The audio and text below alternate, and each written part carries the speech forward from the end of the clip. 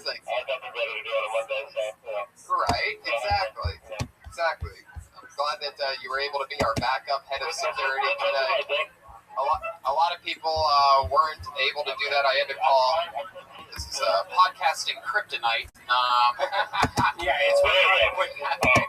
I'm sure he's used to touching tips. Also, it's not a really hard thing. You got it right there. Just last time you had this trouble with a mic, it was a guy actually named Mike. Yeah, I don't know what he's doing. He's just turning it on and off. It should just stay on. He's doing some sound effects for us. What was that at number 32? Okay. So Gatry, what's going on? Anything going on? I fell out of a hot tub this weekend. Oh. Yeah, it was exciting. Yeah, and then the people, I was in a group of people in the hot tub. One show. And then fell out of the hot tub trying to get a drink, and they were like, oh, we forgot to tell you that floors were made of marble. And yeah, so I get shit out of a bunch of people. Now, Tony, the Iron Gatry brought us a song this week. What? I think you guys like the music, so... Wow, it's been a couple weeks since we've had a song from our head of security. I'm pretty excited about this. Ladies and gentlemen, here you go. The Iron Gatry, everyone.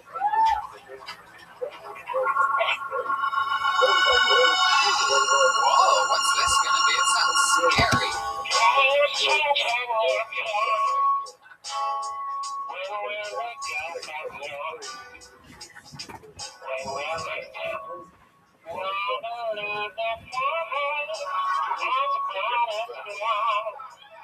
We should be together, babe. But we're not.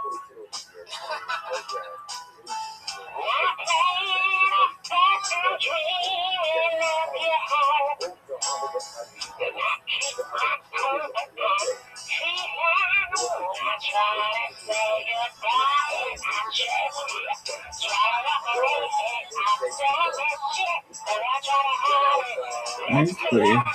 My love remembers when you are not. Goodbye, and I chose. Trying to look away, and I stumble. Now I try to hide it. It's clear. My love remembers when you are not. Guys, give it up to the Iron Gatry. Wow, heck yeah. That was awesome. Heck yeah, there he goes, the Iron Gatry. That was amazing. Justin Martindale, everybody. Heck yeah, unbelievable performance. Thank you so much. Everything come out okay, Iron Patriot? Yeah, we're just fine. Fantastic. I don't know if you guys know this, a little bit of factoid for you, but this is the first episode of Kill Tony that's ever taken place during Black History Month. So, yeah. I got a lot of tweets from my female Edwards about that today. Oh!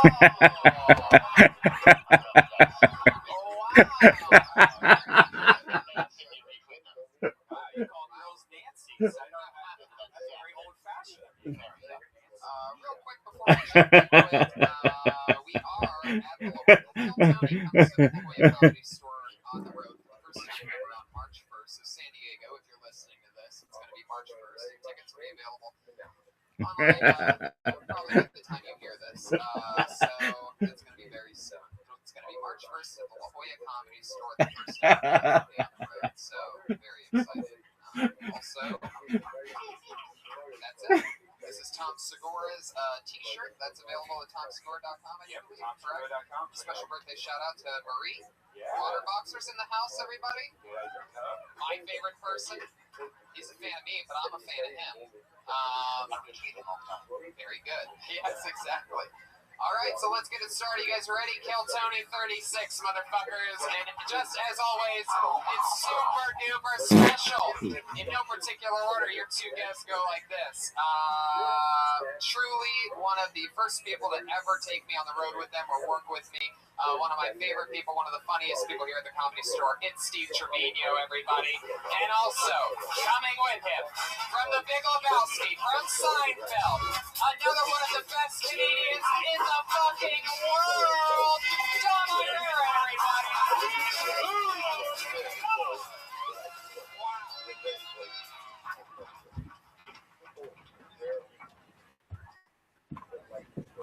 Tom Irera. Well, Steve Trevino. Tony. Heck yeah. I know. It's always too long. Actually, it's just been a couple days. I did your podcast the other day.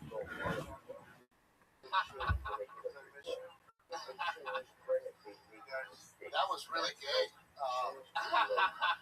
This is a gay trip? Right, yeah. Like, what?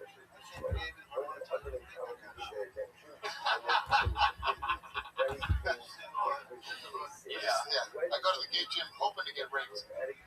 That way at least I know I have a nice body. There you go. I tried. See, it's not on. It's on. It's this weird belly room speaking crazy. Yeah. It's like, You guys hear us? It's only super clearly. No, we hear you. We just don't like it. We just don't fuck. Do you guys want to drink? Josh is going to make a run right now.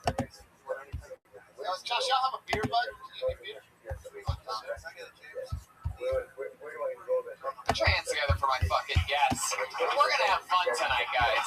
These two guys know comedy big time. Patriot, you got any questions for our guests? I'm doing a little research there. And Steve, you started comedy in Texas, right? Yep, Texas. Then you came to Hollywood. You had a writing gig and opened up for Carlos Mencia, right? Oh, let's keep that to yourself. I'm still trying to shake off the stink, buddy. Well, I heard you on Mark Maron's podcast.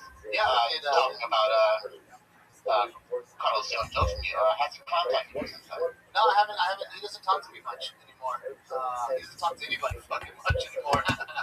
Apparently, I just like the way that the questions are coming from your dick. Yeah. Yeah, that's where the voice box. So yeah, it's a good question, Patriot. How about anything for Dom? Dom, we've been in The Big Lebowski, Seinfeld, Golden Girls, Everyone Loves Raymond, The Late Show, Tonight Show, Conan. So my question to you is, what's your favorite breakfast cereal? Say it's Mr. T, please. Special K. You know, I actually stole material from Carlos Mencia. Nobody would believe him.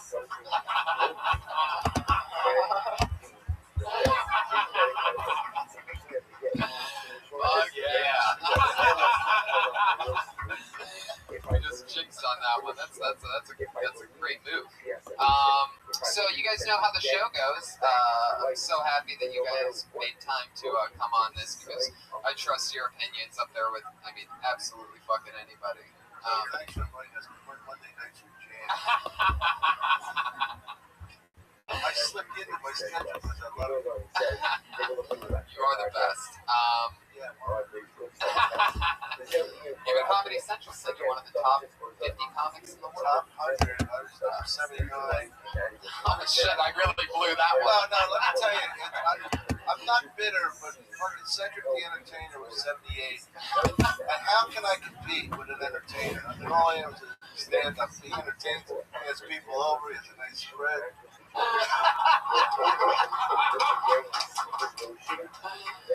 Solid point. That is a solid point. That is great. I was voted top 10 of comics in Griffith County, Texas. Oh, that's a very important one. I was number 9. How big is that zip code? There's about 2,000 people there. Yeah. That's pretty good. My mom was on the committee to vote. That's all I got. Number 9. Oh yeah, Thanks, bud. I like that. awesome. So you guys know how the show works. As always, over 30 comedians signed up tonight for the opportunity to do 1 minute of stage time in front of our lovely guests, myself, and the show. We try to help them out or talk to them, find out information about them. They go from comedian to guest on the show. As soon as the minute's up, and you know your minute's up when you hear that sound of the kitty. Aw, how adorable. That's when you know you hit a minute. Now, don't go longer than that, or else she'll be running the light. You'll bring out the angry West Hollywood bear.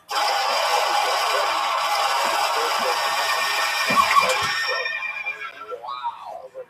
He is extra angry tonight. Holy shit, he really is furious. So, we try to teach the people, you got to do your time and get off. That's part of being a stand-up. Yeah, exactly. So, all those little lessons. Right. Can you imagine that? I'll let you tell them. So don't further ado, what do you guys say we get into it? Here we go. I have a bucket full of comedians. Two of my favorites. Please pick a cook, please. Just stop by to do a quick 90s. Just a tight 90. I was number 79. Don't forget it, motherfucker. I won't.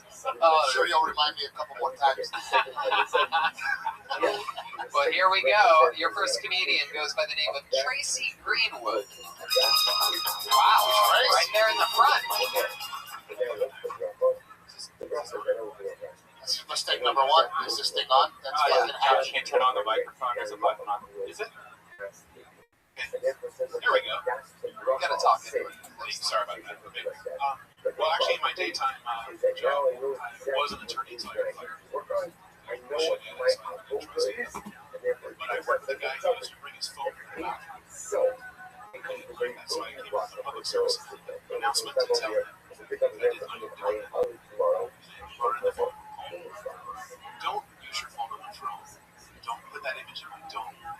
Text you, sext you, tweet me some teeth, and don't call me from around the course of the scene. I think that my concern is legit. I just don't want to hear shit. So if I hear an echo or a grunt, hang it up. Don't. Some things are just better when you leave them alone. Don't use your phone on the throne. Thank you. Is that? Wow, okay. 37 seconds. That was a lot of poem. It's, okay. So, you don't do stand-up. This is something like you're trying out right now. Is this your first time on stage? Second time. Wow. Where was your first time at? The Improv Mother.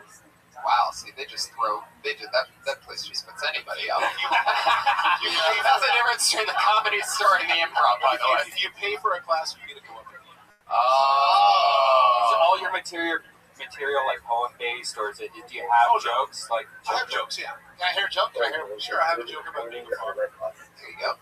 Tell it. The great thing about being a father is you don't have to be very good. Just set your sights really low and just be very enthusiastic. That was more of a statement. Maybe a tweet. That could have been a solid, pound inspirational. You know what I mean? Something like that. Thank you. You know? That would be great on a calendar of father advice. Yeah. With a kitten, you know, something like that. Sure. Absolutely. I'm not a laugher, but I gotta tell you, you guys need fun trying. Thank you very much. I have a little fun. I was wheezing. And I think Cedric the Entertainer did that rhyme on Def Jam in '93. I'm pretty sure they killed. I can't bring him up. That's actually original. Yeah, sorry. The Death Jam where, That's totally original. Are you thinking about doing this for real? You want to do this? Absolutely. It's hard to say anything. It's your second time on stage, so right. the only advice I have is fucking keep doing it. Yeah. Maybe make it fun. Right. Yeah, probably make it funny. That's some Two good advice. times on Yeah. stage, I'll tell you this, just that you nip it in the bud. You want to do poems? That's great. You gotta, if you really want to be like a poem type of comedian, it's gotta hit hard. You gotta raise the stakes. You gotta start rhyming with crazier words. You know what I mean? Like you really gotta go for it. And what I'm basically saying is, if you want to do stand-up, I don't lose the poem. Yeah, because you don't want to give. That's my first time. That's what he was trying to get to. Don't be the fucking poem. Jeff Ross is like, Jeff Ross wants his poem back. That's what I mean, like Dom said that. Dice Clay is a good example of doing a poem right, even if it is like a nursery rhyme or something like that. Super even filthy. stolen from Otto and George, by the way. Did he really? Yeah. Wow, that's fact. It wasn't even his. My inspiration was Attila the Stockbroker. Russians running the huge SS. Well, if you're going to do that way, you might want to start off with the poem side because stand-up comedy comics would just start beating you up. Right. When you say you were inspired by Attila the Stockbroker, is that an actual stockbroker or is that a comedian? No, he was a punk poet. But not a comedian. Right. No, but he was very fun. I think you're very likable. Yeah. Thank you. I think you're very likable. I think that I like the way you started out with the mic not working. No, I couldn't. The tight tuck T-shirt, hilarious. Tight tuck, buddy. It works on my body type. No, it doesn't. But we talk. I mean, this is your second time on stage, guys. You know, Person to hit me. well, who's the fucking host of this show, guy? Yeah, no, it's okay. No, he inspired me. I do want to hear what. Well, when you said your name was Tracy, I was sure it was going to be a woman. And you're not, but I do appreciate your breasts. See why I let that happen. Yeah. You don't want to wake the Petrie. The Petrie, it only thinks evil thoughts, so you're probably in with him. Probably should have just sat down. First instinct, counted your shit and sat down. But I'll tell you what, Tracy. Your dick looks fat in those jeans, though. I'm going to be honest with you. Looks huge. Everybody at home is watching. One of my favorite things about this show is getting to watch people really finally, whatever you've been through in your life, the fact that you're finally now taking a chance and trying to chase a dream that is so hard to accomplish, yet so fun and unorthodox to try it. It's so fascinating to me that you're doing it now, and that's great. So if you're into it, work hard and have fun and knock it out. I would kill the poetry side, though. Yeah, don't be the poetry. If you get a poetry side, go to the poetry shops and just kill them all. Be the star. Be the funny poet. Yeah, be the funny poet. Yeah. But also, I mean, look, man, for you to get on this stage second time in front of us, that takes balls. And that's half the fucking battle. Exactly. To have the balls to walk on stage. And then to have the balls to do a poem in front of us. I mean, holy shit. That's insane. Truly, Wearing a Whoopi Goldberg shirt, too. Whoopi Goldberg. I'm sorry. Wow, guy, I'm embarrassed. I didn't realize. I've been having trouble sleeping. Does anybody can give me that poem? Thank you so much. Should I plug my podcast? No, you can't plug it. Plug your podcast? They can find it if they follow you on Twitter. It's at WFascination. He's on Twitter. WFascination. Tracy, ladies and gentlemen, what's it? Tracy Greenwood is second time on stage. Is it a poetry podcast? Poetry-based podcast? Poetry podcast. Oh, yeah, everybody listen and find out. You know what I mean? Sit down, now he's cocky. Yeah. That was happy. You're cocky now that you sit down, motherfucker. You want that cocky up here.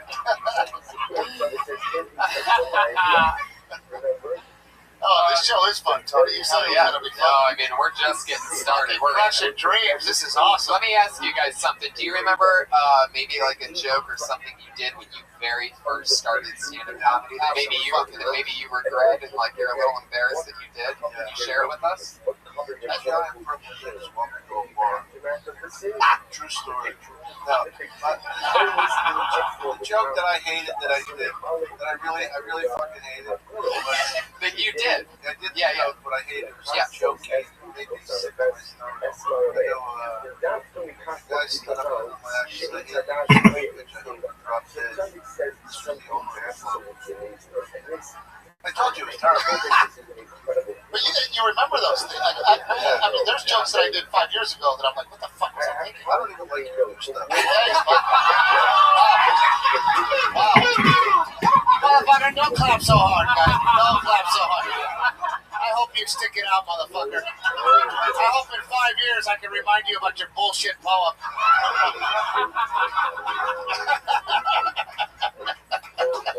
Hell yeah, baby. That's what I'm talking about. We are playing with fire. Wait, did you answer that? Well, you know, here's the first joke I ever wrote. Yeah. I go, my father used to take me and drive me around the nice neighborhoods. And my father would go, look around, son. One of these days, if you work hard and stay dedicated, cut a yard like this. And I was 9, all right? I was 9 when I did the joke, and it used to kill. Wow. And then I started doing comedy again as an adult, and I was like, let me dust that fucking gem off. Right. And it just, yeah. I think you said the joke you hated. I think the first joke I wrote that I actually liked. No, I did say joke. Yeah. Joke that you were embarrassed that you did on stage.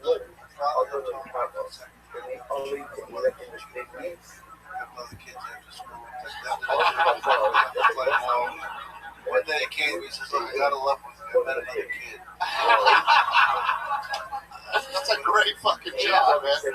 I was an extra. I think Mencia's doing it. I was an extra in all my children. Left and right. And I wrote that. was the only one was, I guess it's allowed.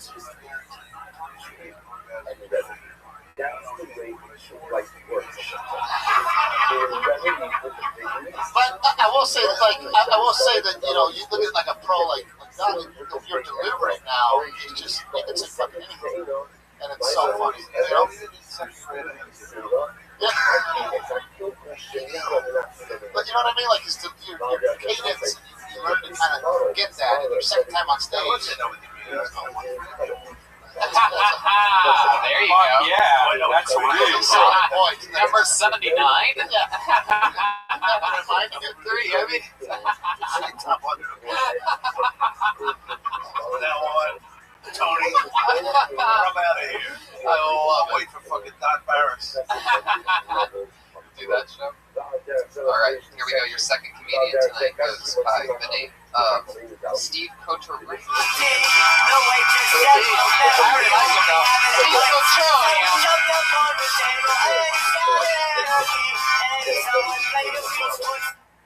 Alright, it's great to be here. Fucking sweating already. I was thinking about joining a gym, and you can tell with that decision on me. I look like the world's biggest inspiration up here right now. I'm doing it, but I'm doing it. I got to take a tour of the gym at least, which is a cloth waste of my time. She took me to the spinning room with all the cycles. She said, "You got your own speed. You don't have to feel bad if like Louis Armstrong is on the bike next to you." I thought that was an interesting choice. Because that's a black man's decision. Some people are going a little too hard. When you're working out and you've got dick veins running through your whole body, let's skip it. You know what I'm saying? Like, eat a fucking burrito already. I'm over here. I got to peel off my shorts. I got waistband marks, just dimpling, and it's like a mold for macaroni. Pretty much is what it is. Just glue it in, and it will melt. Next workout, you peel it off. You have a little snack. It's good. Wow, he stopped talking. That is one angry bear. Couldn't wait to come out.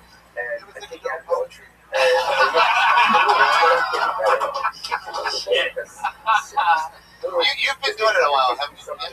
Yeah. You did the right thing. You moved the microphone to the side. Smart. Yeah. No, I'm just waiting. Really tired? You're that tired after 1 minute? More nervous. And that strong minute. Take a little break. I was fine in 30 seconds. And I couldn't catch my breath at 45. I love the dick vein shit. The belt thing, as being a fat guy, I'm totally down for that whole idea. You could also have some idea of like maybe having bigger belt buckles gives you kind of fat tattoos. You know what I mean? Like I got a move. You know. Are you really going to the gym? No, I did enjoy it. I would have probably opened with the dick veins. Okay. Especially when you got like a minute, fucking hit up, man. Yeah. You know, you got usually a 7-minute set. Come out strong, fucking hit them, and then you got them, and then you can kind of do more premise. You get a lot of premise, you know, a lot of, let me tell you about the gym. Well, motherfucker, tell me about it. You know what I mean? So, come out, get them on board. We do it a minute and a half here, 4 times. Right. Right. And then you can run to like 15 seconds. You really got time. Yeah. At a minute and a half, you probably need a scaler. Probably in the way I'm feeling. You get exhausted pretty quickly. I like the whole thing, guy. The hair, you know, keeping the Jufro, even though you're losing it in the front there. It is. It's going bad. But yeah, that's something you can talk about. You walk on stage, people see that immediately. Fucking talk about it. Significantly heavier. Yeah, if you have really juice, bro, and you lose it in the front, is it easier to do like push it towards the front cover up? Is it a come forward? The real problem is that the top dries faster than the rest of it, so it looks like I'm falling for like an hour after I get out of the shower. So then you can do something with that, you know, like the redneck Jew, you know. You hate yourself. You know, That's cool. you know what I mean? Yeah. But, you know, you look at your appearance, kind of talk about that real quick. That's really great. I was impressed. Not impressed enough to take you on the road. But Where are you from, Steve? DC. How long have you been in LA? Just past 5 years. Oh, yeah. hang out here at the store much? I come by on Mondays. I don't spend a whole lot of other time here. I feel kind of weird. Just like, hey, you know. that's part of the process. I guess so. I You just gotta fucking hang out. Yeah. Nobody's. It's like you put it the best, didn't you? You said it's like Fight Club. I did. I agree with that. It's like Fight Club. You sit on the porch and people tell you you suck.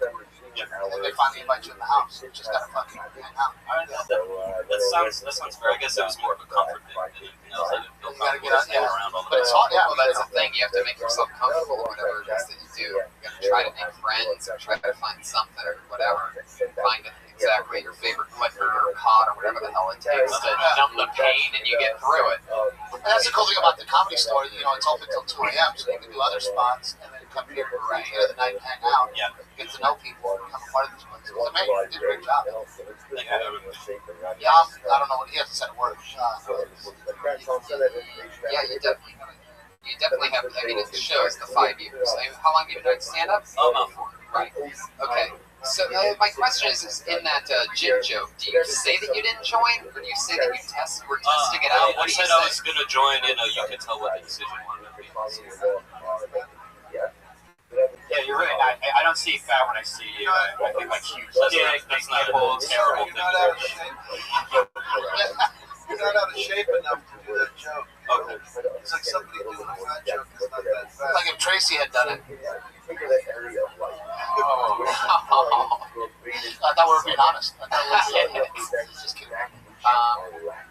Yeah, I think that's a good point. I think you're a little bit on the chubby side, but not enough to really be able to sell the. I think you can tell what that decision was. Like, I think it's funnier if you just say that you tried, right? That you took the tour, What you saw on that tour.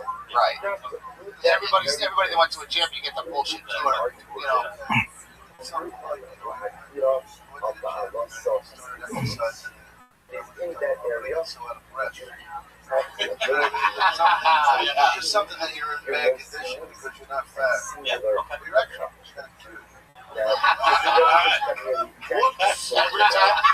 Whoops. Took no words right out of my mouth. But I definitely, like Steve said, I'd start with the dick bait thing. Then you're cooking with fire. You already have momentum going into anything else. anything right after that. I like the belt idea that you had too. Was the different, you know, The cookie cutter shit. because those are the two big punchlines in the joke. I didn't really get the Louis Armstrong reference. He's dead too. You know that, right? Yeah, she meant Lance Armstrong. Gotcha. Then see now it's funnier. I guess Right. there's parallels between Lance Armstrong Fucking hilarious. Tweak some words to make that word good. Yeah, make it a little more obvious. She fucked that That's up. one thing lately I've been noticing that, like, in my head, I think I'm already being obvious, but you actually have to dumb it down You have to. a lot. Audiences Like, I know know. the hardest thing is dumbing it down because it pisses you off. Like, you should get this. You should be at least on the dumb level than I am. I'm a retard. But no, like most of your audience are even dumber than what you think. Like even if you said Louis Armstrong, he's black, and then you kind of let him into, you know, he's black and has both his balls, you know, something like that. So you let the audience know who he is. Because when you said it, I didn't immediately go, oh yeah. Alright. I think you did great. Steve Cotronio. Cotronio, thanks for Thank you so much. He's Yeah, on buddy. Twitter. He's on Twitter at Steve Cotronio, Cotroneo. Heck yeah. This is fun. I didn't have to crush him. That was good. Yeah. No, it's fun to start off with the Tracy Greenwood. You get that out of the way. The guy that's just starting, you know. It's good, Tracy, because, you know, I mean, the $1 million question, when I said you're new at this and you go, this is my second time, that means that's like the complete get out of jail free card. Right. Sometimes What the fuck is this? I go, okay, great. Well, you're just starting out. And they're like, I've been doing this 13 years. And that's when I'm just like, You should kill yourself. right, exactly. It's just like, yeah. So, heck yeah. That's a good thing about your set. There's no work to grow. Started, you know what I mean? Right. You have to get better from there. Definitely starting from the bottom. How'd this set of the improv go? Oh, this is great. Perfect. One person came exactly perfect. That sounds about right. You gave that one person a ticket. Which, by the way, you know, for young comics, that's the worst. Like when you're a young comic, you want to invite your family, you want everybody to come see. That's the fucking worst. The bringer show shit. Just No. you know, I don't even believe in that concept. That's a scam. That's a guy trying to make money off you guys. Do not fucking do that bringer show shit. Yeah, it's better to do any open mic. We didn't have that version of the show. It's much better. That would be cool.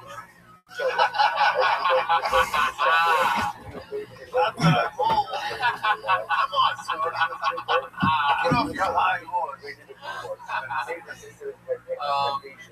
Yeah. Did you ever do like an open mic with musicians or anything? No. I was an actor. I was already in college. I just didn't have the material. I couldn't believe it. Right. That was the biggest deal last time.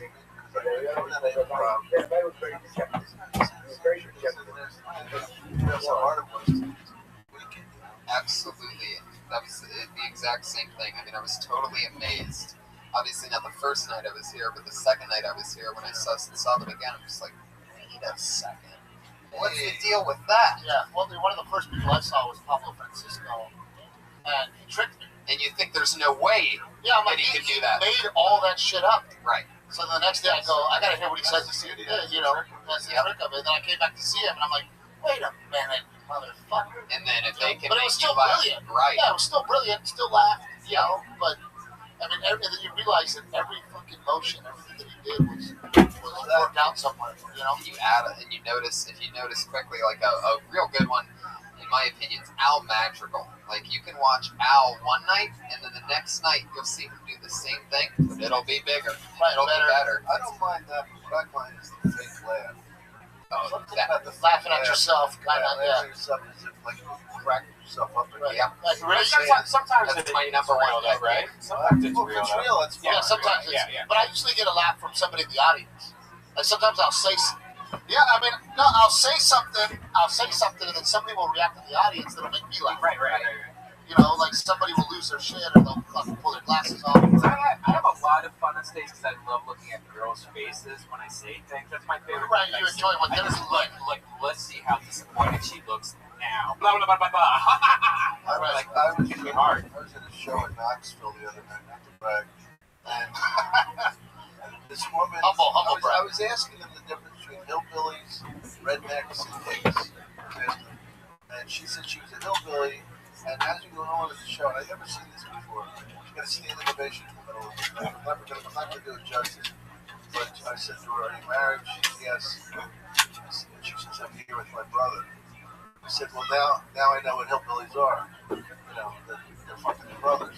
And they fucking stood up and clapped for her. And I said, I can't follow you. Follow the audience member. Yeah, you can't follow Angela. It's a hillbilly. When natural. Harry Potter, Obama, Sonic 10, Inu. I can only take it back. Dom, I love your face. I can look at your face all day. You have a great face. Yeah. It's very comforting. It's big. You. It's big and it's sad. It's sad. And drugs, a lot of steroids. I could never kill like this. You must slay pussy now because you are a charming guy and you have a charming face. I get chicks that I should never get if I didn't have an act. God bless That you. is the best. I Exactly. can make them come just doing setups. These two. What a piece of this, don't you? All right, your next comedian tonight is Kevin Jones. I'm pretty sure these are all comedians so far. I do believe Kevin Jones just missed his spot, which means he's blacklisted.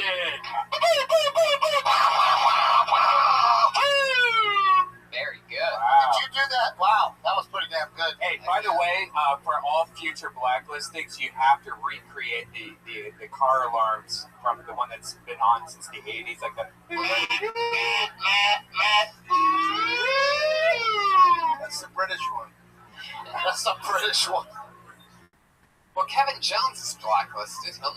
He's not going to be on the show. Which, by the way, that's a horrible way to start your comedy career, by signing up for a fucking open mic and not showing up. Yeah, that's horrible. Exactly. How about Jessica Blankenship? This is a dude, I'm gonna be pissed. I see movement in the audience. Oh, here we go. Oh, she is Jessica Blankenship.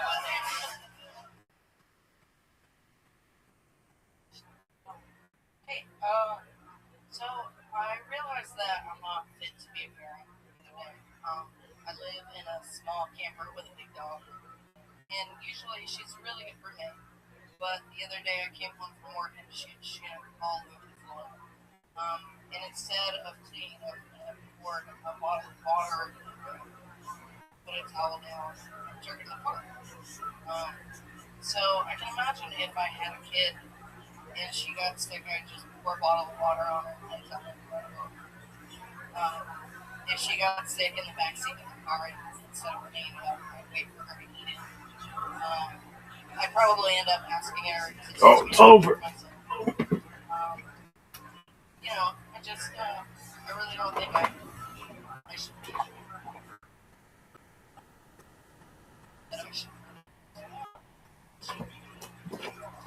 That's it, 56 seconds. Jessica Blankenship. I can really tell you're brand new, right?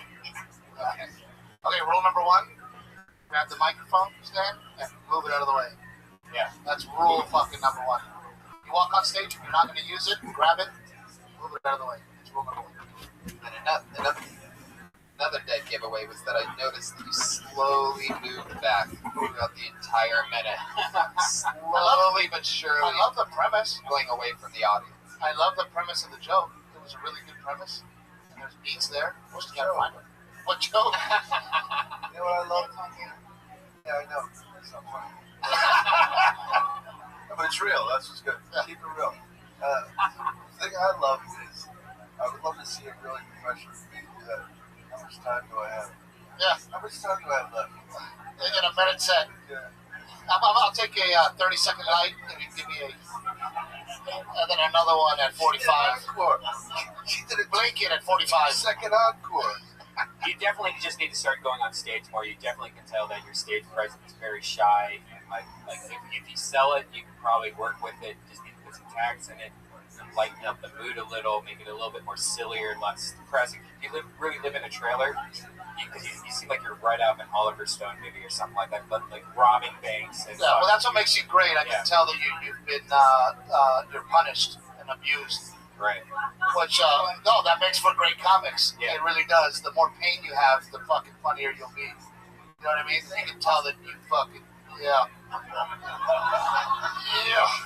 It's true, and all that definitely gives you perspective. And so, I mean, you gotta, if you're interested in this, then you gotta be knocking out open mics, because what the open mics do is they just burn away that muscle of how you kept looking down at the stage, how you're slowly moving to the back of the stage, and all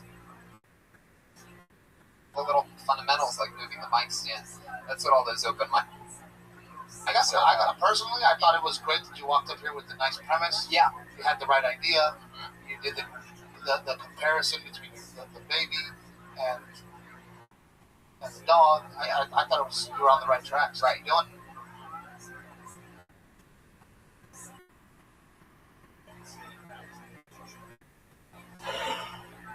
Your material is not the problem whatsoever. That's a great problem to have, is for it to just be the on-stage stuff.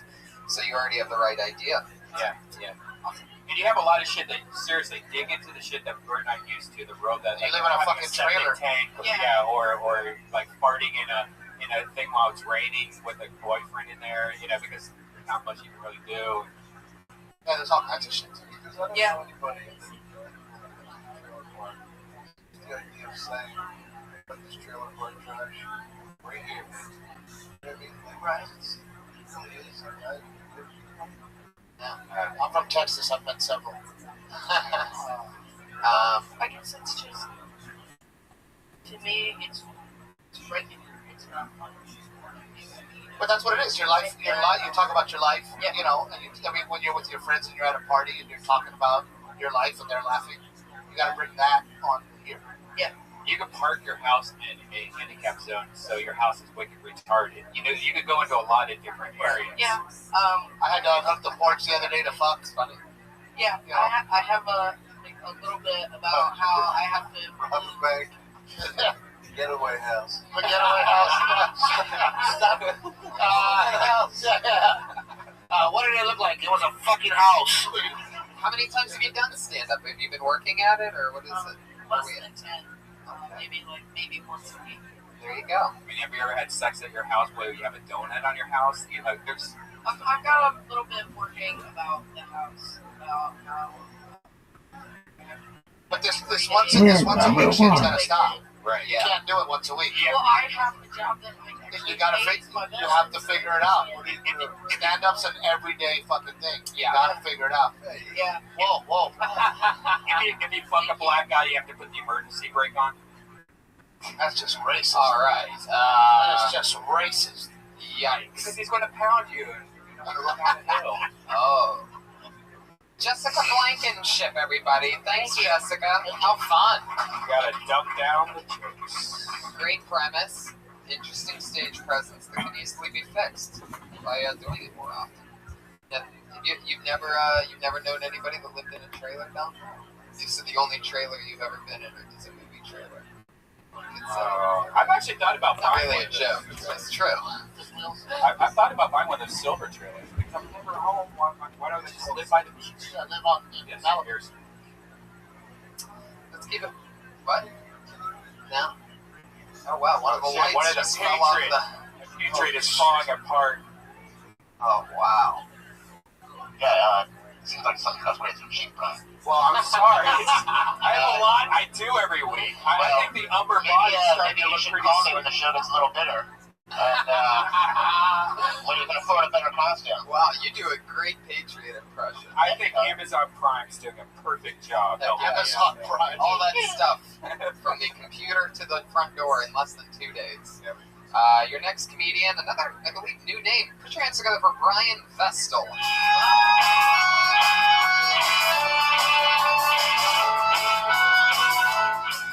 Hey guys, so my first date was also my first concert when I was 14, and it was Boyz II Men with Montel Jordan opening. That is true, and my mom said, because I asked the girl before I asked my mom, "You go on the date?" My mom said, "Yes, but I'm coming with you." So true story. My mom bought a seat, sat right behind us, and read a People magazine until the show started. And then when the show starts, everyone stands up. My mom says as loud as she possibly can to everybody around, "Why is everybody standing up? We paid for these seats. We should be sitting in them." And proceeds to get everybody within arm's length to try to sit down. That was the first and only date I had with a girl named Rachel who had mall bangs. And that's it. Okay. I'm waiting for the Montel Jordan or the Boyz II Men thing to come back into play. Yeah. Okay. Was the audience all black? No, it was pretty much like whoever was into hip hop at that time. So I guess a bunch of 13 and 14-year-olds. How old were you? I was 14. So you were literally a boy becoming a man, and your mom And Boyz had II Men. Boyz II Men. Yeah, But you're with your mom, so you're really not fulfilling the prophecy after all. No, not at that time. One could say that when you're watching Montel Jordan, you were thinking, this is not how we do it. No. But he did say the party's here in Sacramento, and everyone lost their face. Just laughing Yeah. hysterically because there's not a party in Sacramento. How long have you been doing it? This is my second time. Ever on stage. Yeah, I do a lot of sketch and improv. Yeah, you're an actor or something. Not stand-up, so I'm trying that this year. Well, what's amazing is that it's really interesting how blatantly great your stage presence is, because even Dom, and I agreed with him, when you first came up, the way that you moved the mic stand and started talking, you leaned in and said, "This one's a pro." And I mean, not like, yeah, he hadn't heard the fact that you, right, No. but, Tell me you can say right, we have that whole Jay Moore thing going. right, Right, a little bit. That's going to be rude. You're like, I'm not trying to be Yeah. Wait, Jay Moore, when he's successful or now? That was funny. Yeah. Why didn't you say that when you walked on stage? Don't do that fucking story, do jokes like that. That was funny. I literally haven't written anything yet, so I was like, I'll just do I something I remember. Very comfortable. Let me do something I remember. Let me go back 20 fucking years Yeah. and bring up a story about my mom. That's what you remember? What about what you did yesterday? Where did you go? Where did you eat? Where did you get that bullshit t-shirt? You know what I mean? This is one of the few white hands that doesn't have like pit stains here, so I was like, if I get hot, I won't look like I don't know how to do laundry. The idea of sitting people down, I think that's very, like, everyone has been there, where you're sitting at, like, a boxing match, UFC or something, people are standing up, and just, like, sitting there, like, come on, do I have to stand up? So there is something there you could probably play with, or you can just do something else. Well, and then the embarrassment of having your mom on a date. You know, your mom's going, sit down, everybody like, Mom, I'm trying to finger bang here. Can you give me a phone? Right. I like the idea of your mom scoring. You know, mom scored, scores some guy, she does that with one of you guys, and you don't get fucked. You don't throw the mom gets laid. Now we're talking. That's right. That's fucking. That's a great. That's fucking funny. You go out. I look back and mom's making out with one of the singers. Yeah, whatever song it is, the end of the road or whatever. Right. Yeah. Just. Well, you're really pretty. That's good. They said if you don't have much material, just like tell a story that you know. So just try. I think that's for people. I think you're a little bit just off the. I know it's saying probably too much, but I think just off that how you responded to that Jay Moore thing alone, I think you're funnier than that story. So I agree with Steve. Right, and you can always punch it up. But that's a story. I mean, fucking lazy. Thank you. It's in my iPhone notes to do comedy, so that's the first thing to do. Are you going to continue to do it? Or? Yeah.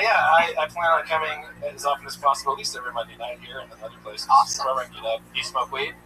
I stopped today because I have. You stopped today? I stopped today because I have a job interview. I stopped today because I'm out. Yeah, I need to get it all out. So I picked the day to stop smoking weed to stand next to this guy. And I could, if I was so high right now, I could just go for like 20 minutes on I have the best weed. You really fucked up and picked a bad day. I know. It's just, you're talking out of your crotch. But I like the whole fucking white boy, you know, thing you got going on too. I mean, it's just whatever those are called. Khakis? No, the shoes. Oh, Sperry topsiders. Yeah, those fucking gay things. I don't own a boat. I just wear. No, but you have a good look. You know, Thank you you. look. You have good stage presence. Do you live in the valley or like Dawson's Creek, or where do you live? Up on One Tree Melrose Hill. Place. there you go. Brian Vestal. Thanks, guys. Good name. Second time on stage. So we've had 3 out of the 4 people. Second time. In less than 10 people. Less than 10. So, popping a lot of somewhat cherries. Well, it's not really popping the cherry. This is like that second time. It's still nice and tight with the blood. Anyway, I know this guy. Very funny one-liner comedian. Put your hands together for the one and only Gabriel Killian. The guy breaks down and flies from a burrow out. Anyway, He's got fucking jokes right here. Rapid fire. sells his voice loud and strong. Yeah, talk, you motherfucker. I was watching some porn online, and much to my surprise, I came across a 48-minute video featuring my girlfriend getting gangbanged by 6 black guys on the weekends. Jesus. I don't know, man, let me tell you this. I would have been so fucking pissed, but thank God there was just a video.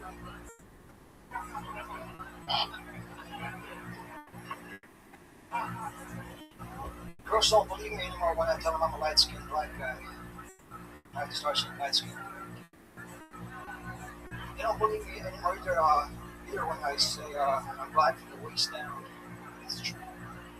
It's the price I paid for saving children from going to school when I was 19. I used to think that urban legends were really cool basketball players who lived in the hood.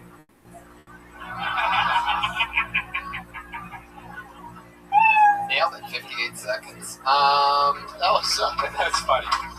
Fuck yeah. Your voice was stronger this time, but you're very quiet and shy on stage. You're wearing a hood and a hat. Yeah, but you know what? I kind of like it. Do you? Yeah, I kind of like the kind of, whisper into the thing, that raspy voice thing. You're hiding behind the hat.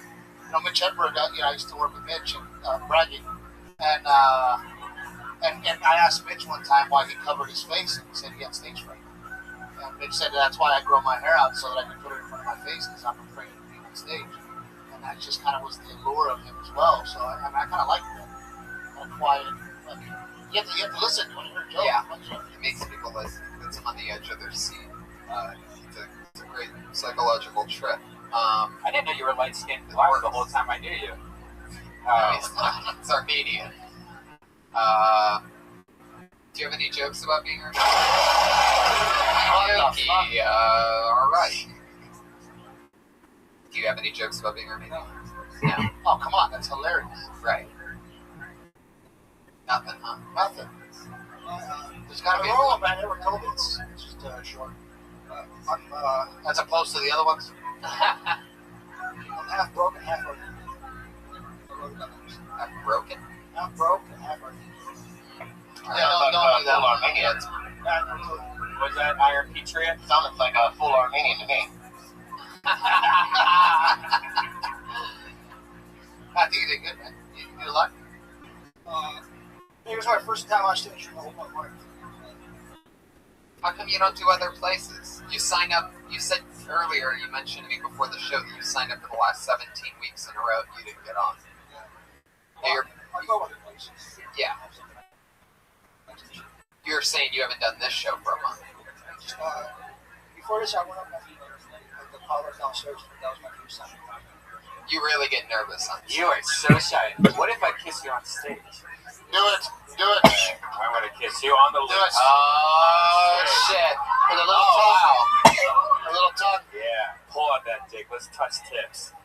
All right. wow! This is a Kill Tony first. Oh wow! There you go. Now, what makes you nervous on stage? Like, because I can tell by your hands, you're like going like this and stuff like Yeah, that. the way that he Like, breathes. who cares about his stupid faces looking at you? Who gives a shit? It's weird. I don't feel nervous on the inside. My body reacts that way. You get like jittery. Especially because it's been a while since I've been on stage. Do you ever look at audience members in their eyes when you're on stage? Does that part freak you out a little bit? I don't usually, because most of the times when I go downstairs, that's yeah. Other places. What do you look at? What are you looking at when you're I on did the stage? Flappers main room, and I was looking back. Right in their eyes. Is that a club? I barely look at people's faces. I gaze through them, or I gaze around them, but it looks like I'm looking at them, but I really barely ever look at people. I look right at them. I look deep into their eyes, and I command. And because it wasn't always that way. When I very first started, it was sort of like whoever the fuck, Jessica Blankenship, who was looking straight down a lot. I was a lot like that. I had a bad habit of looking straight down, and since I started in the original room, I had a bad habit of looking out that window on the right side. So I'd be looking down and then out the window. Almost not at all did I look at the audience. I don't talk in my first couple weeks, but one thing that I started doing immediately that I'm now super glad that I started doing, because now I can get a feel and a vibe in the middle of a set or the beginning of a set or the end of a set for the tone, how they're feeling, what they want, because I'm literally looking so deep into their soul, I sort of know what they're thinking at the time. So if you wanted to, you could really do that, and I'm sure that would help with your stage fright, is to make a point to really make eye contact with people. Because looking at the ground and looking at the lights and looking at the ceiling, that's cute and all, but why not make it worth something? If I go up a couple of days in a row, the nervousness is going to be gone. But I mean, if you keep writing and you keep writing funny one-liners the way you do, it won't matter. Just fucking boom, And you'll be getting laughs, and you'll be like, oh shit, I'm getting laughs. Right, and once you get that, put your best joke first. That way you get that laugh out of the gate, and then you feel more confident. If you get silence out of the gate, you're like, fuck, now what? You've absolutely got to be going on stage every night. I've heard your jokes before. I just brought you up as the one-liner guy. It still worked. Yeah, the fire joke's smart, man. It's a really good joke. Yeah, that's the price you pay. You got a knack for writing those one-liners. Get in the game, man. Stop pussyfooting around and do it, because your jokes are way too funny for you to just be doing once a month or whatever the fuck. Down's alarm's going off. He needs to take his pill. What is it, bedtime? Is that your sleepy time alarm? Sleepy time! I think you did great, man. That was impressive. Yeah, awesome job as always. That's Gabe Killian. He's on Twitter at Gabriel Killian. That's GABRIELKILLIAN. Killian. Yeah. Because I see guys that see Steve right, guys that don't look down. Mitch, It's funny. Mitch, he's not looking down much anymore. But I was saying that literally, I said I use it to know sometimes where to go, but I'm talking about his stage fright. right, that's what I was saying.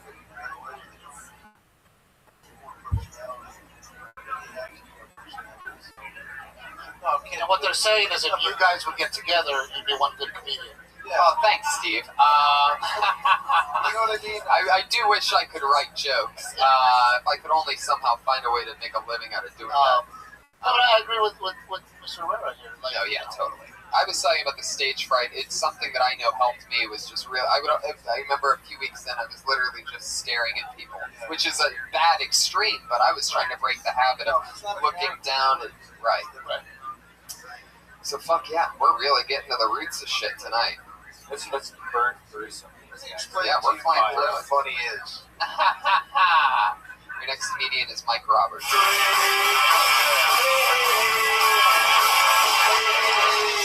Mike Robertson. Mrs. Robinson. Simulation theory, guys. All right. Hey, I'm just gonna get straight to it. I've been divorced 32 times, and nobody knows but me. And my wife doesn't know. It's all in my head. And I walk past her in the living room, look at her on the couch, smile in her face. She doesn't know. I had to realize one thing first, that she's crazy and I'm slimy. The reason I'm slimy because she treats me crazy. Alright, that wasn't all right. So the reason she treats me like slime, the reason she treats me... Oh, you guys making me laugh at myself. Alright. Let me go back to it again. I've been divorced 32 times.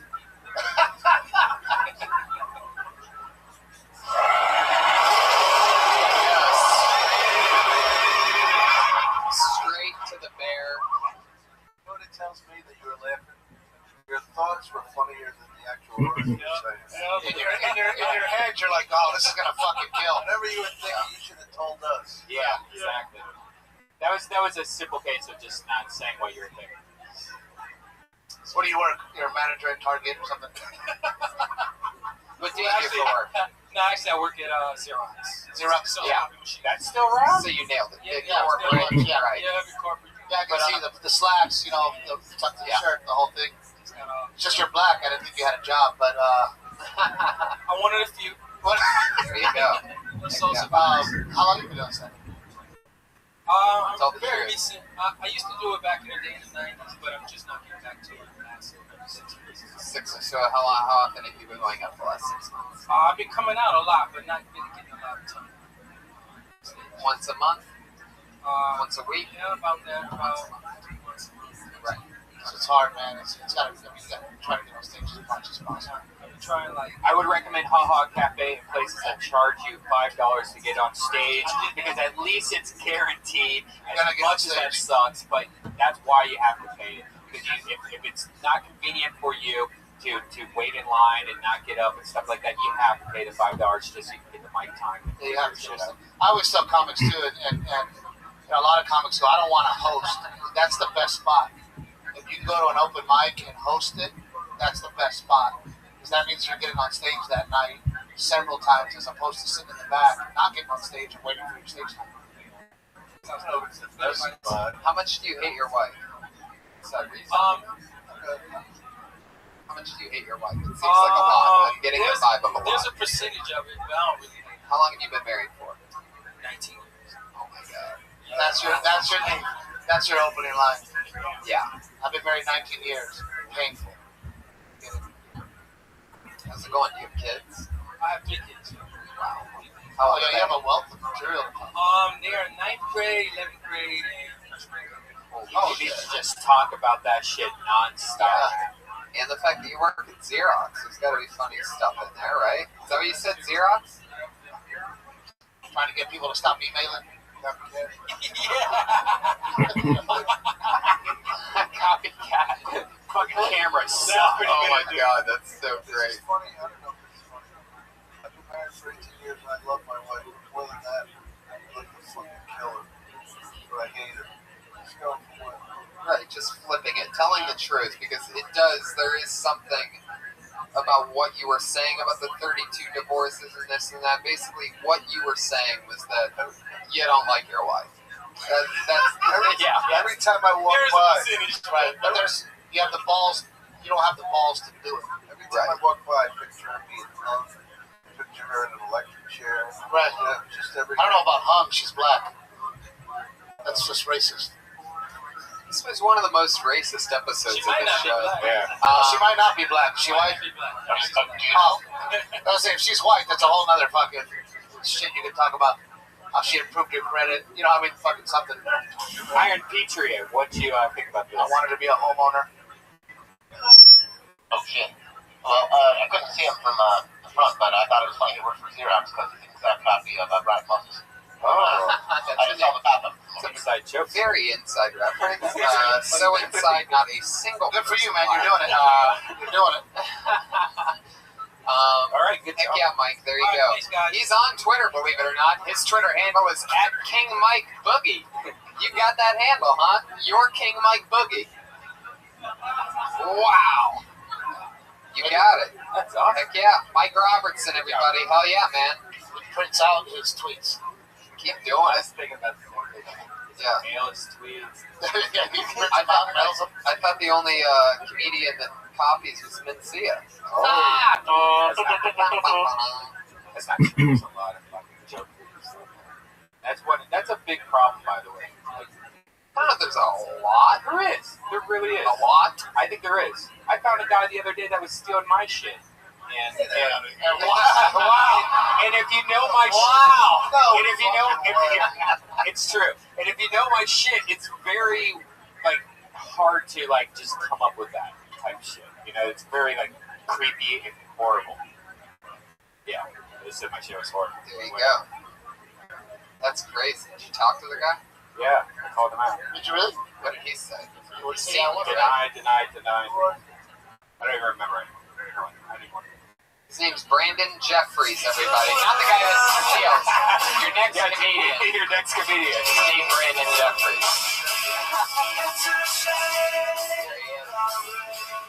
Lots of new people in this episode.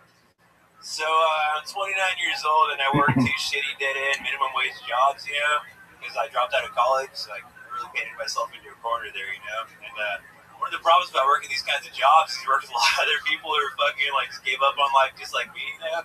I try to keep it pretty positive. I don't complain a lot, you know, but every now and again I'll have like a small gripe, you know, and somebody will be like, have to correct me. They'll be like, you know, Brandon, just be glad you didn't at least have a job, you know, just be glad you have a job. A lot of people unemployed out there. And like, I fucking hate that mentality, dude. It's like, this person's aggressively settling for life so hard that they try to bring you down to their level. That's like the equivalent of saying, like, I don't like fucking rat shit on my Cheetos, but at least have an afternoon snack.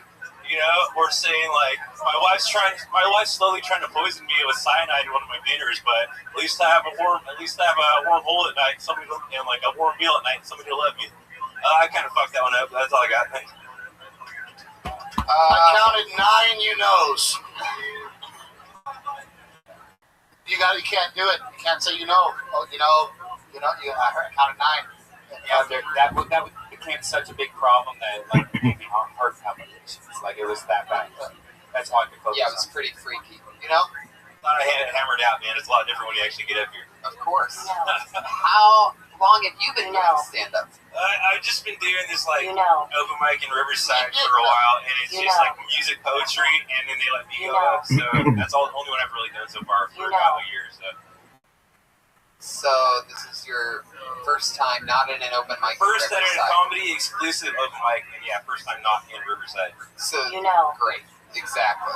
So it's like in Riverside is basically like saying and with because that's how they talk right there, right? Maybe I just don't notice because I'm in Riverside.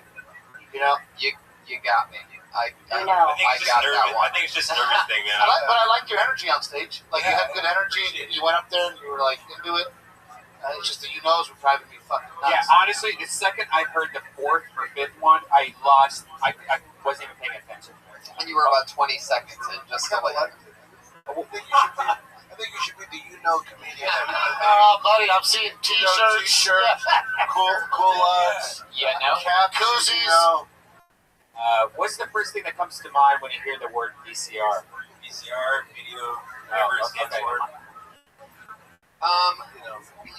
Brandon, nobody's ever gonna make it to what you're even talking about until you get rid of your Right. I noticed like everybody's kind of tearing the fuck out. Well, about the 6 people laughed, because they were like, holy shit, how many times did I say that? Right, and then they also laughed because they didn't know And, what you were talking about. So like, at that point, you had set something up, and we sort of knew that you had attempted one, and then you said, You're like, no, no, we don't know, man. So it sort of made it funny because they're like, we don't know. But what are you, Mexican, black? Yeah, I'm half Great black, question. half white. I'm an Oreo. Like, most people think I'm like Mexican or something. I don't speak in Spanish. Well, talk about that. First thing you get on stage, talk about what you look like. And I'd also talk about how you sound white as fuck. Like, Right, you're that is super white. Yeah. Riverside's not next to, like, the ocean. Not at all. But you sound like a surfer. You skate? Yeah. That's what it is. What is the deal with, like, riding boards like that makes you talk super white? Like, no matter how you're black or Mexican, if they ride a board of any kind, it's very like, hey, what's up, man? You know? I just like to hear both, like somebody else that is like him talking to each other. You know? Right. No, you know. No, yeah, I know. Do you know? Yeah, I know. You didn't know, now you know. Yeah, exactly. Right, so that you know there is way too much to get past, like, even to what I'm Totally. talking about. No idea what you... Seriously, I had no idea. I was just focusing on how many times you said you know. Yeah, Because I was at 9. When you listen back, when you download this later, listen on. No. Seriously, you need to, because it was really crazy how many times you said you know. All right. Oh, yes. Here's the thing. I thought I like the idea of working 2 minimum wage jobs. The fact is, that takes a lot of character. So you are Mexican. I listen to your podcast at work, too. There you go. You know what I like about you? Everything. And No, it's... but I think there's something really intrinsically funny about somebody who works 2 jobs, because it's admirable, because you can make more money not working. You know? Well, and the fact that you went to college, didn't want to work hard to get through school. Right. In the long run, I'm working. But in the long run, you're working 2 jobs. I agree with you. And you have a great perspective. It's totally true. In the very beginning, I almost forgot about this. I'm like, whoa, this guy's owning it right now, because you were in it. You're like, I have 2 minimum wage jobs. I'm a lazy fuck. Whatever you said, like, you were truly in it. You were owning We it. expected you to go off And on then- that. Yeah. And then it went a whole different direction. So just know. A whole what? whole unfunny direction.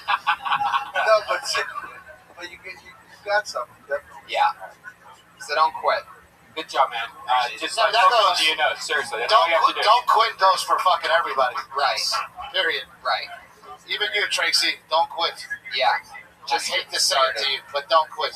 And Brandon, that's got to be just like it sort of seems like a theme of tonight is, the things that these open mics are great for is eliminating shit habits right from the get. So you don't need to come to the Comedy Store. You can take care of that at your Riverside open mic. Whatever you write, whatever you do, if you get it down to 8 to 5 to 3 per minute, great. Fucking 8. If you get it down to 8. Right. But you got to start now. Yeah. Brandon Jeffries, everybody. He's Yeah. on Twitter. Hey, and by the way, Iron Pizza, you can't step outside if you want to cool off for 3 minutes, because you're allowed to move and do whatever you want. You can sit down. You can fly. Oh, it's nice and tight. Yeah. Yeah, take We're almost done.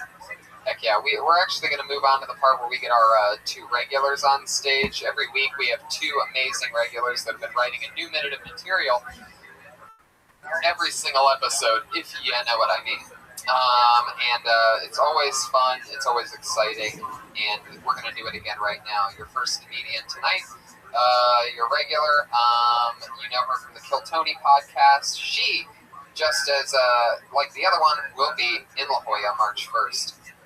Kill Tony on the road. Put your hands together for Kimberly Congdon, everybody. Here she You know what I mean?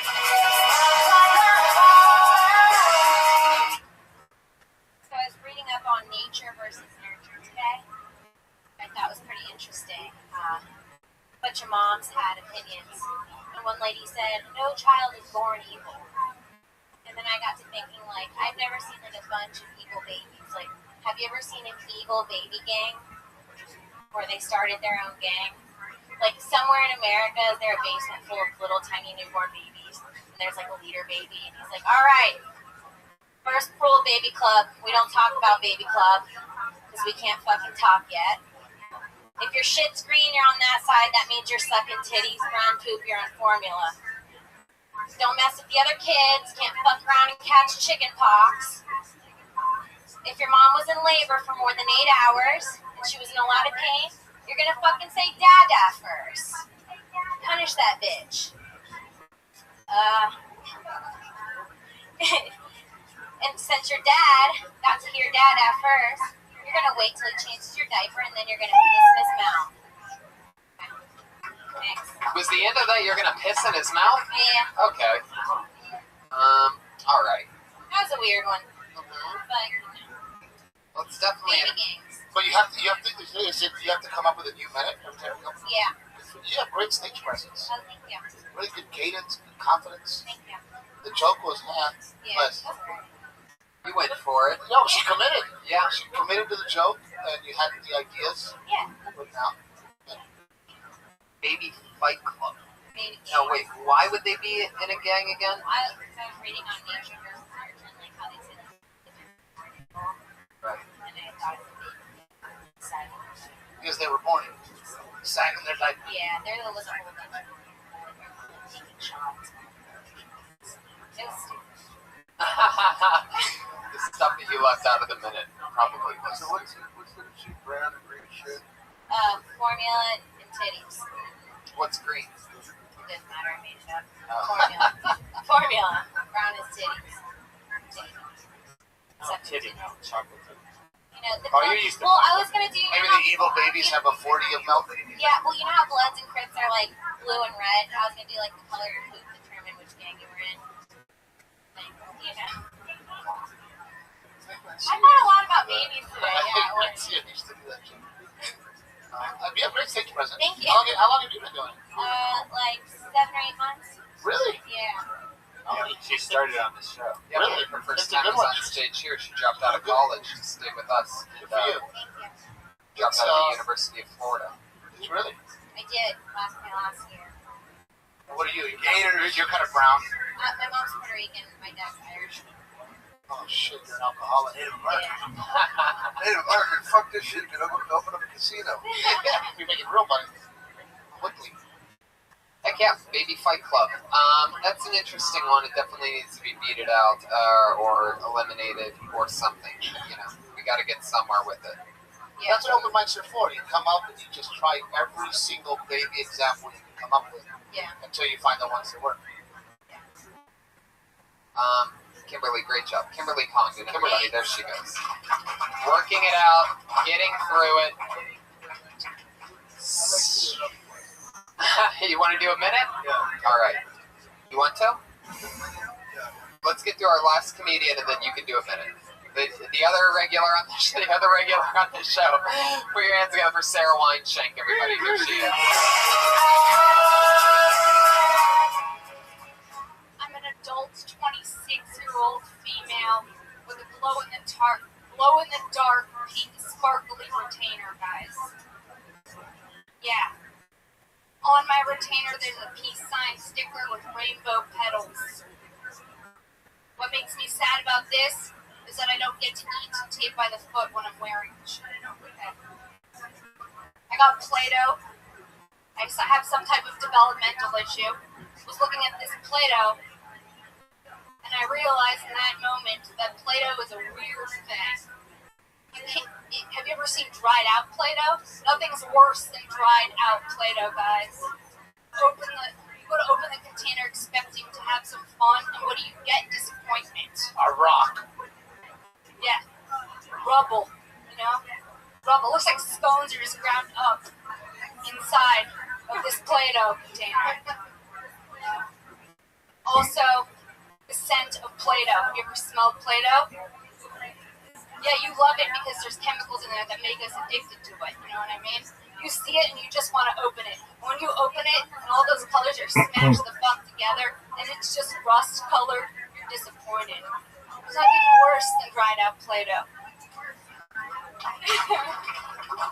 Sarah makes Sarah's voice is taking things like that, like normal things, and stressing out over them. Yeah. No, I love the Play-Doh. This one's Play-Doh, and the scones reference was, it's a callback from Another Minute that killed, where she just talks about scones. Get more descriptive about, whatever it's inside that Play-Doh. Like, right. Then it's just right up fucking Play-Doh. What does it look like? That's what I wanted to talk about. There's hair in Play-Doh. It starts getting pubic hair. It starts getting shaved. Yeah. It's in that weird little tube, so you can't. What is that like? It's almost like a Pringles can for midgets or something. Yeah. It's like a tiny, thin little. Or how the white Play-Doh used to turn all black from, when you were a kid, hands are dirty and you're playing with the other one. Stuck at the bottom. Yeah. Yeah. I had other shit I was gonna say about it. Like how the lids don't match the color inside. Like, motherfucker. You're like, I wanted fucking green. It's just like, everything is like that same play color. Dama, what are your thoughts on Play-Doh? It's like a press conference. Well, I think Play-Doh should be used for good, not for evil. I like the way it actually pick up newsprint. You're silly putty. Play-Doh silly putty. That was after this. I got 4 fucking months left to live. But I like the way you play like the little cute girl, and I have the retainer with the. That was weird for me to say. Because I feel like that's not my normal voice, because I have a retainer. Do you really have a retainer? I do. I have to take it out to suck dick, nothing like that. No, but I want to talk about dicks. Like, I want you to. Start talking about dicks. No, I prefer to talk about Play-Doh. No, but I thought it was funny. It was not hard because you went with the, it was hard for me to eat the tape by the foot. The tape by the foot. Yeah. That's the only 12 inches I put in my mouth.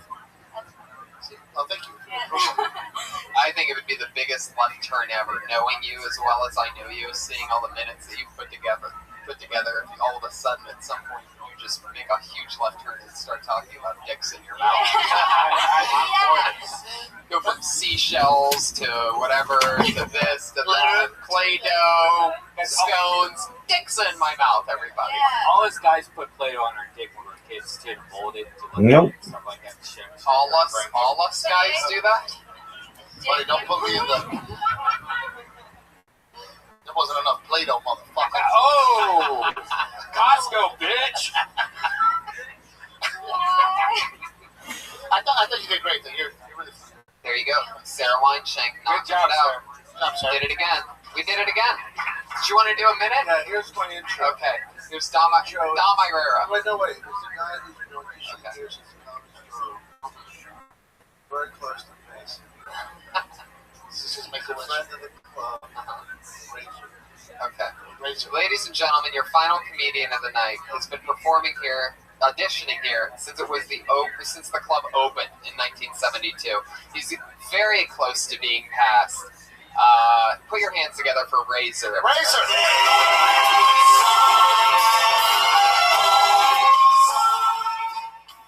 What's up with turtles? I mean, they're like this, and I'm thinking, pick up the pace. Never noticed, you ever on a bus, and you need to pull your stop, and you forget it, and then you pull it 2 blocks later, and you have to walk back. Don't you hate that? Anyway, it's amazing because I was at my cousin's christening, and I was really killing. And my aunt said that I should be a comedian. That's why I'm here, and I thank you for staying.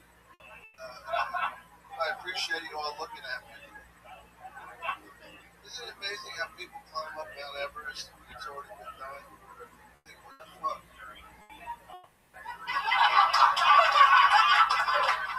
Thank you. Razor, everybody.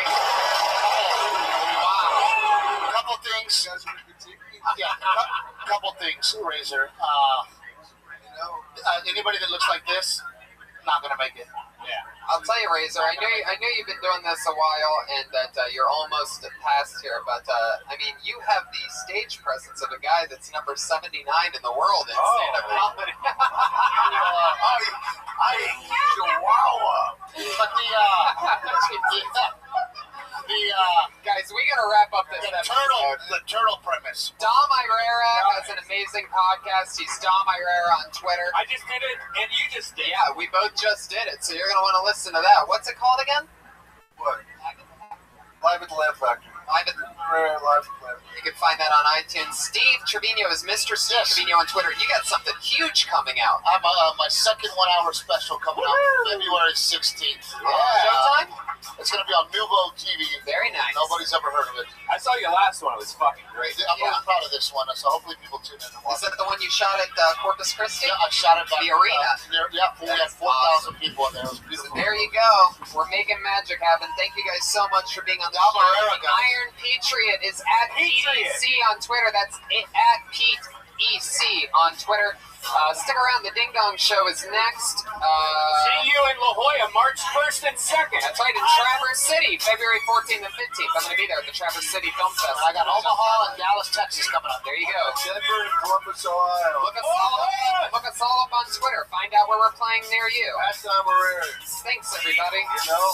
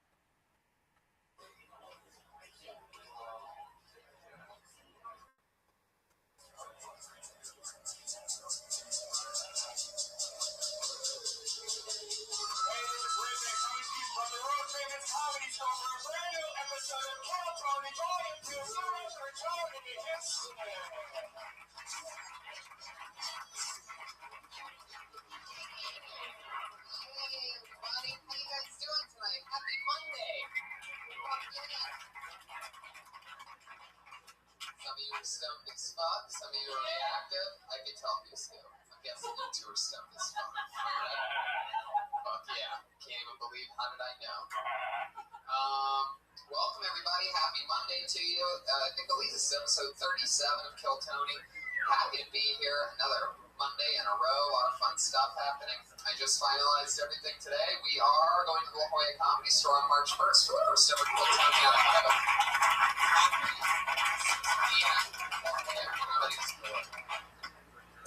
We set a record, actually I believe it's a record, 39 people signed up tonight for the opportunity to do a minute, chat with us and our very, very hilarious guests that we're going to bring out in this set. What's happening with you, Brian Redband? Nothing, a little disappointed. My masseuse is not here. I invited this nice little 20-year-old Korean. 20? I think so. How could she not get into the Comedy Store? She's 20. I got her an idea. Ooh, there you go. Yeah, it's weird, man. Like Asians, not been an idea there. But yeah, a lot easier for them to get fake IDs. I'm not going there. I just said too much. Oh, because they all look the same. No, I didn't say that.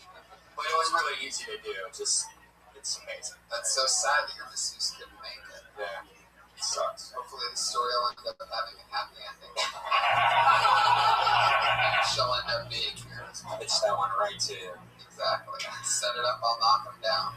We should bring up a friend of the show, friend of Death Squad, Missy Martinez, has been in the hospital for the last 4 or 5 days. She has a gland infection in her mouth. Her face is all fucked up. It's like a chipmunk. So hit up her Amazon wish list. Yeah. Throw her some love. Buy her something.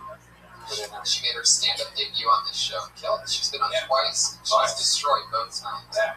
Very specifically. So shout out to Missy X Martinez. Always cool, fun person. What else? I had a big audition today that I can't talk about. And it went So exciting. and it went so well. You know what might happen though? We can't talk about what it is, but if you get this, we're gonna have to figure out what's going on with Kill Tony. We're gonna have to figure out everything. We're gonna have to have a Tony replacement. Well, if this thing happens, Kill Tony is going to be bigger than ever. We could do. Eventually, it will be. We're going to be at the Staples Center. Sorry, Monday Night Raw. You're going to have to go to the Forum. Kill Tony's at the Staples Center this Monday. Yeah, that's very exciting. Yeah. Like March, you could probably talk about it. Yeah, I have 2 months until the callback for this thing, and so I have 2 months to prepare. But if I get it, man, it's fucking game over. I swear to God, it's the craziest thing. If anybody that knows me knows how braggadocious I am and how badly I want to talk about what I did today. It's unbelievable, but I can't talk about it. That's how the universe works. You finally do something so cool that it makes your head want to explode. You can't even fucking talk about it. It's insane. Anyway, happy how things are now. I'm content even if I don't get it because I have so much fun here on Monday nights. And, for those of you that follow the show, a few weeks ago, our head of security for 34 episodes, the Iron Patriot, quit the show. Said he got too big for the show, that when Comedy Central wants to have the show, that he'll come back, that he'll be waiting by the phone. But until then, he quit the show. And so what we decided was that we were going to start having replacement Iron Patriots each week. We had the Iron Josh, we had the Iron Patriot, our friend Pete, and this week's no different. Ladies and gentlemen, I would like to introduce to you our first ever African-American Patriot.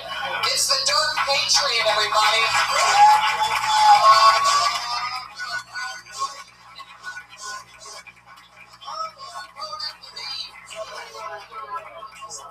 Out the beams, here he is.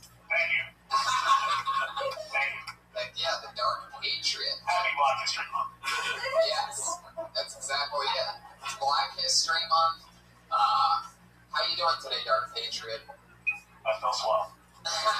Now, did you take the bus here? The Iron Patriot used to take the bus here because he had a big uniform that he couldn't sit down in. Huh? I decided to run with my Mervis. Oh, interesting. A little bit of an inside reference. Mervis is, you remember Mervis as the stand-in Patriot, the backup Patriot.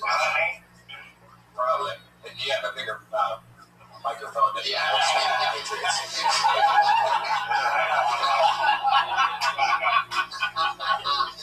Our first African-American Patriots bringing the feedback. I absolutely love how your fro sticks out of the top of the helmet. If the original Iron Patriot with his racist antics was still here, I think he would literally blow a fuse. Is that really how long your arms are? Because your arms are almost touching your knees. That's like really it really is unfucking believable. How is that possible? No way. What is that optical illusion that's taking place right now? Do you have really long arms, Ollie? I mean, Dark Patriot? Almost gave it away, almost. I just have very long limbs. Wow, fuck yeah. I like African-American Patriots. Thank you. Now, one of the things that the Iron Patriot used to do is he would sing a song once in a while, and you actually sent in a little diddly to us. Was there something you wanted to sing tonight? Sure. Okay. Yes. Okay, well, are you ready? We'll hit the music for you. Hey, Maestro. All right, let's see what this is. A Dark Patriot special. Oh, shit.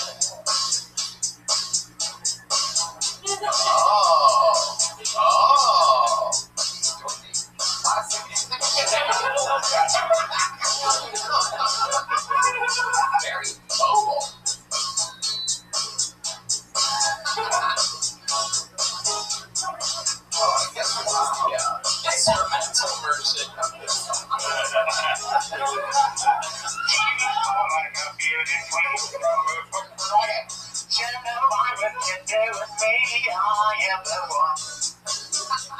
dance on the floor in an hour. She says I am the one. Wanna dance on the floor in an hour. I might just fuck her again.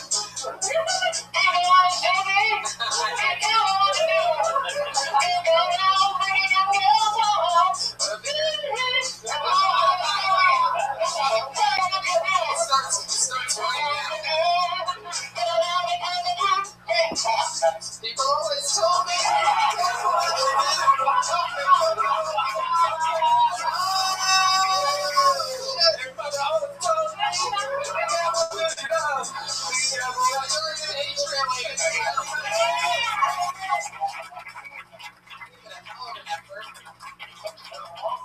That is the long version. I love it. You're damn right. It stayed in the pocket. That YouTube version of that karaoke song was a little misleading. Fuck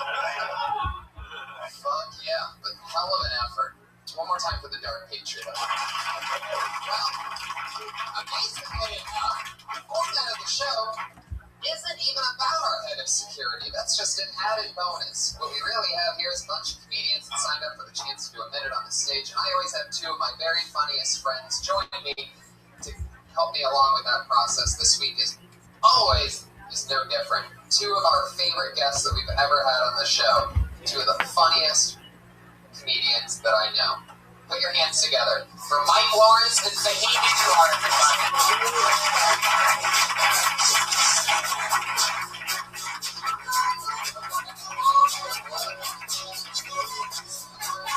Fuck yeah. Oh, man. Mike, you're back. Thank you. Give it up for Tyler Perry's Tron, everybody. I love the front because it looks like what Maya Angelou would look like if she was wearing that. I know why the iBird sings. Thank you, Mom. I appreciate that. Oh, God. I worked at McDonald's for 7 years. So every time he talks, it just sounds like an angry customer. Our customers robbing your McDonald's. Easy to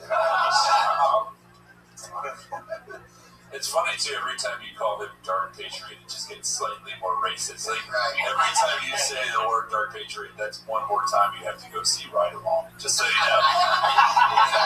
It's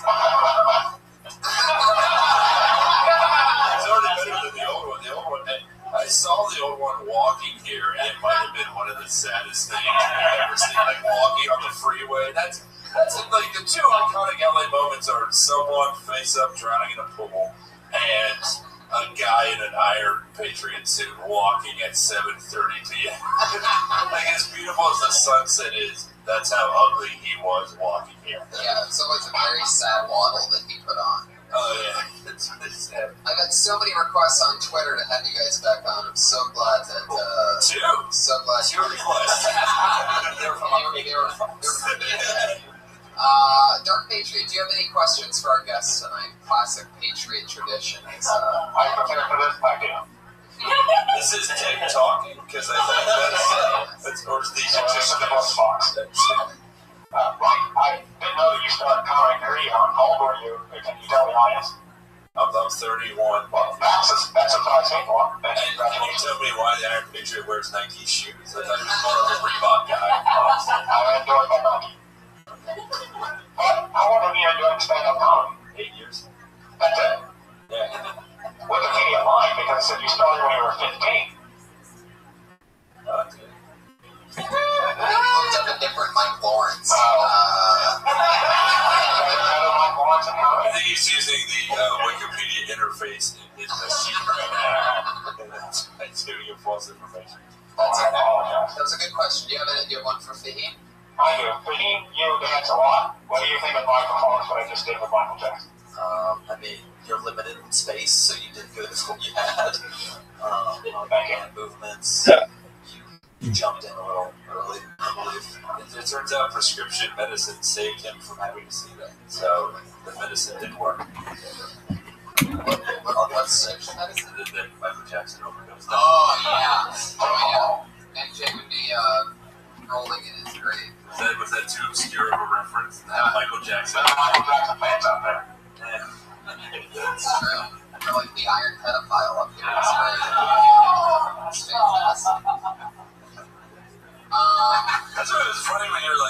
this gig and I can't talk about it. It's gonna happen. Defense attorney for Woody Allen. Like what? So if I get that gig as Woody Allen's defense, I mean that's just a career change. Because the prosecutor has the easiest job. He literally just has to go look at him. I'm done. I know that really is interesting to me. Like I always think, maybe Woody Allen. Maybe the wife's lying. Maybe that's just a way to get back at him for humiliation. But then you look at an HD picture of Woody Allen, and you're just like, this guy's a fucking pedophile. Well, it would be something if he gave the opportunities to Asian women in films that he does in closets. I feel like the world. It's great. Everyone just signed, but then like one person ripped up their notes. Like, fuck. It begins. Pussy is so great. It's imagine Woody Allen is talking to like little kids' voice. His wife's like, when will this be over? And he's like, soon, ye. Soon. That's awesome. Well, you guys know how the show goes. We have a bunch of comedians that signed up for the chance to do Please tell me Henry Rollins is getting on. I fucking love your early works. There is a guy that looks exactly like Henry Rollins that comes by here sometimes, and it's just some coked up doppelganger. But it's really interesting I've seen people just be like, was that you? Somebody bet you $20 that wasn't Henry Rollins, and you took it. They had to give you. What is that on your? Is that Frankenberry on your arm? What is that tattoo? Oh, it's for my daughter. He's like, respond to that, motherfucker. Yeah. And while he showed it, he also flexed his bicep. Like, do you really want to fuck with this tattoo? And then afterwards, it's like, it actually is Frankenberry. I'm like, why did you say this for your daughter? Because I'm a liar. Well, guys, you guys get to do 60 seconds of your pick. You know the new 60 seconds. So when you hear the meow of the kitty. Oh, how adorable. That means your time's up. Don't go much longer after that, or else you're going to bring out the angry West Hollywood bear.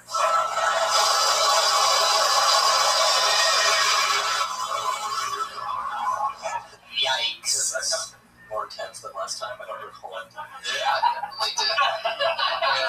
That West Hollywood bear is legally able to get married now. It's still angry. It's actually angrier for some reason. It's very bizarre. So let's do it. You guys ready? Then get this thing starting. Episode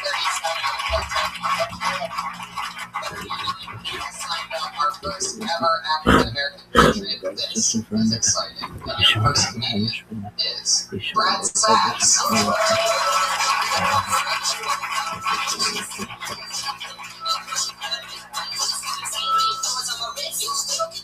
Thank you guys. Thank you.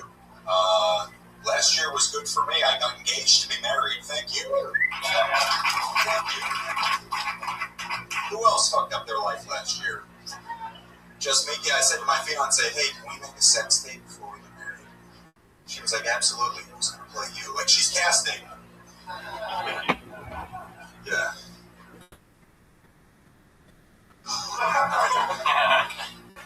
I've been engaged for a year now. And, I remember I love to see my fiance about a year ago, Now, 1 year later, if I'm driving home and I get home late tonight and her car's out, I'll just keep driving just around the block, guys. Thank you. Thank you, guys. Wow. That's all just like the haircut and the anger. It's like you look like a music teacher who really fucking hates their job. Like someone fucking plays the trombone one more time and it's just gonna roll. Like, what was it angry? Was that? Yeah, I mean, it went from jokes to you just really hate your fiance while your life is becoming like. Does she listen to podcasts? I hope not. She's like, we're a year in. No, it's not that bad. Sometimes. It sounds horrendous, man. She's lying. It wasn't even that way. The last thing he said wasn't even a joke. We were just venting in anger. She's willing to marry Art Garfunkel. Maybe Wait, is this a girl that you met in Ohio that you came out here with her? Oh no. He's like, I go to the open mic likes to make fun of her, and she goes to her Narcotics Anonymous meetings to make fun of me. And that's how we stay together. So how long have you been dating? I've been dating over 4 years. So no, about 4.5. How long have you been in LA? I've been here going on 17 years. Oh, wow. Yeah, I've been here for a while. Okay. Why are you engaged? Or?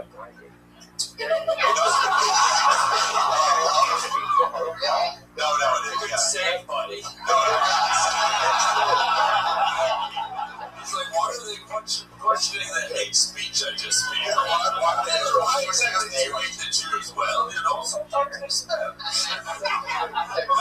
I do love her. She's wonderful, and she's been wonderful for my life. It really is like a Hitler situation. Like, I feel like if we pulled Hitler out of this bucket pre-Holocaust, he would just do material like, I'm not saying I hate the Jews, but I'm saying that when I see one, I just drive around the block for a few more times. She's willing to take the last name Sachs. I would not judge so harshly. Maybe you're watching this at home, you can't tell because the camera's like behind you, but you were winking at us when you said that you loved her.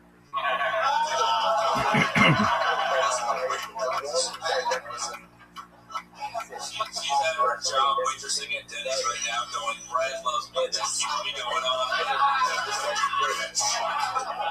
Vagina is an abyss and I'm Sandra Bullock trying to get home in it. I have a question. Yes, sir.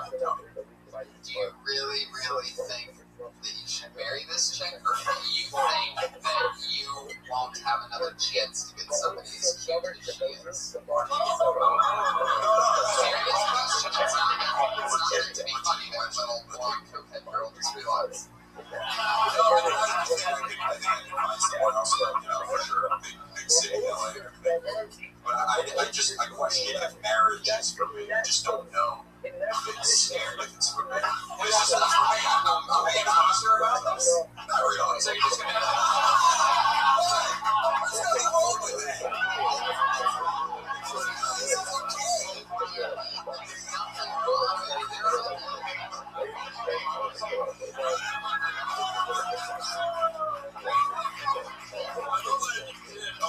The proposal when you're already open miking the divorce.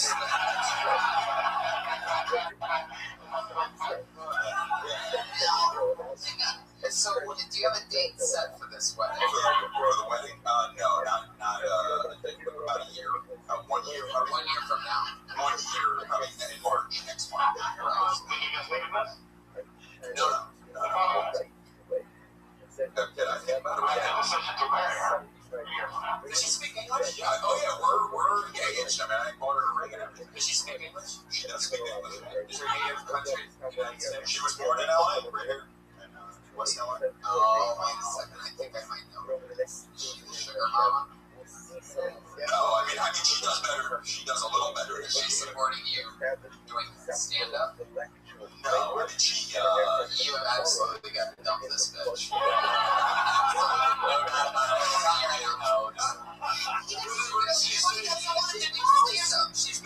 She's very listening to this, crying her eyes. This is probably what she says. I bet you go out there every night and you just talk about how you don't want to marry her. Like, no, I do bits about snuggies. Listen, she's very supportive. I don't want to take up all the time, man.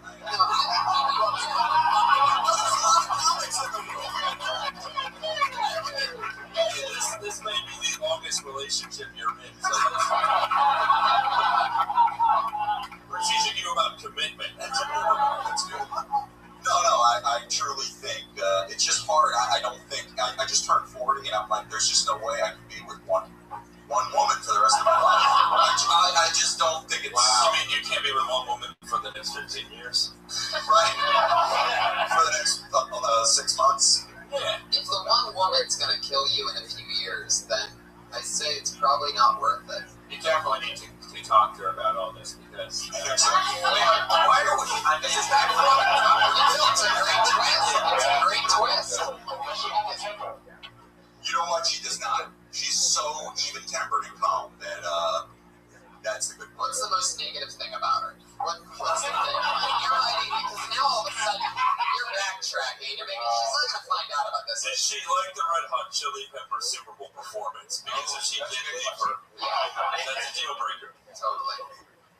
I don't know. I don't know what. What's the best thing about it? Wait, here's a good question. How many times a week do you have sex? That's one of the things. There's not much sex. It's not. That's the problem. I'm more of a sexual person. A sexual person. That was yeah. Look, there's I don't. Once a month? Well, it depends. It's a complicated story. There's a lot. There's so much going on. They already saved the date for when they have sex next. Next month. I don't want to feel very guilty taking up all the comics. I love that you keep trying to dismiss yourself. This is great podcasting. I'm sorry to tell you. So do you think you're going to do something very soon? I mean, because obviously it's not going to You know what? I don't know. I'm not going to do anything. I'm not jeopardizing anything. I'm just viewing my thoughts. That's all. I want to. I try to be honest. I mean, you come up here on stage. You need to make yourself as vulnerable as you can, and I can't live my life if I can't be honest about my thoughts. You know, the greatest thing would be if her name was in this book. If she was the Dark Patriot.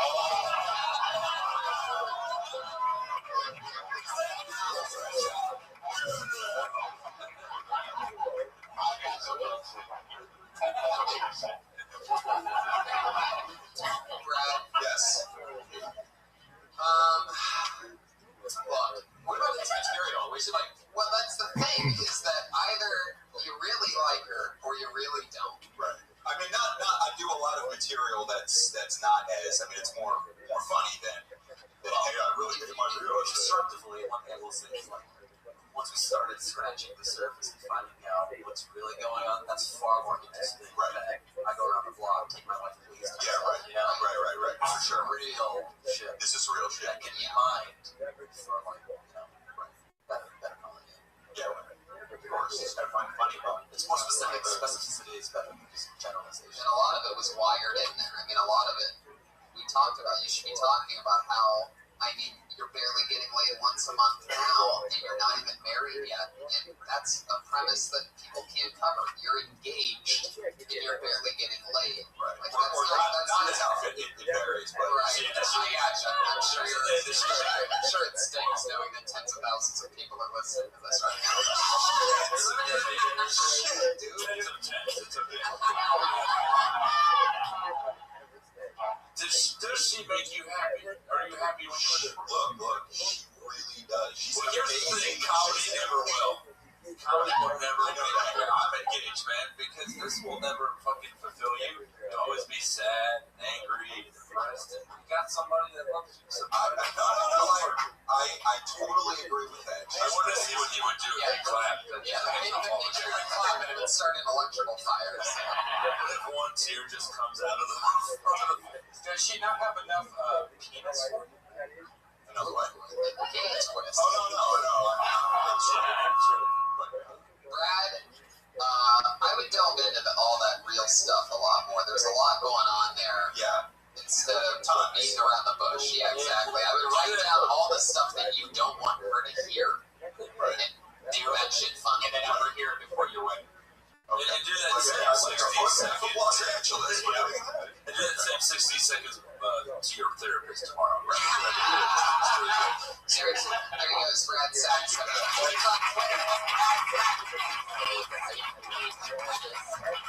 been on the show. I'm also going to give out his fiance's Twitter handle. Big booty, no sex. Why am I doing this at hotmail.com?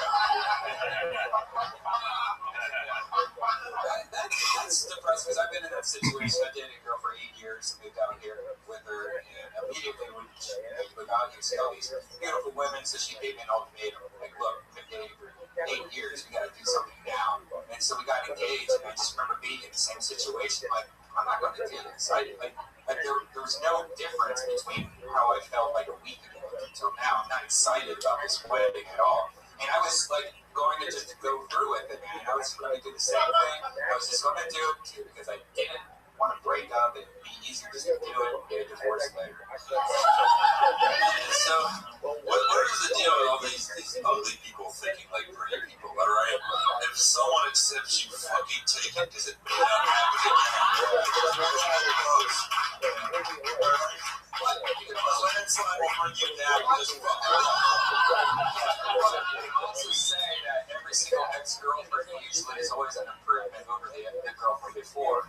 And if you ever go the opposite way, you're doing it wrong. Yeah, it's I also realize that if you're 31-year-old bearded man with stained glasses and you say, I'm going to go see the Lego movie, and the girl says, that's cool, have fun, that is a class slipper that will never appear again. You better fucking work it out.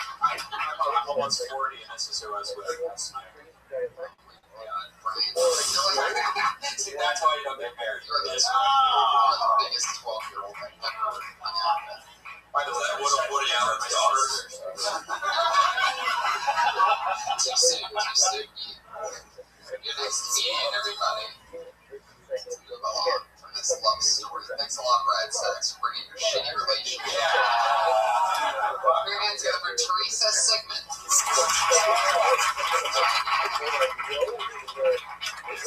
You said with an argument you overhear at an Olive Garden.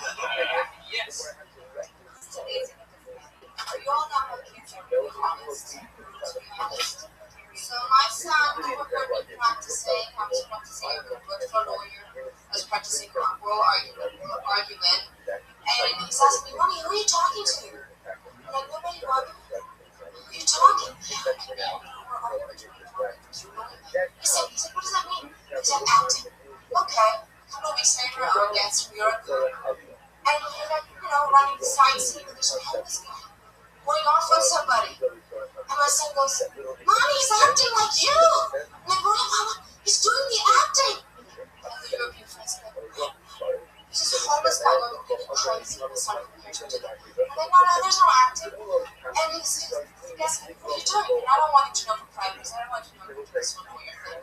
So I'm like, I'm doing acting now. And then acting. It's like acting like being the homeless guy was a lot less worse than doing acting. I thought I just walked away. So then people from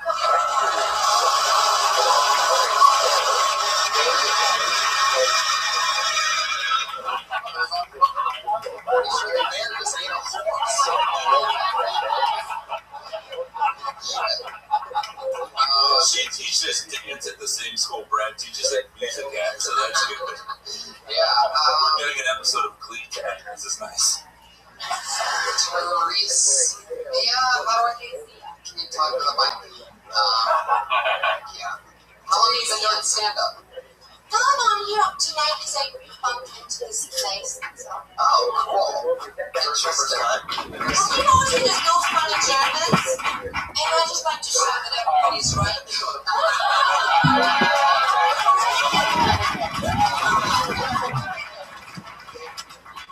That was the closest thing we've ever gotten to an apology for the Holocaust.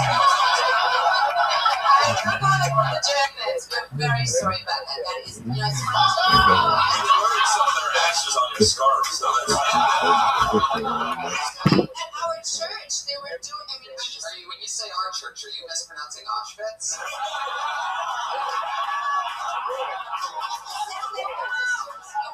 Coincidence that they were doing, and it's an American Adventist church. They were saying, they were praising, I'm a Christian, they were praising, God. And I was just like, I know, and I just thought, I'm a German, it's so ingrained in me not to do, and I just can't be doing my hand like that, and not even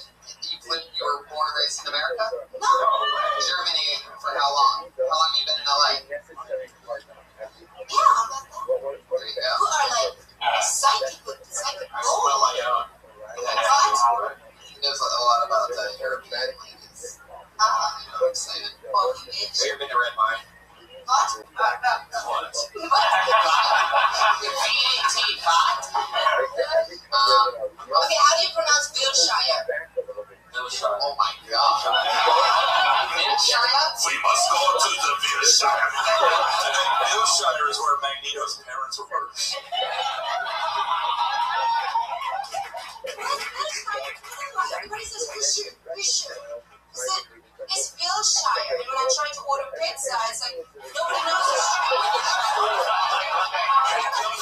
His victim's the opposite. And I say, it's between Sunset and Santa Monica. They're like, you mean Wilshire? I'm like, it's Wilshire. So, you know, I go to my favorite pizza shop. It's on the corner of Wilshire and Wilcox. Look, I know it's not going well, but I like you. I want you to stay in this country. I think you should marry Brad anyway. Wait, what's this in the bucket? A green card? Now, are you a full-time, like, are you a citizen now? Or you just running from the law? I'm running from the law. I'm running towards the law. Or taking bit shy eyes? Make a left on Temple, 555. You guys should all go Tuesday and search your civil rights at the office.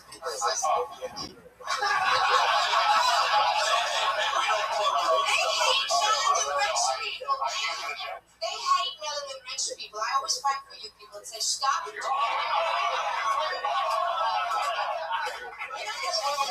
Melanin rich are being incarcerated. What you say? Do you mean blacks or rodents? I'm not sure. I mean people that are being falsely incarcerated because of the same thing that us do, but they get in prison, we go to rehab. That's the difference. Are you saying melanin rich? Well, I don't like to say black because I don't think there's black people. That's scary. You call them melanin rich? Wait, you don't think there's black people? Did you guys see that? That's actually the name of Willie's first comedy album. Melanin rich. She's had 12 years of slave conspiracy theories. I don't think it's if you look for the clues, did it happen? Patriot's glaring at you right now. Larry, he loves me. Are you celebrating Nothing History Month? It's not black. There's not such a thing as a black person. It's melanin rich. In our literature, black is associated with that. So, did you call white people melanin poor? Yes, in fact. Really? Yes, in fact. Shoot. But they're also melanin rich. Just not Let's just say the racial supremacy. Let's just reserve for albinos. I don't discriminate against race. I discriminate against stupidity. It's a whole different. In race is if you can prove to me that race is something to stupidity, I'll look into it. As long as it's unrelated, somebody of any kind of like looks is completely unimportant. There you go, but you gotta admit those melanin rich. First they takes all our jobs, then they takes all our melanin. Well, it's funny. We all try to look like them. We know we try to look like She just thinks that. we all try to do fake tats. We all try to get poofy on hair. We all try to do a lot of things that they have, but then we just kind of say, oh, but they're bad. We all try so hard, and then with man, they're really trying to be. I think our time is done. Teresa, it was once you go melanin rich, you're one happy bitch.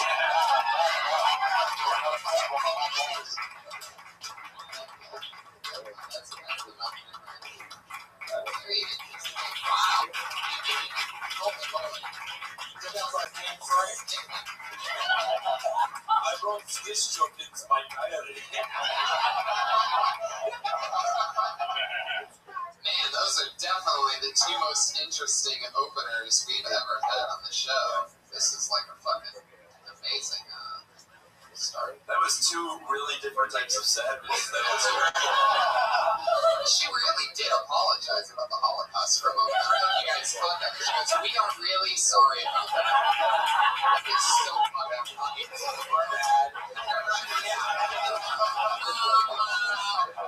Oopsie. Oopsie daisy. oops, I did it again. Oh, he really didn't mean to do that. Accident. Did I do that?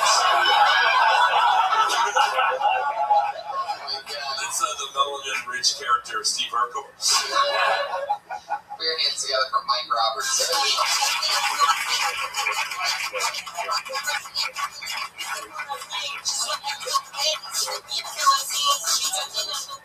Hey, thanks for having me. How's everybody doing? We're gonna talk about college today. You might go to college in here. Yeah. College will make you do some stuff you never thought you would do, like stealing hot sauce from the cafeteria. And you put it in your room and you dress it like it's yours. And where you get your toilet paper from? Wendy's. You get the yellow napkins, pile them up in your bathroom. College was a trip for me from the beginning, though. My dad wanted to make it a road trip, so he made my mother drive so he could get his drink on along the way. And so we had this tragedy before I got to school where basically he had to use the bathroom. He was on her nerves all the way to getting on her nerves. She wouldn't stop, so he peed into a cup. Peed into the cup, threw it out the window, and went right to the back window and hit me in the face. Bad part about it is, or the good part about it is I had on shades. Bad part is I had piss on my shades. That was a subject line. That was like the day the MGM mom was being put to sleep. Suggestion from that voice earlier. But why now? How do we let them know this is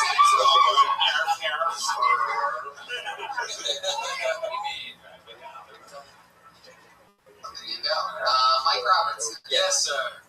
Did that really happen, the peace story? No, it did happen, actually. Wow. It wasn't quite as bad as it sounded. Only a few drops got on me, so but it did happen. Felt like there was another twist coming. Like when you said the good news was I was wearing sunglasses, and the bad news was I had pee on my sunglasses. I feel like that was sort of like a known thing I was expecting. Yeah, everyone expected there to be. I know, that was kind of on purpose, because you would expect it. So later, There were so many, I don't know what to call that actually, but I knew you would know. But there was so much useless information to get to that point. That like him being a drunk, what did that mean to the story? All these different things that you kept saying about college and all that. What did college have to do with getting piss on the face and everything? It's like, you know, with the SATs, they always have that section where it's like circle which part isn't relevant to the story. You should do that when writing jokes because because you got cut off, right? You didn't get to finish because you had so much unnecessary. And then also, you're expecting what you think to be relatable. It's not like none of us use one of these napkins. It's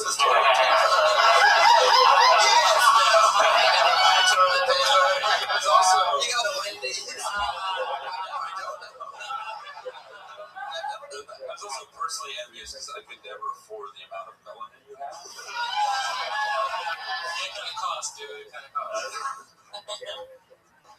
You did say that you use Wendy's napkins? No, I did. You know, like, basically, when you run out of toilet paper and you're at a fast food place, you just kind of, like, get extra tissue to take home so you can have the tissue in your mouth. I mean, this is a simple fix. I don't know if it makes it much harder, but you say you know what I mean? Because that's more true than you guys know. Yeah, make it personal. Maybe add something about how you wouldn't need as much toilet paper if you ate something better than Wendy's.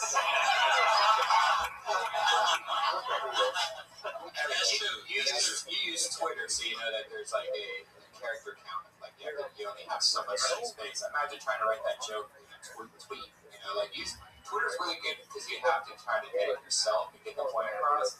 And that, like I remember last time you were on stage, the same thing. You had this very elaborate story, and then you kind of just like at the very end, I was like, wait. I was just paying so much attention to this story, I didn't really get the joke. Because the thing is, if you work really hard, you could be a great comic someday. But if you keep doing what you're doing, you could be an amazing NPR host right now. Yeah, they're averaging about a punchline every minute. So. Well, you know, I'm really like a storyteller kind of style. It's my style. It's more spoken word. And I'm trying to like. But then play to your strengths, you know. Go to the I'm trying to figure out how to do it in a bit.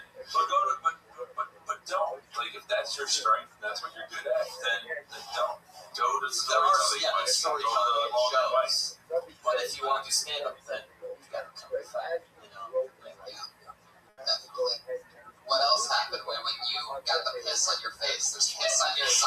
your face is covered in piss, what do you say to your dad? Do you say, Dad, I'm back here? Yeah, exactly. What really happened? So what really happened is we were in Alabama, and so we just got in the car. Unfortunately, the car didn't work. A new car, the AC doesn't work in the middle of the summer. In August, and going through Alabama. So it's Oh my God! So that's why Why did you pick that car? Well, you know what? It was kind of cheap. It was cheap. You guys might be melon and rich, but not enough to have an AC. It was supposed to have an AC, but it just didn't. Do you remember what kind of, was it a Wendy's cup? No, it was a big old cup. Oh, the worst. That's like 72 ounces of hot piss. It was funny, he had ice in it, and the ice immediately melted. Right. Yeah. It was like water. So what did you say to your dad after the piss hit you? Was he upset that there was now piss in the back of his new car? Or did he really not care? No, it was my car, actually. It was my car. They were helping me drive into college. So I had piss in my car. Really, it was like piss water in my car. So I thought that was fun. It wasn't funny at the moment, but every time I tell somebody, it's like a funny story. Well, I think it was funnier at the moment than it is now, actually. It's sort of hard to get that story across with a bang because there's nothing really coming. He's like, and the worst thing, he's like, I've done this joke a few times in urban rooms. I've always had with, at least you had a dad, and then it gets really, oh God, I'm so sorry. I was raised in Florida, and it comes out sometimes. I apologize. This way. Is that just a walk the Patriot? I guess there's only enough room for one of you. That's a no, really. Really. This shit is out of control. I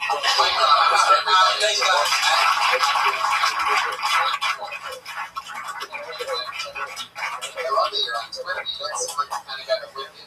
If you're wondering who's the King Mike Buggy, I mean, I'm sure you tried Mike Lawrence when you were getting on Twitter. That's probably the first one. I'm so pissed about the person who has Mike Lawrence. He literally has one tweet, and it's, when are we going to go hiking, Sharon? That's it.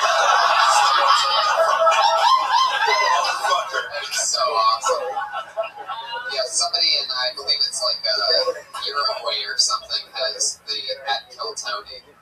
It's just a totally different language, so I have no idea how to even ask him for it. I don't even know where he's at. Anyway, it's just a little fun fact. I used to, I think I toilet paper once when in college, and I used one of those pads that the chicken come on.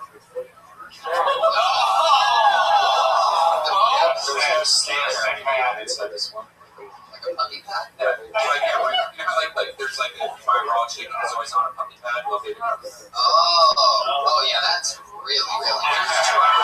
No, that's like It was like, even then, there's... You're the first person to get salmonella of the butt.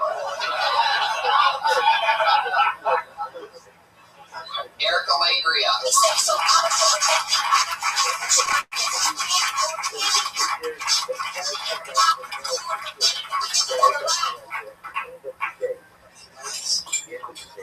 Alright, this is my impression of Brody Stevens is a strip club DJ. Alright guys, get out those dollar bills. Hell yeah, we got that 2-for-1 promo out there. 2 for 1, 2 for the fun. Enjoy it. That's right guys, we got that promotional going on right now. It's the 5 for 3. You get 2 free lap dances. Loving it and enjoying it. Yes! Alright, enjoy it. We got that ATM over there by the bar area. Hell yeah. Hot, sexy ladies out there loving it and doing it.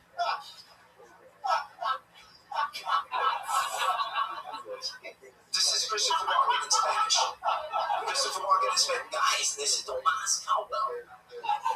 Moscow.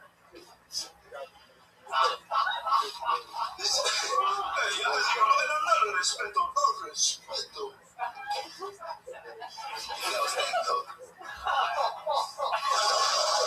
Straight to the mayor. Straight to the mayor. That went straight to the unbearable. Well, I don't know what's worse, hearing a comedian do the impression or the first Brody Stevens? That was a dick sucking itself. Yes! Loving it and chewing it, hell yo. Also, if you do an impression of someone, some insider, you know, like not a lot of people would know who Brody is. Like, we will know who it is. The impression's got to be very good. What about Andrew Dice Clay? Dickory, guess they cheap got you out on me, God. Everybody can do that. That's like Mary had a little bit. They're like, el niño azul necesitaba dinero.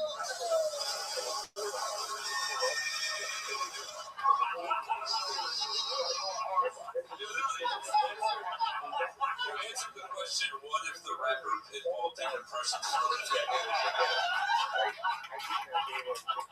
You guys like reggaeton impressions? This is Rodney Dangerfield sorting. Oh, what I'll tell you. Yikes. Now, are you hoping to get those impressions like inside people to the point to where you make them famous? The person that you're doing an impression of? You're doing a great impression of a guy who comes up on stage in a shirt that says pothead on it. That is fucking nailing it. Did you make that yourself? No, he's my buddy shirt. My buddy is Bill Cosby, and he sounds a little like this. What is the deal with nobody stuff? Stevens one, like, even though I know who he is, and I'm just having fun. I know, but like, you know what I mean? I'm not taking this to comedy section. Like, you guys are just like, you guys are all like, no, sir, you're doing it wrong. Like, who cares? What I'm saying is that it was a really good club DJ voice. I mean, it was dead on as a club DJ voice. I just didn't have it. Guess what? Everybody can do that one too if they want it. The only Brody thing about it was they enjoyed it. You know, Yeah, exactly. That's what I said. There was no Brody in that. There was like one or two things to the whole thing. If you're gonna do it, do it. But like that was just like this strip club people. I think I should have got high before I did it. That's all. Do you like I mean, you're not high, you're wearing a pothead. Real potheads of North Hollywood. I'm just representing. Yikes. That's my game. That's your game. Wow. The red lights all over in North Hollywood. We smoke weed, we jaywalk, we do a bunch of bad stuff. Wow. No, it had nothing to do with the real potheads in North Hollywood. We're bad dudes. We wear vests like this. They're crazy. We're nuts. Who would have thought your last impression would be worse than the ones you did? I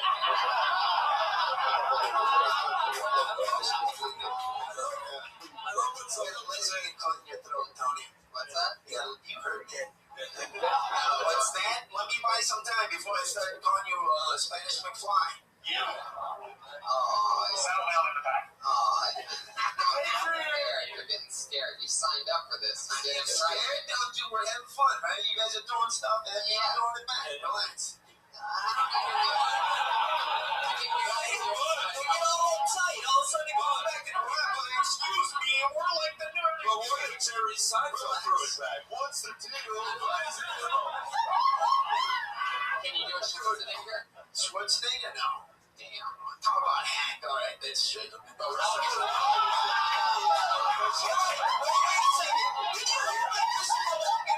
Did you guys hear my Christopher Walken impression? It was like, yes, I heard. It was one line. It was supposed to be a joke.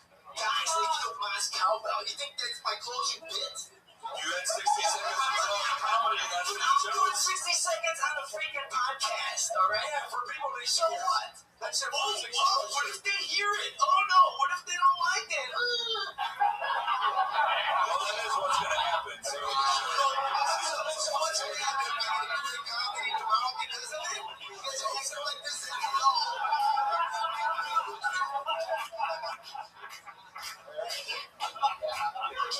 Didn't end up too well for you tonight. You got a little bit nervous. I'm heartbroken, Tony. I guess this is the end of my comedy career. I should just pack up and leave LA because you said so. Start walking. Your comedy would have to start for it to come to an end. All right, Tony. It'll have to come to an end, I guess. That impression is as good as your other impressions. I'm pretty excited that I sound like that. Eric, you're pretty much completely unbearable. Eric Blakely. Shitty impressions. These things that you're just having fun up here, so you didn't really. So when I was coming back at you guys didn't have anything for that? You guys were just setting up material. You said yourself that you don't do that on stage, that you can't. And then you just why would we all like, oh, man, should have it. It's going to end my comedy career. You're just wasting everybody's fucking time for shit they don't give a shit about. Dude, you think way too much of this podcast and actually think this is going to make or break my career. That's not what I'm saying. You're going to say, on the stage.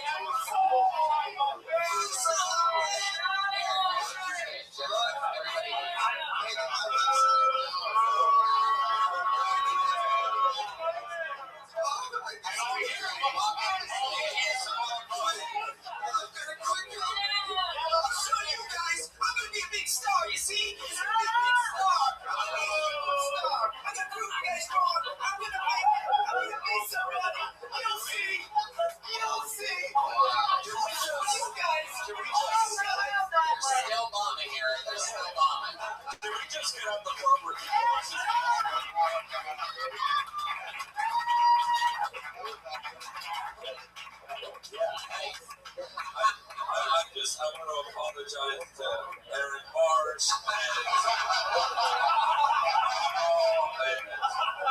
Rashid Stevens and every other person who actually tries and fucking wants to be a comic. That was terrible. Yikes. I'm pretty sure he just burned at least 80 bridges. And got a sitcom on Telemundo. Yeah. Didn't even get to make fun of him. This has been a crazy fucking episode. We really need some Germans up in here.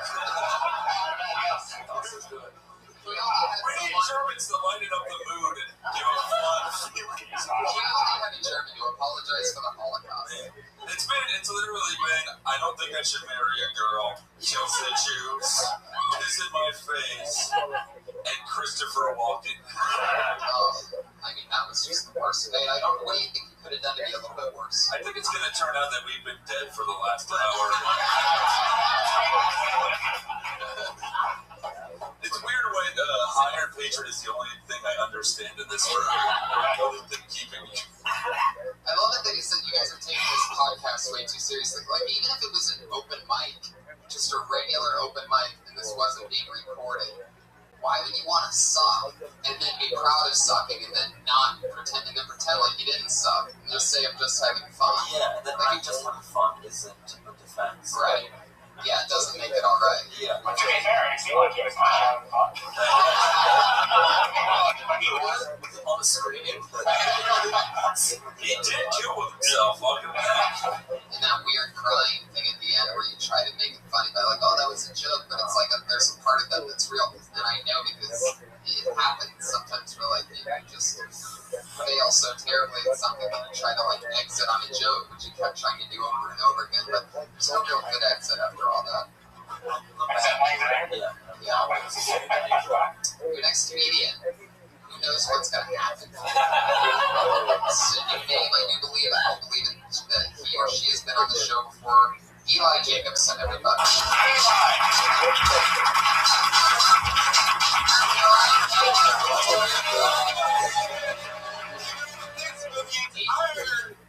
Blacklisted. I don't know what it is.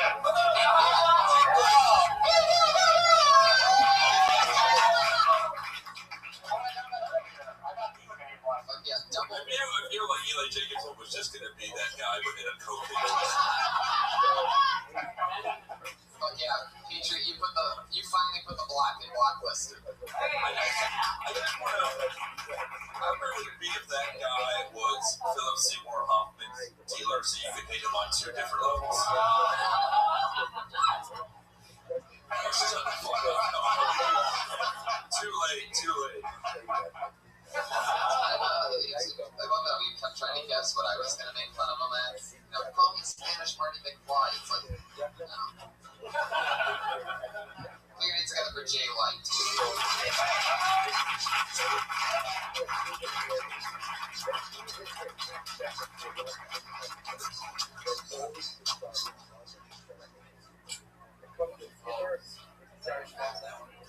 Sorry. That's okay. Thank you. I'm a swimming teacher, and it's a pretty good job, except sometimes it's real weird. One of my kids that I teach lessons to, he almost drowned, so his parents bought him the lessons. And it's really hard to teach a 2-year-old how to swim when he's already seen death. He does not care. Like, I can't imagine raising this kid. Hey, what do you call it? Their sport, huh?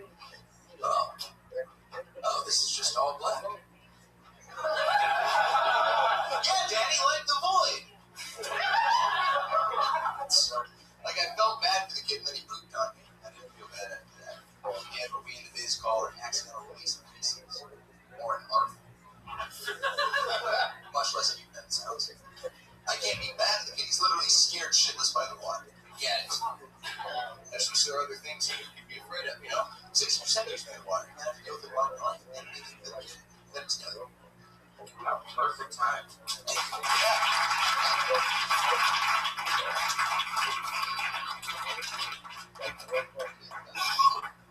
That was good. Before you, Eli Jacobson had the set of the night. That was good. What happened at the beginning of that joke? Oh, I tried to say something about how fucking weird it was beforehand, but I fumbled the words. No, I mean like the first part of the joke. Oh, the first part of the joke? Poop in the water, or what? Wait, what happened? He almost drowned. He almost drowned. Right. That's why I had to teach him lessons. He got tired of me after that. So what was all black he was because he was dead? Yes. You probably should say blue or something. Because I had no idea what you were saying black. Like when you drown, you don't turn black, so you turn blue, right? Well, I was just, I guess I was trying to think. You said the drawing. Just your circle, flat circle, yeah, okay. Thank you. It was a lot refreshing than the other guy. When you said swim performance in there. As a kid in the pool, it's like, guys, what's doing? you're walking. Yeah. But what are you having conversations on? What if Al Pacino was a swim teacher? Like, legitimately, I would say I like the confidence, the cadence, you're making eye contact with us. It's like you look like you're comfortable up there. How long have you been doing stand-up? 5 years. Okay. Yeah, very comfortable on stage. Jokes can be a little punchier, and there'll come a time and just, yeah, you look comfortable. How often have you been doing it in that? Well, really, I've been like focusing on it for about 3. The first 2 was going to like watch because the first 2 like 3 years. I think once the writing becomes sharper, the company you have is on the hardest, one of the hardest things I've seen. Writing is probably well defined. It's like the word, like the art of the joke, like you just took an acronym and said it, there wasn't one punch. Right. And I also, maybe it was just me, but I sort of didn't get any of the punchlines. I didn't get the black thing. I didn't get the part before that. I think there was one. Maybe, I don't know. I guess, yeah, they definitely need to have like some crisp. I don't even really know what the main frame of that. What was the front end of that joke about swimming lessons? Like, what was the beginning of it? It's really hard to teach a kid how to swim when he's already seen death. So he did die? He was initially dead. Right. Well, there's a joke right there that you get to know. I teach swimming lessons to 2-year-olds, or like try not to drown lessons or something like that, you know. And like if you're 2 and you almost drown, isn't that closer to near birth experience?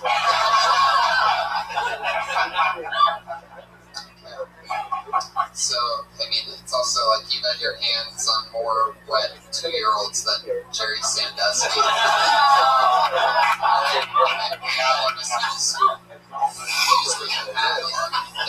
Honestly, one of the weirdest things about teaching a 2-year-old is you have to like hold them up in the water and you have to be touching their butt the entire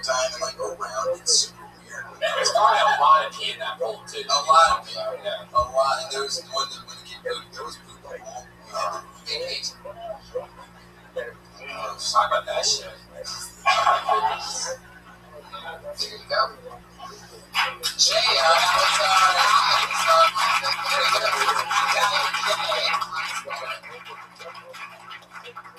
It's almost interesting having to stay a completely sane person. Thank you for saving us, lesbian Harry Potter.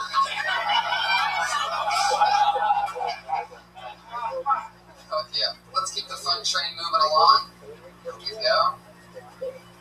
Anything can happen. It's Armando Anto.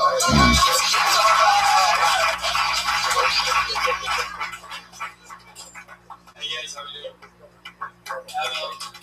I was born and raised in France, and after all this time, I still don't know French. And that's because my parents come from a touristic place called the Middle East.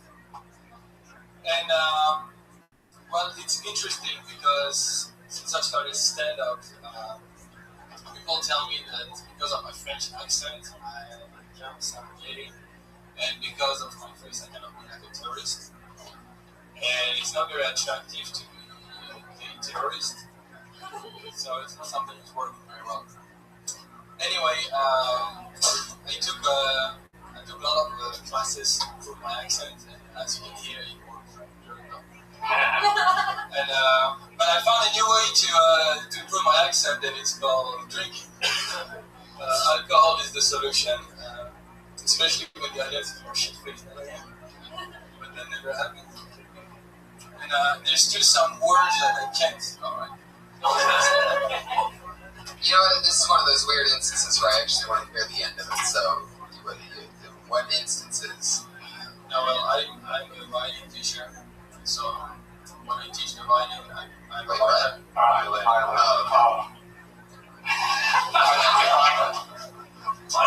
teacher. Okay. So I have a hard time pronouncing some words in the sound that shit words there.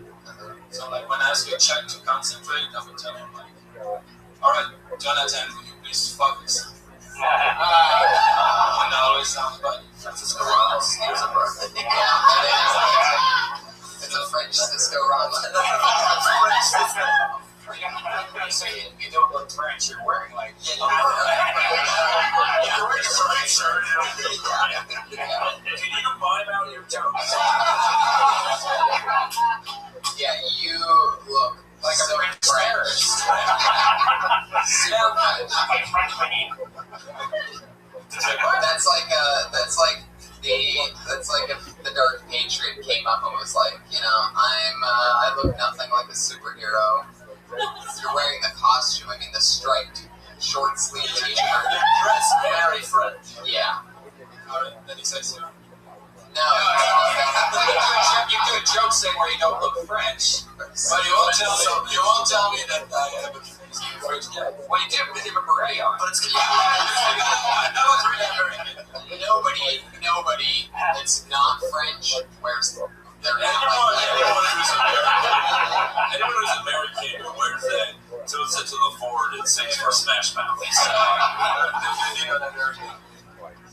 long have you been in America? I've been traveling a lot for the last 10 years. Yeah, I lived in France. 10 years ago. You lived there all the way up before that, right? Yeah. Born there. Yeah. And what kind of Middle Eastern are you? Yes. Interesting.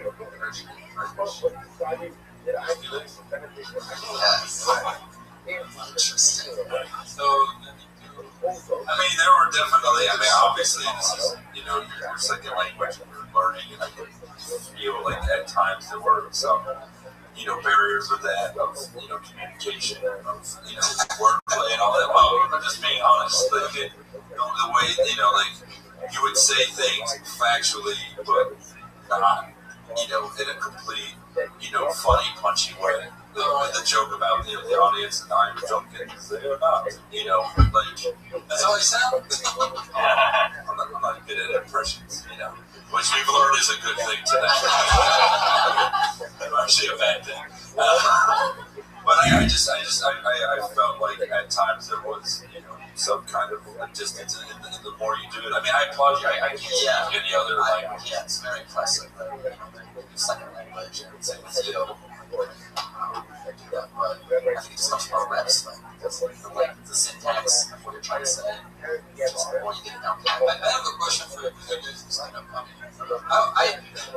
I've done a set last Wednesday, exact same room. Not stand-up movies. I did my 6-minute show, killed it. And so I'm lost because, well, I bring my violin. I don't really like it. Your violin. Yeah. Did you play that last week? Yeah, I did. How much of the 6 minutes was the violin? 45 seconds. Did you open with it or close with it? Both.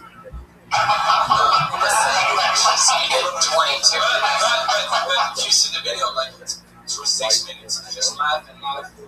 And it was great. And every time I go to an open mic or something, it's stand-up comedy. So it's technique. Yeah. It's just so different. Let me tell you what, because a belly room bringer show on an average night, this is like a special format of a show that takes place in this room.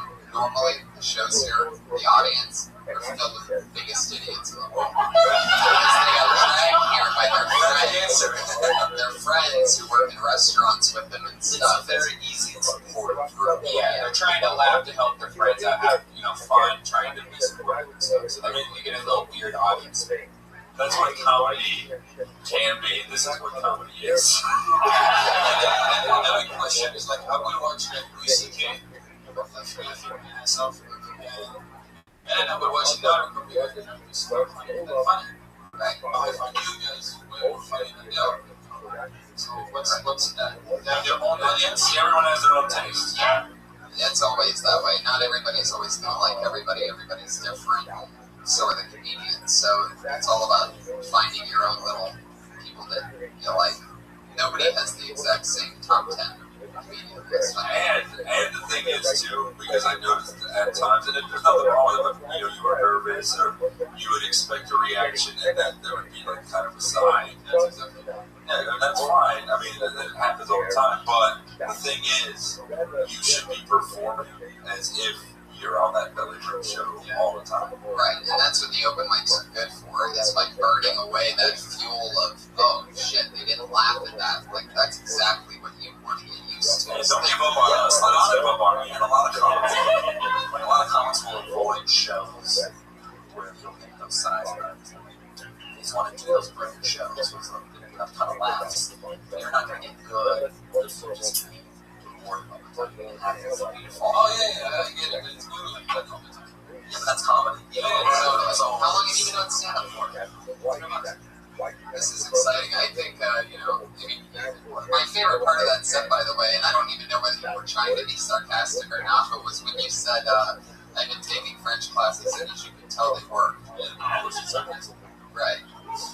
But it actually is true at the same time. I can't imagine, like the Heath said, this second language, this is the hardest thing to do, in my opinion, if you're in normal language, to be able to change timing and cadence and beats and everything, especially just words. It seems like fucking nightmare, like if my final... We had to just stand up in front. Right. That would be awesome. Then you just tear us the shreds. Impossible. Yeah, you should talk more about that, like that being just about being French and stuff like that. I don't know, just talk about whatever you want. Yeah. Because some of us will like, talk about different questions. I don't want to talk about that. Yeah, right. So just talk about whatever you want. But I think just get up more. And it'll just wash away that business. Yeah, totally. Yeah, definitely.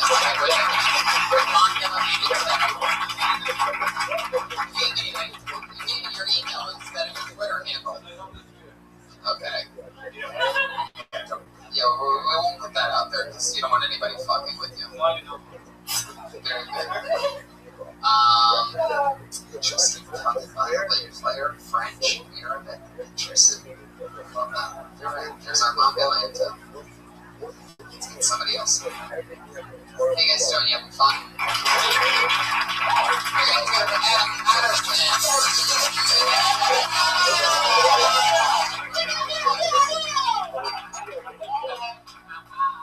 I want to apologize to the applicants.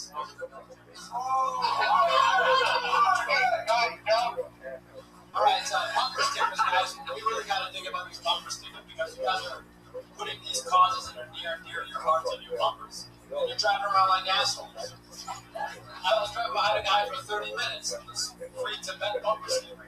don't know where Tibet is. I can't point it out on the map, but I want to fucking follow Tibet by the end of the time. He's texting and driving. He's all over the road.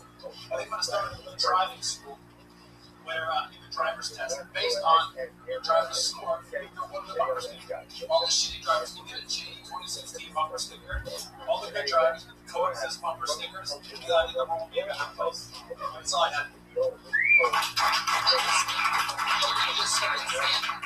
I just started in December. Right. Awesome. Saying you were in the military and then talking about bombing Tibet makes me think that you could. It's funny because I'm anti-war after. You've always wanted to do something. And you earned it, Yeah, so I served and I saw the whole thing. That's fucking You've always wanted to do something. Do you have bits about that? Because that's an interesting perspective. I've noticed that time and time again ever since I started comedy. I've noticed that it is probably the hardest thing. I've seen religion jokes go. I've seen so many. There's something so hard to make military. I've been in the military jokes. Yeah, but once you have the cred of I was there, then you're allowed to use it to your perspective. Yeah, I understand that you want to talk about things specifically that you got to yourself. Bumper stickers, I'm sure that somebody has to have some joke out there. I haven't heard it. Right. Yeah. I'll tell you what. I knew that you're in it to win it. The fact that you made that Afghani Fahim joke right from the top. I mean, that's sort of like pro shit. You know what I mean? You acknowledge something that with you and your background, where right the direction you were going in, which is the military. You made the sorry about the Afghanis, and then you were in. Then you're playing with fire. I can tell that you're brand new by how fast you're going. Yeah, well, I was pacing up and down Sunset trying to get my minute in. My original material was about automatic toilets. Oh, interesting. And I couldn't get it under a minute, so I was like, fuck it, do something else. But I'm actually going to be in a documentary about Vice.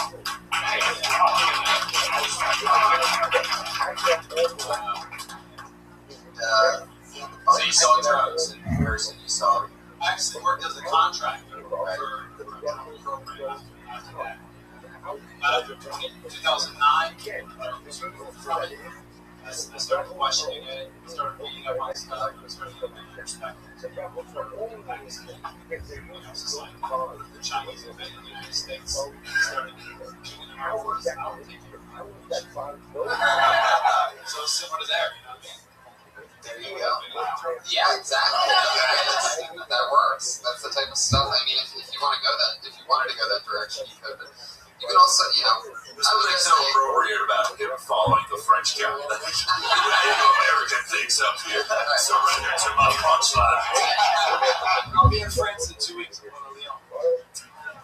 gonna get a fucking crater. Just pleasure. What are you doing in France? Just visit a friend. Adam, you just started in December, and I fucking love your style. I mean, I can tell that you're in it to win it, that you're probably going to be doing this for a long time. So congratulations. I hope you come back. Next time you're on, let's hear about Automatic Toilet. That's Adam Patterson. Follow him on Twitter at Doug Patterson. Unlike our heads of security, this guy's an actual patriot. So, I mean, come on, you're wearing a pajama costume for a 6th here. I'm trying, man. Oh, Red Man, it's not on you. That's all Amazon Prime, by the way. That's the saddest thing I've seen in shoulder pads since the Denver Broncos.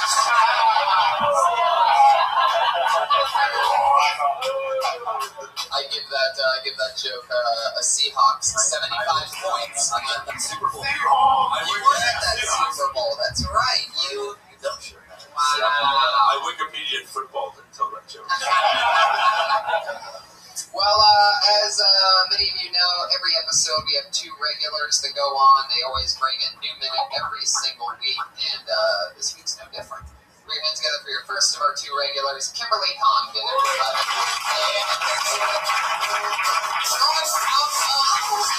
Florida, University of Florida. Hey guys.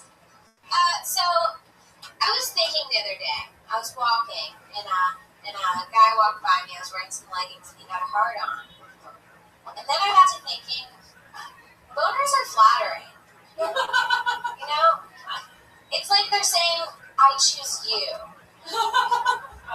Do you guys remember being really young and like doing some like Christmas performance at school and looking out and seeing your dad in the crowd and he gave you one of these? It's like the same thing, except it knows you inside out. One of my favorite hobbies is watching my high school friends fluctuate in weight via social media. You know, it makes you feel good. Because, okay, so people have friends that commit suicide and they always say, you know, they didn't show signs. I had no idea. People show signs that they're giving up on life. Like, girls become Mary Kay consultants, and guys get tattoos that say blessed.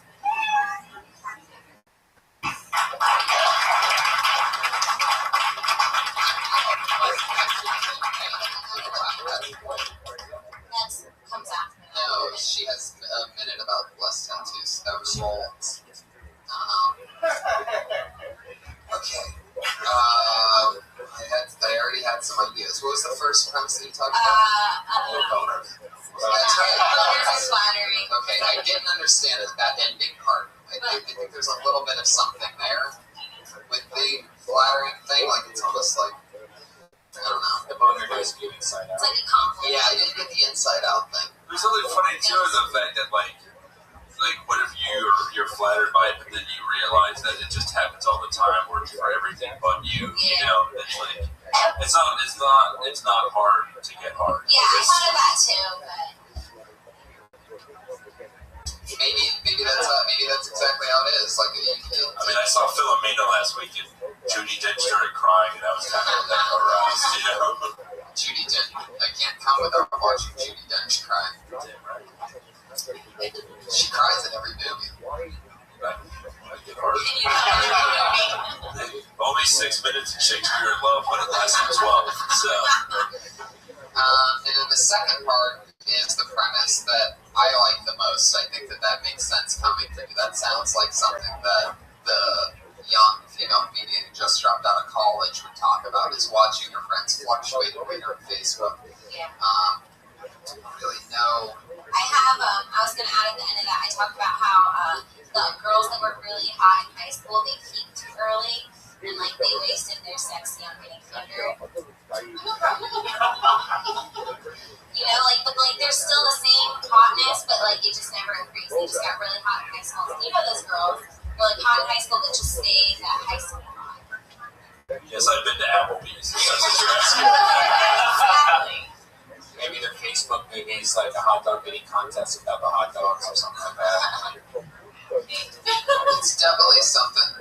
Yeah, it's a good premise to be on. Totally, exactly. I can't really think of much right now, but like, it's almost like when you read their status update, they can put whatever they want as their status update, but you're looking at their profile pic and that says 185. Their status update.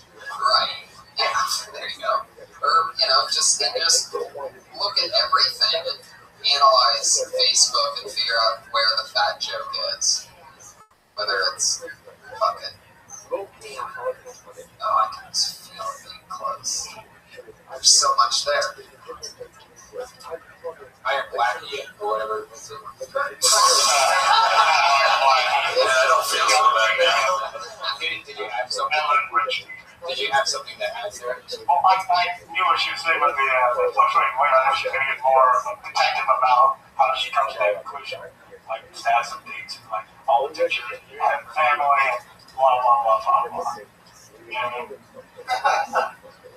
Maybe like maybe the pictures aren't of spring break in a bikini, but all the pictures start being from shoulder up. You know, just like throughout the town. There you go. Exactly. Yeah, that's got to be in the front end. The angles are all the same. Right. Profile pic is updated. Yeah. Right. But when they were in high school or college or whatever, it was their full body. I don't know. There's a lot there. Really hungry, everybody. She's over there. I don't even know how we do it.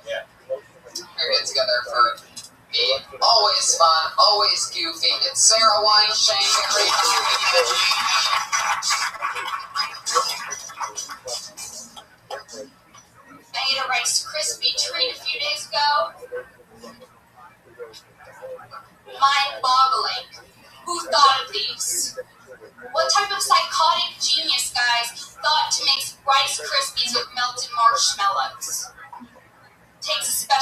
night, that's for sure.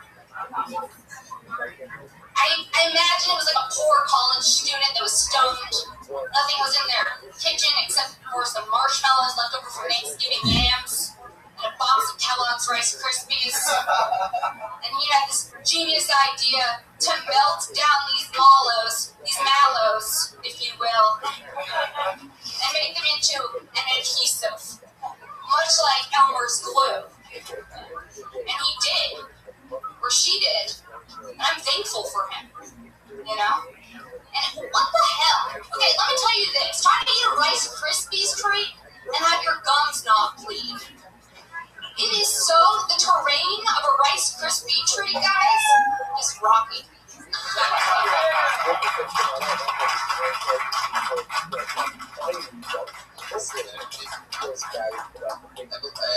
was with you on everything up until that point. Yeah, I thought of that like 5 minutes ago, threw it in there, and I'm full of regret about it. Like, no, my gums have never bled, but I feel like it could. It could have been like if they started off with grape nut treats first, or you know, some other cereals first. Like they just go right to Rice Krispies. Yeah, well, then I wanted to do this thing about like Snap, Crackle, and Pop, the three guys, that being pissed off about Rice Krispie treats because they don't want their like respective sounds to not come out because marshmallow cookies. But I was like, is that too far? Like, is that too far? You went with gums bleeding. Yeah. It's like the Rice Krispie treats that those like Snap, Crackle, Pops like comes on. That's the thing is that when you say that, like, you know, your gums have never bled and you don't even really know if people's have, you said your gums always bleed, and the jokes, if you're using like a generality and an absolute, right, then it has to be. Well, like, okay, I've eaten a Rice Krispie treat before, and they're like kind of like rough and rocky, and like they hurt my gums. So I said that it bled, but that was an exaggeration, and so you watched us. Yeah, I basically lied to you guys. I love the premise. It fits with everything else you're doing. I love the malo, if we will, all that goofy stuff that you do that makes you you, that defines you. That was all in there. Definitely get punched up. Great premise. Great job. I love this world. This is our first time we've seen how like the build's got then it's like you do a character kind of on stage. Because you talk to us, it's very different than your comedians when you do stand up. Yeah, like it's how I feel, but when I'm having a bad day. Like Sportsman, or like Sebastian, you know, the way Sebastian talks on stage, the way he is on stage. So it's interesting to me because I just know me on stage, but then there's some people who characters who works. That's why you and Kimberly balance each other out. Kimberly's definitely more her, right. I was confused that you started off like really indignant and angry about the Rice Krispie treat and why it exists, and then you're like, but I'm thankful for it. So which side?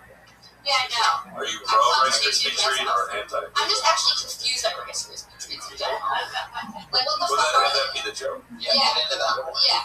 Unfortunately, we've run out of time. Sarah Weinstein.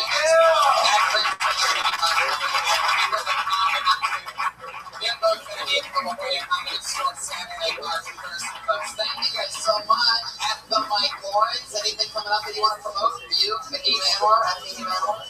Got nothing. Yeah, I'm at Mike Lawrence Comedy, my website, at the Mike Lawrence. And yeah, I'll go around. We're all going to get stabbed to death by grumpy guy. The Dark Patriot was Willie Hunter. That's at the Willie Hunter Show. Will Hunter, one of my funniest friends. At Josh Martin Comic, always helping us out. Thank you so much, everybody. Right, man? Yeah, stay tuned for the longest, hilarious, most amazing, coolest show ever, the Big Bang Show.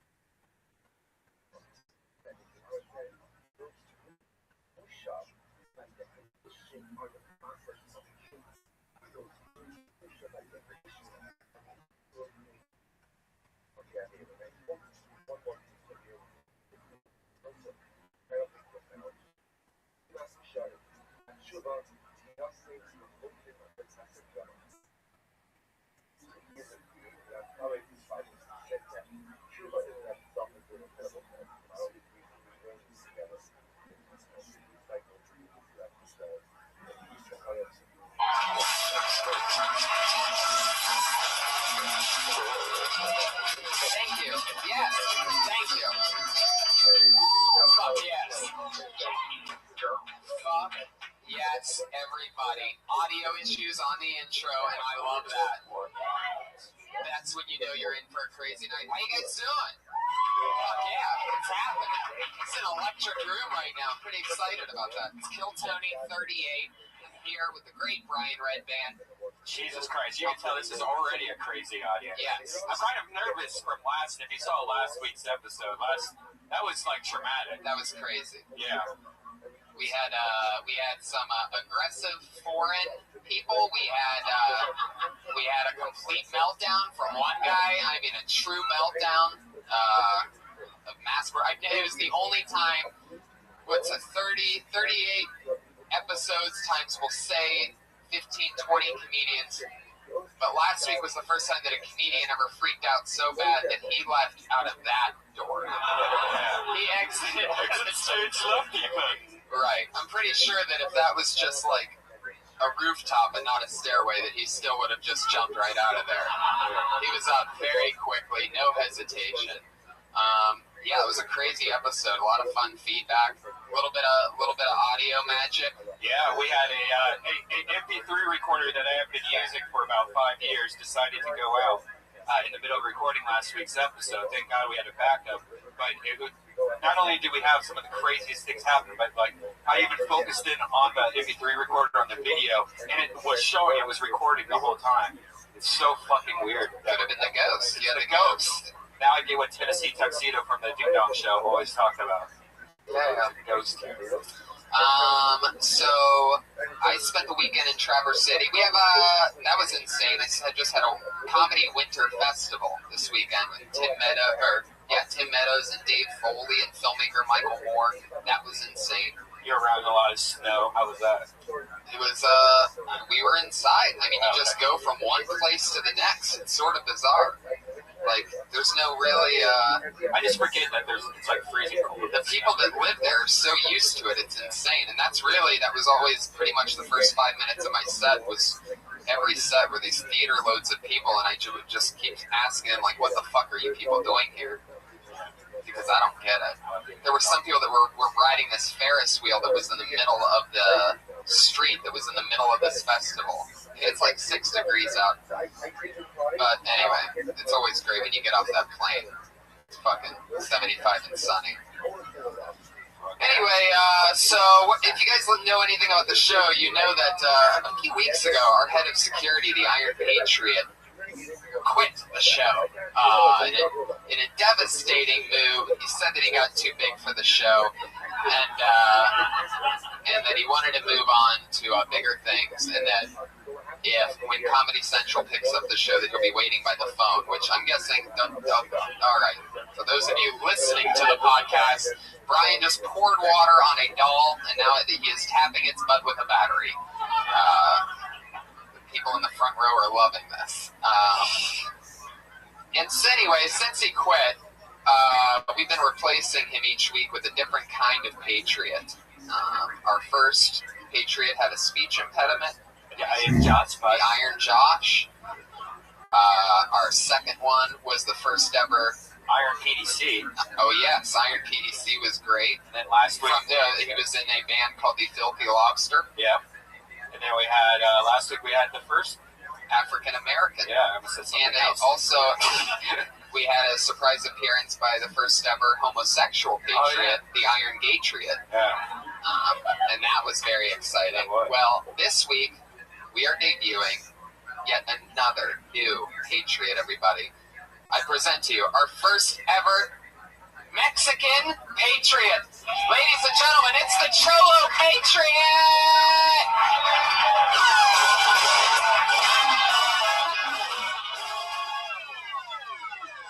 We got a cowbell, ladies and gentlemen. Elotes, tamales, churros, tamales. Yes, you do have lights there. I love that. I paid the bill. I love that cowbell. Yeah, that's fucking great. I love the bandana. You have your own take on this character. I really like that. See. Fuck yeah. Is that a gun? Do you have a gun? Oh yeah. Shit goes down. That's a first.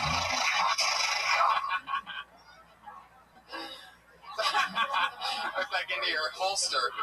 Oh, it seems like there's naturally just a hole in that thing from perhaps you putting it on earlier, and then it. No, we had a Black Patriot last week, and it ripped through. Oh yeah. So it went crazy. The African American patriots are they'll poke a hole in your pajama. If you know what I mean. And I mean poke a hole in your pajama. Yeah, something like that. So you want us to? What are we calling you? The Cholo Patriot? Is that what you? Or just Mexican? That's fine. Okay, I mean, Mexican. Really, I will not just that's fucking. Now, who as the Mexican Patriot? Who are some of your favorite comedians? Bill Burr, George Lopez. Oh, George Lopez, yeah. That loco, George Lopez. Bill Burr, George Lopez. Okay, well, it looks like you have a pretty extensive list. I think you're going to be perfect as a comedy head of security. So, oh, that's a good one. The yeah. Wow. Oh, that's very good. Almost lost my balance. This is great. Next week we might have a Mexican woman be the Patriot, and she could be the Ironing Patriot. It's the maids, you get it, everybody? All right, I hate it when people make that noise. I'm sorry about that joke. I shouldn't have said it. So let's get this thing started. Thank you. Put your hands together for the Mexican Patriot, everybody. Well, let's get it started. It's episode 38 of Kill Tony. And every week on this show, I always have two of my funniest friends sit in with me as guests. And this week's no different. Two of my funniest pals, everybody. You know him from Last Comic Standing and his own Comedy Central 1 hour special. It's Chris Porter. And the winner of the HBO Aspen Comedy Festival, the host of the Test Work Off. Wow.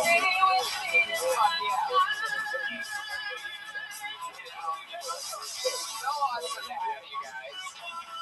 This is Kirk's third appearance on the show. Really? Yeah. I gotta get things going on so that I'm not so available. Aren't you on TV?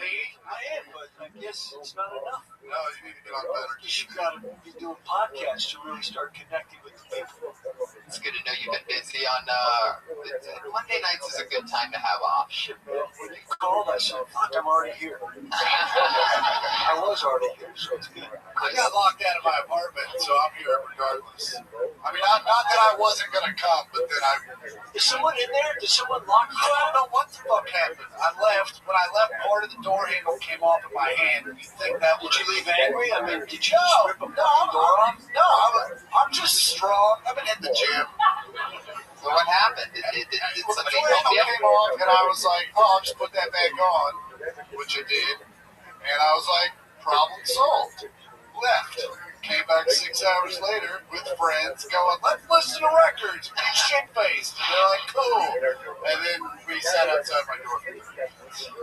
What about, like, do you have a Was it super your or door? something? Maybe you went to the wrong place. Maybe you were already shit-faced. I don't know. I'm pretty sure it looked like my place. Nobody could help you? Well, the super was there, but he's not real good with the English. So Right, we had to rush him off and get him in his Patriot outfit. I feel you, man. I could have broken that for you. Yeah, I know. He was also of Hispanic descent. Oh, nice. So I thought of anyone, he was just going to pop the thing open. Oh, yeah, just... But apparently it's not as easy as a Honda Civic. Yeah. You need a longer coat hanger. That's the only difference. Yeah. Well, I'm so glad to have you guys. You guys, some of you guys know the deal. You did no research this week? Oh, yeah. Do you have any questions for our guests? Yeah, so I know Kirk Fox, mi amigo, goes to los compadres down the street. Little restaurant down there. Is there a problem? Yeah, how do you take your margaritas? There's a special way. Just take it with a straw and I suck them down. What do you mean a special way? Because when I went there, I asked for a margarita, they said, would you like the Kirk Fox special? I like it strong, not sweet. Is that what you're getting at? Yeah, that's it. They have it on the menu. Do they? Does it say the Kirk Fox? Kirk Fox special. Strong, not too sweet. It's a Cadillac, but I don't want the fire in there. I don't want to catch fire. Oh, the Cadillac. Yes, sir. So that's Grand Marnier. You can call it that. I'm sure it's not pronounced that way in the handbook. Probably not in France, right? Like the Grand Marnier? I think it is. No, there's no one. They'll deliver it. It doesn't matter how you say it. You'll get you. Bring that orange shit that I like.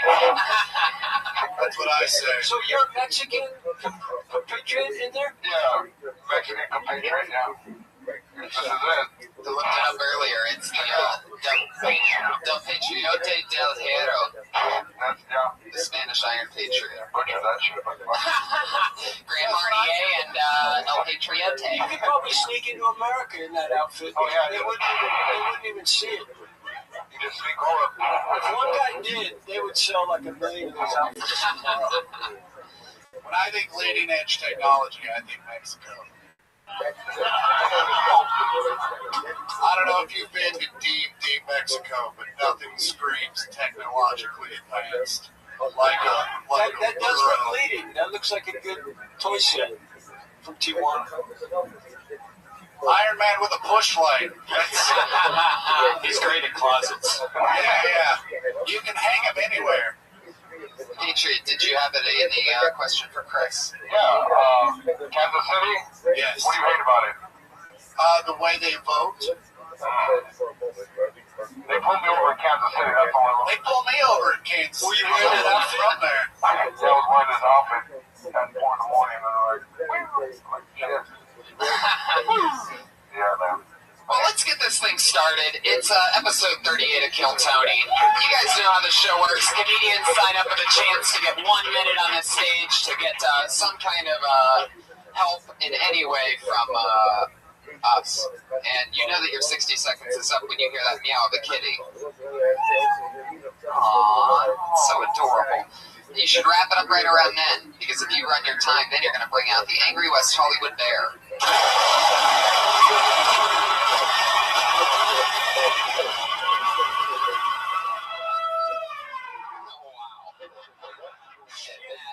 Bear fucking an elephant? I'm pretty sure it did. Was that longer than a minute? Like, That's an odd kind of bear. that's a long bear. Yeah. It's longer than your set. The elephant gave a bear a minute.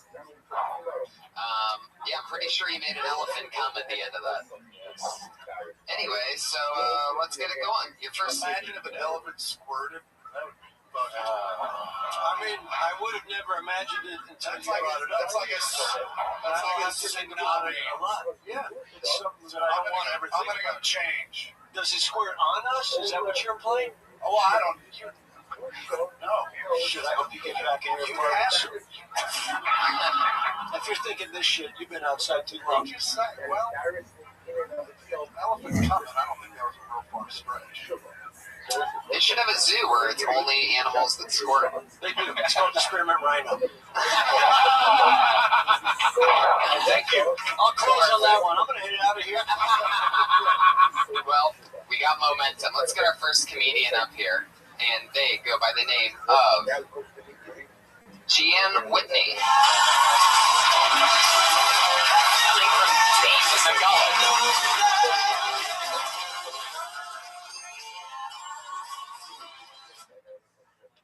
So I realized I can't call my family when I'm feeling down. So one time I did an open mic and I just fucking bombed. And the next day I called my brother and I was like, James, you know, maybe I'm not funny. And he goes, yeah, maybe. Maybe you're not. Maybe you're only funny to like your family. I was like, okay, thanks. Can you put Dad on the phone? So my dad gets on. He goes, hi, Gene. How are you doing? He's like, I'm okay, but I got a speeding ticket. And he goes, what? What? You are screwing your life up, aren't you? Son of a bitch. Are you in porno? I was like, what? No, I'm not in porno. You need to come home, damn it. You need to come home and be a nurse. So now when I'm feeling down, I just keep my feelings inside. I don't call them. I don't miss them. They can go fuck themselves. Thank you. Wow. Give that exactly a minute. Exactly. Fuck yeah. How long have you been out here? I've been out here about a year. I've been doing this about 6 months. Where are you from? I'm from Indiana. What part? Southern Indiana, Evansville. Evansville. I've been there. Oh, really? What a shithole. I know, it's so bad. The comedy club was next to a Chuck E. Cheese. There's a comedy club there? There was. It closed because it was fucking. Was it the Funny Bone? Yeah. Okay. And it was terrible. Now, I'm very sorry that you had to experience that. Did you go to that? I did. And one of my worst experiences, I showed up to do the gig, and there was a giant, like, Wheel of Fortune on the stage. And what's that all about? They said, oh, everyone here is in a raffle to win a ticket to the Super Bowl. And right before you go on stage, they're going to select the winner. And I said, you mean after? They said, no, before. So right before I go on stage, they give this guy the Super Bowl tickets, and everyone else is in a shit mood because they just lost. So dude gets Super Bowl tickets, bails. And I walk up, and I'm a dick, so I just went, what's up, losers? And it was an uphill battle from that point on. So it's probably good that you started comedy out here and not there. Yeah, no, you would have written a note to your parents about how you ended it. And that's why.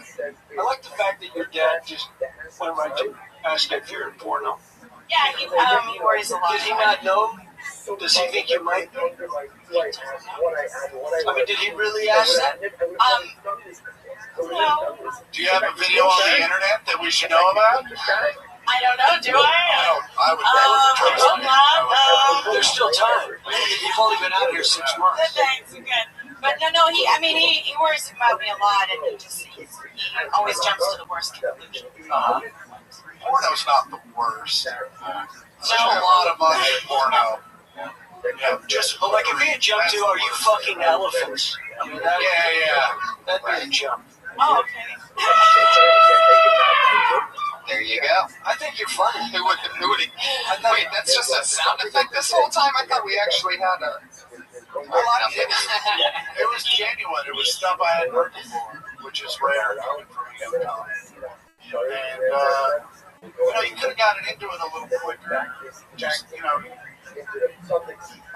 don't have to set up the whole picture. You just have to tell us what we know to get the joke. So you can just be like, my family are dicks. I have a bad set, and my brother's like, maybe I'm not funny, but, just get through it as fast as possible.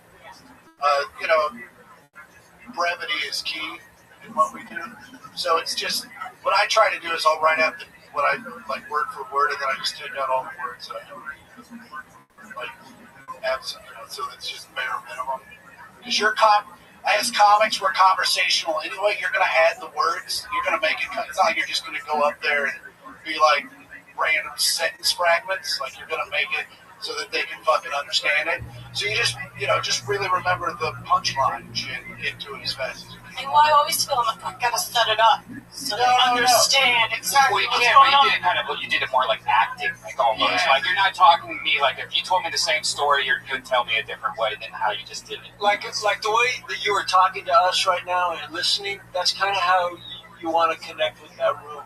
You just kind of want to tell them that story and then hit those punchlines so that we're listening like you're talking to someone at a bar.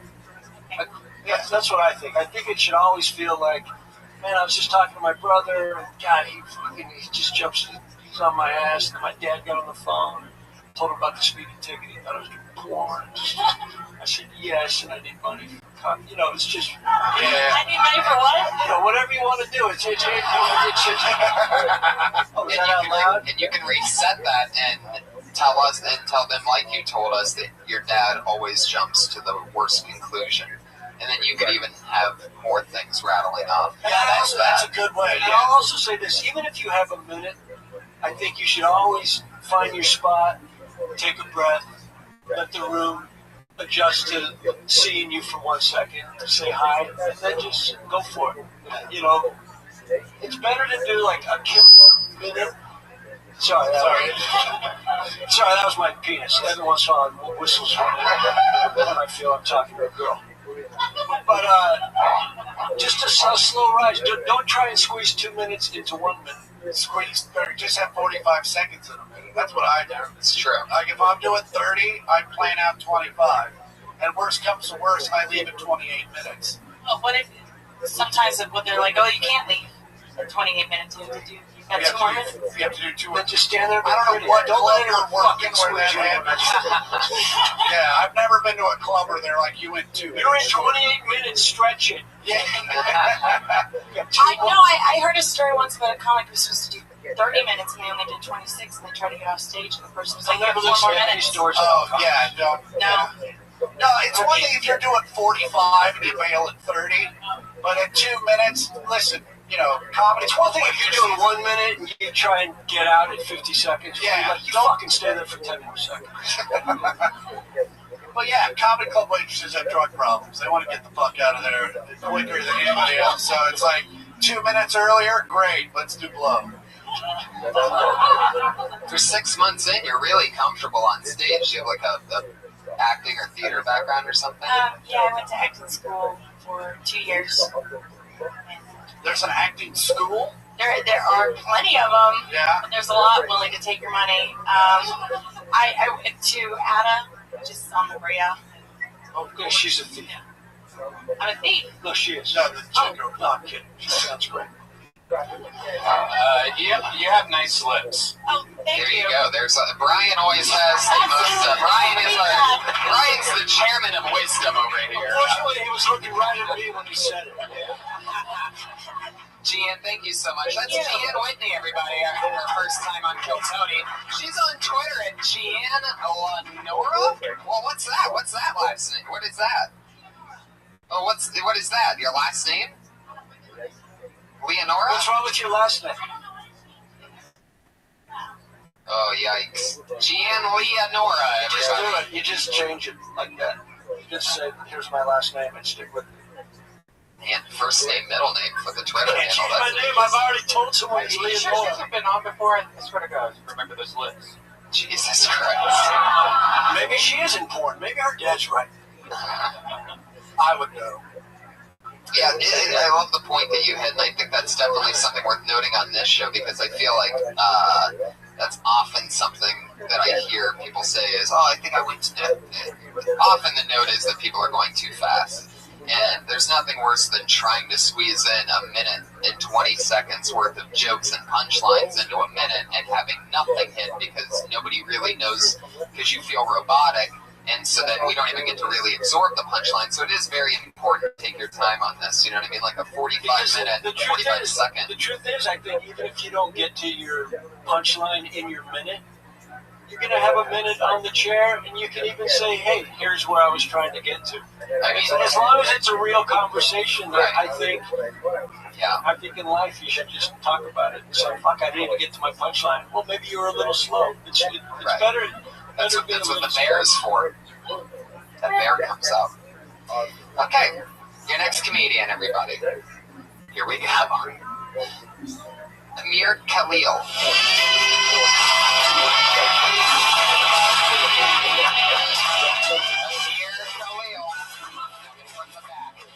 He's already wiping the sweat. I love it. Amir, everybody. Put your hands over Amir. Hi, guys. I really did not expect this. I had a dream where Shaquille O'Neal is dressed as Kazam, the genie, and he said he's going to grant me one wish. I said, I want to grow 3 more inches, but not taller, I mean, down there, And so he laughed, your wish has been granted. And he disappears in a blunderbuss of smoke. And I said, whew, all right, thanks, Shaq. What am I supposed to do now with 2 3-inch dicks?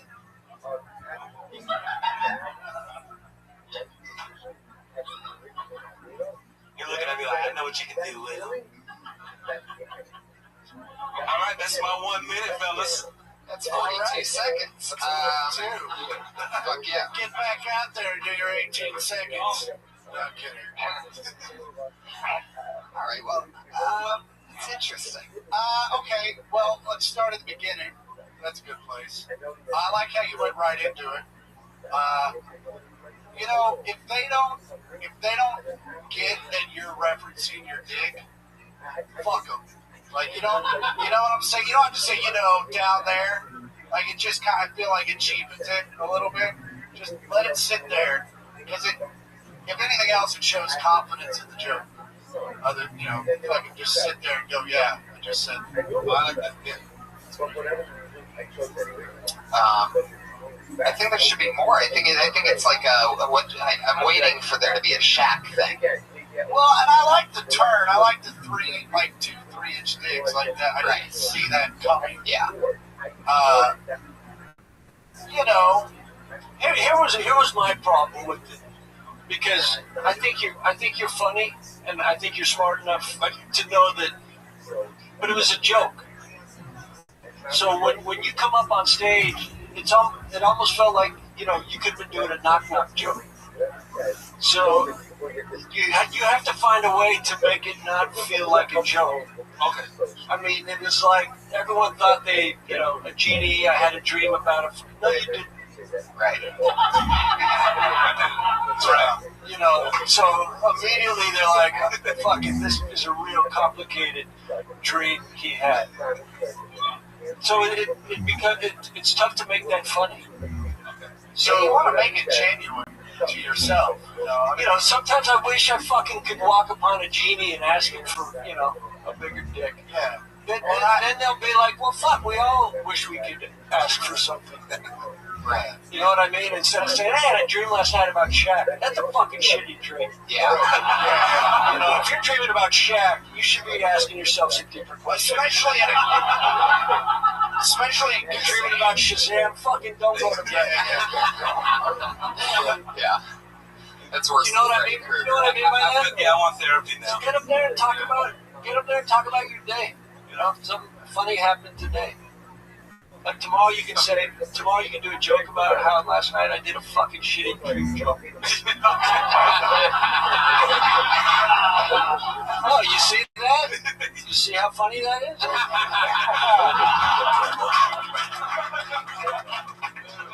Thank you. I'm glad you said it. I didn't want to say it. No, but he knows. He fucking knows, especially when you start attacking someone in the audience at 40 seconds in. Thank you. That's great. Yeah. But just talk about your day. You're funny. You're relaxed. just get some material. Okay. Yeah, I really did not expect to go on tonight. That was fun. I love that you said that, but you did sign up for the show, and you know, When you get your car, you drive somewhere, it's like, fuck, I didn't expect to drive there. Like, I You win an Academy Award deep down, and you're hoping you get on that podium. So don't come up and pretend you don't want to be here. We know that you're here for a reason. Right. Oh, yeah, definitely. Now, me personally, I do not want to fucking be here. I'm kidding. Comedy. Thank you so much. That's Amir Khalil. Thank you guys. Thank you. Amir Khalil Comedy on Twitter. That's at Amir Khalil, K-A-L-I-L Comedy on Twitter. Fuck yeah. Kirk, you and I just did the Traverse Fest. You were there with me. Yes, I was. In Traverse City, Michigan, correct? Yeah, in a winterland. 3 or 4 days, I saw you every day. It was a lot of Tony. Yeah, we had a lot of fun, right? There was laughter. Heck yeah. You drank at night, you slept during the day. That's right. Drank very heavily. I told jokes yeah. at night. It's cold. It's creepy when you go to a place that's on the East Coast and you're having that much fun, like a comedy fest, and you're around comedians, because all of a sudden you feel like you have a very serious problem when you're drinking at 5:30 in the morning. First off, but the night before it was 2:30 in the morning, you know. But it's like you look at the clock and you're just like, God, I'm still having a blast, and it's 5:30. But first off, Geography King, Michigan is not on the East Coast. It was more that the It is if you're drinking at 5:30 in the morning. Well, if you're drinking at 5:30 in the afternoon, Nevada is on the East Coast. If you're gonna get that fucked up. It was a time zone thing, right? I like that. It was about the 3. So basically, you can be anywhere you want. It's still not on the East Coast. It's because Chattanooga's in the East. But the East Coast has the same time zone as Michigan. The East Coast, it depends on how far. It depends on how far you want to go east. I guess you're right. Like I'm about as far east as I'd like to go, so this is the East Coast for me. You don't do regular Hollywood. We'll be right back. And it really is. I'm telling you. And this was the inside joke all weekend with Kirk. He kept doing that at the most perfectly timed moments. If you know anything about Kirk, he's a fucking timing guru. So he'll sit on something for a while. Anyway, 5 years. I bet you have been. Because you kept hitting me with that. He made me literally, my knees buckled so hard at one point. We were walking back to the hotel. Well, your knees are very big group of it. I do have tiny knees. Buckled and fell in the snow. And Matt jumped in the snow. He was having so much fun at one point.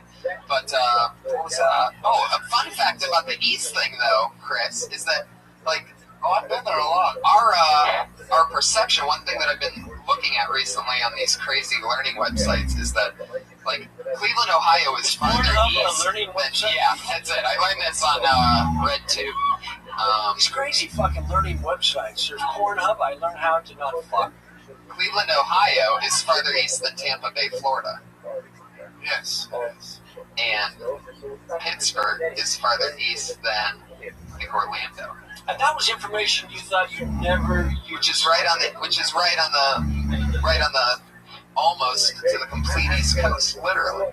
But because it's a fucking circle, our shit's thrown off.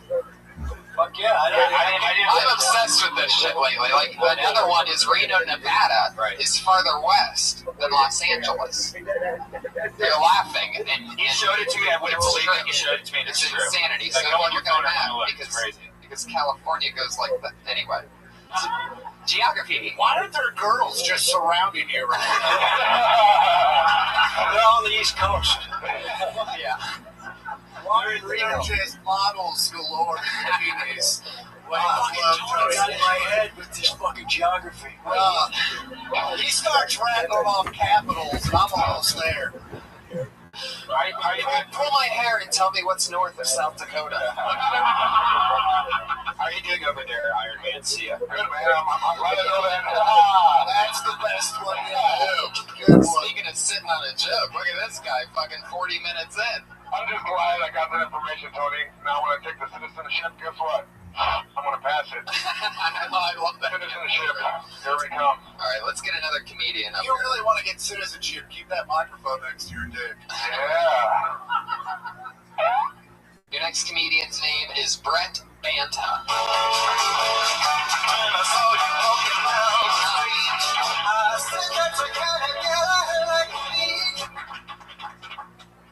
is Brett Banza. I have 3 daughters. They're half Japanese. Their names are Kiyomi, Mina, and Aya. They're karate kids. Sweep the leg. But Daddy, we're at IHOP. My daughters are always mispronouncing words. They'll say penis when they mean peanuts. And it's always when there's cops around. They'll say, Daddy, give me more penis. Now I just feed them almonds. Isn't that nuts? I have a twin brother. He has blonde hair, blue eyes. He looks like a movie star. I look like a POW. I don't sleep very well. I don't really brush my teeth. And I like crying out for help. Do anything for my twin brother. I'd take a bullet for him. Also, I have a half brother. I'd take a bullet for him too, but only from the waist down. That is a minute. That's usually what you would say. Thank you very much. Thank you very much. There you go. Brett, I like your cadence. I think you have an interesting style to you. I like your material. You look incredibly frightened, and I know that's part of being. How long have you been doing this? Almost 2 years. Okay. How often when you say 2 years? Like, I'm not trying to get up by 4 times. Oh, really? Multiple lights. No. Are you nervous though? Are you just kind of working that angle? No, I'm nervous. Yes. You look like you're in a video where you're telling people like how well they're treating you now that you've been captured by the enemy. Like that's the kind of demeanor I'm getting from you, and it's like your material's really funny. But you look so frightened up there that I don't want to laugh because I'm afraid you're going to pull a weapon out. Yeah, I feel like you have a bomb under that shirt. Yeah, you're just like, I mean, I'm exaggerating to an extent. You're just like, I'm just, and it's like, start drinking. I don't want to know. But the answer really, one point is, I've been sober pretty bad drinking, but I want to bring everybody now, but I've always wanted to do comedy, and I got sober. It takes a lot to kind of get up on stage. Absolutely. Right. Cough syrup. But just, I love cough syrup. Stay, you're funny though, so I can tell you are funny, so take that with you on stage. And you gotta kind of have this I don't give a fuck attitude. Yeah. When I have like a cold or I had the flu once, I went up and did an open mic. My twin brother was like, I'll tell you what you should do. So, no, you don't have to apologize. But what I'm saying is, you're funny, and as nervous and creepy as you are, slow it down. Yeah. Because it's going to help you. Because you were slow that night, you had the flu. You were just chilled. And that'll help you breathe into communicating with the people. I get the hand out of the pocket, No, because I used to do it too. I mean, I still do. It was the worst. And it's a shitty habit, Once the hand's out, you'll start working on your posture, but you have good jokes. And if you slow it down, they're going to hit even harder because you're blowing through some of the laughter. And if you pause long enough, they'll realize it's okay to laugh without hurting you. You're trying to work on pausing. Right. And slowing it down is also another way to show confidence that you don't have. And I know it sounds weird, but you have to be pretty deliberate. And to you, it's going to sound all kinds of fucked up, like you're talking to them like they're stupid.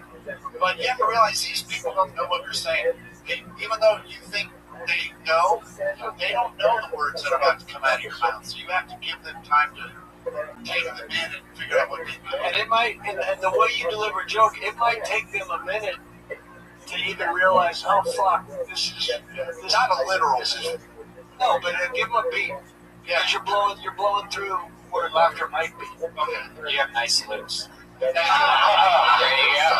An equal opportunity harasser. You're super funny, man. Yeah, totally. Seriously, you are very funny. You really have 3 daughters? Listen, that's how good you are. We totally bought it. But you know what's funny? What you should say after that joke is say, I was kidding, I don't have 3 daughters. The one that's fake will be the other, use the other name. Yeah, just, but just say, I'm lying, I don't have 3 daughters. And then, what was the first name of the daughter?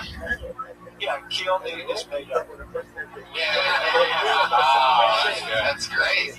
That's why I'm having a party. Yeah, and I would lose I know how to work a favorite Japanese wife. Congratulations. That's awesome. Did she help you get out of the POW camp? Do you have another job?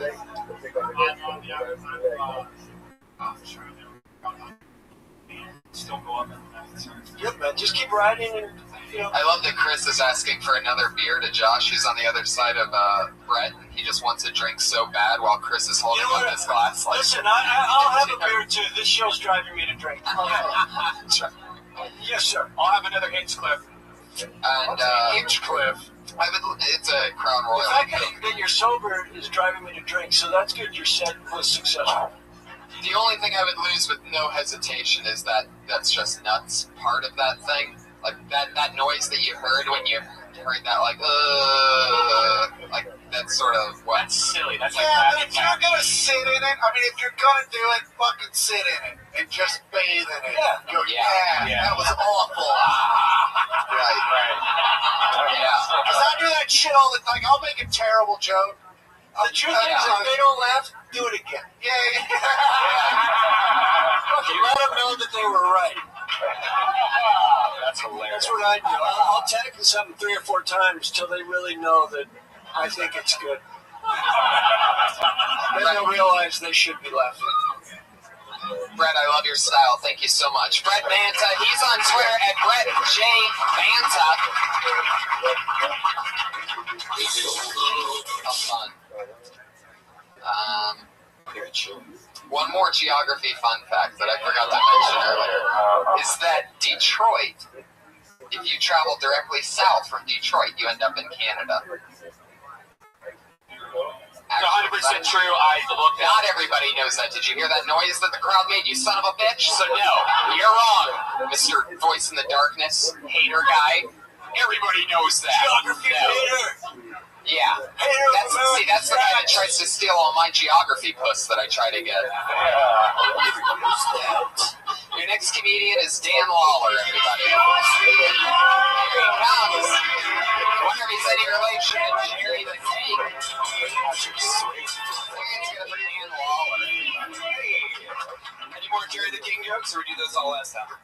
Hi guys, how's it going? Good? Great. I'm gonna drop some knowledge on you guys. Check it out. Coffee was originally discovered because in South America, goats would go and eat the beans, and they'd start jumping around, so the farmers would know it was good. Bestiality was discovered because goats look damn sexy when they jump around. Right? So the farmers know it's good. Guys, that's the goat's fault. Because, you tried denying a horny goat some dick. Not gonna go well for you. Labia, you know what I'm saying? Labia. Labia is actually both the plural as well as singular form of the word, like deer, So if one of your friends just mentions deer labia in casual conversation, then literally be talking about an infinite number of woodland vaginas, alright? It's a lot of deer pussy. It's possibly too much Bambi box to even consider, but just watch your ass, watch your labias. Thanks.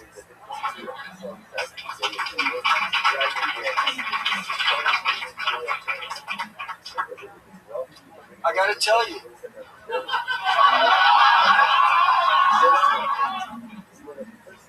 If you could get your material to catch up to your delivery, you'd have something because you have such great confidence and your brain's working. You didn't know the jokes, though. I didn't. You lost me. I didn't hear him.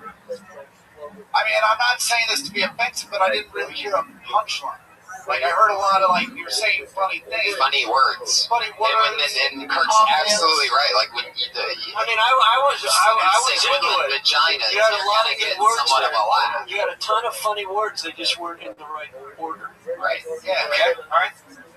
It's, I know everyone wants to be alt and shit, but, a joke requires a punchline. Right? That's just how it is. And in order to have a punchline, you gotta have a setup. In order to have a setup, you have to have a premise.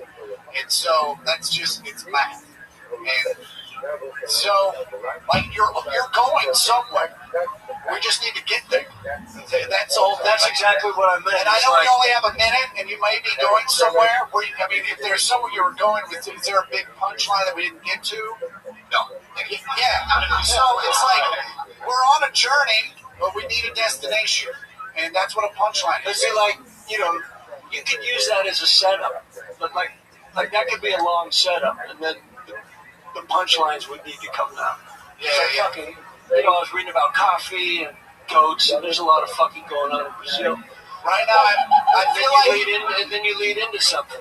You know, you made out with they fucking goats because they dance. They fucking dancing because they drink coffee. Yeah. But I'm into labia. If you goats have labia, I don't know. Yeah. Yes. Okay, Yes, they do. see, that's now that joke works. For $5,000, I'll give you the order of it. No, but you know what I mean? It's like, fuck, you have great confidence and a great voice. You just got to tie it into something so it's leading to something. Yeah, I just sort of tied together two bestiality jokes to do the minute. So. But yeah, maybe they which isn't a sentence. Well, maybe you don't need to tie two bestiality jokes together. You should just work on one. Yeah. Or have a bestiality chunk. And just work it all together. Or a coffee chunk. You know, you decide what you do. That's right. I really think the coffee chunk would lead into the bestiality chunk. Yeah, you always gotta have coffee before you fuck in. That's math as well. You want to be alert for that, because they're kicking. Oh yeah, the goats especially. Yeah. I'm from Kansas. Trust me, I know. When you fuck an animal, you need to keep your head on. And I'm from San Diego, so when you drink a lot of coffee, see, it's just two different worlds. And then once the humans are drinking coffee, they want to fuck the animals more. So the two things just keep feeding into one another. The goats are jumping more. The people have more energy to fuck. Yeah. I'll tell you, our job is to confuse you to the point where you don't remember if it was ever fucking. We're there. That's where we are. I can tell you this: don't get a girl stoned, or she won't fuck you. That's all I got. Well, then the labia thing. I mean, so labia is plural for labia. So there's no such thing as labias. Right? No, labia is or a labi. No, right. But where did the labia come in? Because it sounded like you just threw it out there. Is it because it's a funny word? Yeah, it's like a random just transition to just like, sometimes like so your labia is your transitional word. Yeah. Well, if I when I do a longer set, I'll do like a little labia rep. Labia is my safety word, which is really confusing. In West Hollywood, it's not. No, not in WeHo. No, you say labia, that's just a fucking buzzkill. But I will say this: if you're going to have a transitional word, don't have one that just confuses people and makes them wonder if they missed something. And we don't need transitions. Like, we're in this MTV society where you can literally just stop a joke and start the next one. And the audience isn't going to look at each other and like, where's the segue? I didn't know, where are we going? Like, they don't give a fuck. Like, as soon as you start that first statement, they're like, okay, now we're talking about bestiality now. Like, they're fine. You don't need to lure them in. You can just be like, it's almost better to have nothing. Yeah, because now you know they're listening. Yeah, like that was sort of halfway between the two different ways I would normally do it. I like to do like a labia rap for 5 or 10 seconds, or I'll just say so labia and just. Yeah, we just saw you had Tourette's. Yeah. I have a labia rap. Is that It's to Coolio's Fantastic Voyage. You have a rap song about labias? Yes, and it's to the tune of Coolio's Fantastic. And you do too? Slide, that's bad. I almost passed out just then for some reason. You do some rap? Joke raps, not like real raps. Yeah. But yeah, I'll do a rap battle. You look like a member of Drive-By Truckers. For the 8 people who know hey, that. man, you have a good delivery and you're confident and you're cool. Just, just instead of a labia rap, just, wrap up one of your jokes. The joke. What? We're all family here. Shit, I wish I had someone like me when I was. Maybe there's something in, mentioning Cut that. you tomorrow doing a fucking labia coffee animal fucking joke. You son of a bitch. Maybe there's something in mentioning that, that you know a lot about vagina, but not the types of things that other people know. And you're a master of vocabulary. Yes, it's the shit the shit that you're interested in. I mean, where does all this becomes a cool joke. Yeah, I mean, I have other jokes about vaginas. I have other jokes about words and things. Right. I just happened to put together two bestiality jokes to make this minute. But where does all this vagina knowledge lead you? I think that's what we want to know as an audience. I was on a fantastic voyage of pussy. See, and I want to hear about that. See, like a joke should have a big da-da, like at the end of whatever. And, it doesn't have to happen right at the end of every sentence, but at the end of the chunk.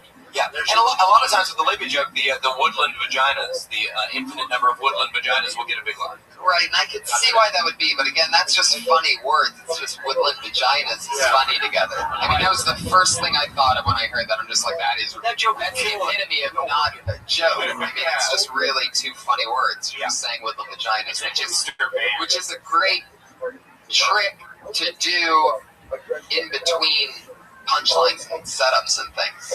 And in Oregon, you don't even have to say woodland vagina. No, it goes without saying. If you see vagina, you know it's from the woodlands. Yeah.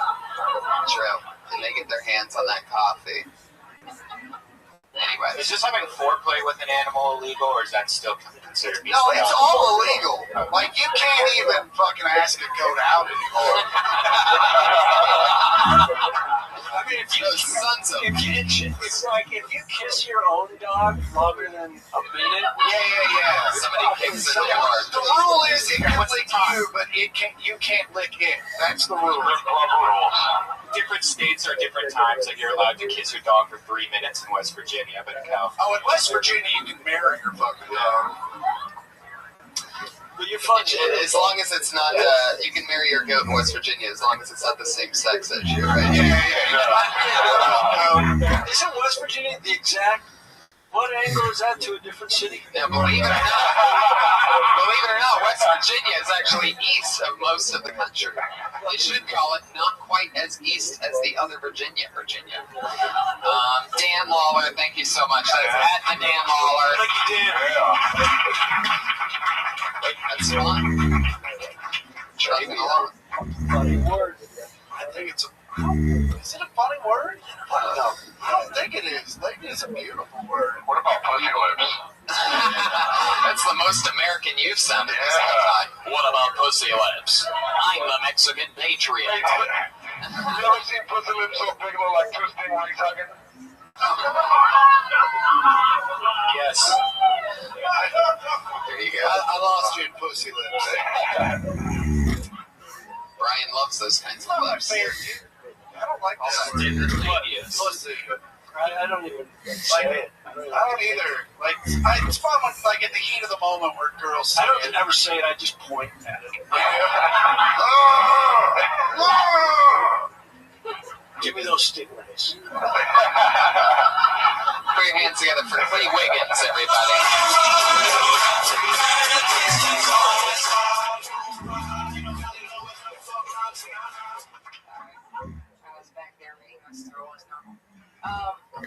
Not paying attention to the show. I decided going full retard is to white actors what going full slave is to black actors. Like, good luck, 12 years a slave if you're not gonna win. You win full slave. I actually cannot watch those kind of movies like 12 Years a Slave. I don't want to hate white people that much. I still need you. Because I'm not famous yet. Like, I got a screener of it, and I only made like 10 minutes in before I was just like, yeah, this is going to make me never want to see a white person alive again. Like, it's the same reason why I can't watch The Color Purple. I don't want to hate black people that much. Every morning when I brush my teeth and I go to brush my tongue, I start to gag, and it makes me wonder, like, how come I can suck dick so expertly, and I cannot brush my teeth without feeling like I want to gag a whole pizza.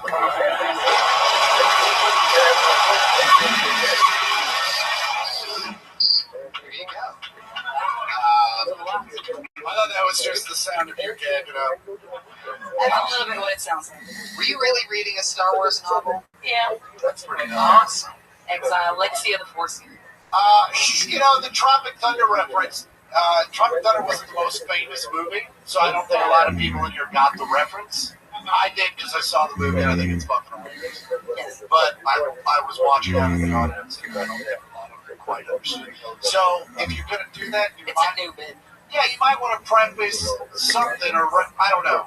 But yet if you reference the movie, it doesn't matter if they haven't seen it. So fuck that. But I don't know. It's it definitely got awkward. No, it didn't work. Mainly because of all the white people.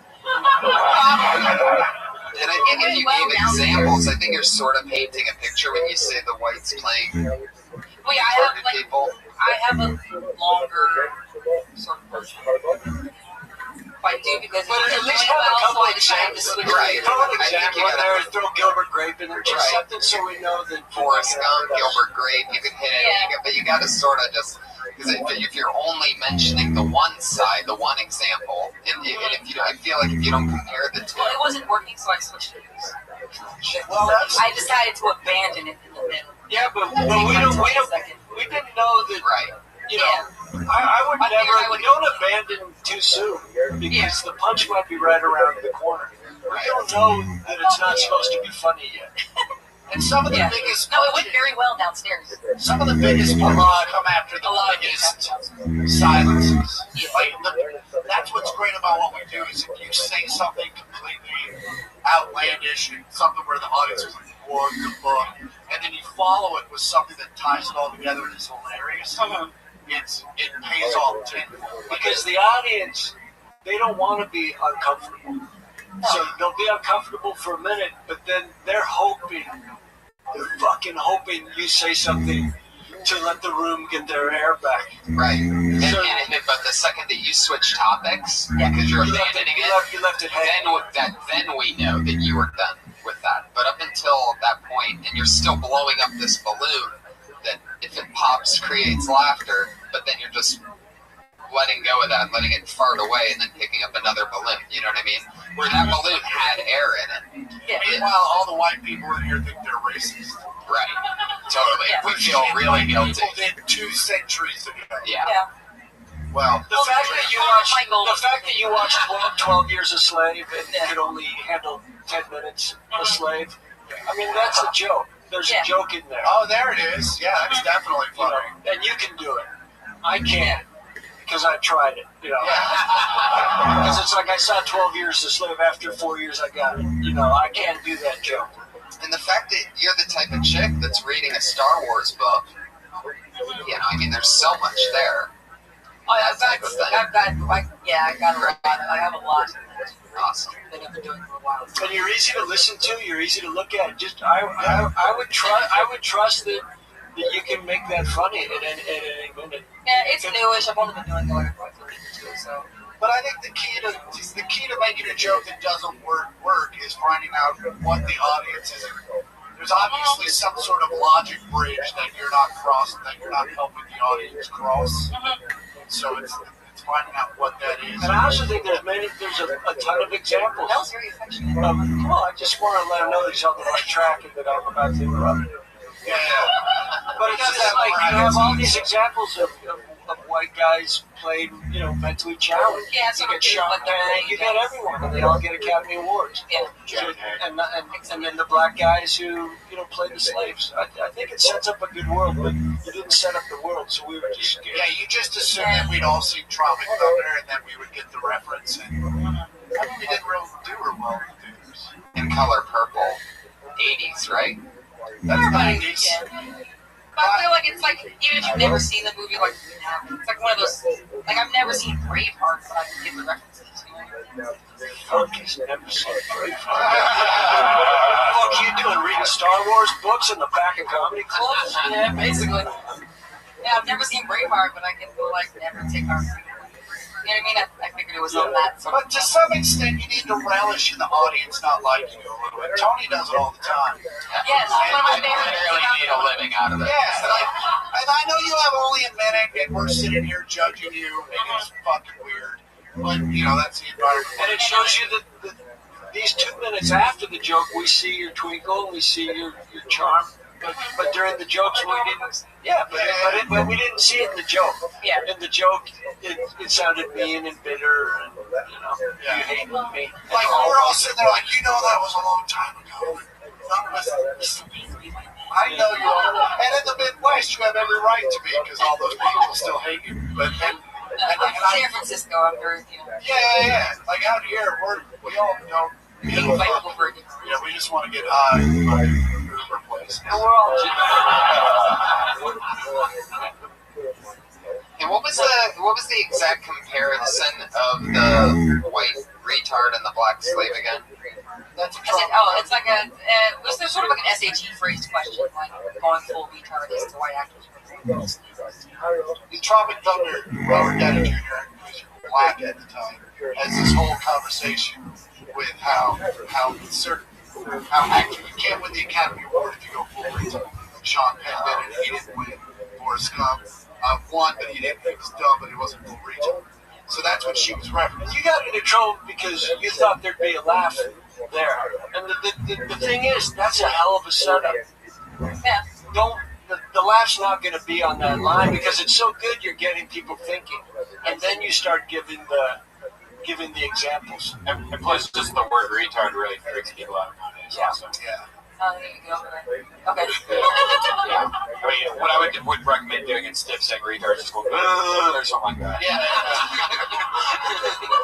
And I'd get out of the habit of telling rooms to get over it. No, I mean, you know, that's just in this conversation. Mongoloid is the better word. I think that's more offensive than retard, I think. No, it is. That was the joke.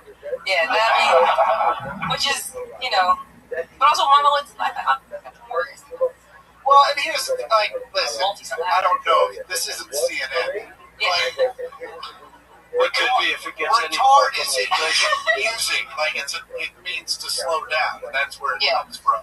So that's why, like, when people say you're retarded, I mean, if I did what you said about, like, giving the examples clearer, then I feel like I could say, full retard because that's sort of the... Absolutely. Just don't assume that we've seen Tropic Thunder. Like, you would kind of have to explain that more. Yeah. Just say transgender instead. The views of Brian Redman are not the views that Queen. So did you say full retard and then full slave and then right? So now they tie in full Monty just so that you can maybe get some of that. I'll test drive that and see how that goes. Yeah, I'm just saying, if you're going to go full retard, full slave, when everyone's uncomfortable, then you bring in full Monty. And It's a good save. I like it. well, that's not good. There you go. But you know what I mean by at least saying, at least let them know that you're going to get to a joke. Gotcha. And do you literally have a joke about your reading a Star Wars novel? Or do you just have jokes about being a nerd? I just have like jokes about being nerd, like that reference in Star Wars. Because I think it's funny that you're literally reading the book Star Wars. If you can tie your Star Wars into how good you can suck a dick. Because you mentioned that, right? By the way. Yeah. When you say expertly, is that, did you take a test? This is just based on anecdotal feedback from other guys. Like guys have finished me like, you're an expert at that. Like, I won't base it upon their own. And I'll tell you this, if a guy's getting a blowjob, he will say you are an expert. Every all are. Look, I came, you are an expert. I've never done that. Holy shit, you are one of the best. Do it again tomorrow. I do what I can. See, I do it the other way. I'm like, you know what, you should work on that. And I give them notes. Yeah, but that's maybe why you're like that on your apartment. We'll be right back. I love it. Lee Wiggins, everybody. There she goes. She's on Twitter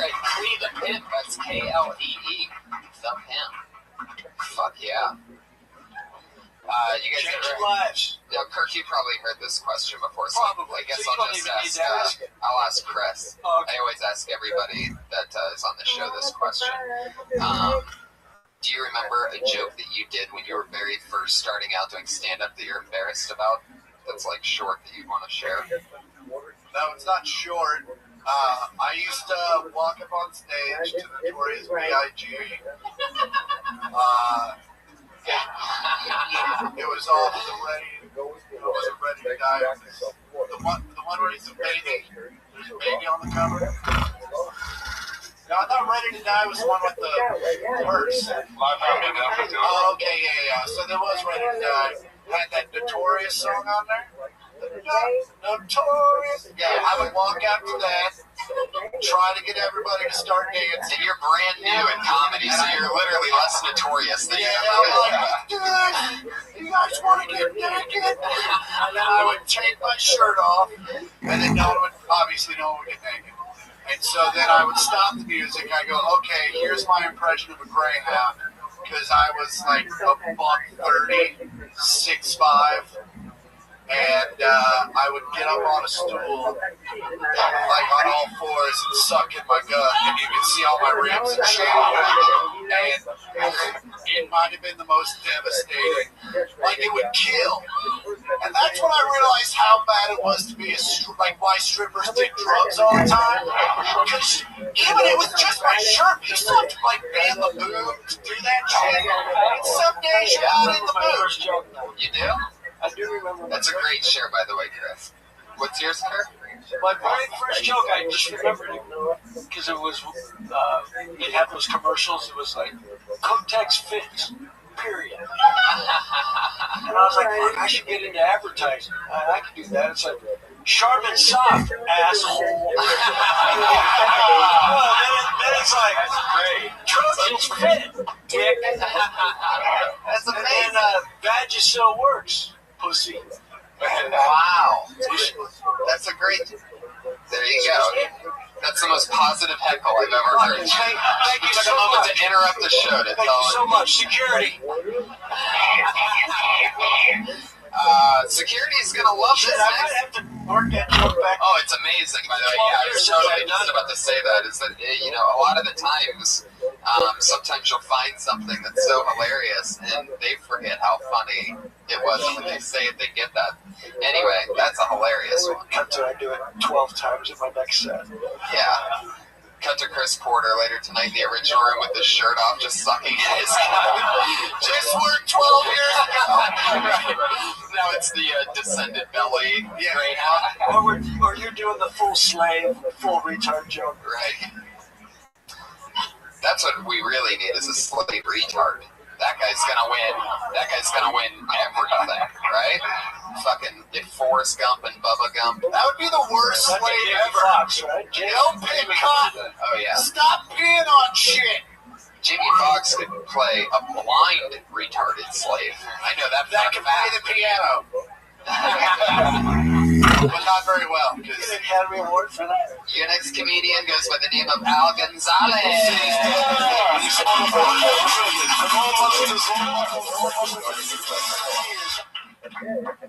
Congratulations to the United States hockey team for winning over the Russians.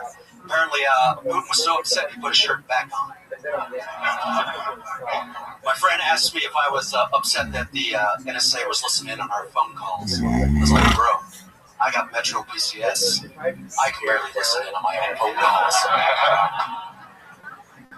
I got into an argument with a white supremacist. It was pretty intense. At some point, he said this to me. He goes, just because you're Mexican doesn't mean you're tough. Folks, I was very confused. I didn't know whether to be insulted or thank him for not stereotyping me. So I said to him, you wouldn't like me when I'm Mexican. And then I stole his job and impregnated his sister, Chupacabra. Thank you. Big Al Gonzalez. Big Al just featured for me in San Jose this week. Oh, really? Wow. What are the odds of that? That's so cool. Yeah. And he did a very great job. Did he do more than you did? Yeah, most of the time. He did 25 times longer. which is a lot. That's awesome. Then we would get super baked and drunk and listen to rock and roll music. Did the improv in San Jose? Yes. Are you from? Do you live up there? Originally from San Francisco, yeah. Did you go to the Dab House across the street? No, I brought my own weed. They were giving it out.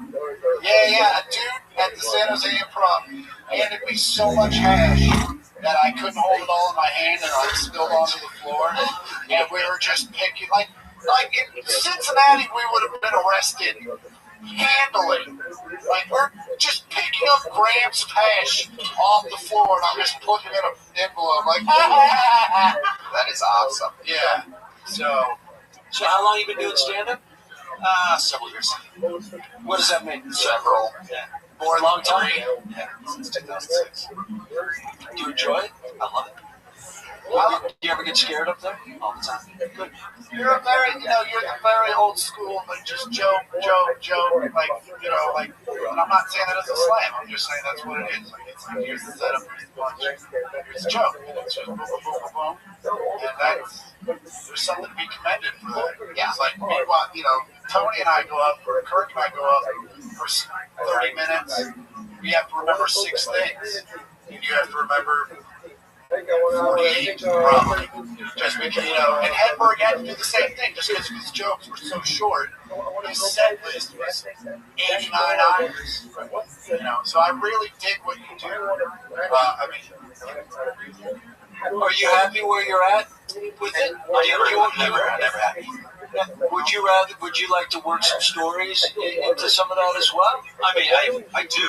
I mean, I do. He's got more than a minute. Yeah. He does do stories. I write a lot of setup punch jokes like that because I know in LA I'm only going to get 3 minutes a lot of the times because I don't have TV credits, I don't have a movie credit, but I have a lot of longer jokes that I've been writing that I've been working quite a while. And when I got more stage time, I did this week with Chris, I'll do those longer bits where it's like a whole 5-minute bit, where it's set up and punchline. My advice to you when you're in LA, especially, is you need to do the stuff that's most to you. And if you're doing 3 minutes, write a 3-minute piece. The thing with the jokey jokes, not that the jokes you write aren't great and not original, it's just that there's not a lot of voice behind it.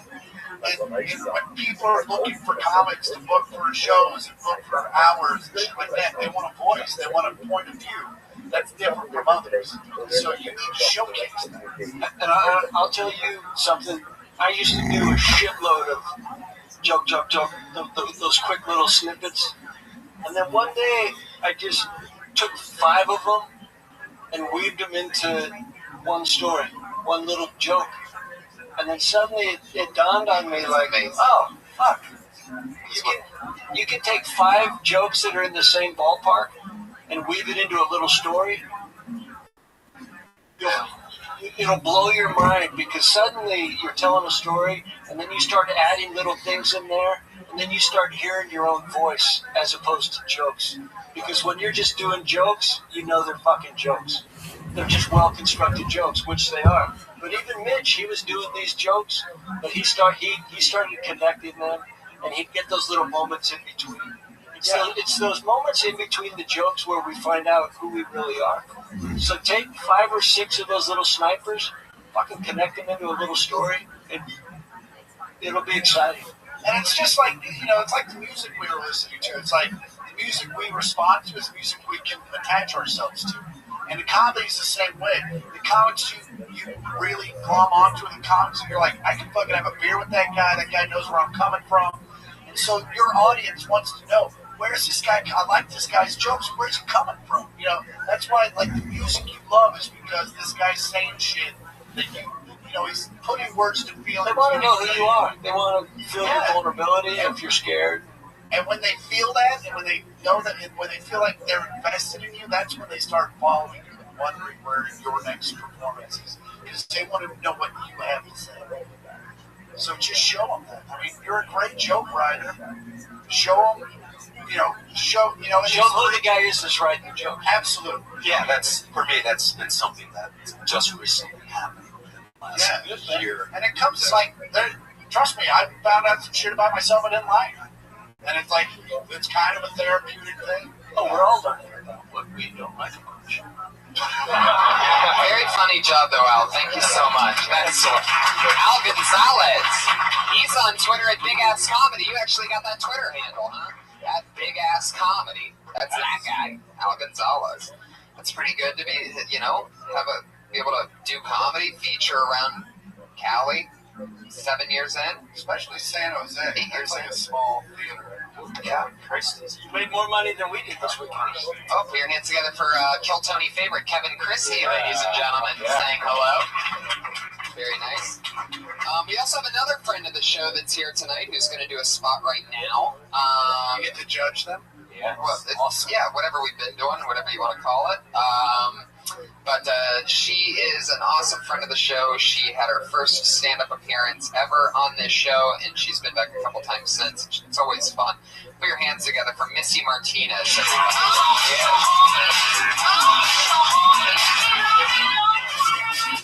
Fitting, very fitting. So I never realized how much meat porn affects my day-to-day life. Besides not being allowed 50 yards from this school, I can't go to heaven if my vagina looks like a twice-baked potato now. Just little things. I go to the movies and someone needs to get up and get in front of me. I just put both my legs behind my head. And it's convenient, but it's really awkward at funerals and family functions.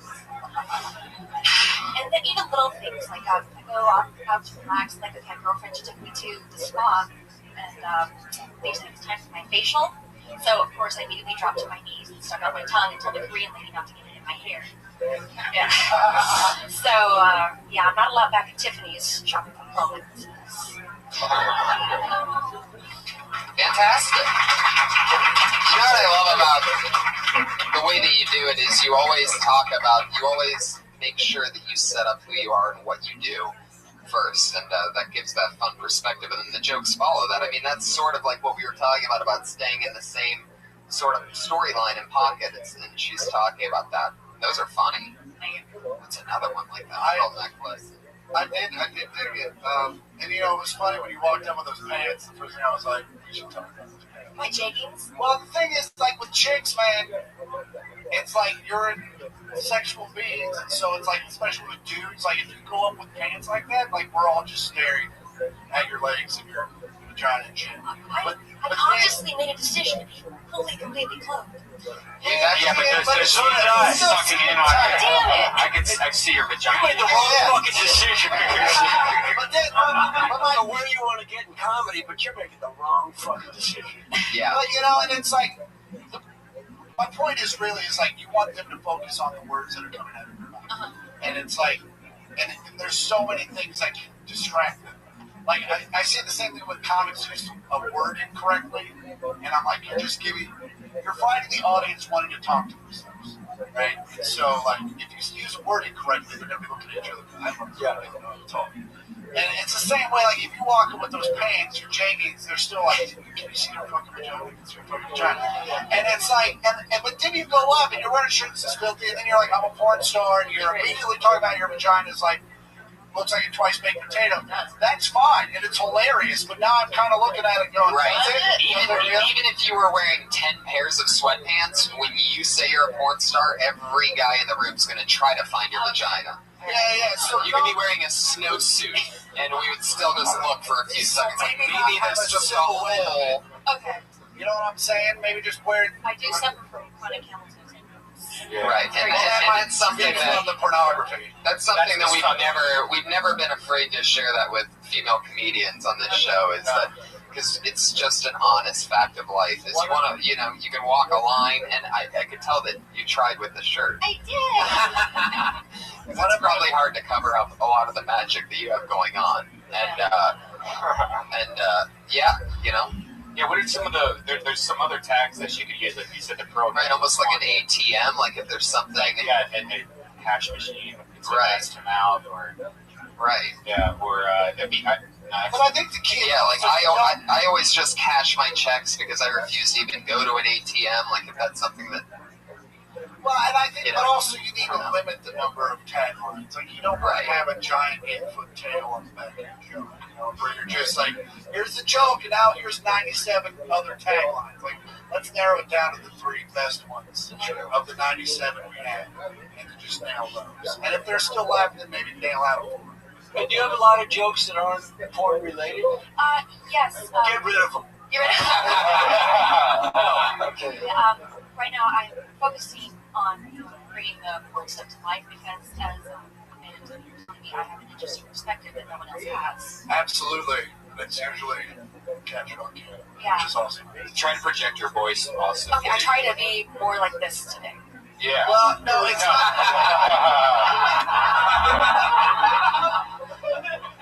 Yeah, that's another thing you can't do without guys immediately. You should talk like this and just, see what happens. If you can just do this a little more while you're talking. Listen, you're funny and you have a great delivery. Yeah, no, and your stage presence is great. Yeah, totally. Just wear some pants that, Wear some I'm not like, I fucking can't stop one. My dad was right. And I can't remember, did you... Did he pick out that top? Did she move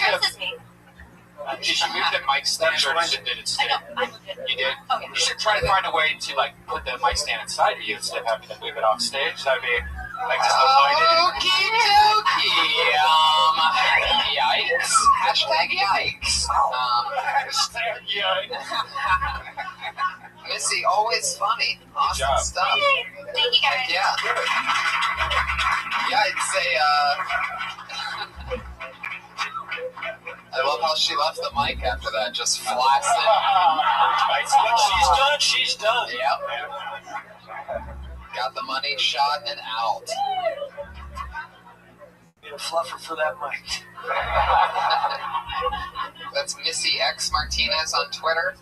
Good job, Missy. Heck yeah, another Was that your 4th time? 3rd time? 3rd time. Awesome. Fantastic. And what's cool is that... natural. What's that? She's natural. It's true. Yeah. And if you can fuck on film doing jokes on stage, okay. Yeah. It's true. Go kinky. We'll be right back. You son of a bitch. We'll be right back. We always have 2 regulars that go up at the end of every show, and it's always fun to watch them grow. They do a new minute every single week.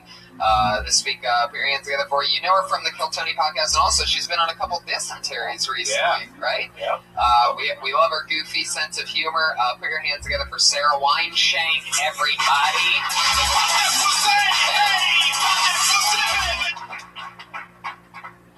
Went to a mall. Wasn't fun. Was a big pain in the ass, actually. Had to find a parking spot. Had to try to remember where I parked. It was 5B. Had to create a riddle in my head to remember where I parked. 5, like how old I was when I lost my first tooth. B, like a butt. I'll remember it now.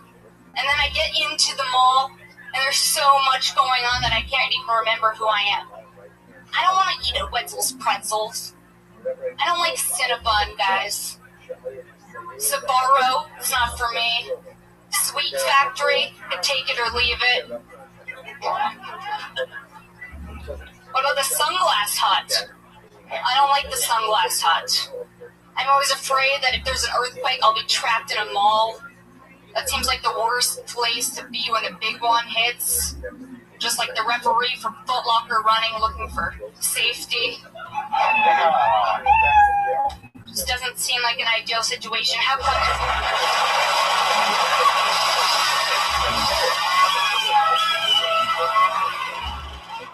the noise you hear when Brian forgets to hit the kitty at first. No, I did 2 kitties. Oh, you did? Oh, I missed it. I didn't so Brian. I didn't even hear the kitty. Yeah, I haven't heard the kitty all night. I promise you I did. No, I believe you. I just if nobody hears it, if nobody hears the kitty in the belly room, then what's there? Did anyone hear the kitty? I heard one kitty. There are 2 people Looks like Congress right not now. hearing. the tree falls? Hey, I admit I just like pressing the bear buttons. Of course. I really dig your persona, man. Like, you came up. I've never seen you, first off, my man. Like, I just thought you came up here and you owned it.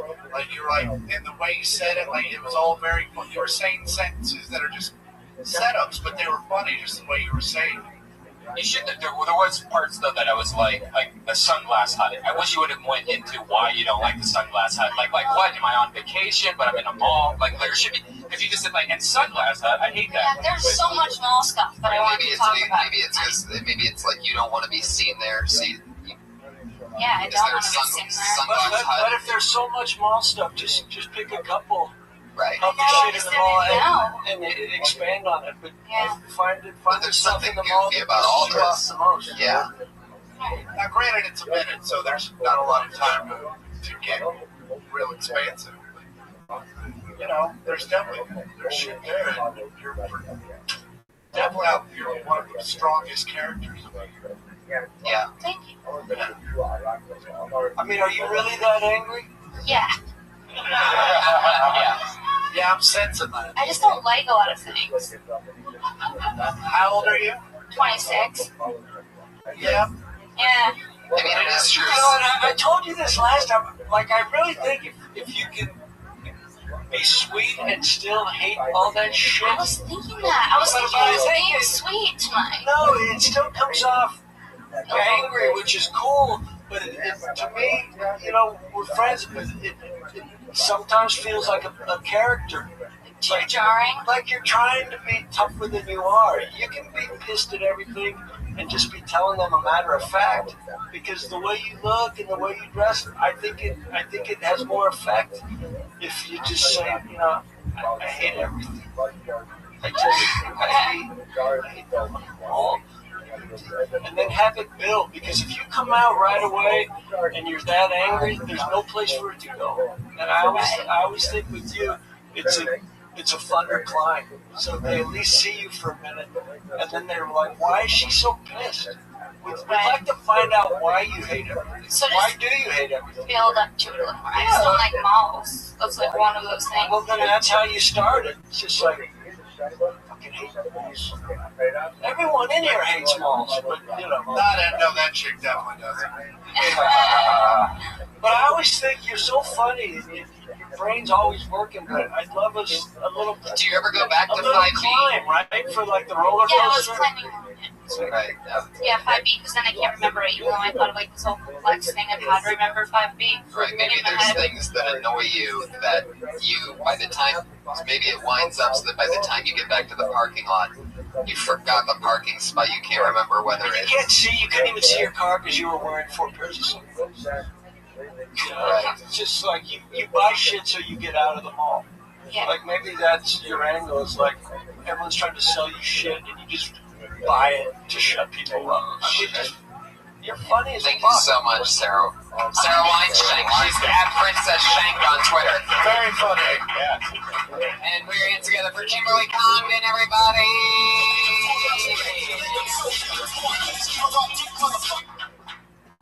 Hey, so when you guys were younger, did your parents ever do like magic tricks with you?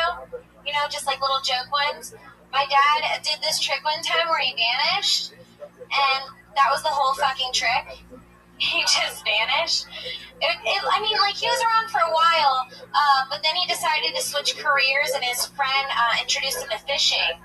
You know that saying, give a man a fish, he'll eat for a day, but teach a man to fish, and he'll move to Cape Canaveral full-time and stop paying child support.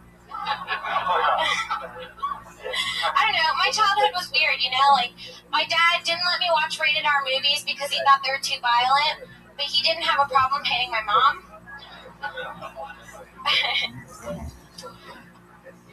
But, like, I think there's advantages to growing up in a household with domestic abuse, because, like, now I have cat-like reflexes, you know? Anytime anyone starts yelling, I run to the nearest TV and put the volume under it. Oh, an extra loud kid. That's awesome. I love that. I think that, especially the Cape Canaveral fishing, like, I love that. And I think you could probably sell that magician joke from the top if you tried a little bit harder. I mean, I think it would be more like, you know,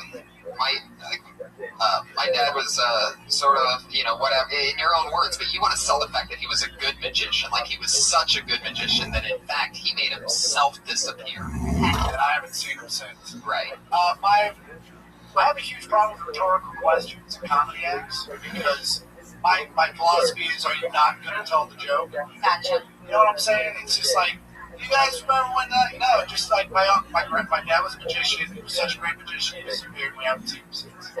Like, that's the joke. Like, when people ask me a rhetorical question, that's the question I ask them. It's like, if I had never seen that movie, were you not going to tell that joke? And they're like, no.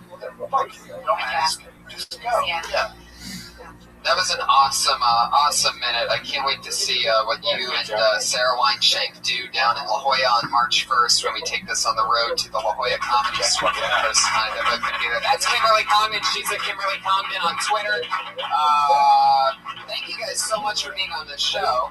Anything you want to promote coming up, or your Netflix special just hit last Saturday. No. Chris Porter. Wow. You came out with I will be on Kill Tony podcast. Is this there? Next week. Okay, next week, catch me there. An extremely huge thanks for Jesus Trejo. JESUSTREJO. That's at Jesus Trejo on Twitter.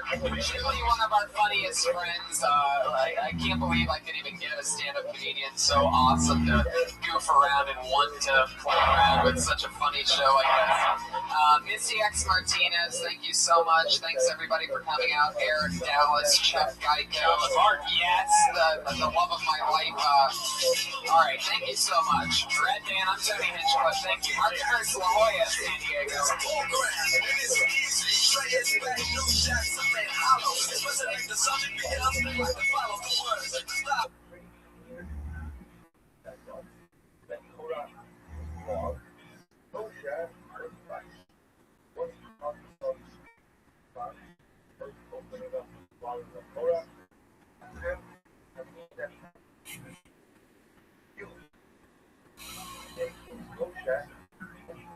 Tony Hinchcliffe.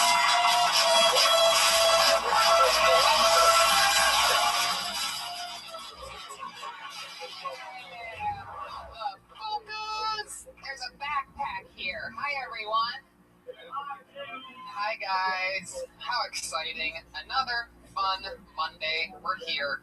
It's episode 39 of Kill Tony, everybody. That's what's happening. Yeah. So much fun stuff. We're going to La Jolla this weekend. Yeah. That's exciting. We're taking it on the road for the first time ever.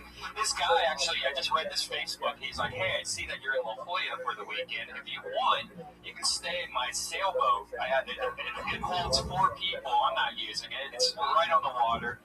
And then I was like, oh, who's this guy? And then he's like, oh, he's a private investigator. Now I'm thinking, like, oh, he's just hiding cameras in his boat so he can watch me fuck or something. What should I do? I think you should take him up on the offer. If he's a private investigator, it's good to have a guy like that on your side. That's true. If you turn him down, then he might start. I mean, if he's a private investigator, then he can already look through your windows. Yeah, I guess so. So you want to keep him close, and then this way you have a private investigator in San Diego where you might need it sometime. That's true. Should we talk about the other possible thing, Sandy? San Diego? Oh, is that? Yeah, I think we already said that. But Comic-Con 2014 will be at the American Comedy Company for 2 shows and another Kill Tony. So San Diego's getting all the Kill Tony love right now. Yeah. Comic-Con 2014. That's a pretty big announcement, right? And I'm thinking that last year, I've been there for the last 2 years, Death Squad has, and last year there were so many people dressed up as Iron Man, like with like the missile rocket launchers and stuff like that. So if you know anyone that's listening that goes to Comic-Con that has an Iron Man costume and wants to join Kill Tony Army, we're gonna have an army of Iron Man. That would be so great, right? And if not, maybe a couple fans. You can get tickets to Vancouver and Seattle and Portland right now at DeathSquad.tv. All tickets went on sale. We're gonna be in Vancouver for $420. And we're playing a casino, and it holds 300 people. It's this humongous fucking, like... we get to do that. Speaking of the Iron Man and our always, the Iron Patriot left us about a month ago, and every week we have been replacing the Patriot with a different type of Patriot. We've gone through, the Iron Patriot, Justin Martindale, the Dark Patriot, Willie Hunter, El Patrioto, Jesus Trejo was last week. And we're going to keep the diversity going. Tonight, we would like to introduce to you right now our first ever female Patriot, everybody. It's the Iron Hot Chick.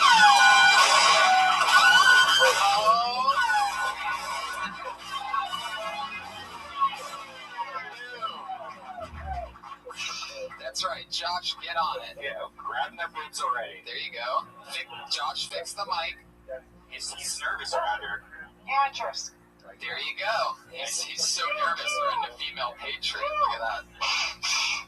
Damn. Josh, come on. Josh, get on it. Is it the Iron Patriot or the Iron Sex Pod?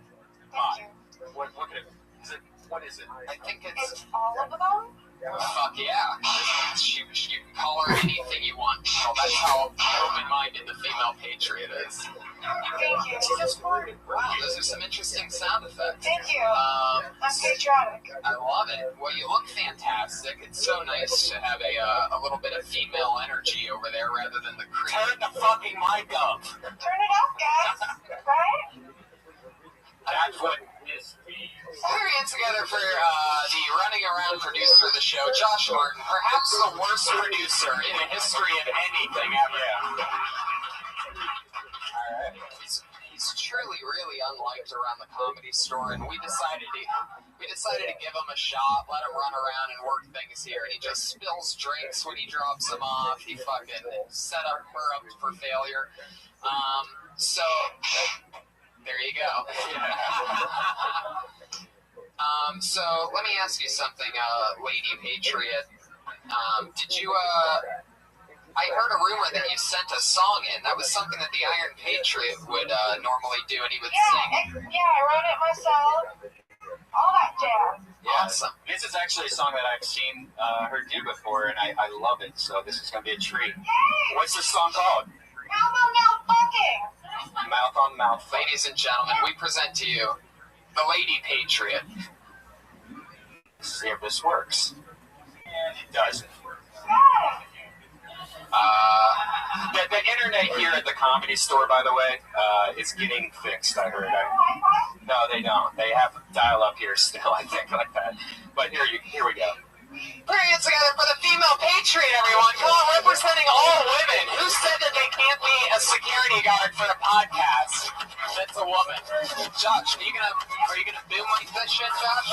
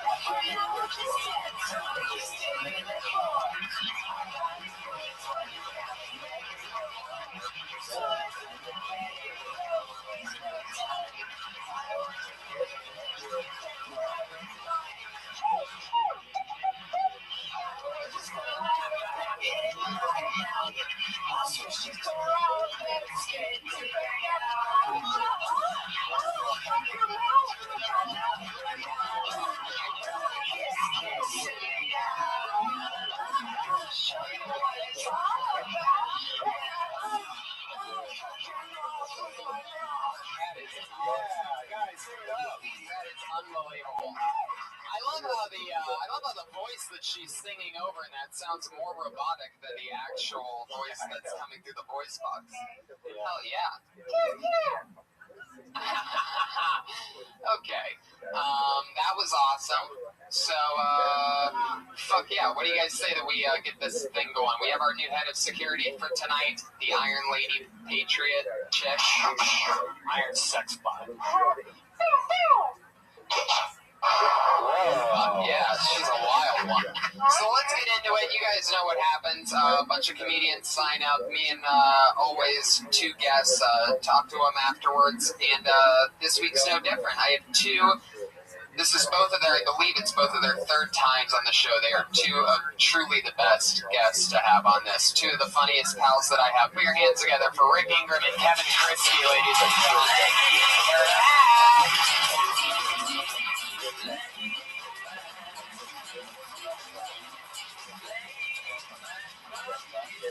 How's it going? Good to see you. Good to see you. You can smell the boners up here. Fuck yeah. It is boner central, man. For anybody with a robot fetish, it's going down tonight. Also just women. If you're into women. Right, that too. Or Jerry's and ladies. Jerry and Laney are here. Put your hands together for Jerry and Laney, everybody. I got married to that beautiful lady on this very stage about 7 years ago. Wow. And Jerry obviously was the maid of honor or whatever.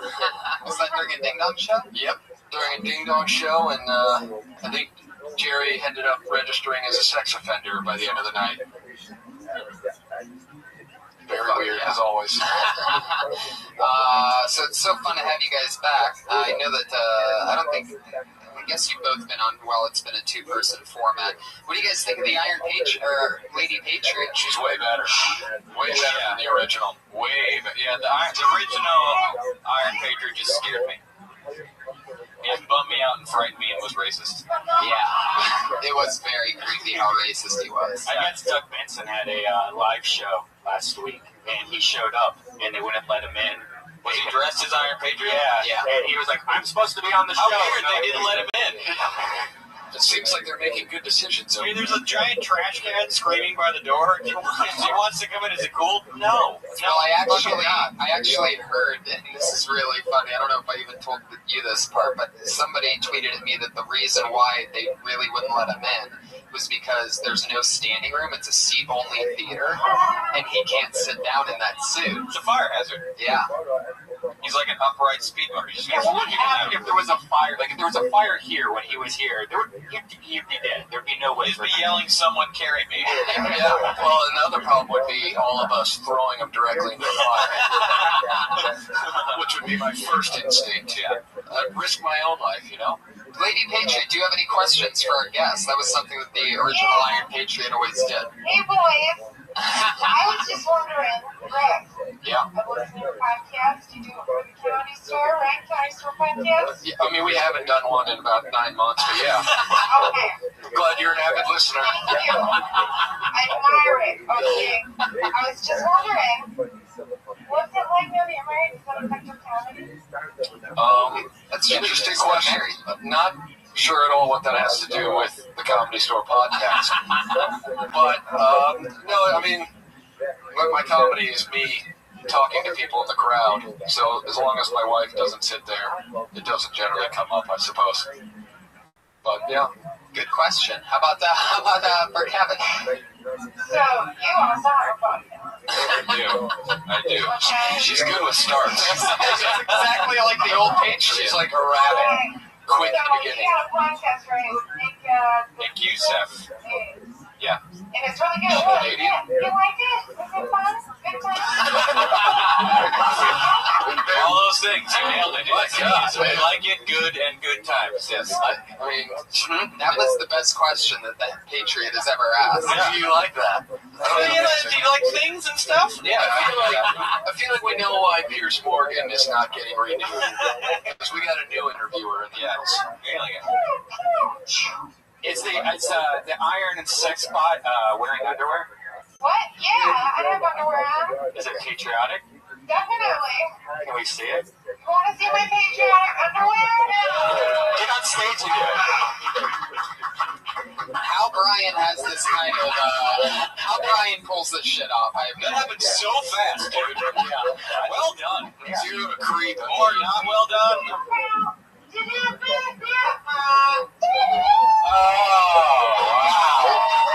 Same underwear the Iron Patriot wore.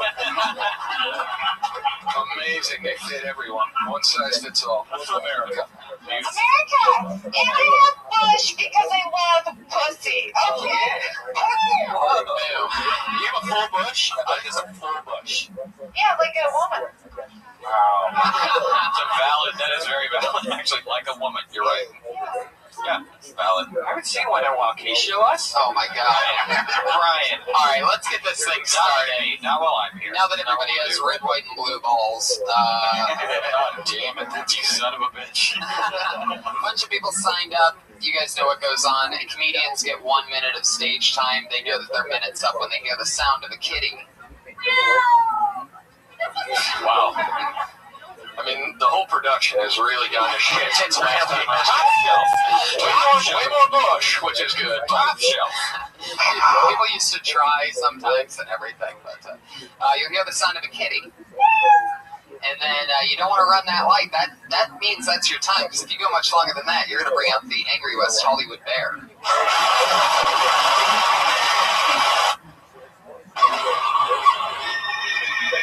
It sounds like wind. There you go. It sounds like an episode of Wings. Just like, like it was a lot of wind. God, I wish it sounded like an episode of Wings. I feel like if you go over, you should play an episode of Wings as punishment. What's Wings? So that's an old show? It was the Tony USA? Yeah, it was the terrible show that the writers from Cheers were like, hey, we can just take this concept. Hayden Church as a mechanic. Nantucket. Yeah, it was about a small airline. Wow. Yep. Listen, it was classic comedy. It was on USA though, right? Why do I feel like They showed repeats on USA. I think it was Ours was on it, I believe. All right, that fat guy. Yeah, that fat mustache. That's always a winning recipe. Fat, you gotta have a mustache. Your first comedian tonight, everybody, doing a minute of stage time is Jake Beck.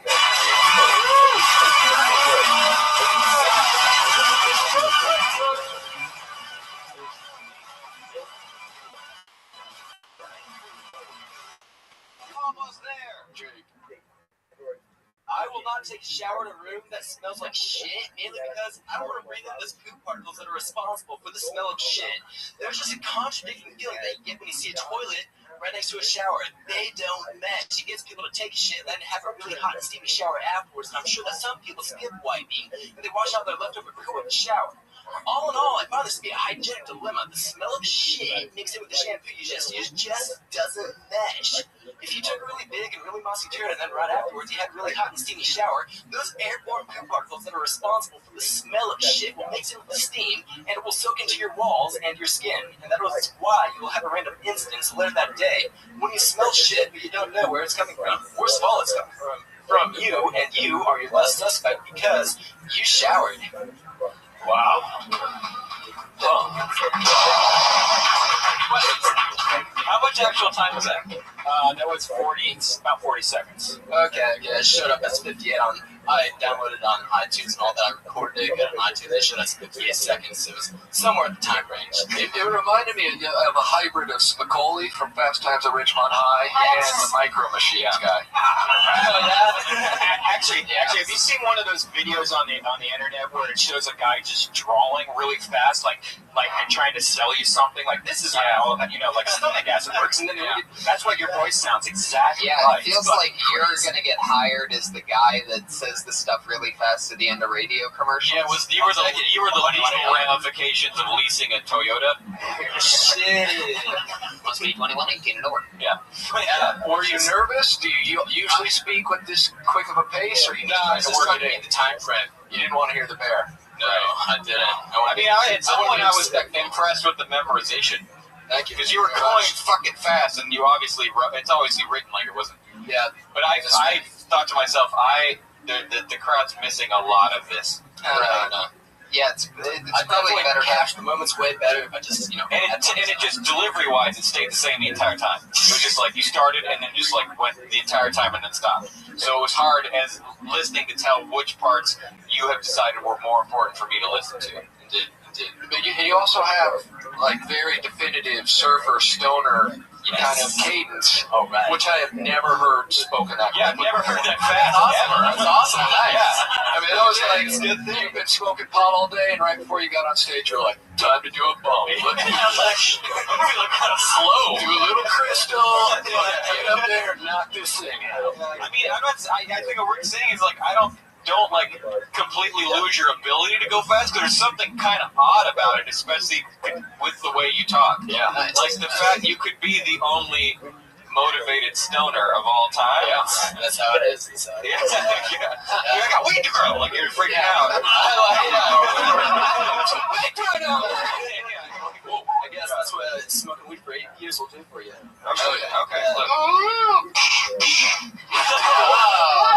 Great. She is already great. Already better than okay, we saw her underwear. She just did that. I mean, so far. But yeah, I just think you almost wasted a lot of the things you were saying because they went by so fast. You defy the stereotype of Jakes, though, which I like. What is the stereotype? Well, most Jakes Just what you did right then. The way you said, "What is the stereotype?" What is the stereotype? Generally, Jakes are, pretty close to retarded. In general. Like, no one ever's like, dude, my buddy Jake is the smartest. Yeah. It's a fucking 2.5 men, wasn't it? You gotta meet my buddy Jake the scientist. That's not a thing that happens. Oh my god. Jake Ryan, no, 16 Candles, good dude. Great dude. It's because of that fucking Jake and 2.5 Men, wasn't it? Luckily, It's because of that fucking kid. luckily, don't watch that show. Yeah. Good. And comedy in general, I wouldn't bring it up. Okay, good stuff. I was going. How long have you been doing stand-up? I just moved here about 2 months ago, and I just Where are you from? Colorado. Okay. Wow. Can we discuss what appears to be the baboon heart inside of your chest there? There's some sort of an elevator phone? What is it that you keep in your side pocket? No, just my wallet. Oh, okay. Yeah, Smart. You're at the Comedy store. That's smart. Yeah. I wanted to clown it, but I'm like, not the worst idea. Considering where we are. Yeah, so about that. Yeah, Big Jake. Yeah, I got a 42-minute album on iTunes. I just thought I'd hit the ground running, going into LA. In 42 minutes, I guarantee you can do 70 minutes of comedy. Yeah. You have a 42-minute comedy album out? Yeah, on iTunes. Wow. Yeah. That's amazing. The Jake Beckman mindfuck. Fuck yeah. All right. And wait a second, you've been doing stand-up for how long? So Jake, 2 months. Wow. When did you put the album out? January 5th. Wait, 2 months? Stop. You've been doing comedy for 2 months and you dropped an album 2 months ago? Yeah. God, I feel lazy as fuck. Just thought I'd hit the ground running. I can't wait. Ladies and gentlemen, the new Louis C.K. Give it up for him. All the time. That's hilarious how fast he put out an album too. You just must sit at home with piles of cocaine everywhere you go. Just marijuana, dude. That's one thing besides maybe definitely I agree with everyone. You definitely need to slow down. You blew past so much stuff. I was just trying to figure out what Yeah, you're talking maybe try an indica. Yeah, maybe because that's what I stick with, man. Yeah, that's all I got. Yeah. Smoke. And particles, though, is a nice touch. Thank you. Yeah. I thought it would be. Also, don't forget the microphone stand. Just slowly try to put it behind you when you go on stage. Because It's one of the odd things, but like it is distracting. People just stare at it. It's like these guys are like it's right in their sideline, which is a bummer. So just get it out of their way. I guarantee you're the first guy to do a 42-minute album with a mic stand left in front of him. Well, I still got to get that stage time experience, man. Imagine Pryor live on the Sunset Strip. You just completely leaves that. I like his priorities, though, from what he just said. He said, you got to get the stage time to learn where you put the mic stand. All those little things. You don't need the stage time to drop an album. Right. No. Just like, before I do this on stage, I'm going to make an album real quick. I gotta know, what's the album called? Like, I gotta be reminded and look into this, because I want to just fast forward through it and hear. Don't fast forward it. Quickly. The Jake Beckman mind. You'll think you're fast forwarding through it when it turns on. Normal. Slow it down. Yeah. And how do you spell Beckman? Beckman. Is that your Twitter handle too, Jake Beckman? Or is that spelled differently? Because you spelled it differently on this. It's Beckman with M-A-H-N because somebody fucking stole it and I had to use the So wait a second. Your actual name is Jake Beckman, but you have the Twitter handle Jake Beckman with an H between the A and the N in man. Yeah, because somebody stole my. Why don't you like Jake Beckman? Somebody took it. The real Jake Beckman. Somebody fucking took it. Well, when you say they took it, you mean there's another guy named Jake Beckman? Yeah, there is. There's this guy, Steve. Somebody's just fucking stealing my identity. And instead of just this one with Jake Beckman, so I'm fucked. Instead of adding a number to your actual name, you decided to throw an H in the middle of your last name. Come on, make it Jerry Ross French or something. Come on, Jake Beckman. Made your birth certificate a liar. Hey, do you guys want to play a little sample from his? Oh yeah, hit a random other. Just give me 3 minutes. We'll try legalized cannabis. Just do a little iTunes I feel like this is going to sound like Alvin and The solution. Unfortunately, our society no longer practices or promotes common sense anymore, so either a good amount of you won't know what the solution is, or you won't agree with me. This solution can provide a marketplace with more food, medicine, clothes, plastic, paper, stronger timber. Well, you're talking slower in it, though. And what I like about it, I have an audience. You know what I mean? Yeah, if you guys drop an album and charge 99 cents a track. It's Spicoli when you slow it down. I'm just waiting here. Those dudes are fudge! Why an echo track? You just make it sound like you're in a place with less of an audience. Right. So, again, it's important. First guy to do comedy from space. No crowd. But yeah. It's primarily just to protect my material, and then just also to have just something to show to the agents, showing that I have something established. Jason, that's what you I said love to you me. already, but no one is stealing your material. I like that you couldn't help but mouth it as it was playing. Yeah. Like you had this thing alone. I just He went Britney Spears on us. Yeah, you totally were like, perform. It's just encoded into my brain. But you can do that 42 minutes again, exactly like that. Is that what you're saying? Probably just as fast as I just did that. Coming up on stage, I and go. Yeah, okay. I really think when it comes to choosing the right job, I was very fortunate. And stop. Oh my god. All right, Jake. What a first impression you left on us. The first comedian I've ever seen to drop an album before starting I stand-up cannot comedy. wait to see where this leads. Yes, solid goal. All right. Well, thanks, guys. Jake Beckman, everybody. Beckman. He's on Twitter. At Jake Beckman. With an H between the A and the N. It's Jake Beckman Town on Twitter for no reason. They never taught Jake numbers. There's a hidden L in Beckman on Twitter. And 6 in the middle. Well, here we go. Good luck to this person. Where's your album next guy? Antonio Houston.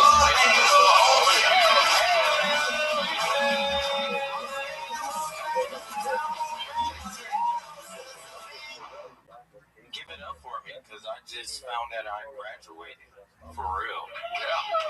Seriously. So I went to go see my grandmother, and she's like, wow, you're a whole different person. I like the way you are. You're not a nigga anymore. You're a nigger. You're graduating. And I was like, wow, Grandma, you really feel that way? She was like, yeah. The room doesn't smell like reefer or anything. Everything's lovely about you. You're just so beautiful now. Who you been hanging with? I said, well, I've been hanging with different people, different crowds. And she was like, yeah, well, you're doing coke now because you had to bump up, right? I said, no, I'm not doing coke. Not just yet. She was like, well, you should try it because it's great. I was like, okay, well, I'll take your advice. Thank you. And my problem is I try to impress white people too much. You know, the first thing I say, hey, my name's Antonio. I like reading, like long walks and everything. Yeah, I'm not a nigger. I'm not a nigger. I'm just the average black guy out here. And I'm just trying to make a living. That makes them feel uncomfortable. Well, comfortable. Thank you. Yeah. Okay. And kudos to everybody that's a comedian. What did you graduate from? From being a nigga. Oh, that was what you graduated from. Okay. Oh, wow. Okay. I remember when I graduated from that. Yeah. It's awesome. It's awesome. First, I would lose the hat. I can't see your eyes, and I don't think they could either. Which that's a big. I mean, when you use your like, at least go Ken Griffey Jr. and turn it around. Yeah, I mean, I feel like you're wasting half your jokes delivery system by having this in shadow. So they just don't get to see. They get to see what you're saying, and they have your cadence, but they lose how you feel about it because they can't see from here up. And I don't see any reason for you to hide your face, so I just wouldn't hide it. I mean, there's no reason to, unless there is a reason. Yeah, unless you the reason is I graduated from being a nigga. Sure. There you go. Damn, I like it already.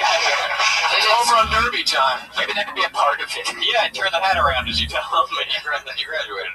It is that is a pretty big difference. I noticed immediately.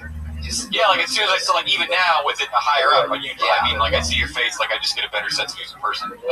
Yeah, I just not a fan of hiding this. And again, white people are terrified of black people in shadows. It really scares them. So like now I'm like, oh look, he's nice. I like him. Yeah, I guess I would definitely explain or write the joke a little different because I also had no idea that you were graduating from being an N-word. What word? Yeah, which one you mean? Oh, everybody says it now. It's fun. It's fun. Not everybody. That sounds like a trap. This is like the whitest panel of all time. I mean, we could get in a lot of trouble. Yeah. As an American, I was uncomfortable with the heavy R. I was like, whoa, slow down, buddy. There you go. You ever fucked a robot woman before? The best sound effect is the queen. Always a queen at the end. Thank you. I love that you wrote the topic down as crazy as family. Now, okay. I thought it was all right. You just know Jake Beckman. You know what I mean? Big question. When's the album coming out? How long have you been doing stand-up?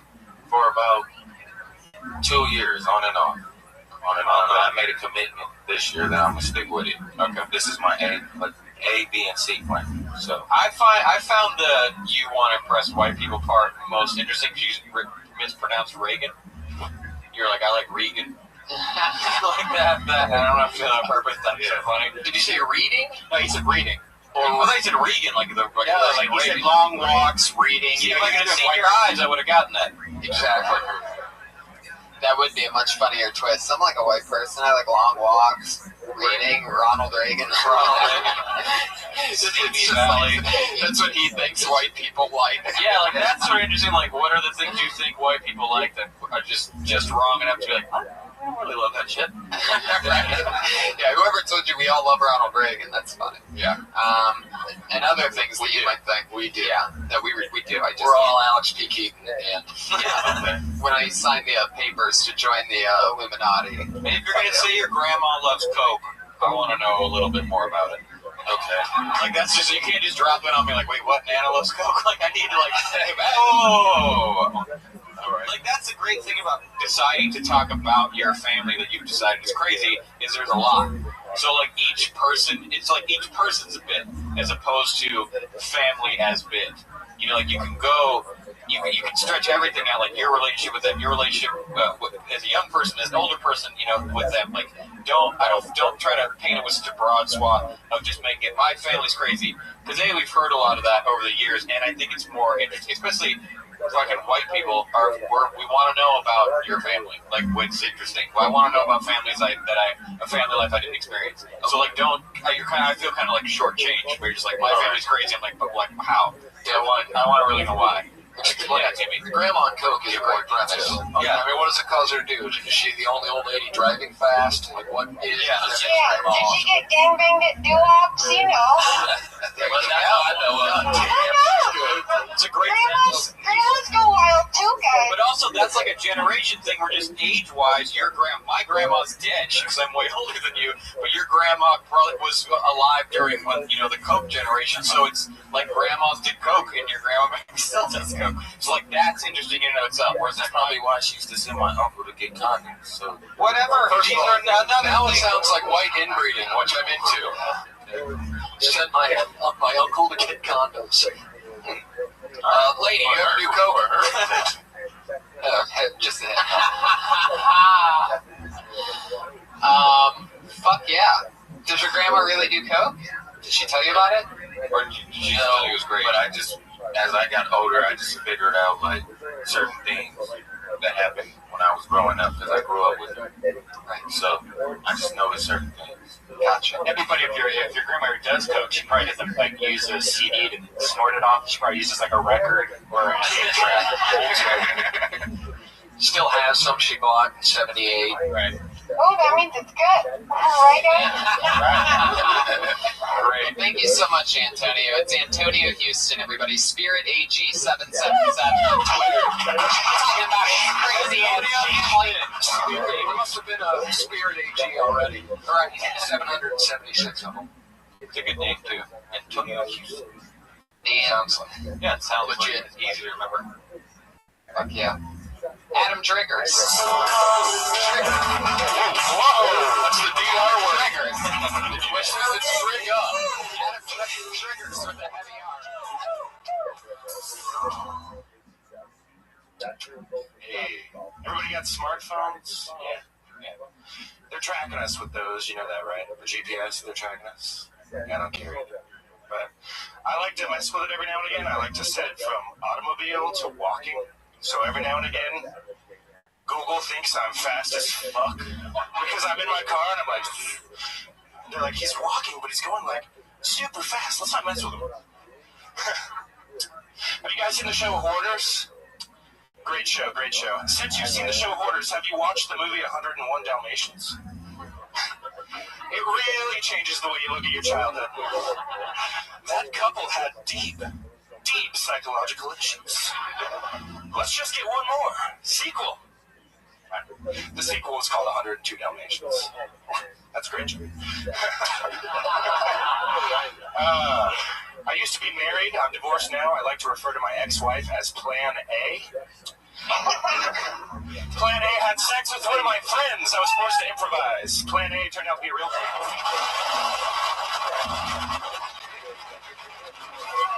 There you go. I didn't want that to end. Yeah, that was fun. Great premises. I would. Delivery. I really like the walking smart. I would change it to super fast as like a superhero. You're right. Yeah, just like like that. And it gives them more reason to start tracking you. That you're just like they're afraid. That now they're afraid you're going to turn on them. Well, thanks for giving me that great idea that I can't use now because people heard you. No. You're right though. Rick, have I ever taken a tag from you? I hope so. I definitely have. That is fucking. I've taken tags from Tony. I've suggested tags to Tony. That is, you have to do that. Don't to any comic here. There's no shame in that. Not taking tags is a young man's mistake. Like, don't fucking do that shit. If someone, because I'm not going to use it for anything ever, it's just going to not exist. He would have to steal your joke. Yeah, so like that tag. So. And I've taken 20 tags in my life. Like, it's just one of those things that comics do. It's not looked down upon. Don't make that mistake. So I'm not saying you have to take it, but if you like it and you want to use it, take it. It's absolutely, that's totally a part of this. Yeah. Like, try it if it works for you. Yeah, it works. And the fucking 101 Dalmatians Hoarders thing's a good angle. Yeah, I really like that. One thing, it's a beginner comedian thing that just happens, and by beginner I mean like first 5-6 years of doing comedy, is you ask the audience if they have seen or heard something every time you start a joke premise. You could just start the premise, because they don't fucking matter. You can literally just be like, that show Hoarders. Like, if you're in a comic film that haven't seen Hoarders, you're fucked anyways. Yeah. So, like, if they're like, no, you don't want to just stop your joke. And you're going to explain within your joke what Hoarders is. Like, that one's pretty self-explanatory. Don't engage them if it's not necessary, because then you're begging someone to be like, yeah, I fucking love it. And you're like, uh-oh, now you got to talk to that guy, and now you can't tell your joke. So just, like, I watched that show Hoarders. Plus, I really did want to hear more of your jokes, and by asking them each time, it took away 25 seconds. Right, it took out the end of that last one, for sure. Yeah. And, like, everyone has smartphones. Yeah, they do. Yeah, so, like, it's just not necessary. And definitely everybody's seen the other things. Yeah. And if they haven't, then, you mentioned that. It doesn't matter anyway. How long have you been doing it? 2 years. And where are you from? I'm from Florida. I've been here since October. Nice. You're really good. I mean, like, all of your bits were like I really don't have much advice except what they've said, because it was comfortable to listen to, and I liked your material. So honestly, it's easy to add a tag to a pretty good bit. Like, when you see, like, a bit that's not going to go anywhere, you're like, maybe just, like, you can't, it's easy to, like, you're on, like, when you see there's only, like, one small thing missing, it's way easier. It's like, superhero would work better than super fast. I just saw the Flash. I'm like, oh fuck, the Flash is back. Oh yeah, maybe after you see Hoarders, you realize that what's her name, Cruella de Vil? Oh yeah, is more of a the good guy trying to break that shit up. And the villain that she's been painted to be this whole time. Yeah, these two supposedly nice white yuppies that have 1,000 dogs. House smells like shit. I mean, it's got to. House smells like shit. House is made of shit. And that should totally be in that too. Now, since you're connecting those two things, I'd spell out the stuff that you don't see that you would have to do to support 101. Yeah, just unravel that film. Like, thank God they didn't have any fucking kids. It would have just been slave labor shit shoveling. Right. And the trough that they must be eating out of. I mean, there's no way each. Do they have their own? I haven't seen it since I was a kid. Do they have their own like bowls and shit? Because it really doesn't even matter. I mean, they left. If you really want to dissect that joke, they only had the dogs for like a day. They weren't really their dogs. They didn't all come from the same dog either, did they? No, they were rescuing all the dogs in the city so cruel Bill couldn't kill them. So. Why were they all Dalmatians? That had to be some inbred shit. She wanted a Dalmatian coat. Yeah. I'm really into this movie. Class, okay. She's a beautiful, stylish woman. Everyone should have her. Don't ever have a different patriot than this one. Yeah, This honestly, is so far the winning patriot. And now, just out of curiosity, just out of curiosity, is your joke in your head based on the cartoon or the live action film? Close. I've never seen the live action, but I guess it would fit more. But Live action, written by John Hughes, fun fact. Really? Yeah. No, That guy doesn't miss. He wrote Beethoven too. Yes, he did. I really thought he was doing the 101 Dalmatians musical, but I guess I was a little confused. Classic. Nothing on there. All right, made it weird.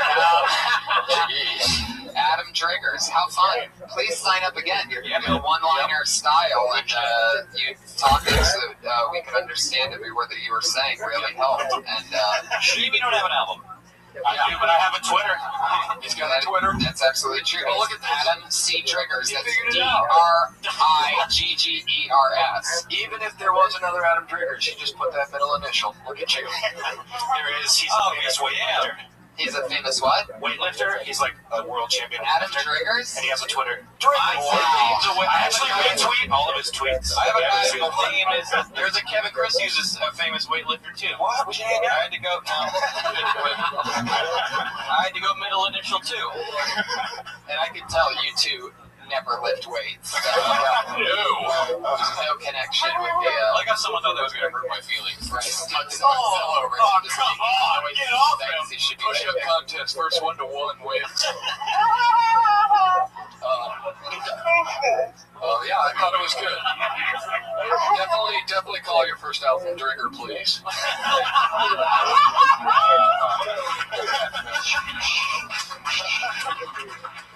There he goes. It's Adam C. Triggers, everyone. I liked him.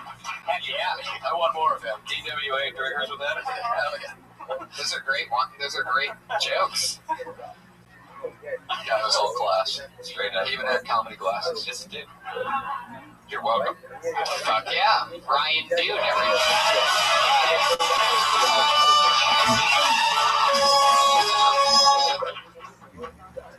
I hate jogging. I really do. I hate jogging so much that I'm going to start wearing American flag pants. So if my friends ask me to go, I can just be like, sorry, brother, these colors don't run. America! I'm not lazy, I'm a patriot. Thanks, Web. Guys, I like to drink, but sometimes I black out. I just don't remember anything. It can be a problem, but I've been beatboxing for 12 years, so I black out and beatbox. Like, for real, I do that.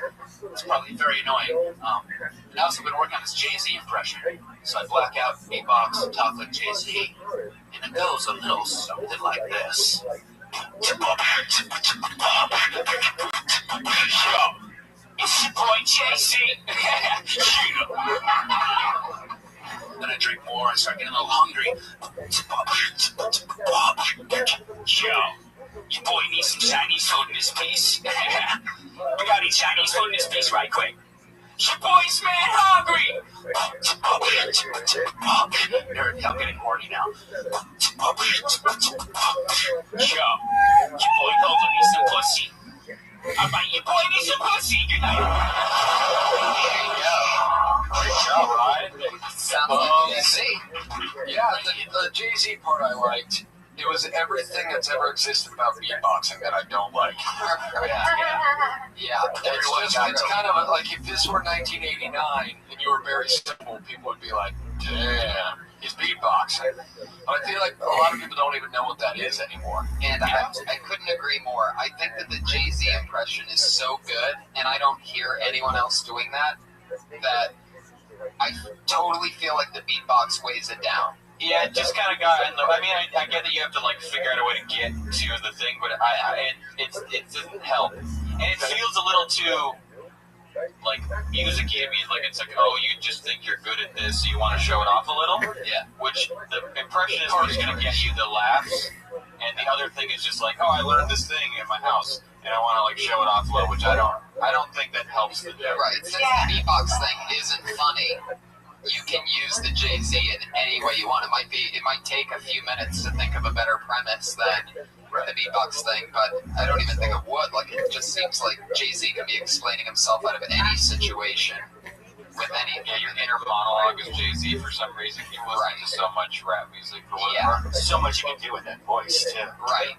exactly. So, the beatbox, doing it in a beatbox form is like doing it in a knock-knock form on stage. It literally does date it a little. It makes it feel like 90s stuff, because there was just a lot, like Rosie O'Donnell used to do like a beatboxing rap routine thing in her stand-up. Yeah, I don't want to be the guy who closes with a rap song.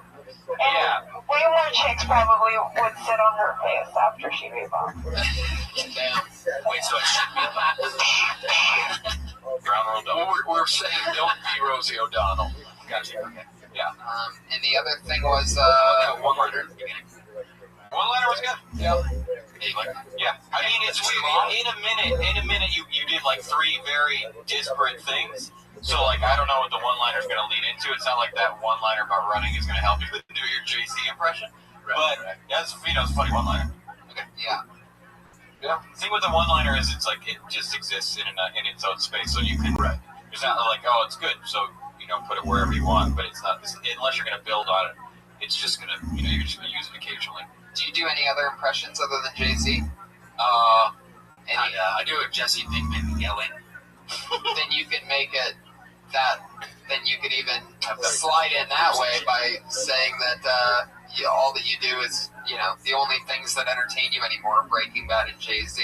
So bobbity-bob, weigh in. If you want to, there's just ways to go about it that you can a lot of people use their more than one impression. They meld them together. They're like, wouldn't it be weird if, like, I always wonder if this, if Jay-Z was in an episode of Breaking Bad, it would have been like this. But that's how they... And then those things are funny if they're having a conversation and it's funny. Also, you might be able to get away with the beatboxing thing if you're doing 30 minutes or you have more time. Yeah. That's why, there's lots of comics that do, they're essentially, stage tricks or whatever as part of their act. Michael Winslow. Yeah, if you're doing 5-10 minutes, though, then it's just, it really does, like, right now, most of what I remember is just beatboxing. I'm a comedian. Well, yeah. Yeah, that's part of it. So there you go. Anything else?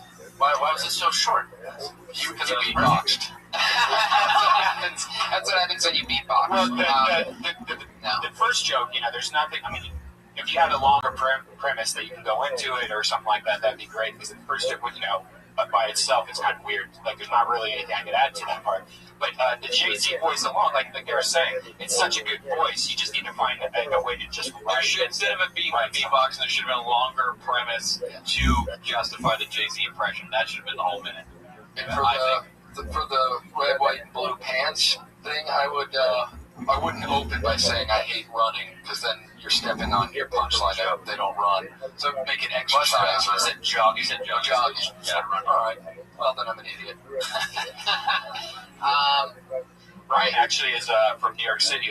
We just had him on our boss. We just had him on a podcast. He's a very successful viner. He's almost 2 million vine. Wow. You know what? Here's a fun fact. I've never watched one of them. One Vine? You don't like Vine, do you? You don't like Canada or Vine? Listen, here's the thing with Vine. For as long as I have had knowledge of film, the worst thing on earth are short films. So why would I want to watch a shorter film? Do you like animated GIFs? Fuck no. You know. So you like, but I like the ones that butts. Like butts? Yeah, I like the one that butts. I mean, you like corn, right? Sure. There's corn vines where it's just the girl sitting there and it just loops and it never ends. You can just sit there and just like, yeah. I mean, cool. I don't need 6 seconds of anything ever. What's really cool is that he takes his Jay-Z voice and uses them in his vines, and it's pretty funny. That's how actually. I could see how that would work. I'll do Jay-Z goes to a market. Yeah, see, like, this is ads for Beyonce. Right. Wow. Yeah, that's amazing. See, that, worked, that should be worked. There should be way more of that worked into. Right. Because if you're that adept at the voice, it should just be, I wonder if this is what Jay-Z did yesterday, and then come up with a ridiculous day for Jay-Z. Yeah, 10-minute big. Yeah. Huge. And then that's your closer when everything happens and you're sitting on that. And then if people know you from your vines and they come out to see you do stand-up, 2 million's a lot. So if that happens, then make them want it. Sit on Freebird till the last song and turn it into a monster. Cool. There you go. I don't know about Freebird. I love how you actually negotiated more time. I know. I can see how that's a first. What the fuck? You guys are making fun of me more? Yeah, but follow him on Vine also. It's Rydoon on Vine and on Twitter, Rydoon, Rydoon. Yeah. Thanks, Ryan. Thank you guys. Thanks, Ryan. Awesome. Ryan, dude. Congrats on the Vine. Yeah, that's awesome. I was actually the one that showed him, or he learned about Vine through me, and now he's making $19. Wow. This guy created Vine over here. No, I was talking about about the internet. I think he should go with the last comic, and then that way he could be the Driga man. Oh, we'll put them together. Very good. Driga. Hey, I know this guy. It's Brad Sachs, everyone. He was on a couple weeks ago.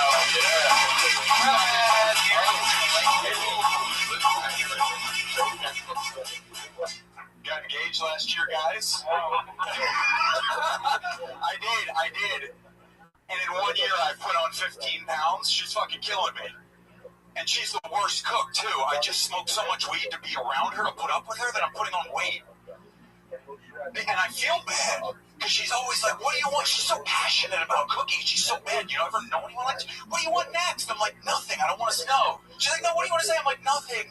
She's like, I'll make it for you. What do you want? I'm like, cereal, bitch. Put it in the bowl. That was, okay. That's fine. That's fine. When we moved in together, she just went ahead and stopped shaving the bottom half of her body. You fucking believe that? Yeah. Just let it grow. I called my buddy. I'm like, I moved in with Wolverine. Okay, I'm quitting this tonight. Forget it. I'm done with this. It's over. Yes, my fiance's so uptight also. It's fucking like, I'm like, look, we're engaged now. Can we make a sex date? She's like, absolutely. Who's going to play you? That's a punchline. Who's going to play you? Thank you, guys. Oh, jeez. What happened from last time you were on stage? With my fiance? Yeah. I don't want to say. No, you got to tell us. Did she hear it? She didn't hear it. No. Did somebody tell her? No one said anything. But did some things change in your life? Did you reflect on it? Oh, I did a lot of reflecting. Yeah. What happened? So what happened the last time he was here, about 2 weeks ago? We had him. I mean, he really doesn't, as you can tell by a different minute than 2 weeks ago that he talked about. He really is unhappy. And he's engaged. He's not married yet. And he's been engaged for a year, and he's still putting it off for another year, and he's so unhappy, but he's not jumping out of this thing. Like giving the serial bitch, the person that... Yeah, no, I felt genuine hate. Yeah? No, it's not. I play it up for the performance. There is stuff about marriage that, like I told Tony before, I don't know. I feel like his wife is at a cooking class complaining about his comedy.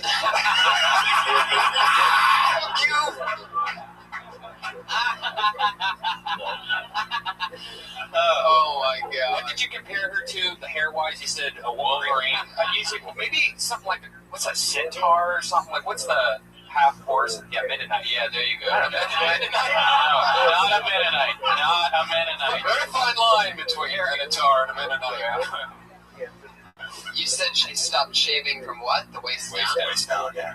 Wow. Which is, sort of true. I mean, when you move in with somebody, shit gets comfortable, Well, if you're with... I haven't experienced Yeah, if you're with somebody who really doesn't want you to have sex with them, then that's how it goes. You're right. That's her plan. She's like, I gotta stop this fucking. I know. I'll just get gross. Absolutely. That's one way to... People that have... That is an interesting psychological technique, because those are people with real loneliness issues that are so afraid to lose somebody, but they don't want to break it off, but they don't want them to like them that much. Getting so deep. No, I've heard of this happening before. I do it all the time. Have you heard of it? I lived it this one time. Right. I do that though. Like when I'm in a bad relationship, instead of breaking it off, I'll just gain. You stop shaving your legs. No, I'll just gain a lot of weight. Like I'll gain like 40 pounds just to get rid of it. Just to break up with the girl. Wow. Twice. It's like a Scorsese movie. Yeah. 45 pounds. Yeah. Well, you won't move. You don't want to break her heart, but you'll damage yours. Yeah, easily. You do the anti-machinist. The reverse Dallas Buyers Club. Yeah. I don't feel like most stand-up audiences, or at least a lot of times half women, I don't know that they like hearing a guy shit on his future wife quite that much. Right. I mean, if you're doing, and you kind of feel like, man, I started to sympathize with her. Right. I felt myself taking her side, because I was like, she fucking tries to fuck. And I'm like, look, even if she's bad at it, she's trying. I'm like, in my head, I'm like, what's this guy trying to do at home except make up jokes about her? Like, it didn't. I felt like I found myself taking her side, and once you call her a bitch, you serial bitch, everyone's like, all right. This guy. He hits her. That's what it makes. Yeah, you think like, okay, either he does hit her or he's gonna. It is the classic. That is a beater symptom. Is when you are criticizing the nice things that they do. Like, I hate your cooking. Bring me a shitty sandwich. Like, no one's ever brought me a sandwich in the world. Why do you mix the whites with the color loads? Yeah, she ruined my favorite shirt. She was doing your fucking laundry. When you said the whites and the color loads, you were talking about sex, right? Bobby Lee. Bobby Lee. Holy moly. Bobby.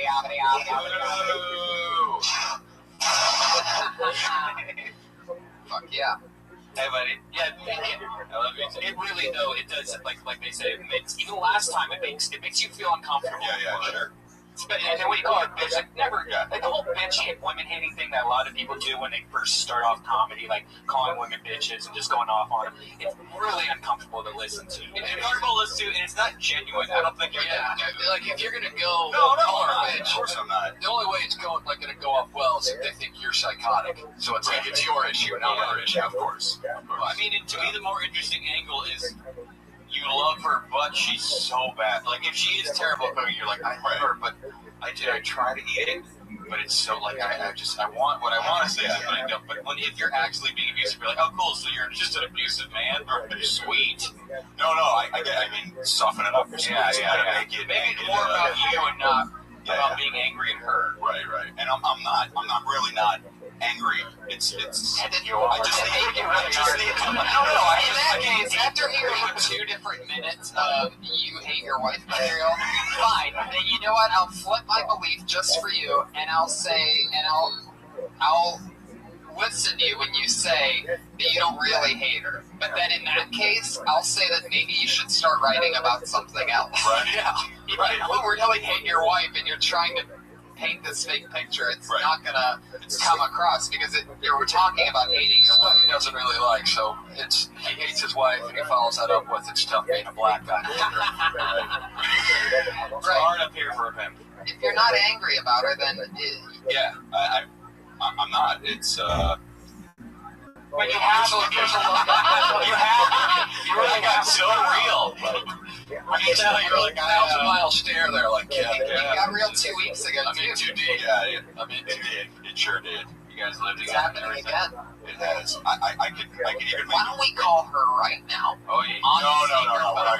That's a good idea. Would anybody in this room like that at all? No. We only text anyway. We're oh, now you're protective of her. Yeah. Now you want to protect her. Now she's not bringing you cereal like a bitch. Now you want to What does your wife think of this material? Wait, she fucking heard it? She, you know what? She, in a way, she kind of stopped coming to see it. She probably stopped so going to weird. other places too. Is that about the time she stopped shaving, maybe? But no, she didn't. She didn't seem to mind. She minded in a weird way when I would kind of try to take that material and like put it on Twitter or Facebook. Then she minded, but when she would come to a show, she because afterwards it would. One second. You put it on Facebook. You're engaged. Absolutely. And I'm guessing her family are Facebook friends with you. Well, that's why she's like, hey, some of my people. I think your joke is so funny. My dad, on the other hand, is going to pay for this fucking wedding. Right. I'd like to get my cereal bitch aside. Nor does he want to know about my vaginal hair. Yeah. He doesn't want to really have a pussy like a Wolverine. I love how hard you laugh. My dad's a little on the conservative side. I know. I don't want to affect your art. No, we're not knocking Wolverine pussy, by the way. You laugh so hard every time somebody tells you how stupid. I know. Like, you laugh extremely hard at that, which also leads me to believe that what you think is funny is the dumb shit that you do. Right. So that is true. Maybe there's something in that. That's what you mean. One of the best. I went and saw the comedian named Brian Regan once, who's one of the greats. He's truly, truly brilliant. And he walked on stage and he goes, I'm just going through life, trying not to look like an idiot. That was the first thing out of his mouth, and it summed up his entire act in the first 4 seconds. And then his act from then on was just, you knew what his perspective was. And that's the thing, is like, if you do stupid shit all the time and everyone hates it, but you just find it so funny, so you keep generating stupidity, that's relatively interesting. Okay. Yeah, I think the crowd would like it more if you talked about what a dick you are for not liking your wife's food. Yeah. As opposed to being like, that cunt. How dare she? And if she wants to come on and do like 3 minutes on Kill Tony and become a regular, she deserves her rebuttal. She's got he comes too fast. I bet she's cute and nice and like fucking smart, and the food's good. Amazing food. I bet it's so good. You just have a limited palate. Maybe she makes your food taste like shit because you don't cook it right. Dang. You don't get snaps like that from the real people. Oh, dang. Fuck yeah.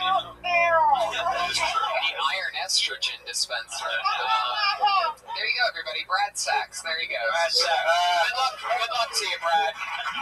Don't kill your wife tonight. Please don't kill your wife. Yeah. This poor girl. I really would like to hear her side of all this.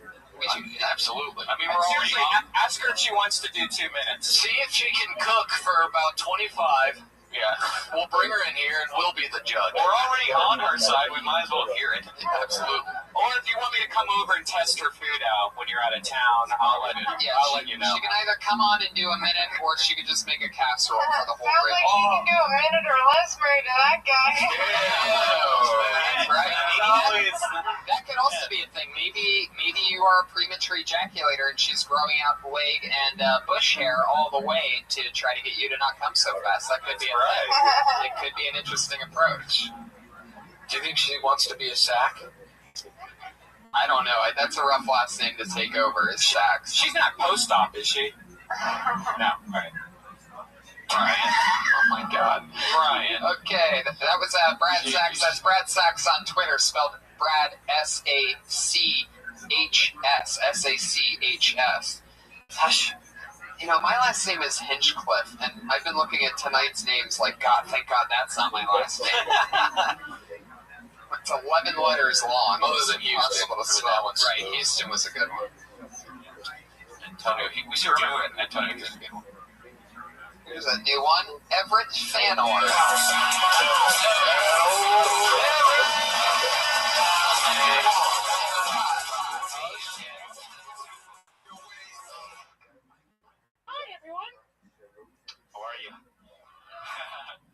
So the other day I saw a guy snort Oreos on a baby, and I was really surprised. So I joined in and I snorted the Oreos with him. Now I'm here. Today's my first day doing stand-up, by the way. You saw me earlier. I'm the guy that said nigger. And everyone looked at me and was like, fuck. I had sex with a homeless lady the other day.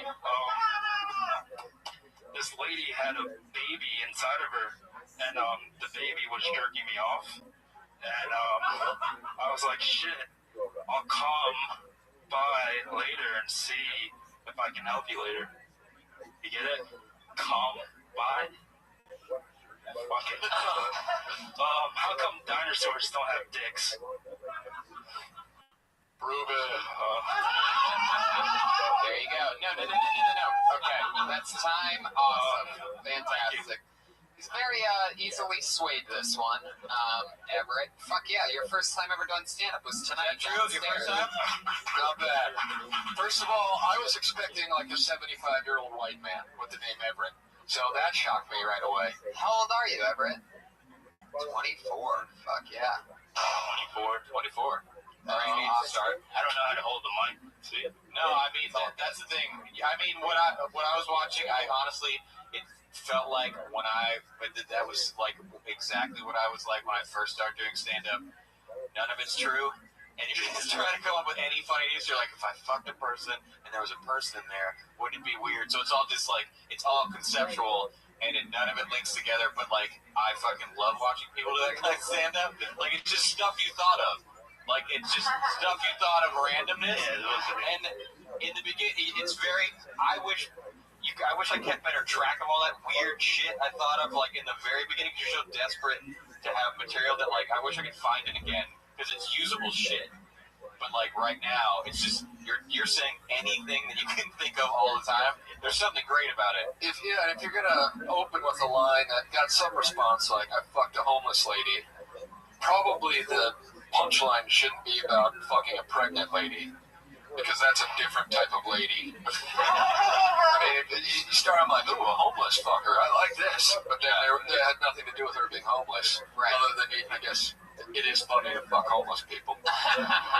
So I mean, great concept.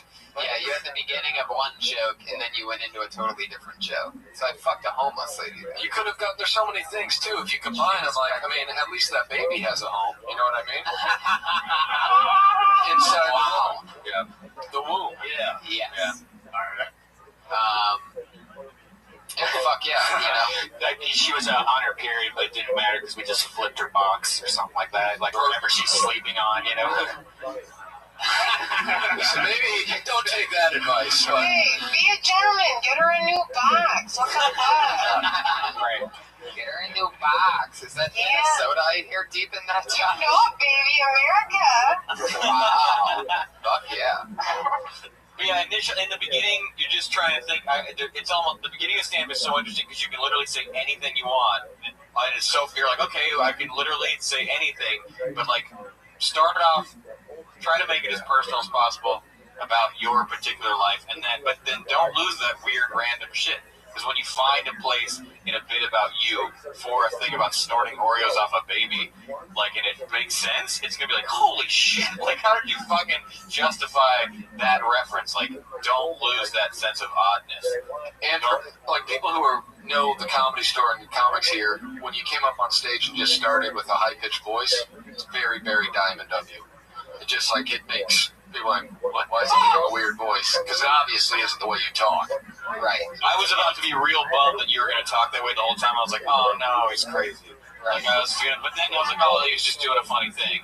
But like, yeah, unless it's going to be a thing, don't do it. If it's not going to turn into anything, just go up and talk. Because you weren't super afraid that this was your first time. You felt relatively comfortable. You just went up and talked.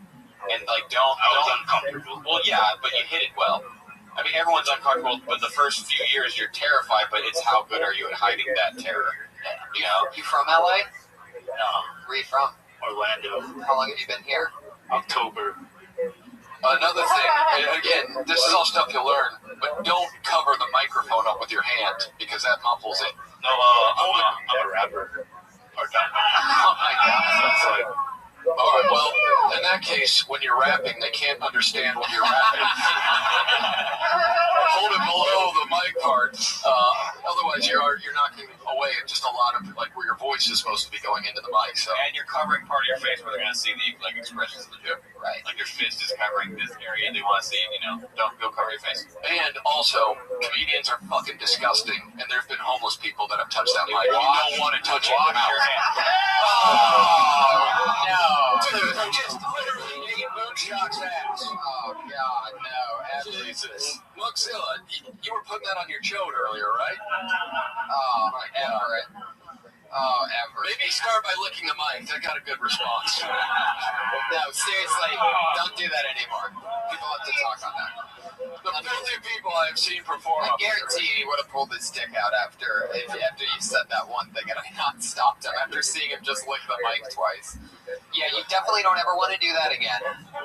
It's like everybody talks and everybody spits when they talk. It's just whether we can see it or not in the lights, but it's constant spit. And the last person they used that, the spit catch. Yeah, and the last person they used that was the Ding Dong Show, so that was probably in somebody's ass. Yeah, it's a disturb. You gotta judge the situation. I'm guessing that Everett eats ass. It's other things that I'm concerned about that could be on the mic. Eat ass. There you go. Hey.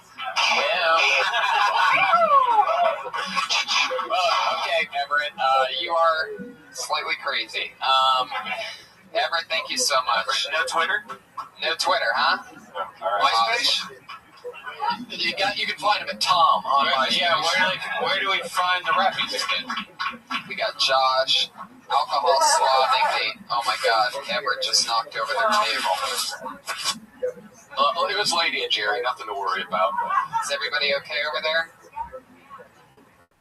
Awesome.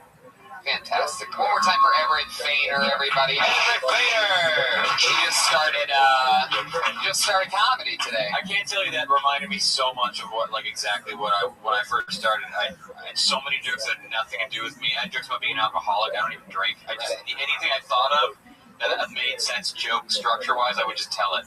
Totally. And so that period of time is so interesting. When you first started, it's such a fascinating time. I used to be really bad at crowd work because I would overthink it instead of just communicating with whatever's going on. where are you from? Maybe like once. You never heard of that. But it was never that bad. It was never just Pittsburgh. That's cool. It's so true. Where are you from? St. Louis? I don't speak queer. What? Used to be the best. Fuck yeah.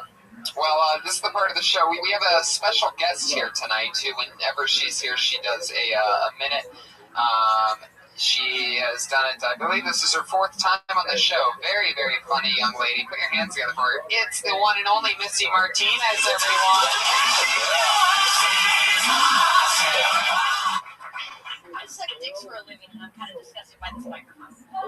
Okay, so whenever I'm not filming, I webcam, and there are so many sick fucking fetishes out there. I'm talking about you, Red Man. He put me through college. There's taboo role play where it's brother, sister, father, daughter. Yeah, and I'm really, really concerned that I'm so fucking good at it. It's wrong how good at it. I am the Philip Seymour Hoffman of incestuous role play. And all groaners, and by that I mean I have a heroin addiction too.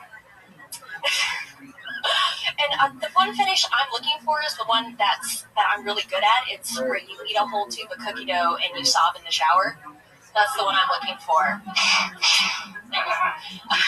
But speaking of untimely deaths, also, my profession, I know how I'm gonna die. I know that I'm gonna die of rectal trauma at Charlie Sheen's house.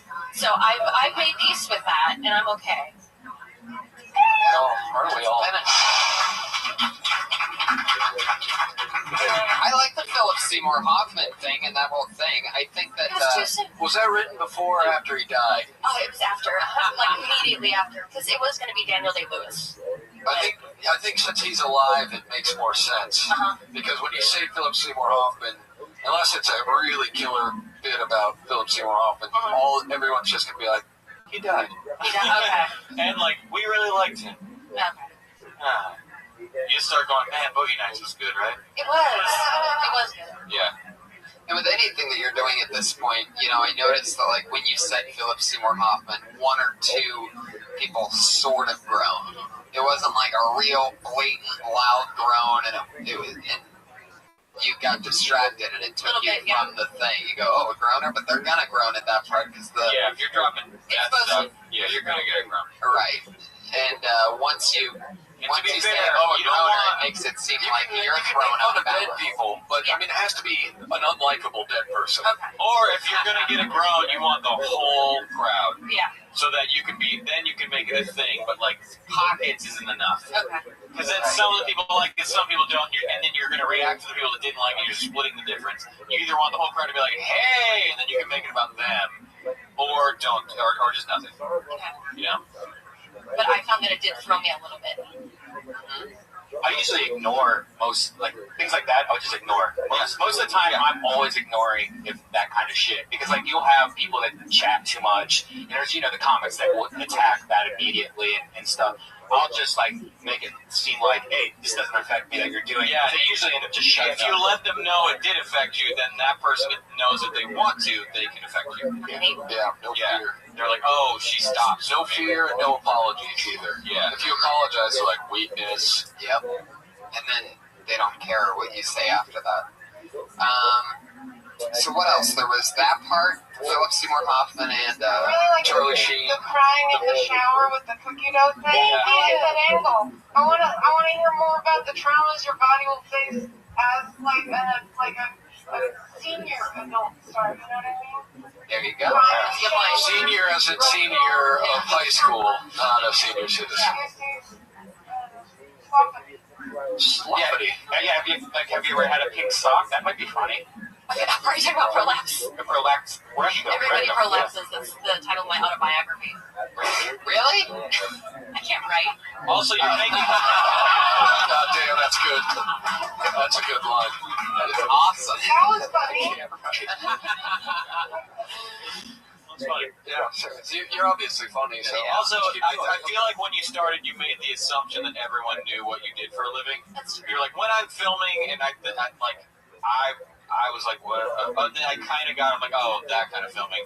But like, you gotta let them know in a certain way without overdoing it. I've seen people, adult film people, when they do that, they overdo it. They go, I do porn, and they oversell. But just let them know ahead. Because we say, when I'm filming, it's like, what are you making a documentary? Like, I want to know, like, what exactly do you mean? Children. It's a type of documentary. Yeah, it is. And maybe that's something for, like, these 1 minute sets that maybe when we announce you, we could just say adult film star and brand new. Yeah. Missy Martinez. Yeah. So you don't have to do it every week. Because my last 3 minutes were adult heavy, so I was trying to not, like, just, jerk off the dead horse. No, it's just very, all you have to say is that. I mean, certainly not for free. Yeah. Right, just a simple. But I like the angle of realizing you're good at it and something you're disgusted by. That's interesting too. You're like, I rule at this thing, and it's so gross.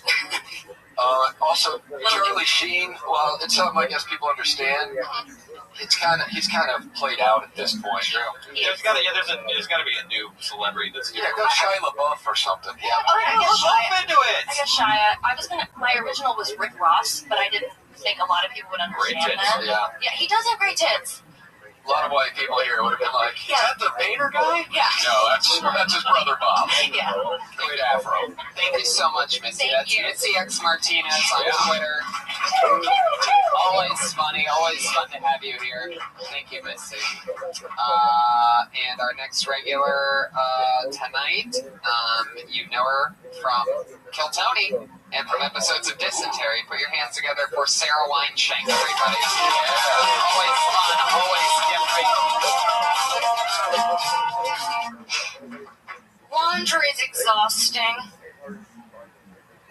Do a load, then there's more, You can't mix darks with whites. It's a whole to-do. What else is it? You know what else is exhausting is trends. Every time I'm in my laundry basket, I see all these trends. I'm like, am I still going to wear this? Is this still acceptable as an adult? Should I still be wearing leather? how do I wash leather? I have to get this dry cleaned specifically at a special place. I can't mix all of this stuff together. Then all of these like old mismatched socks fall out of my hamper. You see some neon. Adults should never wear neon. It's like basically telling the world you're under construction. We're not gonna lose you, bro. We can see you. Clear as day. What is neon? Men in neon? Not okay, guys. Don't get dressed up trying to look like a firefly. You're not a tennis ball. I can see you. Not gonna lose you. You're not a kid at summer camp. She has a goofy style like that. I love it. A lot of that stuff. You're floating out a lot there. I can tell you're really going down your list of examples of what guys wearing neon look like. Under construction line. Yeah, that's great. Solid joke. Yeah, totally. I was considering something like laundry. It's like one of the hacky go-to. It's like weather in LA, but the joke was great. Yeah, I feel like you just get to the neon part earlier. I want to just do neon, but I didn't want to just go and do neon by myself. Like, I wanted to do neon, and I probably had, 30 seconds of neon. So then I was like, well, what the hell can I put with that? I'm just going to add laundry and trends, because the best part of neon is under construction. I think. I don't know. It's best to get to the good stuff quickly. Just try to add on to also, that. your delivery, you get away with going slower than I notice a lot of, especially the comics here. You get away with, you come up and you're like, this happened, and then you pause, and a lot of times people just laugh at your cadence and the way you say stuff. So I don't feel like you have to rush. You almost get laughs on things that aren't jokes because you have an interesting delivery. Like the way you kind of just talk, I just notice they tend to laugh at the way you just kind of blurt all this stuff out. So I don't feel it aggressive and soft. Yeah, it's like I don't think you should feel the need to hurry. Because you're just the kind of the odd way you deliver your jokes seems to get laughs. Okay, cool. Maybe more about how it's exhausting, like you set that up, but you never really get through it. You jump to trends almost. But a basket full of regrets is really interesting, though, just conceptually. You look at it does it represent heartbreak or just it's all mistakes? It's just I shouldn't be wearing Peter Pan colors anymore. That's not a thing. Plaid. Am I too old for plaid? What is that? Yeah. Did you buy that for a guy? Did you buy that for you? For someone else? What's the real reason for all this stuff? What does it represent? Do you have laundry on site? Do you have it in your place, or do you? Yeah, I have laundry on site. I have to have $2.50 available in quarters. So you share it with other Paying for regret is a funny concept too. Right. Yeah, I have to come up with 215 coins to wash a mistake. Yeah, I like that. And also, Maybe some other trends that were big too until you get to the neon. So many wolf tees. The build-up. Yeah. Wolf tees good. And the hangover baby. Why did I buy hangover baby t-shirt? That's a great trend. That's a great trend. Oh God, how many of those must be so full? You shouldn't have taken that home from Vegas. That shirt. Yeah, just man, I thought that was so funny for 30 seconds. And also, if you're going to mention the exhausting part, I would say add something else about at what point during that whole thing are you getting lazy? At what point do you start to get tired from doing your laundry? Is it when you carry it to the washer? Is it in between that? I know I've always hated making that switch because whatever I always want to do is it takes more than 25 minutes, and I like doing two things at once. So it's always I have to go move but I don't know. But whatever you do with it is great. We need to keep it moving. Thank you so much, Sarah Weinstein. Every week a new minute, guys. Pretty impressive. Building some monsters here. And this is our other veteran and regular. She dropped out of Florida. Used to be a Gator. Just about to graduate, but she fell in love with stand-up comedy. She started right here on Kiltony. It's the one and only Kimberly Condon. What's up, guys? Sorry about the wet spot. That was Everett, but after that set, I guess he figured that was the only girl who was gonna get wet for a while. Roasted. So I lost a lot of weight last year, which was pretty cool.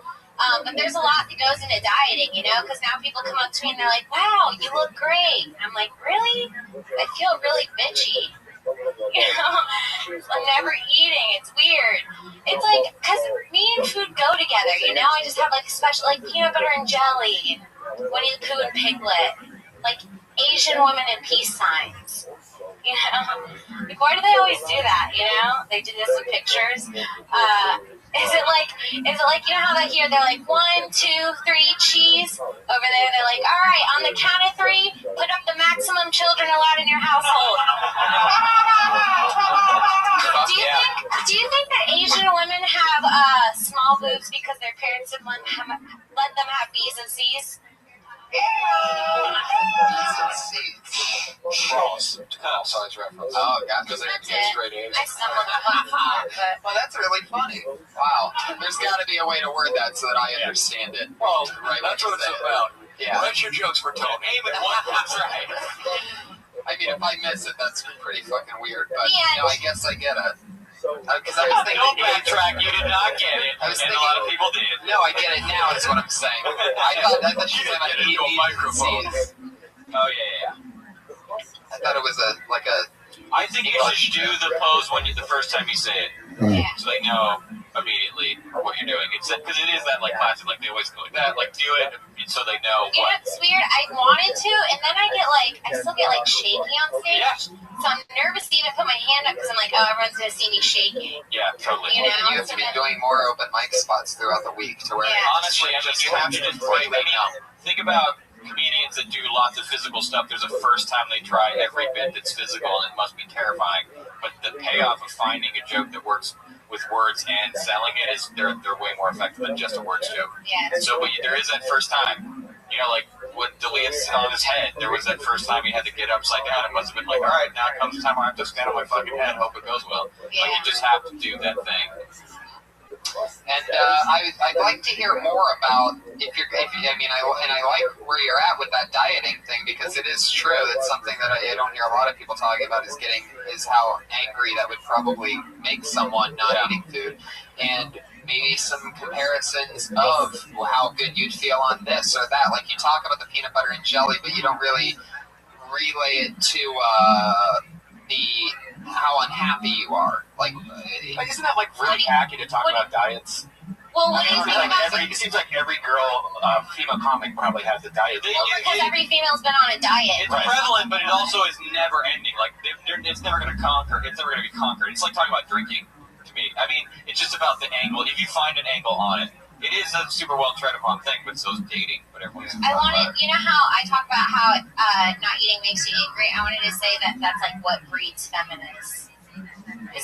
Like feminists are just women that dieted too hard. See, there you go. That's good. Yeah, definitely. Right. Absolutely. You scream out snacks during sex now. You're so deprived of them. Yeah. Peanut butter cups, bitch. Like stuff like that. Or maybe you have him. Maybe you have him whisper those things into your ears. What do you want, baby? And you're like, caramel corn. I mean your dick. I mean your dick, but I mean caramel. There she goes, everybody. It's Kimberly Condon. She's on Twitter at Kimberly Condon. We are going to La Jolla this weekend. We're taking the whole crew with us. Those two girls as well. Josh Martin's going to be there, and we're all going to Comic-Con. Missy's going to be there live from the La Jolla Comedy Store Saturday. 8 p.m. Maybe? Okay, all right. What? Okay, so it's a 2-hour drive. I don't know. Thank you guys so much. You guys are awesome at this. Thank you. Fucking well-oiled machine. The three of us. We're full of it. You're at Rick Ingram on Twitter. Always fucking funny. Yep. Very angry. Yeah, which is great. It's good that you can keep it real out there. Kevin Christie as well. Is it Kevin G. Christie? Kevin G. Christie. Right. Christie, Christy. Courtney Molay, believe it or not. The woman behind the Iron Hot Chick, the Lady Patriot, boom, boom, boom. That's Courtney Molay on Twitter, correct? Margaret Thatcher. Margaret Molay. Margaret Molay. You changed it. Changes are happening. You know what? It's me, Margaret. Please follow her on Twitter, everybody. That's Margaret Molay, M-O-L-L-E. I'm Tony Hinchcliffe. I'm Brian Redman. Bye-bye. Thanks, audience. Thank you. Yeah,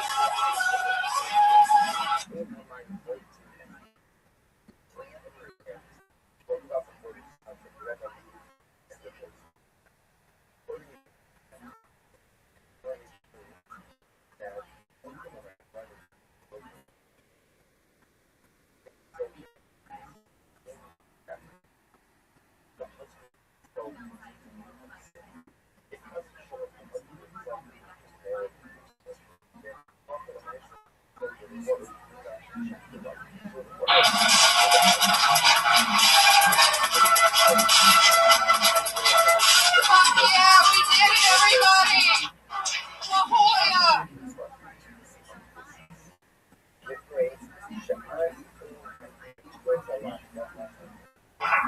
What's up, motherfuckers? How exciting. Wow, this is just like in Hollywood, except it's not. It's really creepily weird because this place, if you've never been to the Hollywood Comedy Store, it's just like this, but like just a little different. It's really interesting. But you know what? You throw up a few fucking Chinese lanterns, and all of a sudden, it feels like home. Yep. Well, how you guys doing? It's a little bit rainy today. It's very bizarre, so we thank you so much for coming out. This is really exciting. This is the first time Kill Tony's ever in its history been on the road, except for the time we did the LA Podfest, but that's not really a road gig. This was a strategic road gig.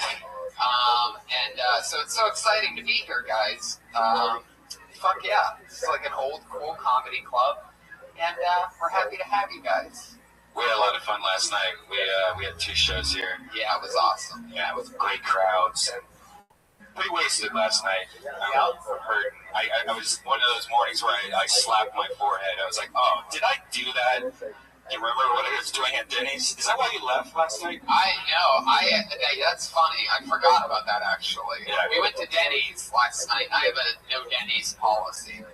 But that's how much fun we had last night, is that we ended up at Denny's, and then in the middle of it, like, my anxiety's just building, and I'm just getting sort of like, I'm just not feeling it. That feeling of sort of like, am I tired or am I dying, is taking over, and I stood up. I'm in the middle of the booth, and I go, and I've never done this before, but the Denny's and PB, I stand up and I go, guys, we just ordered our food. I go, guys, here's a $20 bill. Put it in a box, throw it in the fridge. I gotta get the fuck out of here. And I did. And I walked in. It was so weird. It was. You gave me a look like, what the fuck's going on? Well, I thought I pissed you off because, see, I was doing this thing all night where, we went to Denny's and I was like, hey, a table of 5 for Denny's. And then, like, this would fall out of my coat jacket. I'm like, oh, sorry, my Magnum condoms just fell out again. Right. And I was just, like, walking by booths doing, like, your tacos a bit. Oh, I'm sorry. My Magnum It's everybody. These are the ones with spermicide on it. I've never had those before. Really? Spermicide's sort of a big deal. Is that what the armor means? Magnum armor? Magnum armor. Fuck yeah, for guys with big dicks that are also slightly scared. Yeah. That's awesome. Speaking of armor, huh? Yeah. For those of you that listen to the podcast, you know that we always have a head of security, just to keep us safe for no apparent reason whatsoever. Because nothing really ever happens. But this night will be no different. We will have another Patriot, and I'm very excited to announce it is the return of one of our favorite Patriots ever. La Jolla, put your hands together for Iron Josh!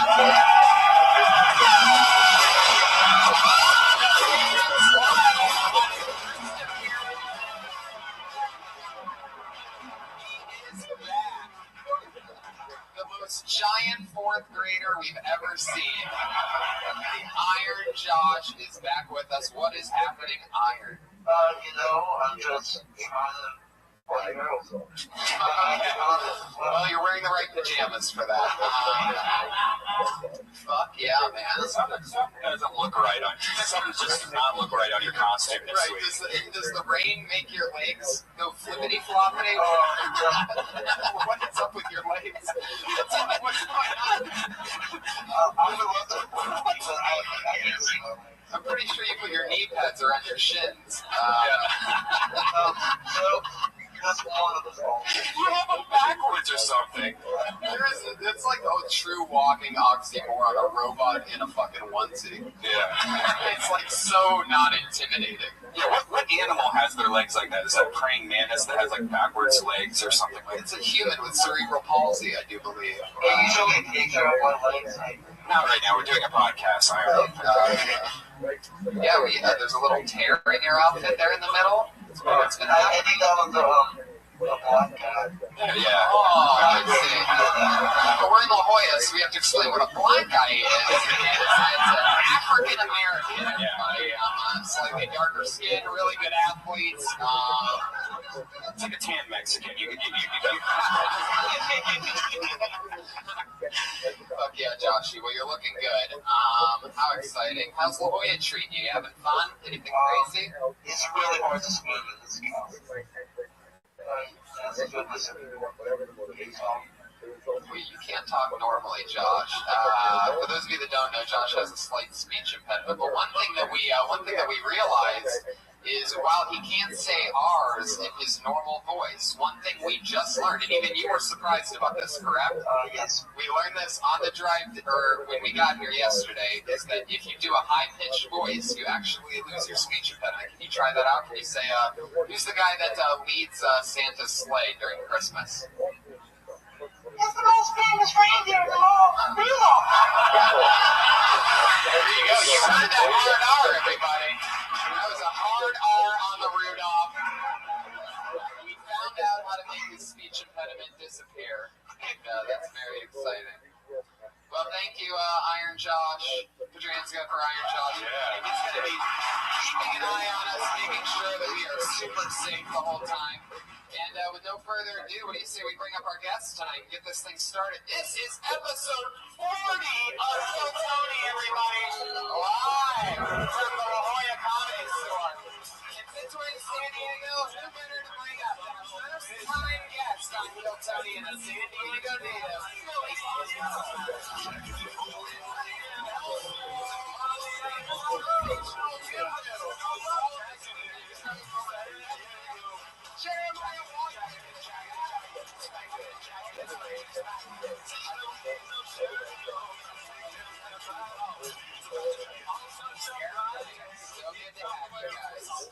Jeremiah, you've been on this show before. Welcome back. Thank you. Good to be here. Billy. Check. And hello. Mine got louder. Bonus volume. Oh, yeah, just quiet. Just say abity abity. Abity. Really? Just quiet. Mine got loud. Mine got really loud. Yeah. Good to be here. Podcasting, everybody. It's a beautiful thing. Fuck yeah. So, Billy, this is your first time here. Have you ever seen anything quite like the Iron Josh? Have you ever been on stage with a specimen like that before? I have no clue what I'm looking at. Is this supposed to be an Iron Man costume?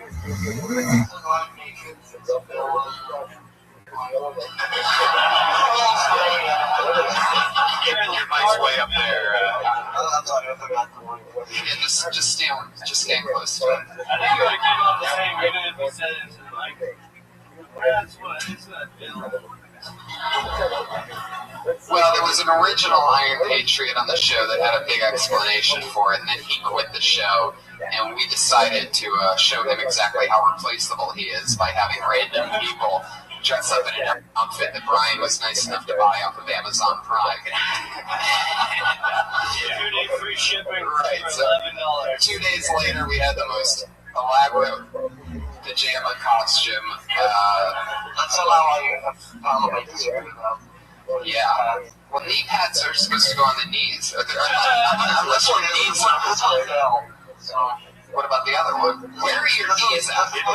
It looks like Iron Patriot got in a bad football accident. His ACL is just like torn, like and all the ligaments are messed up. Fuck yeah. But the lights are still shining. You can't put out his IKEA wall lights. Oh, you actually can. Oh, very good. Oh, those are add-ons? Yeah. Every week I try to add new shit on it. That wasn't in the $11 package? No. Those are extensions. Yeah. Yes. But every time I add something new breaks. So it's just, it's I need to do a better job. We need to get breaks. It doesn't seem like it has a lot of moving parts except for the human inside of it. Yeah, he's the most broken part of this. Oh, by the way, son of a bitch, I just realized the bucket's in the green room and the names are on the clipboard. If somebody wants to cut those up and throw those in that bucket, yeah. Oh, wow. Oh, yeah. So are you just working on the kinks? Okay, Iron Josh is going to go do that, everybody. Good shirt. Why not have one of the... No, it's okay. Josh, stay up here. They're going to take care of that. It's one of the most important parts of the show. Right, absolutely. It's amazing. I mean, weren't you outside just drinking coffee and writing poetry or something? Yeah. Unfortunately, I wasn't, but that was one thing that I forgot to do. Josh, you normally have questions for, or the Iron Patriot normally has questions for our guests. What are your questions? I do have some questions. Billy first. You're from San Diego. You drink a lot. He's sweating right now because he hasn't had enough drinks. I can tell. No, I'm sweating right now because I just drank a double shot of espresso, which was a terrible idea. And then I ordered a hot toddy, which turns out that might have caffeine in it too. So if someone has to bring me a towel, it's going to get real weird. I'll take your questions now. My question is, do you like cheesecake? Yeah. That's a fast question. I love cheesecake. Patriots love cheesecake. It's how you have cheesecake in your mouth most of the time. More people think it's not cheesecake. It's something totally different. That was kind of erotic. Like dicks. Yeah, like dicks. A couple of dicks. There's a black bucket on the in that green room. Perfect. Thank you so much. Thank you. Okay, so yeah, that's a great question about the cheesecake, Josh. Really doing your homework over there.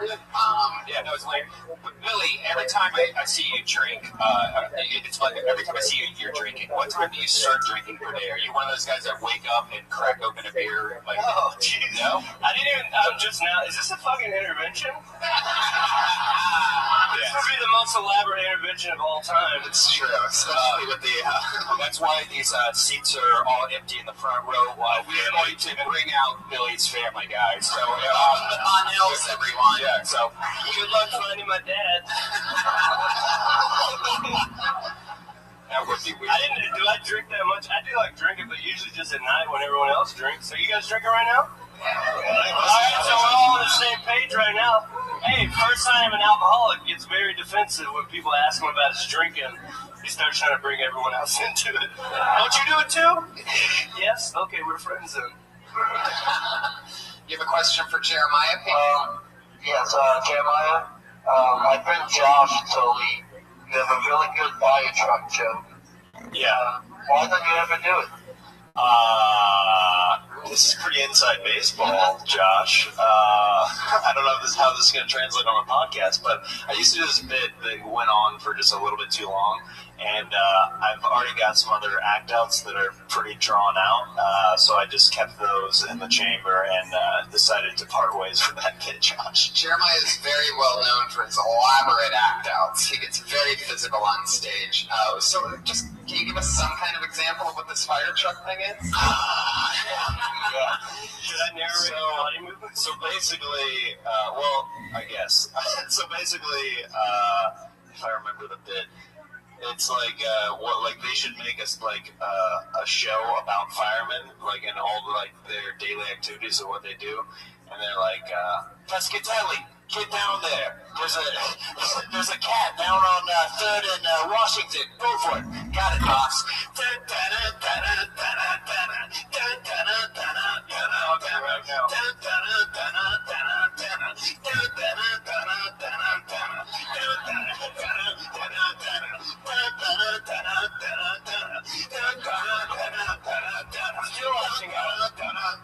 Are you okay, kitty?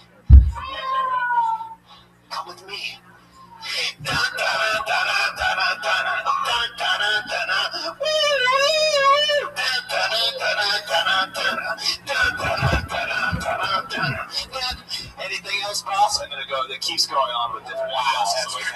totally see why you stopped doing that, Jim.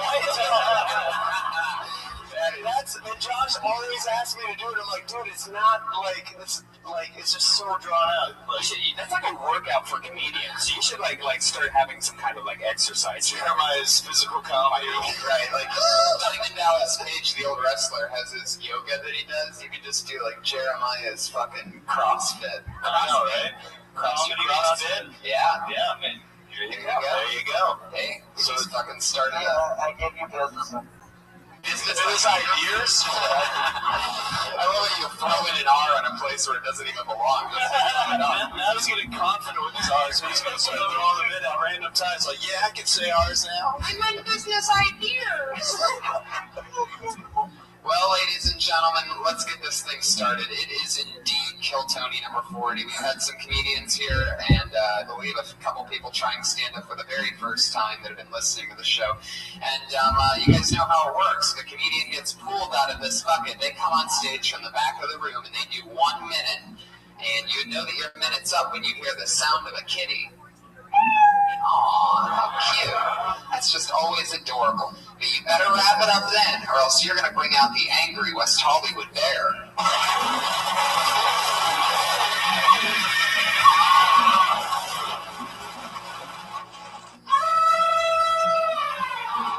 Wow. It's a little bit more elaborate each week.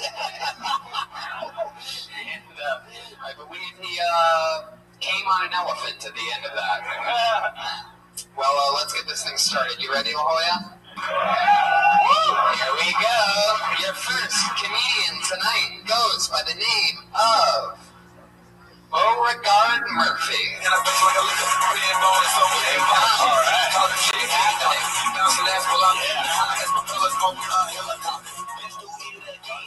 Beauregard Murphy. One more time.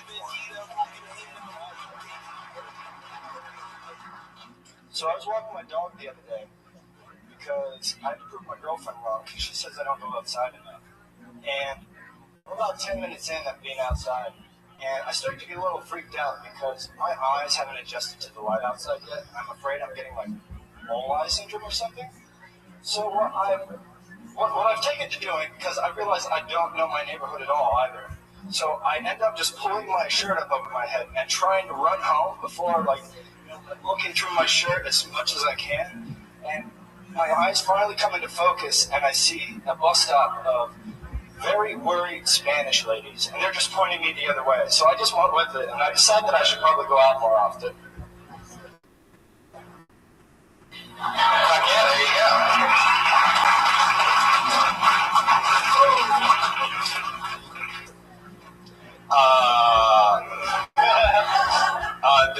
They're definitely I like the story.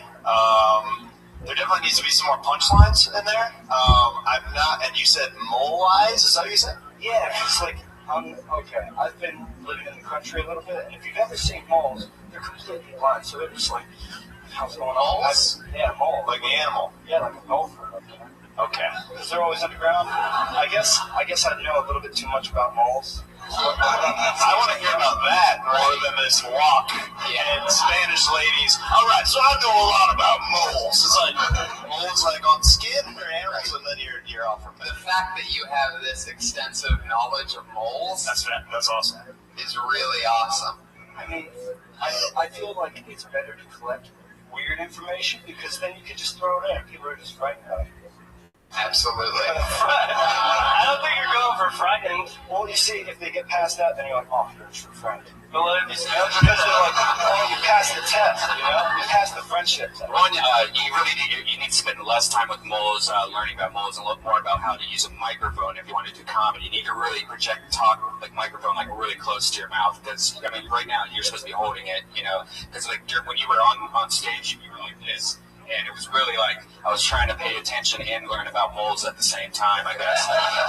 First time on stage? Yeah. Beauregard Murphy, everybody. Staring in front of you. That's great. Learning the ultimate first lesson of mic technique. You gotta get on that thing. Even now, you're still too far away. Yeah, it's literally like this, like an inch from your mouth. Don't touch it, but But I started doing this because I was watching the podcast and I got really inspired. And I don't know. That's awesome, man. Well, that's fantastic. That's great. That's so great. I think, with comedy, you just have to, it's awesome. This is your first time doing stand-up. Just get up as much as you can, and stuff like the mic, that'll come second nature, pretty quickly, and then you'll get super comfortable on stage, and then you'll be talking about moles in no time, and that'll be awesome. Yeah, I was hoping because I used to play music on stage, so I was a little bit familiar with that, but I guess when you got makeup all over your face, it doesn't really transfer. You were in a band where you wore a lot of makeup? Yeah, no, it's kind of like Kiss. It was like black metal from Norway with blood all over me and Wow. So you got a lot of interesting stuff to talk about, which is great. So you can pull from that. Are you the singer in the band? Well, I did a little bit of singing. I started off playing guitar, but I was. Can you give us an example of one of your lines that you would sing during the black metal Norway thing? Just one quick snippet. I come from the land of the ice and the snow.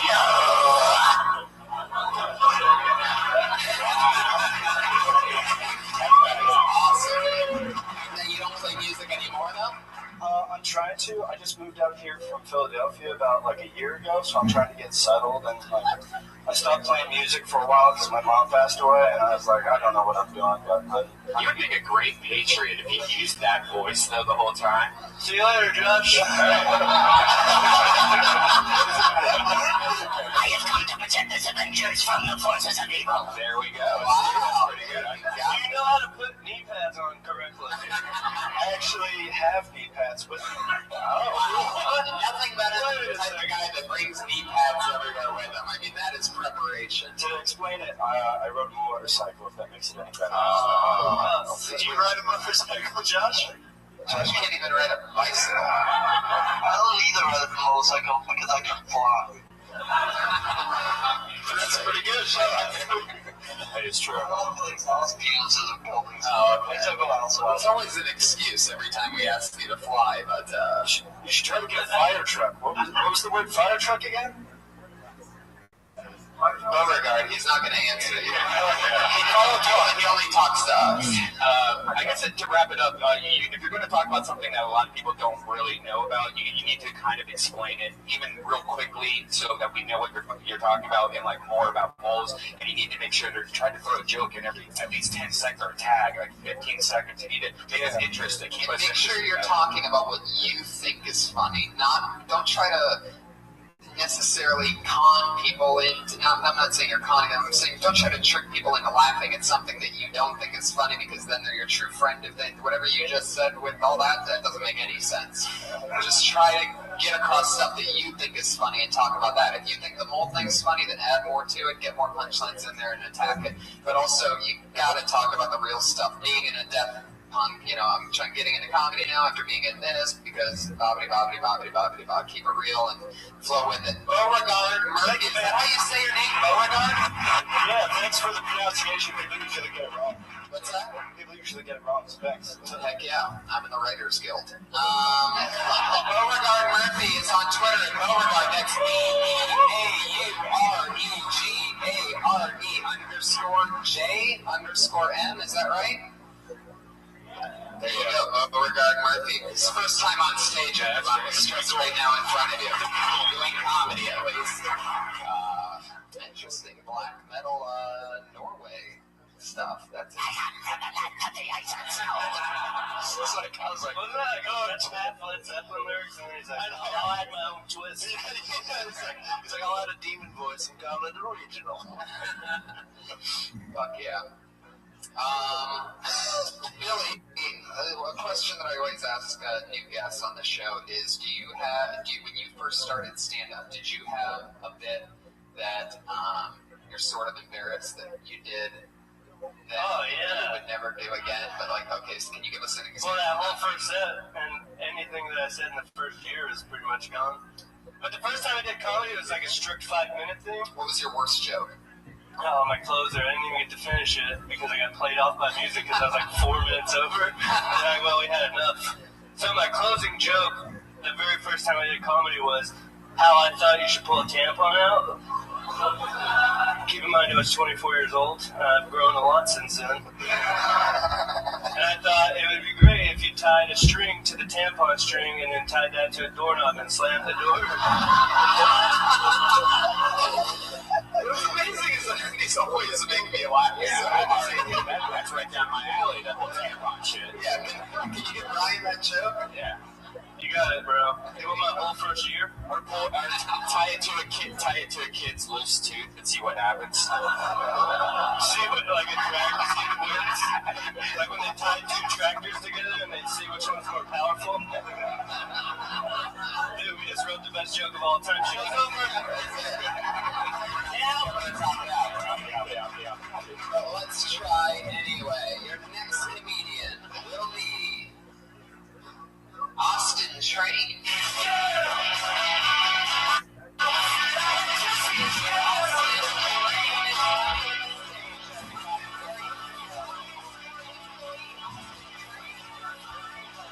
Was that his Twitter handle? Sorry. Go ahead. You want my Twitter handle? No. Don't listen to me. Do your set. One more time for Austin Train.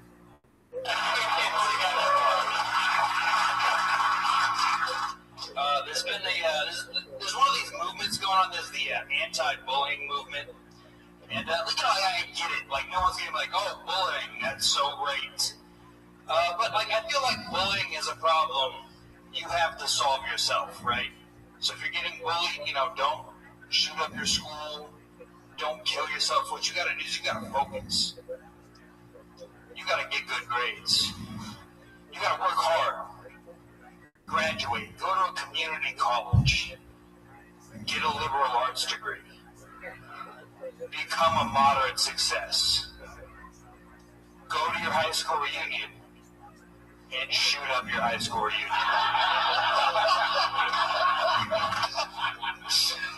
That's fantastic. 51 seconds.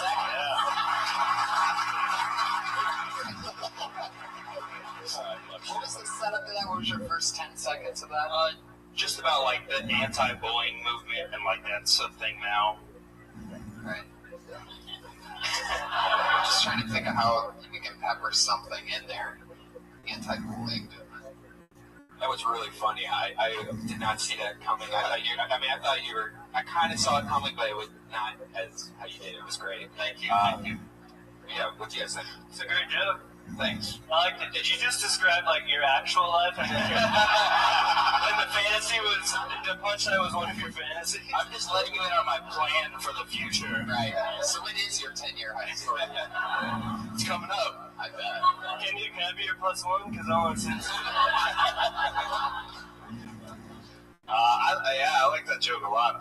Like halfway through, I was starting to think of notes, and then the punchline came, and it was like wipe all those notes away because it was like I was like, what's the payoff gonna be to this? And then it paid off. So yeah, pretty sweet. Pretty sweet. Yeah, it's a great setup to a great joke, which leads me to believe that there's just you could just add tags to that. You know what I mean? Like, do the teachers go to high school reunions? Teachers? No. Unless you fuck one of the teachers. Really? Is that true? Well, I had a teacher that fucked everybody. I was pissed off because I wasn't fucked, and then we had another, and then she was hot, and then we had a gym teacher, Mr. Phillips, that molested all the guys, and he never molested me either, so I was getting no action. Fill me up, Phillips, fuck you.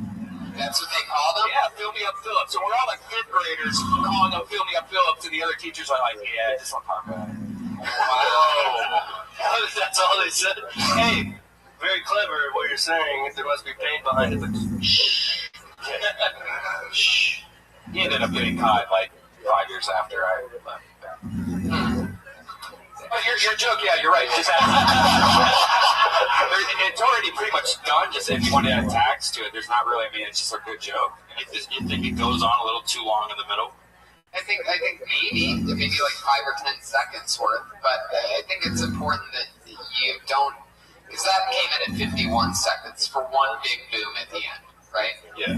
So once you drive that home, it'll only be worth doing, really, if you keep adding stuff to the back end of it. because adding stuff to the middle is just going to take away the air that you're blowing into that balloon that makes that big pop in the end.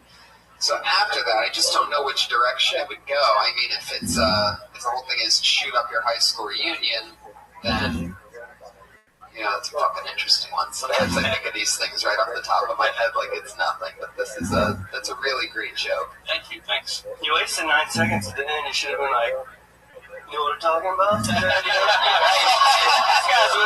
This guy's with me. Should I come up with a catchphrase for the end? The thing is that probably get another huge laugh. Literally, like, even though that sounds like a joke on a joke, it really, because then you're asking people to relate to that. Am I right, guys? Shoot up your high school reunion? Like, that actually, anything like that, whatever you think, is a way to try to relate to people, but obviously it's only your own crazy thought. Who's with me? Right. Yeah. And then you could go with that, like, who's with me? Literally. My reunion's in 3 weeks. I have a plus one. You take the 9 seconds. There you go. Austin, that's awesome. How long have you been doing stand-up? About 3 years. Fantastic. How long have you worked here? About a year. Awesome. It's a great path. I used to work at the Comedy Store in Hollywood. And look at me now. Anyway, Austin, thank you so much. Great job. Fantastic joke. Austin Train. That's Austin_Train on Twitter.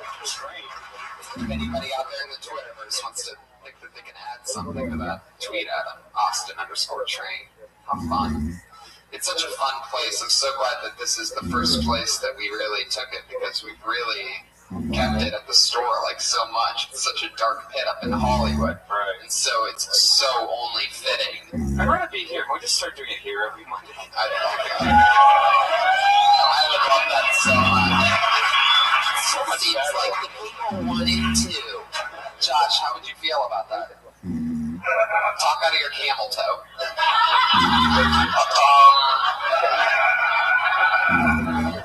I love that I got this job. Like, Jeremiah, you're really going to be doing us a solid by sitting at the end and putting in Josh's vagina every second he needs to talk. Is that cool? All right, it's cool. I love vagina. Such a great dynamic. With a laser penis.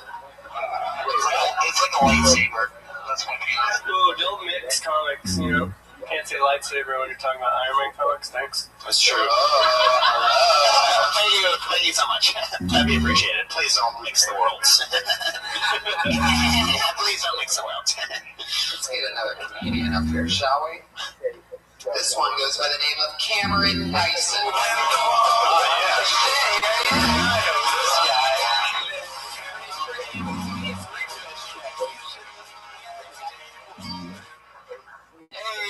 Folks, hope you had a good day today. I had a very strange day. Earlier today, a black guy called me a Triscuit. So it's good to know I'm moving up in the cracker hierarchy rather than the other way around. Worked a while from wheat then. I was watching TV last night and I see an infomercial for attention deficit disorder medication that's over 30 minutes long. I was like, who the hell are they marketing that to? You're going to market ADD medication, you got to put that shit the right way, you know? You put it on the back of a bus, or a blimp, or a fucking squirrel, anything that's distracting, you're going to get that message across. I recently had to break up with a woman because she was so bad at role-playing. Like, she was that bad, I was like, all right, this is done. Because whenever we were about to do anything, she'd be like, okay, this time you be my brother and I'll be your sister. It's like, what? You're my cousin. Do we have to make this any weirder than it already is? Alright, that's it. Also,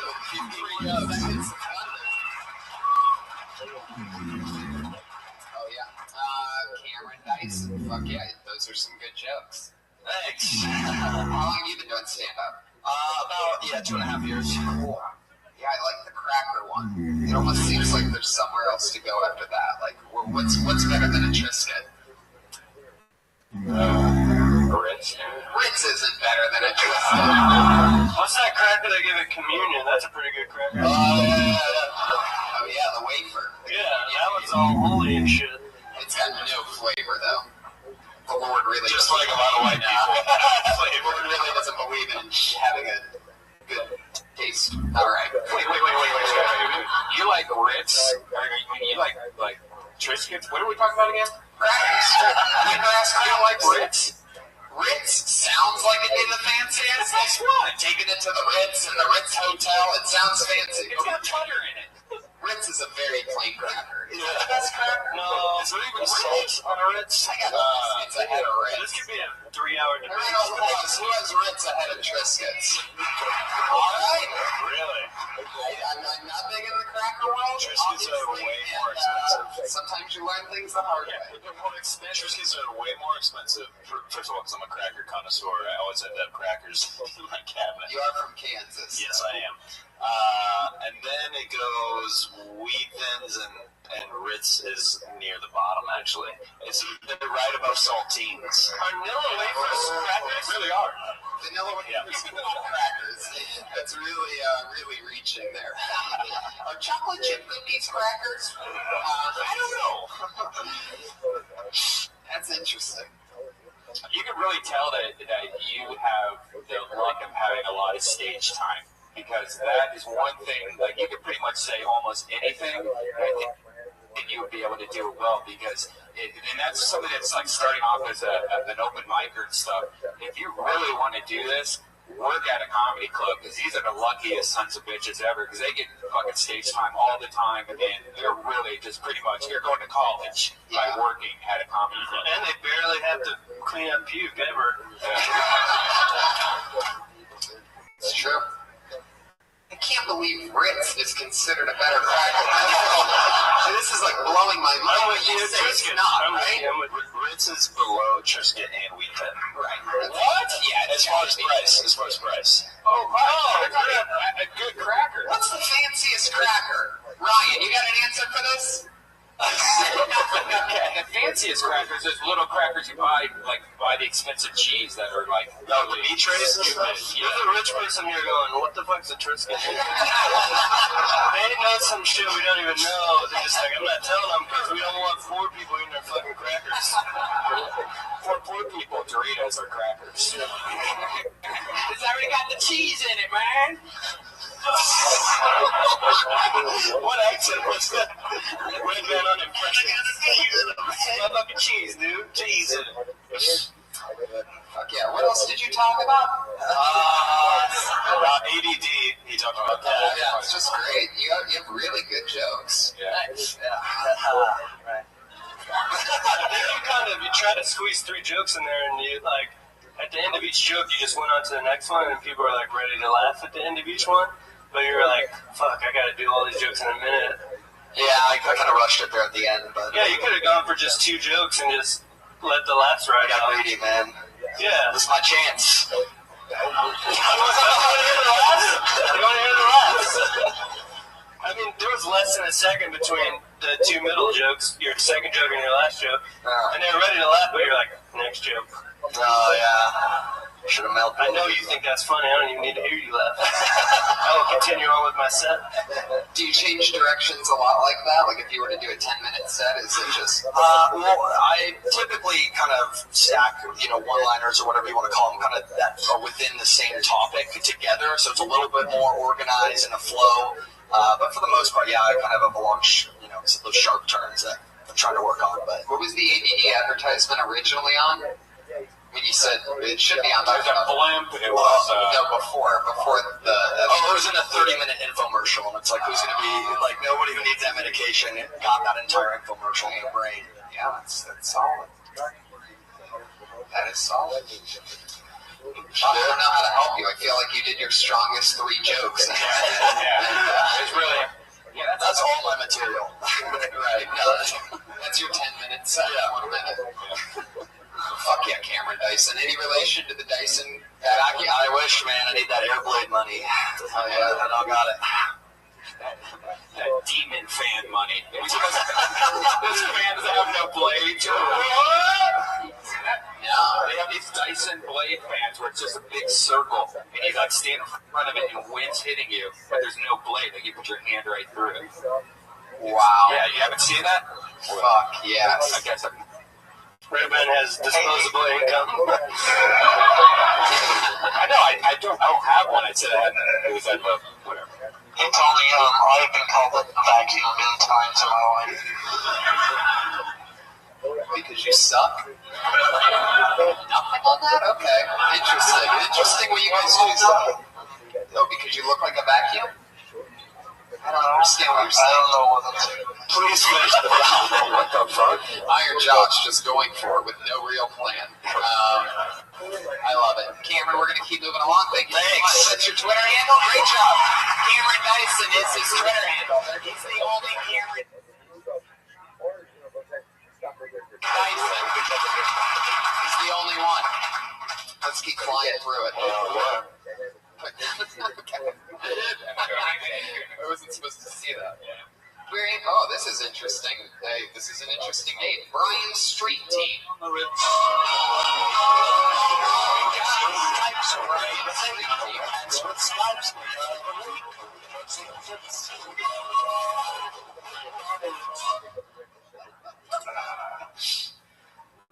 So I recently went out celebrating my wife's birthday by getting completely shit-faced. And after she carried me home and I passed out for her birthday, I woke up sometime and I decided to urinate.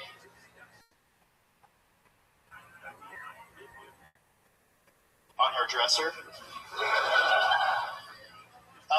She asked me in the middle of the night, "What are you doing? What the fuck are you peeing?" To which I replied, "No." I stopped. I went and finished my urination in the actual toilet instead of the one I created right there in front of our bed.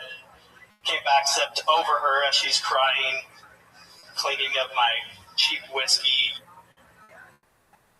urine-soaked beer, urine, and went to bed thinking nothing of it. Turns out,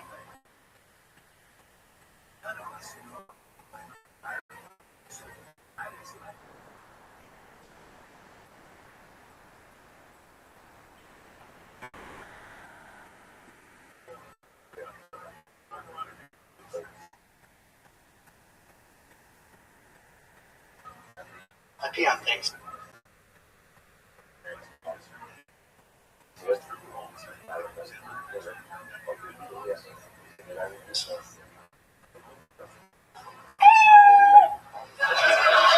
Nailed it.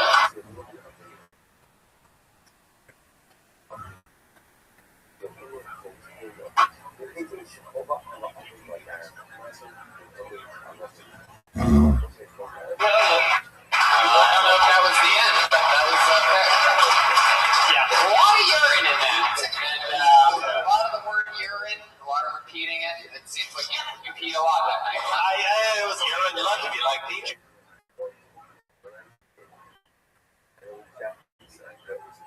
Ghost.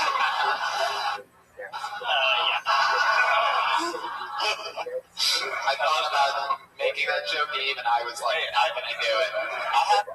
I have to take the fall for you sometimes. I love it. Okay. How long have you been doing stand-up?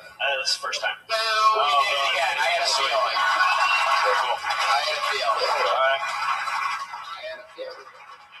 I could tell because in that joke there's a lot of and then I said, and then she did, and then I did.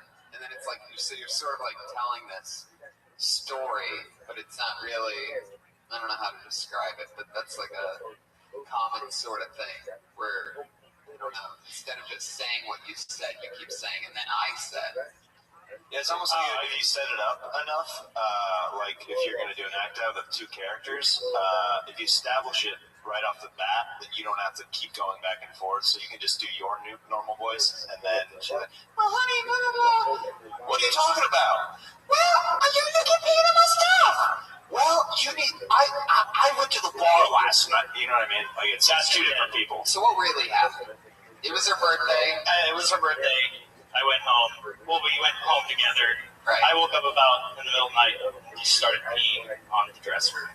and she asked me. Which is in the bedroom. Yeah. You guys live together. Yeah, she's my wife. Oh, perfect. Yeah, surprisingly. Fantastic. And you did say you were drunk. Yeah, I was. Yeah, a lot of people do. I pee all the time when I'm drunk. It just happened in the last year where I started peeing on rain. I think it's something about my 30s, but Did you move recently? yeah, actually. It's because when you're dealing in the middle of the night, you're looking for your old bathroom and you're half asleep. It really is. I used to pee in my sister's bedroom when my sister briefly lived with me at this house and we just moved in. And like I would wake up in the middle of the night and I'm peeing on her clothes and she's just like, "Hey, what are you doing? That looks like a delicious dick. And get out of here."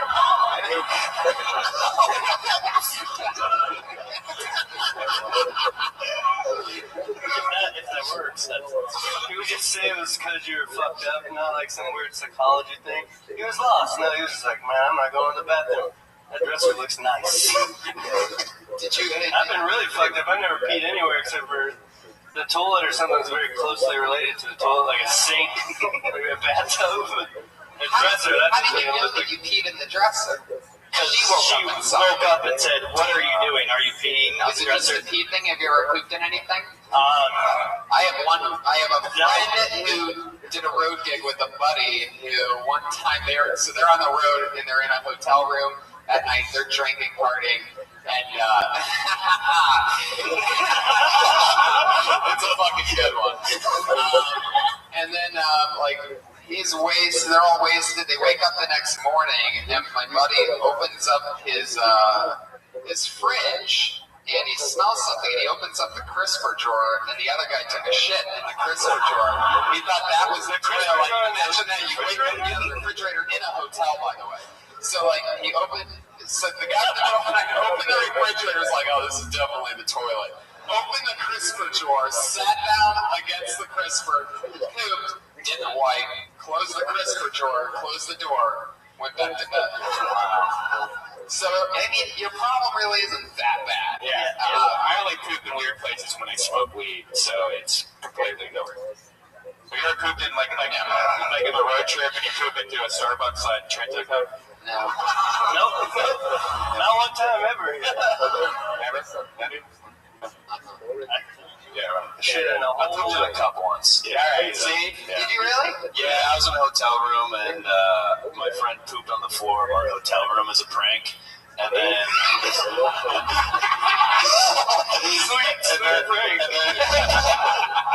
well, we were staying in separate rooms, so he ran next door, he pooped on the floor, and then he ran back, and I'm like, "Oh, I'm gonna get him back," and then I pooped in this cup, over the toilet, and then I ran next door and set it without him knowing, so then, eventually they found it, and it was just, steaming. Yeah. Sweet payback, right? You put it outside of the door? No, inside their room. Wow. Yeah. Dude, there needs to be more poop pranks. Can you imagine pooping in a big pickle jar and just putting it in your refrigerator and then your friend's fridge and then later he's just like, "Oh, you want a pickle?" And he's like, "What? That's not a pickle. This really took an interesting turn. I like how he shit in the cup over the toilet like it's a safety precaution. His friend just shit on the floor. He's like, "I don't want to get shit on the floor though. I'm a clean guy." Yeah, but there's already shit on the floor. The hotel room has been ruined already. Fuck, we went from Ritz to shits in no time. There it is. Thanks, Jeremiah. I think they knew that was that. Is your wife here right now? Yeah, she's here. Yeah. Oh, is that her pissing on the exit sign? Match made in heaven. Fuck yeah, Brian. Well, you know what? First time on stage. What do you do for a day job? Just a manager. And I do some other stuff. What kind of manager? Asset manager. I manage assets. Asset manager? I would love to be an asset manager. Yeah, how much for a hit of acid? Yeah. Asset. I like how you said asset. Yeah. So he's a pimp. Right. I'm an asset manager, motherfucker. Yeah, that was a bad pimp impression. Brian, why do you call it Brian? Why do you call yourself Brian Street Team? That's a carryover name, I guess. From? I thought you were From the porn. I am a porn guy, so now I used to do porn. Yeah, semi-professional. I actually know you. I met you at ABM. Red Band or Eskimo Brothers. Hey, man. Tell me you do. Hey, please tell me you do golden shower only porn. Just one time, it was weird. That's right. What's the weirdest thing you've done for a porno video? I on the dresser. I put my foot in a girl's butthole. That's a Red Band. Let's talk about that. No, we got some material, dude. Well, I mean, this is exactly why I asked this question. Something you can relate to. Metal guy, it's like, that's the shit that you have to be talking. That's literally the shit that you have to be talking about. Yeah, because, I mean, you have a perspective that no one probably here has, putting feet in assholes, except maybe myself. But no one else here talks about that. And if you could explain that, that's such a great storytelling aspect of it, because you can really get people interested in it, because it is interesting what you do. Yeah. I still want to pigeonhole it. I want something more relatable to everybody. Like everybody has humans on this dresser. That's when you're eating a girl out your nose. It's fucking in the ass pigeonhole. Wow. That's said with conviction. Said with total conviction. So when you said you're an asset manager, that was just total bullshit. That's like, no, that's my day. I have a day job, and that's my hobby. If you will. It's a great hobby. Are you sponsored? I do some other stuff too. How's your porn name? I'm just a little confused. How does your porn name? It's a team.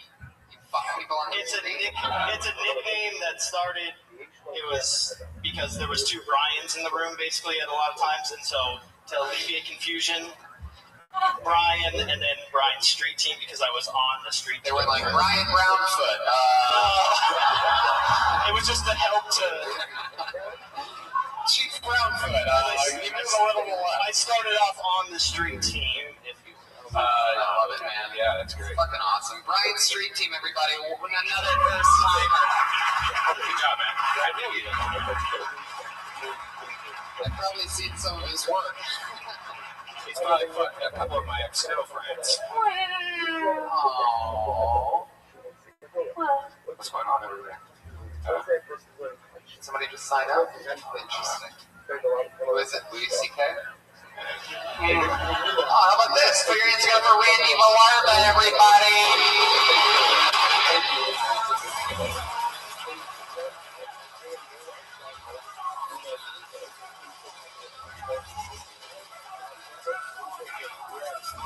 So I'm a huge World Cup soccer fan.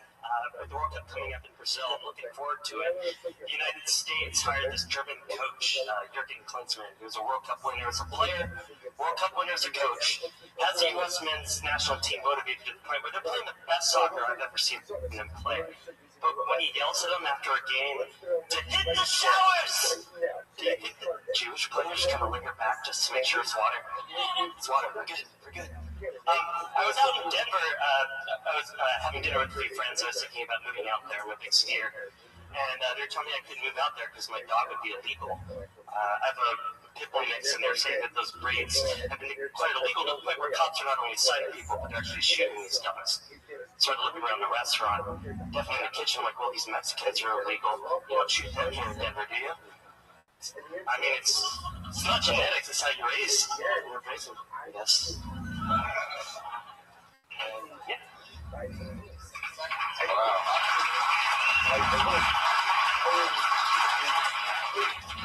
When you started it, what was the soccer team you were talking about? The U.S. men's national soccer team with World Cup. Okay. It's just, I love it. It was all great. The middle joke was the best one. That was about.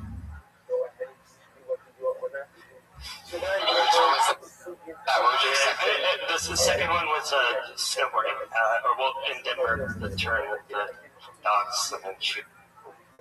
Right, and the Mexicans being illegal, and the last one was what? It was just kind of tags on the end of that. Gotcha.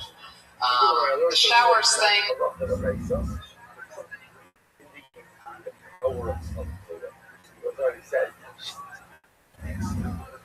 That's really hacky. Everyone has a Jewish shower. Yeah. And that's a really long way to go to try to do that, you know. Plus, you don't want to do a shower in June. Yeah, you definitely don't. That's good advice. I've only been doing this for a few months. Too soon for that.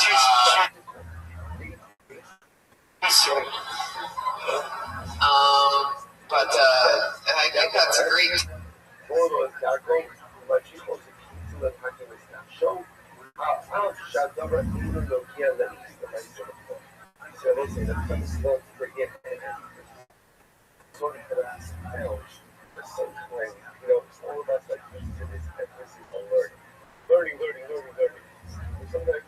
Take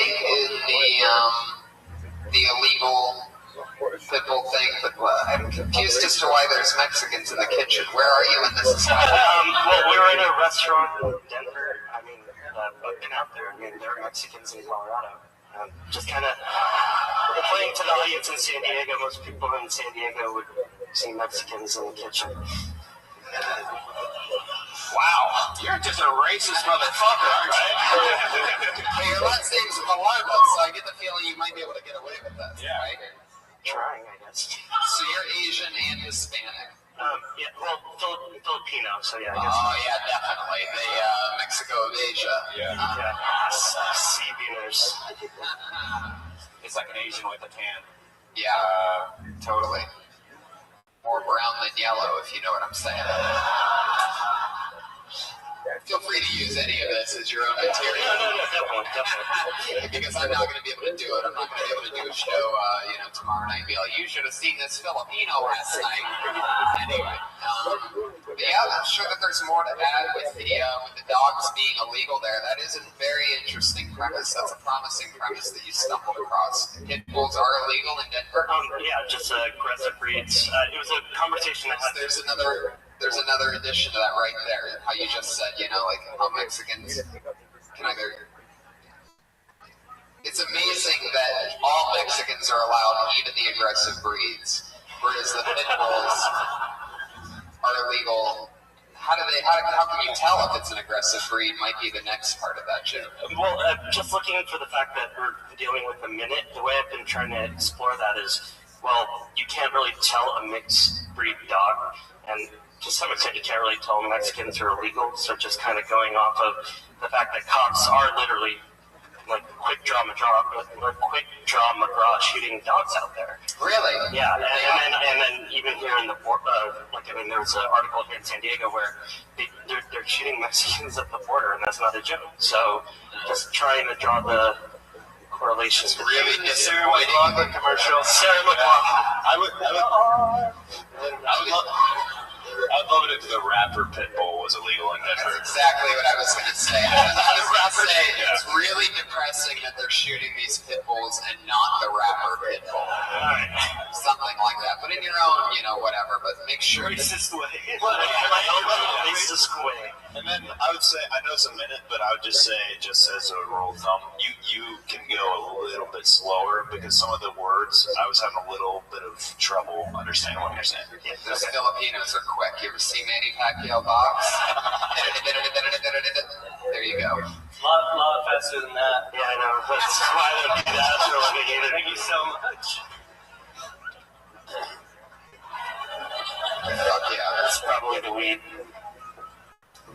Yeah, don't do the shower joke. Add more to the pit bull thing. Add more to the Denver. But don't do the shower joke. Okay, I'll Girls will call you Manny Pacquiao. No, I'll abandon that one. I appreciate your guys' advice on this one. Yeah, of course. Maybe some N-word jokes would be good.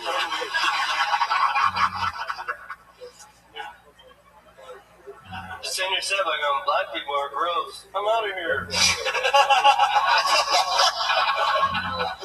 Both of your parents are Filipino? Yeah. How do you end up in San Diego? My dad immigrated here back in the 1970s. Brought the rest of the family. I was the only one born here in San Diego. Fuck yeah, congratulations. Yeah. So they're all technically illegal. Well, they've been here long enough. Wait, do they get their citizenship or statute of limitations? It's like, no one's paying attention anymore. I love that. He just smiles. Fuck yeah. Well, we're not gonna call the immigration on your parents. Don't worry. Thank you kindly. But thank you so much. No, cheers. Thank you guys very much. Cheers. That's at Randy Wrights. That's Wrights. WRITES. At Randy Wrights. And 1-5. Yep. So let's get one more person here while we still can. Hey, how about Dan Harumi?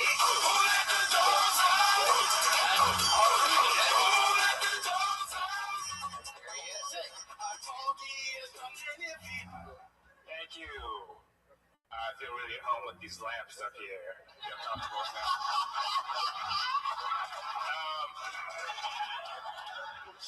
I feel like shaving is like playing a scratchy lotto ticket with my face. I feel like it has the same results. At the end, I'm just disappointed, like, great, this guy again. Someday I want to look at my face in the mirror and see Wesley Snipes. Like, it's about fucking time. I like to carry around scratch a lotto tickets just to make my life more interesting.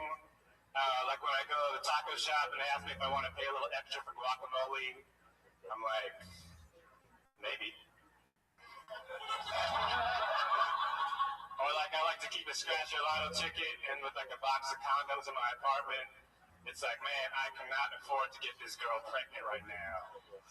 Unless. Hell yeah, $50. Let's go half on a baby. All right, thanks a lot, guys.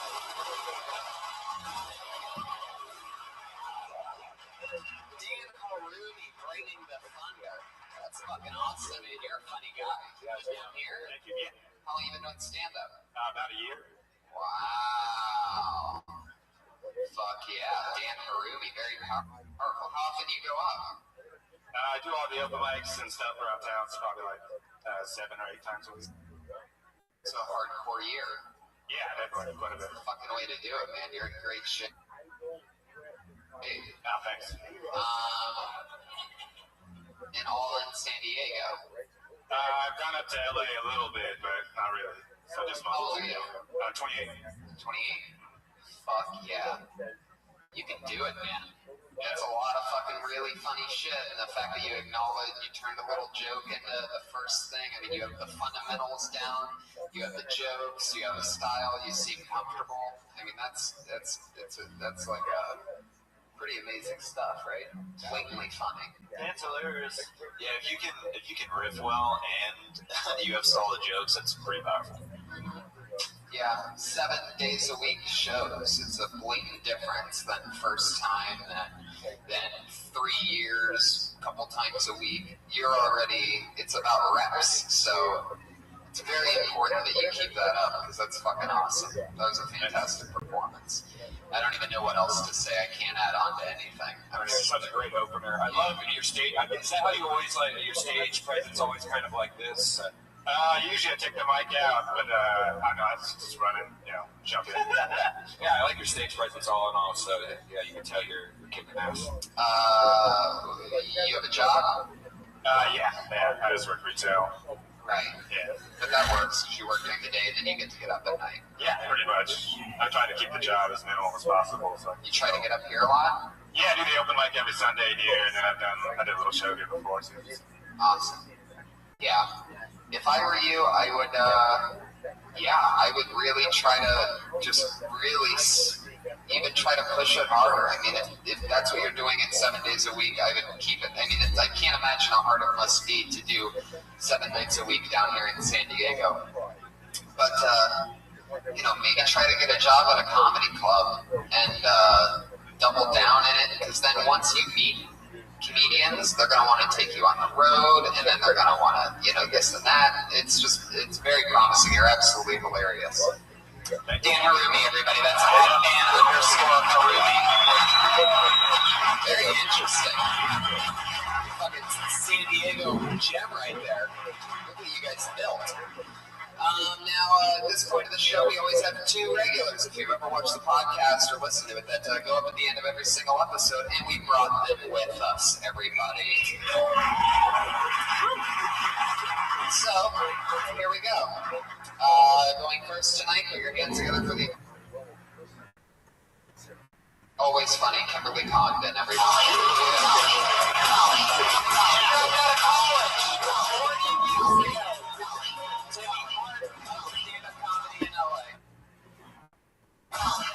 What's up, guys? How you doing? Nice.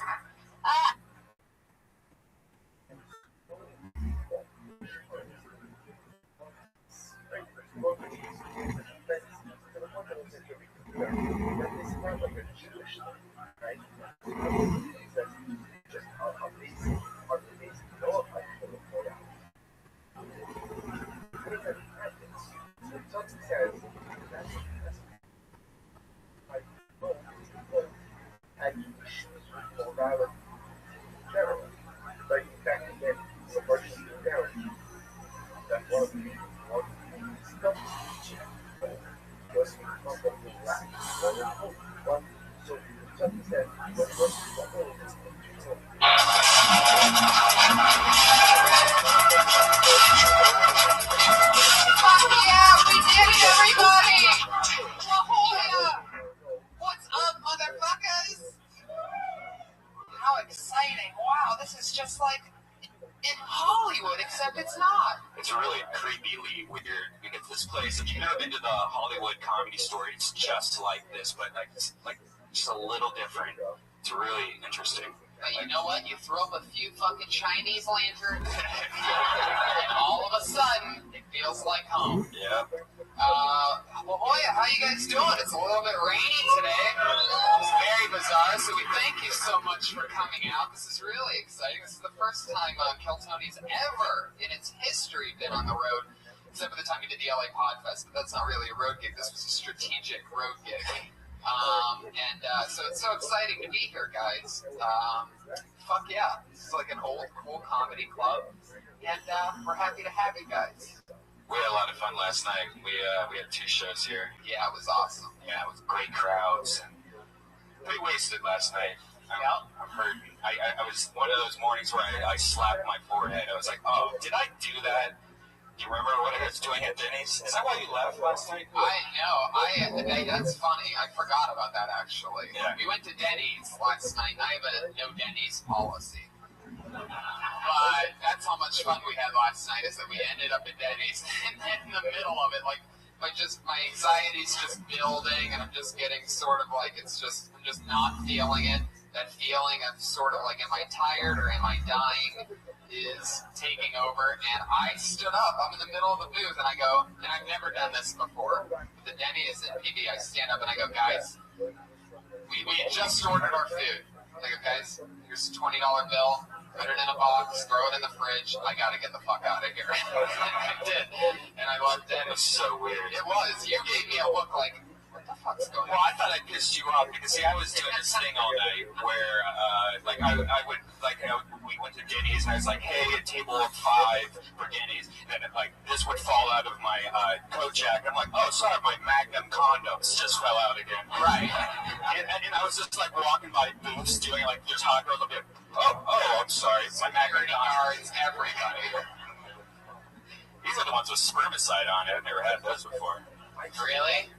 Spermicide's sort of a big deal. Is that what the armor means? Magnum armor? Magnum armor. Fuck yeah, for guys with big dicks that are also slightly scared. Yeah.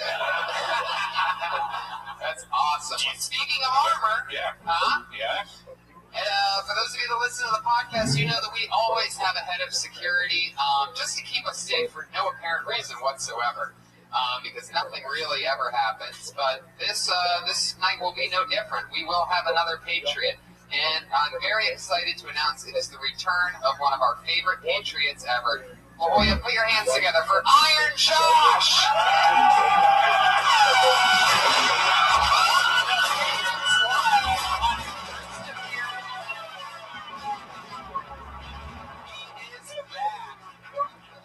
The most giant 4th grader we've ever seen. The Iron Josh is back with us. What is happening, Iron? I'm just trying to find girls.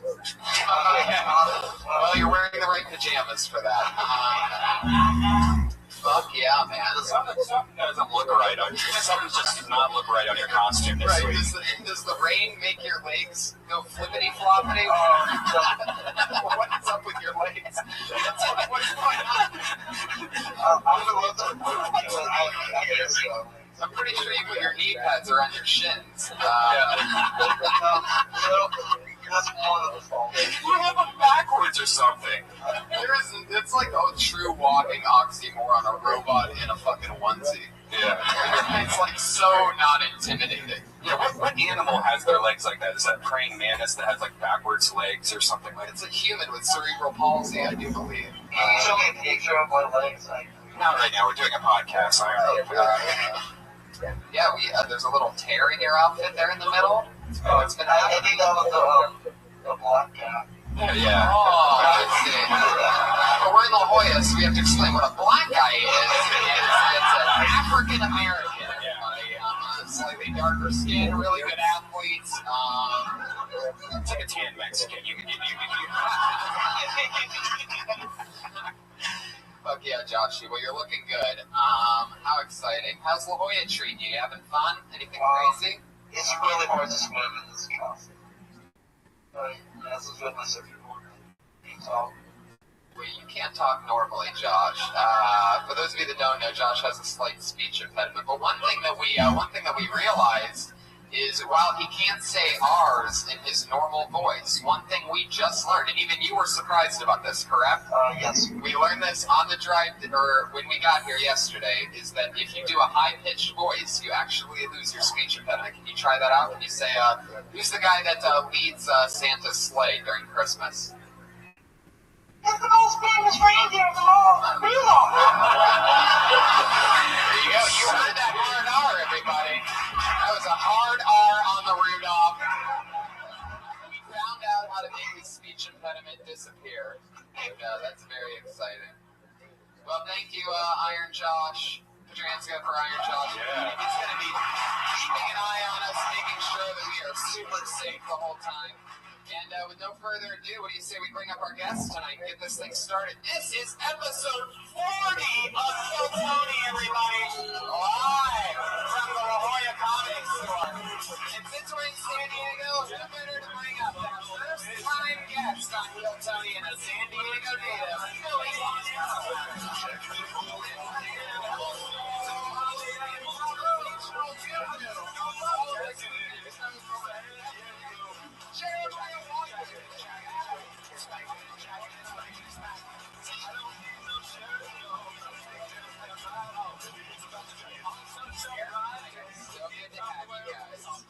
Jeremiah, you've been on this show before. Welcome back. Hey, you gonna be? Dilly. Hello. Check and hello. Mine got louder. Bonus volume. Hello. And I hear me. Yeah. Oh, yeah. Just quiet.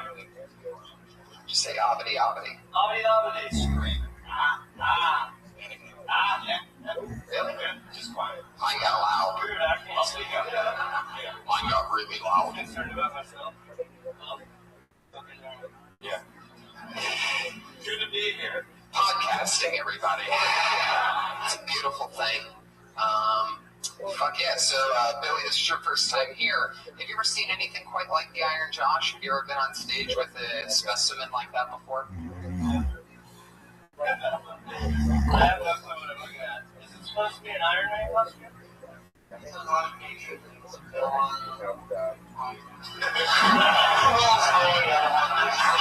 Your mic's way up there.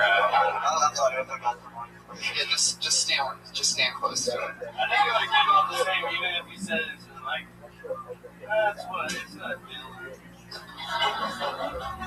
Well, there was an original Iron Patriot on the show that had a big explanation for it, and then he quit the show, and we decided to show him exactly how replaceable he is by having random people dress up in an outfit that Brian was nice enough to buy off of Amazon Prime. 2 day free shipping Right, for so $11. 2 days later, we had the most elaborate pajama costume. That's somehow I found a way to disagree with that. Yeah. Well, knee pads are supposed to go on the knees. Unless your knees are. What about the other one? Where are your knees at? It looks like Iron Patriot got in a bad football accident. His ACL is just like torn, like all the ligaments are messed up. Fuck yeah, but the lights are still shining. You can't put out his IKEA wall lights. Oh, you actually can. Oh, very good. Oh, those are add-ons? Yeah.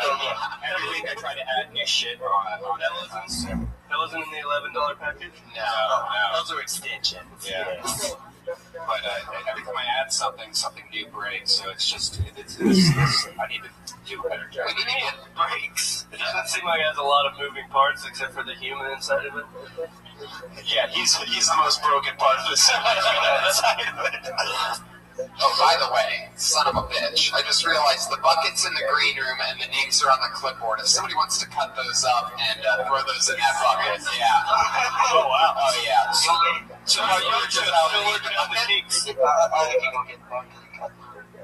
Okay, Iron Josh is going to go do that, everybody. Sure.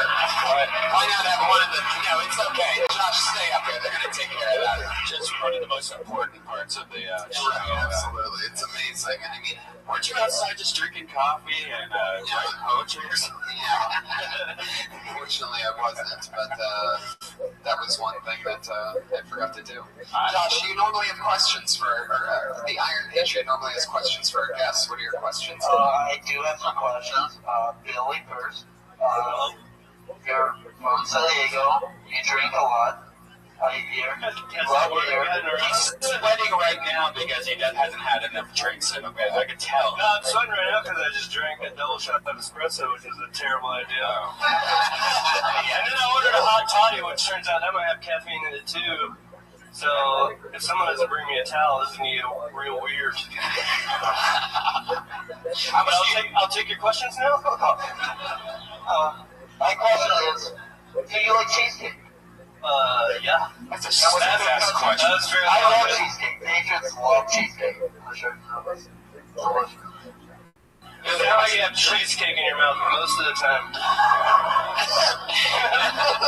More people think it's not cheesecake. It's something totally different. That was kind of erotic. Like dicks. Yeah, like dicks. A couple of dicks. There's a black bucket on in that greener. Perfect. Thank you so much. Thank you. Okay, so yeah, that's a great question about the cheesecake, Josh. Really doing your homework over there. Yeah, no, it's lame. But Billy, every time I see you drink, it's like every time I see you're drinking. What time do you start drinking per day? Are you one of those guys that wake up and crack open a beer? Like, oh, jeez. No? I'm just now. Is this a fucking intervention? This would be the most elaborate intervention of all time. It's true, especially with the. That's why these seats are all empty in the front row. While we're going to bring out Billy's family, guys. So, on else, everyone. Yeah, so good luck finding my dad. That would be weird. Do I drink that much? I do like drinking, but usually just at night when everyone else drinks. So you guys drinking right now? Alright, so we're all on the same page right now. Hey, first sign of an alcoholic gets very defensive when people ask him about his drinking. He starts trying to bring everyone else into it. Don't you do it too? Yes? Okay, we're friends then. You have a question for Jeremiah? Yes, Jeremiah. My friend Josh told me you have a really good fire truck joke. Yeah. Why don't you ever do it?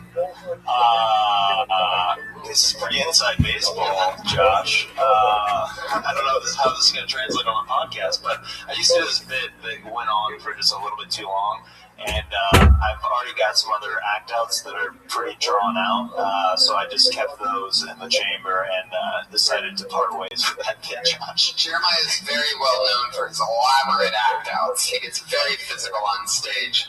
So just, can you give us some kind of example of what this fire truck thing is? Should I narrate your body movement? So basically, I guess. So basically, if I remember the bit, It's like like they should make us like a show about firemen, like in all like their daily activities of what they do, and they're like, Pescatelli, get down there. There's a cat down on 3rd and Washington. Go for it. Got it, boss.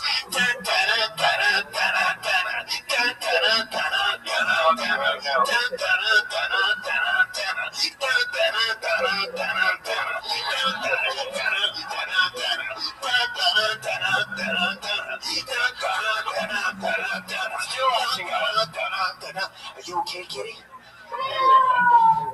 Come with me.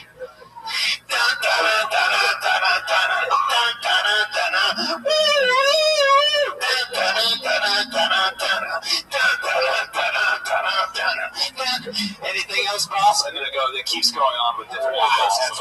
I can totally see why you stopped doing that. And Josh always asks me to do it. I'm like, dude, it's not it's just so drawn out. That's like a workout for comedians. You should like start having some kind of like exercise. Jeremiah's physical comedy. Right, like Diamond Dallas Page, the old wrestler, has this yoga that he does. You can just do like Jeremiah's fucking CrossFit. Right? CrossFit? Yeah. There you go. Hey, so it's fucking started up. Business ideas? I love that you throw in an R on a place where it doesn't even belong. Now he's getting confident with his R's, so he's going to start throwing them in at random times. Like, yeah, I can say R's now. I meant business ideas. Well, ladies and gentlemen, let's get this thing started. It is indeed Kill Tony number 40. We've had some comedians here, and I believe a couple people trying to stand up for the very first time that have been listening to the show. And you guys know how it works. The comedian gets pulled out of this bucket. They come on stage from the back of the room, and they do 1 minute.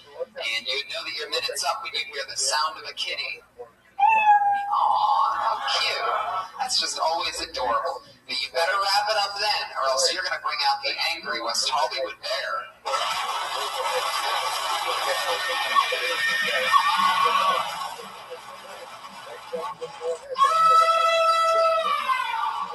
Wow. It's a little bit more elaborate each week. And I believe he came on an elephant at the end of that. Well, let's get this thing started. You ready, La Jolla?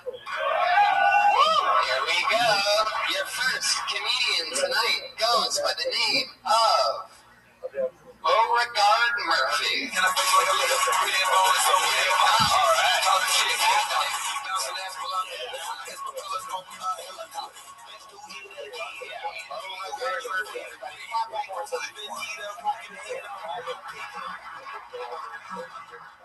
So I was walking my dog the other day because I had to prove my girlfriend wrong because she says I don't go outside enough.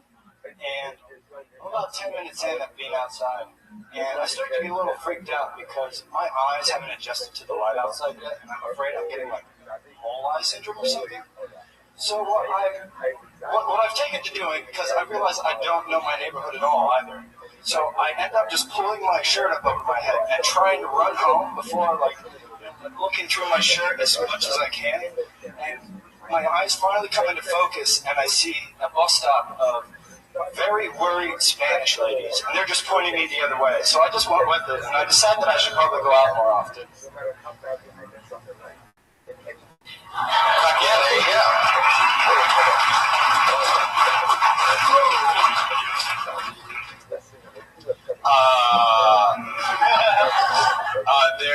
They're definitely I like the story. There definitely needs to be some more punchlines in there. I'm not, and you said mole eyes, is that what you said? Yeah, because I've been living in the country a little bit, and if you've ever seen moles, they're completely blind, so they're just like, how's going on? Moles? Yeah, moles. Like an animal? Yeah, like a mole. Okay. Because they're always underground. I guess I know a little bit too much about moles. I want to hear about that more than this walk and Spanish ladies. All right, so I know a lot about moles. It's like moles like on skin or animals, and then you're off from The fact that you have this extensive knowledge of moles that's awesome. is really awesome. I mean, I feel like it's better to collect weird information because then you can just throw it in. People are just frightened by it. Absolutely. I don't think you're going for frightened. Well, you see, if they get past that, then you're like, oh, you're a true friend. But what if you say, Because they're like, oh, you passed the test, you know? You passed the friendship test. One, you really need to spend less time with moles, learning about moles, a little more about how to use a microphone if you want to do comedy. You need to really talk like microphone, like really close to your mouth. Because I mean, right now you're supposed to be holding it, you know. Because like when you were on stage, you were like this, and it was really like I was trying to pay attention and learn about moles at the same time, I guess. First time on stage? Yeah. Murphy, everybody. That's great. Learning the ultimate first lesson of mic technique. You gotta get on that thing. Even now, you're still too far away. Yeah, I mean, it's literally like this, like an inch from your mouth. Don't touch it. But I started doing this because I was watching the podcast and I got really inspired. That's awesome, man. Well, that's fantastic. That's so great. I think, with comedy, you just have to, it's awesome. This is your first time doing stand-up. Just get up as much as you can, and stuff like the mic, that'll come second nature, like, pretty quickly, and then you'll get super comfortable on stage, and then you'll be talking about moles in no time, and it'll be awesome. Yeah, I was hoping to. I used to play music on stage. I was a little bit familiar with that, but I guess when you got like makeup all over your face, it doesn't really transfer. You were in a band where you wore a lot of makeup? Yeah. No, it's kind of like Kiss. It was like black metal from Norway with like blood all over me and like Wow. So you got a lot of interesting stuff to talk about, which is great. So you can pull from that. Were you the singer in the band? Well, I did a little bit of singing. I started off playing guitar, but I was. Can you give us an example of one of your lines that you would sing during the black metal Norway thing? Just like one quick snippet. I come from the land of the ice and the snow.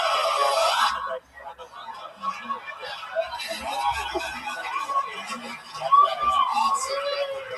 You don't play music anymore, though? I'm trying to. I just.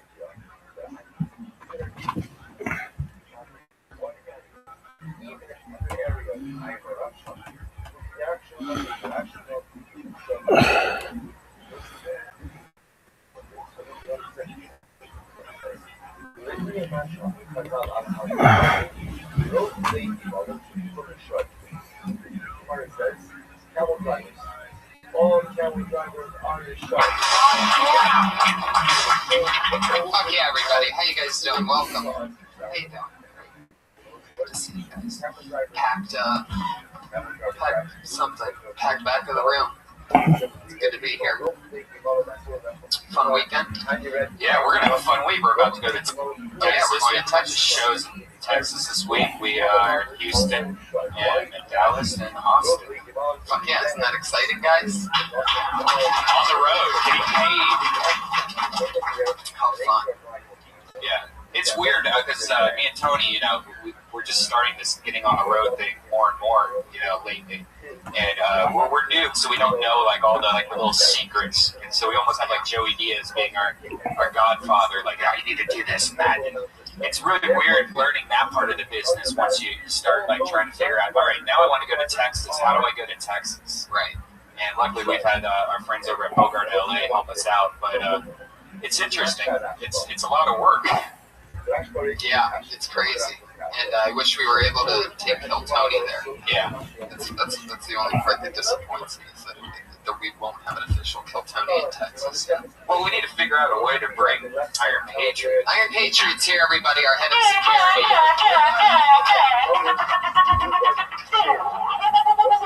Wow. That's a new one. That's a remix, huh? I will lead these new Avengers into battle against anyone with threat or my life. You always say that one, but before you used to have other catchphrases. Well, give us For every life you save, there's a million new ways to die. Yeah, I remember that one too. How about another one? Just between me and you, here's my little secret. The bad guy always wins. Me killing you is just perfect symbolism for the times. That one's a little bit too long. How about another one? That's enough. You only get one name. The world belongs to me. Do you have any holiday-related ones you did when for the holidays? What can I say? I had to save the best for last. Tonight I will kill the Amazing Spider-Man. Whoa. Whoa. See, that leads me to my next topic. I worked with my friend, Juan Diego, the Spanish Spider-Man. I was out taking a lot of pictures during the holidays, Tony. I was out there working, and I want to give a shout out to a Kill Tony fan named Andrew Johans that came down from Chicago to find me. And, you know, he was here for the Rose Bowl, but he made a special trip down the Boulevard too. He got a picture with me. He tipped me. I insisted that he didn't, but he didn't care. He wanted to give some love. And I also had another picture that's going to make you jealous, Tony. Oh my god, about this Tony thing, by the way. So it started off really funny because you accidentally did it, but now that you do it every week, it really just like nails on you really set it up. We can tell before you're about to do it now. It's creepy. What do you have a picture that could possibly make me jealous? Saturday night, I'm on my way home about 6:30. I run into R.J.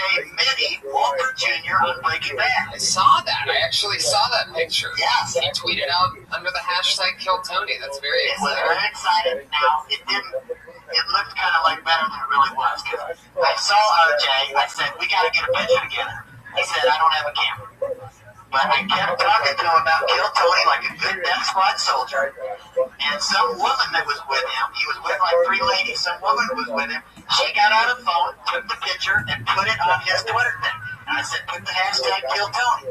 So it was a beautiful moment for the show. Wow. Yeah, it was. It was very responsive. A lot of people got excited. So that's fun.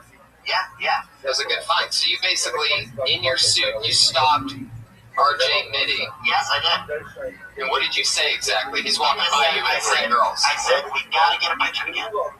I said, I'm on this podcast, Kill Tony. Tony Hinchcliffe, this famous comedian, he loves you to death. He talks about you all the time. I said, we got to get a picture. I said, I wasn't going to let him get away. I was not going to let him get away. Until we got a picture, until we got it on Twitter, did what needed to be done. So when you say that you were not going to let him get away, what were you about to do had he just kept walking? Well, by the way, for those of you that don't know, R.J. Mitty has cerebral palsy. Well, he has a mild form. And as he's walking by, this fucking robot insists on taking a picture with him. So you really got to picture what's going on here. He doesn't have as severe a form as when he plays on the show. He has a mild form of it. No, yeah, I know. And, you know, he had a tough childbirth with no heartbeat. Tough cesarean birth. But he came to L.A. in 2006. It was really his sister that was getting into acting. They didn't know. He was an extra on Hannah Montana, just like me. And then he started getting into more stuff. He got a talent coach to start coaching him. And then that's when he got in Breaking Bad. So he wasn't even expecting to go down that road. Yeah. Stopping him on the street was a real palsy move, man. Really waiting for it, and we appreciate that. But he seemed normal, Tony. He didn't seem. He talked. He seemed like a cool guy. He walked fine. You know. There you go. He talked okay. You know, I don't know if that was his mom. I don't know who that was. I mean, he has his mom goes with him on a lot of things. Even how do you know that? Vegas, he had his birthday party. He even had his mom there for that. So, well, like that, it's his birthday party in Vegas. Yeah. That's different. So why would his alright, fuck it. Yeah, you're Patriot, everybody. He's here. He's always here. What are these noises? I'm trying to work on my sound and my effects. How do you like this one? Not bad. Yeah, what is that? Yeah, they got it. Yeah. What? Close encounters of the third kind. You ever had a close encounter with the third kind, Tony? Oh, stop with the Tony shit. So you gotta settle down with the Tony thing. You really need to WD-40 that suit, Patriot. It's making a lot of noise tonight. Yep. I'm an enigma. I work in mysterious ways. Heck yeah, you do. There was a song that we were going to have today. Yeah. If you talked to the Patriot. All right. I didn't get a chance to. I didn't get a chance to tell you that we don't have time to do your song. But you want to just do 60 seconds of it? Would that be a deal? Yeah. Do it because you guys are going to Dallas. It's a good time.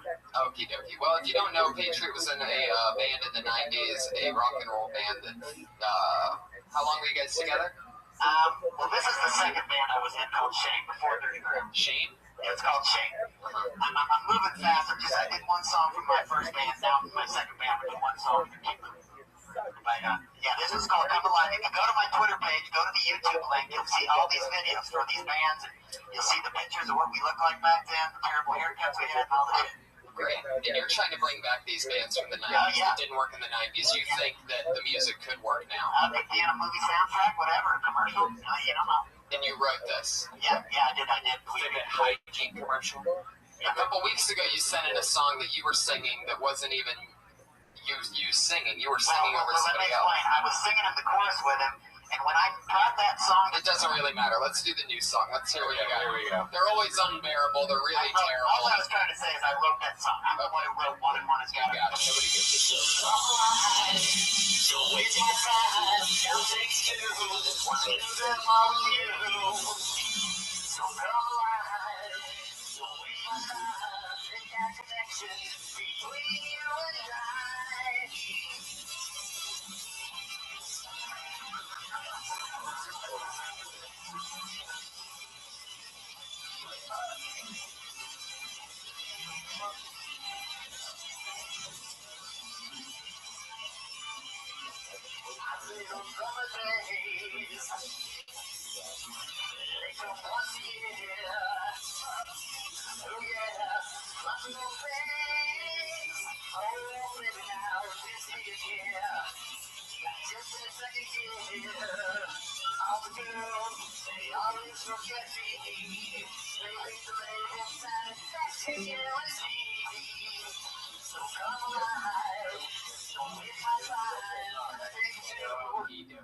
That's pretty good. Pretty good. That's probably one of the better ones that I've heard. Yeah.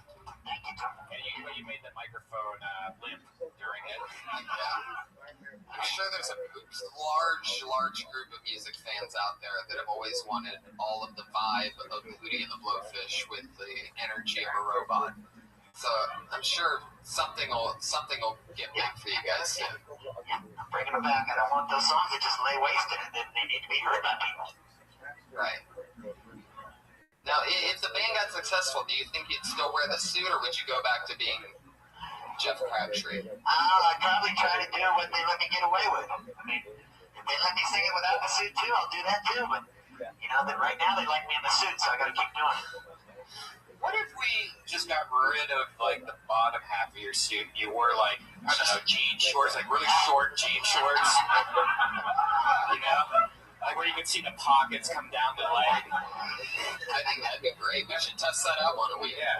Can we test that out? It'll be easier on you also, because you can drive here. I want it to look cool. It's got to be the full thing. I mean, the sculptor that made it, it's such a work of art. It's from head to toe. It's got to be all together. But can we just have a fun episode? And how would we fly that, by the way? I got one of those Gulf travel bags I'm gonna put it in. I already figured it out. Get two of those. And we would check it. And you would trust that it would come out of the other end. Wow. Yeah, did I tell you I got my passport a couple weeks ago? Got it in the mail. I'm ready with the passport. I know there's some fans in Canada that want us to come. I'm ready to go. It's coming. It's coming really soon. But let's stick with tonight for now, shall we? You guys ready to get this thing bumping? It's episode 32 of Kill Tony. I always have two great friends, two awesome guests come on. This week is an extremely special one. Because not only are these guys really close buddies of mine, but they're also two of the funniest friends that I have. Put your hands together for them. It's Bobby Lee, everybody, and the Roastmaster Jeff Ross. Hell yeah.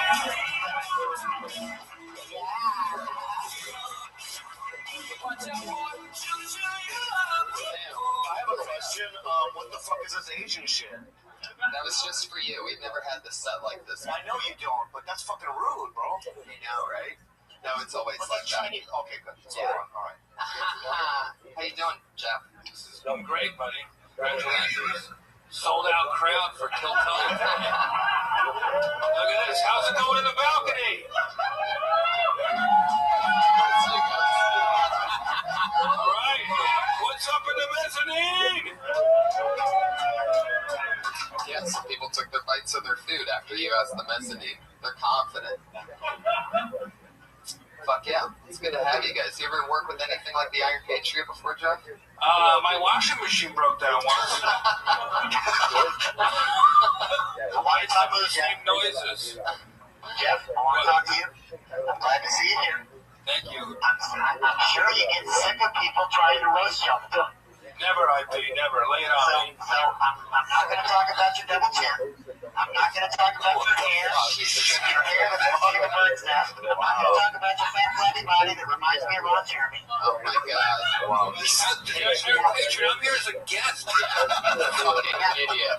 This is no way to treat me. This is what I want to talk about. Why are you swaying like you have to urinate? I'm getting into it. This is what I want to talk Stand about. still, do it with confidence. You sound like George Bush right before he said no more tax, no new taxes. I want to talk to you about your love and appreciation for the late, great Buddy Hackett. Thank you. And I noticed on the Christmas episode, you gave Tony a Buddy Hackett hoodie. That was very nice. Hackett jacket. Yeah. And, and you were heavily influenced by him because when you were young, you heard him on The Tonight Show. Now, I was also heavily influenced by Buddy Hackett. Oh, yeah. As a child, I used to listen to the soundtrack of The Wonderful World of the Brothers Grimm. Now, have you seen that movie before? Is this a separate podcast? Yeah, this is called Talk to the Picture. All right. So what was your question for Jeff? By the way, before this episode... He's a big Buddy Hackett fan. Have you seen that movie? He played Hans in that movie. I have not seen it, no. You need to check it out because it influenced my childhood. Good. Thank you very much. And also, I want to say, Jeff, you always have an expression on your face like you've seen it all and nothing surprises you. Is it true? Have you seen it all? Does anything surprise you? Nothing. I've seen it all. No, every time I think I've seen it all, I haven't seen it all. Take off your uniform. Show us it all. Come on. Bobby, I want to talk to you. Why do you have the microphone out by your dick anyway? It's coming out through my chest. The sound's coming out through my chest. Bobby, I want to talk to you. Yeah, please go. Bobby, you're on Kill Tony number 9. What are you dressed as, a moped? You're on Kill Tony number 9, Bobby. And we also got a great picture with me, you, and Doug Benson. I don't know if you remember. Yeah, Now, what I want to say is Doug's got this new show, Getting Doug with High, where he smokes pot with celebrities. Now, Jeff was recently on this show. Jeff Ross was recently on the show. It was a real good episode. Could you put aside your 10 years of sobriety and go on that show? Because I think it'd be really fun. No. I don't think Doug likes me that much. Really? No. I think you'd be perfect on the show. Yeah, but he doesn't like me. I just fucking said that. You're kidding. It has to do with the pot. He doesn't like me. Really? Yeah, so probably no. Yeah. Tony and Redman got me into smoking weed again back in June. I don't give a fuck. I really don't, and no. So that's that. Let's move What on. I'm saying is it didn't go into other things. I don't drink or anything. It's just you can I'm a drug addict. Iron Patriot. I'm a recovering drug addict, man. I have a disease. From now on, your questions for the guests have to come through me. And if you're ever wondering, episodes and weeks down the road, why you have to do that, always go back to episode 32. I need to be free. I need to be free to explore my artistry. Well, you really came at both of the guests in a very offensive way. Rude, I thought. Very rude. I wanted to come in here and be offensive and not defensive. And I know you're Somebody's rust proofing isn't working. Yeah, it's all in good fun, Jeff. You know. But we don't know who the fuck you are. It's unfair. It's true. You see me, you can Google me, I don't know who the fuck you are. You could be like a little Filipino man behind that. Or two of them stacked on top of it. Oh, shit. There you go. The audience is now. There you go. The audience is out of nowhere. Wow. Patriot. Can you imagine if on the old Tonight Show, Ed McMahon started making fun of the guests when they came out? He just ignores that question. Do you have any roast coming up that I would fit on? That I'd be good? Yeah, he's roasting R2-D2 on the Death Star. What the fuck are you talking about that you would fit into? I wouldn't even book you on the R2-D2 roast. I would dig up the robot from Lost in Space before I would... Fucking Iron Man's fucking retarded cousin over here. It's this iron deficiency man.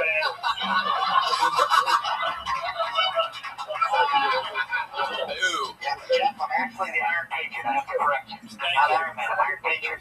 I'm the Roastmaster General. Let's fight crime together, I think. Yeah, Fuck yeah. What's next, Tony? What happens now? This is it. Well, let's get it right into the main frame of the show. Most of you know how it works. Over 40 comedians signed up tonight for the opportunity to do 40? 45. Over 45 comedians signed up for the opportunity to get 1 minute of time here tonight in front of you guys. Get perhaps some positive or any kind of feedback that you can possibly give them. Try to help them out a little bit. It's not a competition, but it is just there you go. A little shout out for the guy that wanted mic feedback. But man, really catering to you. Wow. And you guys know how it works. Comedians get picked. We pull randomly out of a bucket. We try to get through as many as we can in the allotted time. And you get 60 seconds. You'll know your time's up that you've hit 60 seconds when you hear the meow of a kitty. That's what it sounds like. Better dismount then, because if you run your time, you're going to bring out the angry West Hollywood Dick. And I mean, he really sounds angry tonight. He sounds furious. There you go. It's a really lively crowd. You want to pick? You pick first. I'm going to pick the first one, guys. You guys ready? Kill Tony 32 with Jeff Ross and Bobby Lee. And the first name is... Sure. Craig Conant. Craig Conant. Here he comes. Craig Conant. Deep in the gullet. Oh, fuck. What's up, Bobby? Hi. Yeah, I know you. 1 minute now. Go. Thank you. I work at Trader Joe's, everybody. Trader Joe's is #1 in customer service. Do you guys know why? Because they don't drug test. Look at this. This guy works here. You guys ever go in there, you get that overexcited cashier that's more excited about your food than you are? Because it's me. It's like chocolate covered s'mores. Eat those in the microwave for like 4 to 6 seconds. Fucking heaven. Oh, no. But I work in West Hollywood and I have this half handsome, half homeless look going on. And I get hit on. Which half? That half. But sometimes I'll be ringing up a gay dude and he hits on me and it's like really gay, gross. I'm just like, ugh. And then sometimes he's clean shaven, he smells like honey makeup, and he makes me blush.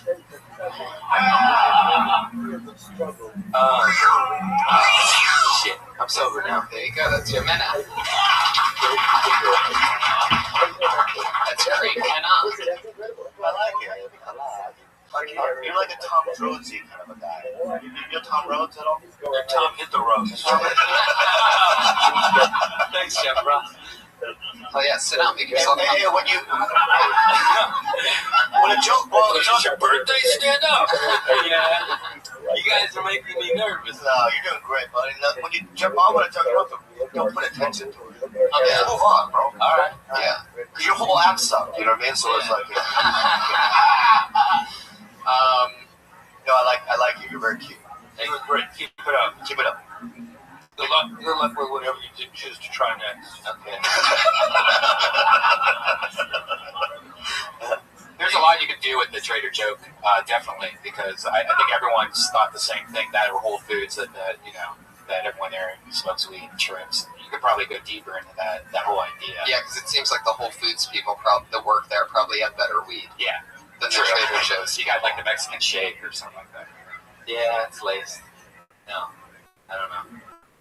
Okay, still trying to for that. I quit. Your minute's up, kid. I know. Hey, Tony, can I get that Korean guy right up there?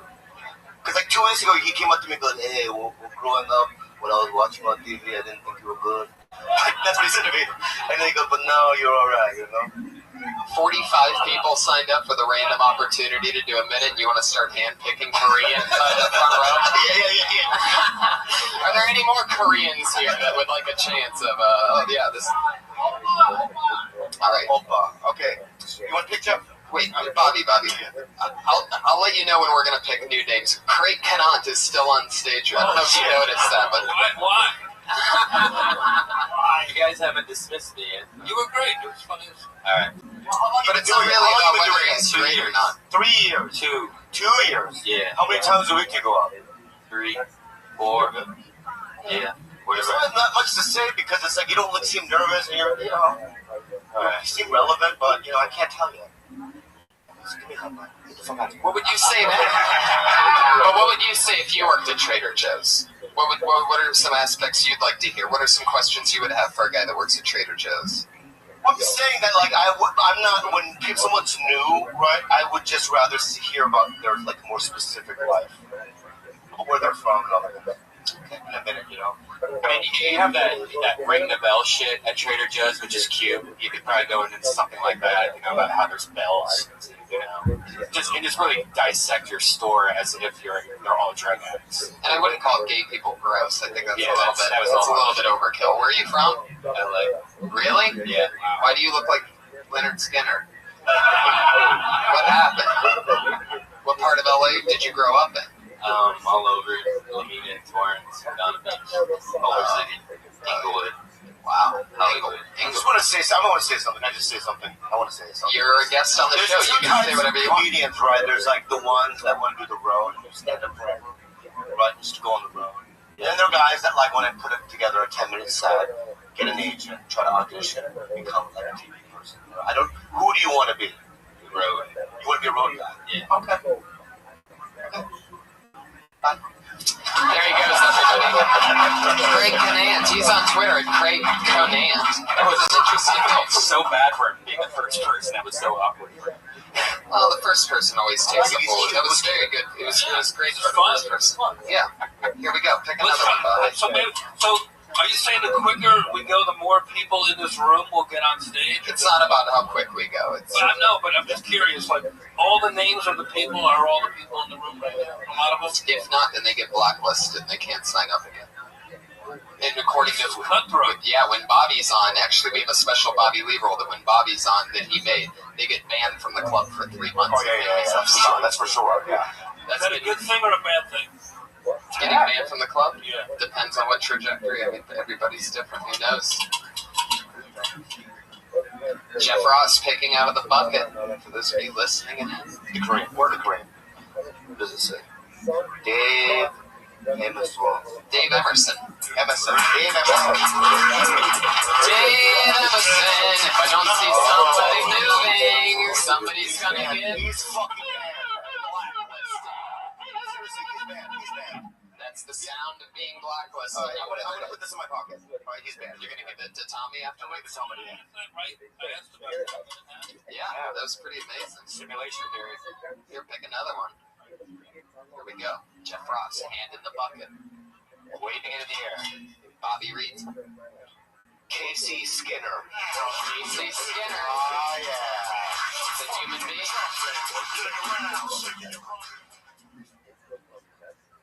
Don't you hate it when you're making love to the wife and the husband keeps making eye contact? Fucking boner killer. My girlfriend has passive-aggressive orgasms. Sure, she's screaming, but it always seems like it's about the dishes. It gets so offended so easily these days. This girl got so offended, I said, maybe it skips a generation. It's not my fault. Her parents are dead and she just had a miscarriage. Do you think the KKK? Do you think the KKK ranks their members by a thread count? I'm just saying, have you seen the Wizards? It's like they're in silk. Have you seen the intern, the runner for the KKK? It looks like, all I know is to hold a point like that, it takes a lot of starch. It's a lot of work there. Oh, God. Right. You sway a lot. Are you the Iron Patriot's twin brother? You move. Do you have a thing, like you have Tourette's or something, or some sort of physical thing? What? We didn't hear it in your 60 seconds. Please stand, please. Thank you. This is the first time we've ever been on stage. Wow! We love that. The cherry popper. We pull a lot of those off here, man. We got at least 10, 20. There it is. The sweet I like your look. You know, you're like a sick gentleman. Yeah. Stage 4. You're regular there. So you don't go with this. You decided that this is the first place to showcase to go up. I came up to put my name on the open mic and it was already gone, and I just put this on. Awesome. That was a congratulations. You got upgraded. Heck yeah. Yeah, and now it's like my first step. What a great story. And me, fuckface. And me, fuckface. Thank you, fuckface. Thank you. How dare you? Well, then, you know what you can do is just learn to keep the mic steady, put your phone down, and just leave your hand. It's very weird. And relax a little bit. You should try it again. Yeah. You should. Where'd you come from? You live in LA? Small spot. Really? So you're also originally from LA? No, came from New York. How long have you been here? Almost 2 years. What'd you come out here to do? Music. What do you play? I'm playing tradition. Wow. Where do you work? I'm a studio downtown. Studio apartment.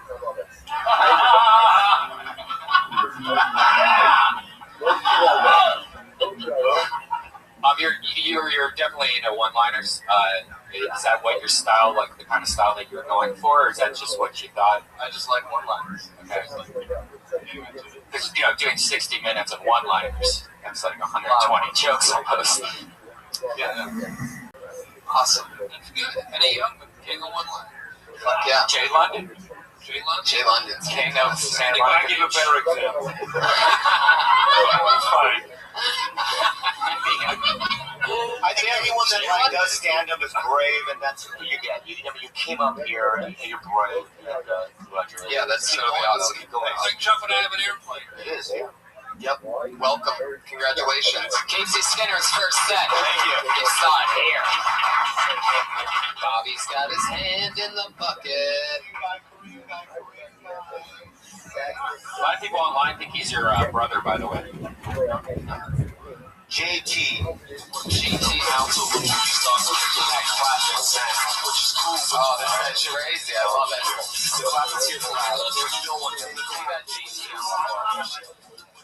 What's up, guys? How you guys doing? When's the minute start yet? Oh, okay. Well, I was dating some Indian girl.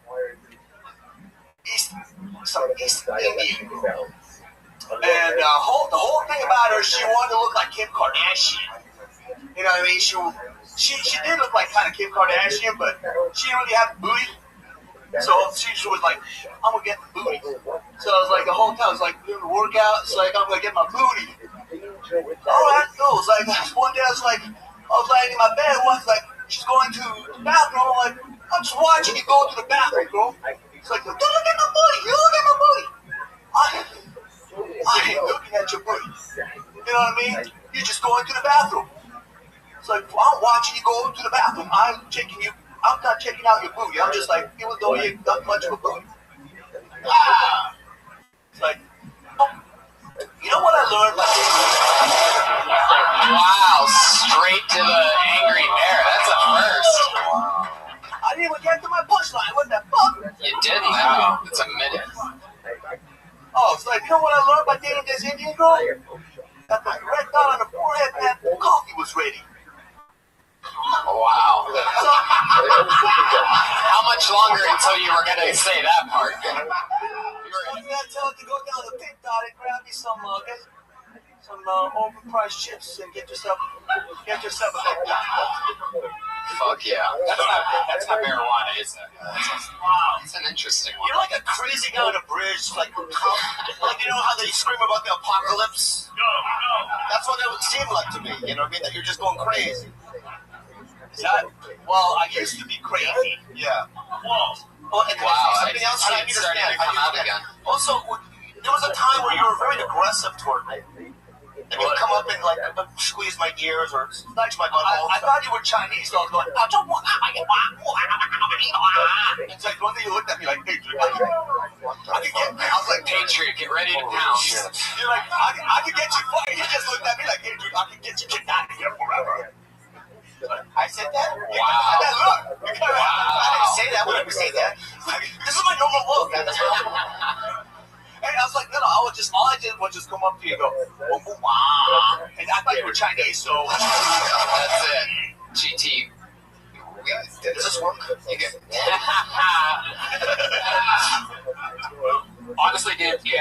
didn't do one punchline in the whole joke. You sound like a crazy person. And yeah, the booty and the tongue thing, that's two different jokes altogether. Yeah. And last time you had a couple jokes about your girlfriend being a hooker and all that stuff, and I could see what you were attempting to do. Was there a joke in there that we just missed, or did you just get some meth in the bathroom? What was the booty thing? Well, I was just saying, how did that end? I was just like, man, I just came out of here, I was way in the back, I was pumped out. So by the time I didn't know when the minute was going to start, so I didn't know how to set up yet. There you go. GT, everybody. He's on Twitter at GT Music. GT. There he goes. He wanted more than handshake. There he goes. I think you should pick from now on, because I'm fucking it up. Patriot, how you doing over there? You okay? Yeah, you're doing a good job. Thank you. Next comedian goes by the name of Scott Kidd.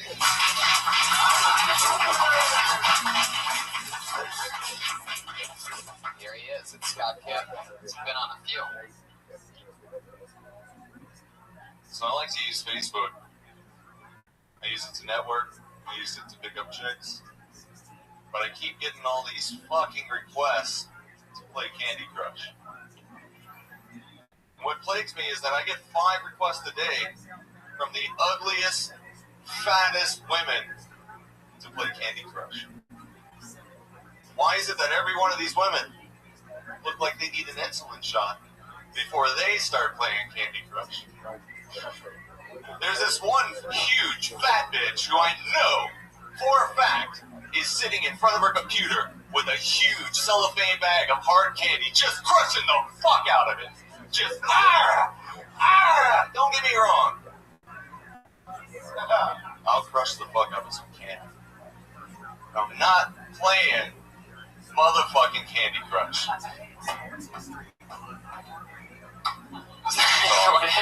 Okay.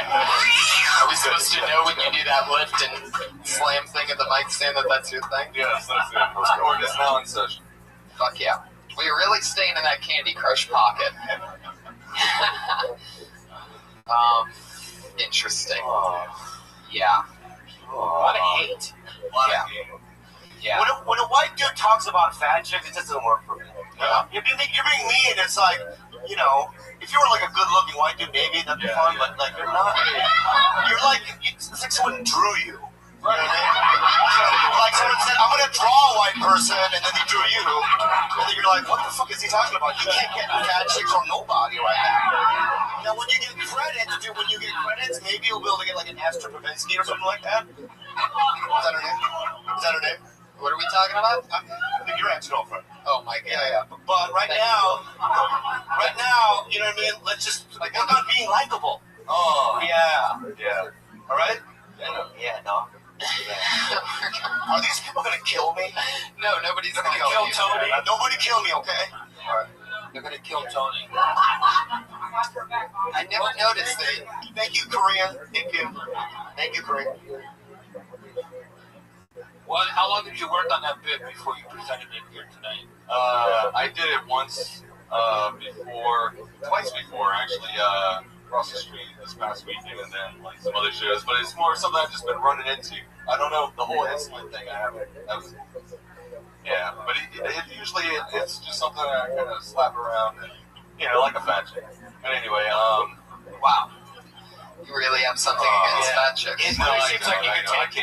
It really seems like you could rewrite the whole bit into something like, I keep on getting Candy Crush requests, and they all seem like they ate all the candy.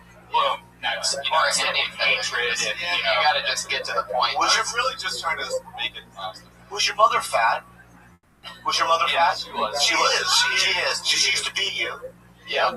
She did. That's what it is. Totally. Mommy issues. Wow. Maybe therapy, maybe? Yeah. So I can't use this as therapy. No. Oh, my. That's fine. What do you do for a living?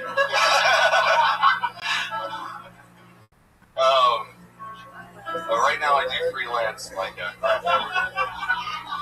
So comedy is like your way to let it rip. Let all your aggressions out. Okay, be careful with Isn't it Argentina national? You like Argentina? Yes. Are you Argentinian? No. Oh, but you're a fan of the song. Yeah. Okay. Give me 3 players. I was hoping maybe I could get a little messy, but How messy? Okay. but yeah, what's the other Bloody Super, which is pretty old. Thank you so much. And yeah, Thank you so much. yeah, You're a fraud. You're a fraud. I'm a fraud. You're cutting deep. I'm so sorry. I have my girlfriend's waiting at home. I don't know why. Thanks, Bob. I love So it. great. I love it. Thank you so much, man. There you go, Right. Scott Kidd, everybody. At Kivo Kid. Yeah. All right, let me ask you guys this. When you first started comedy, do you remember a joke that you're embarrassed that you had that you did? Yeah, I did one. Do you remember it? Yeah, I said, I'm so lonely when I masturbate, I grab my own ass. And then I used to turn around to the car and go, yeah, do me, like that. That's so funny. No, it wasn't. Really? Disgusted me. Oh, wow. I mean, I have so many bad jokes, you know? Yeah. I mean, you know, I know what it's, I have to tell the difference, Right? you know? And it's like, I know the struggles, it takes a long time. Yeah. You know what it is? What I figured out, it's not even about being funny, it's just about staying in it. Yeah. And the dudes that stay in it generally make it eventually because their friends make it, right? I'm serious. Like when I did open mics, I used to host open mics here in the late 90s. Thank you so much. And a lot of those people, like you know, Morgan Murphy or even like Nick Swartz and these kind of guys, they used to do the open mics. They all kind of just stuck around, and they were talented.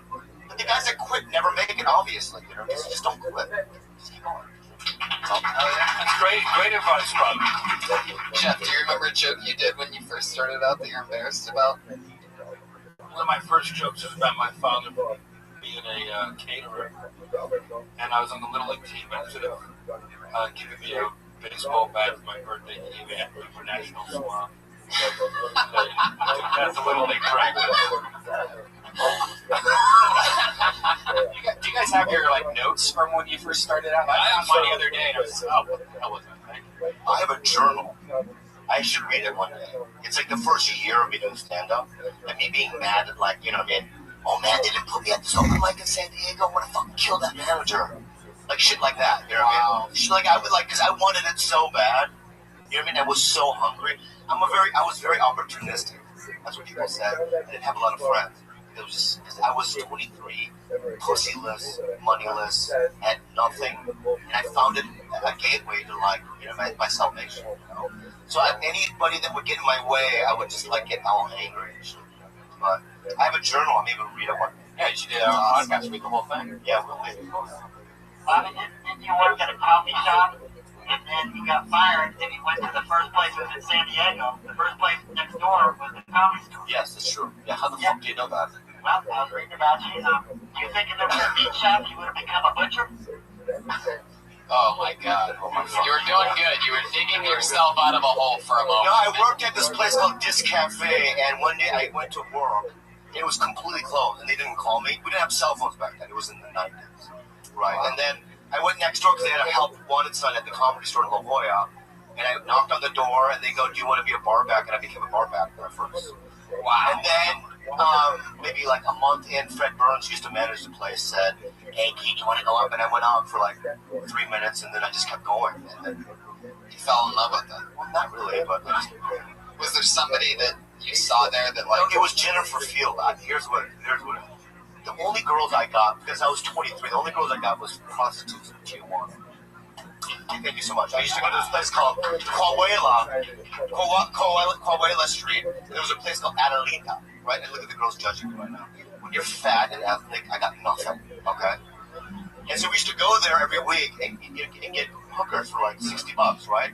And then I started doing stand-up, and then one night this girl, Jennifer Field, this hottest white chick, she goes, "I just want to take you on a date," and I know girls like me, right? And that's what hooked me. Because she saw me do stand-up, and then I got laid, and then that's how it happened. Wow. So you're like, I'm into this. Thank you, Jennifer, if you're listening. Thank you, Jennifer. Jennifer Field. She had a pink pussy. I love it. So much. Jennifer Field changed the trajectory of Korean comedians forever by giving her a taste of that sweet. It's a beautiful story. Thank you for sharing it. Yeah, thank you so much, Jeff. Your next comedian tonight goes by the name of Brian Hibbert.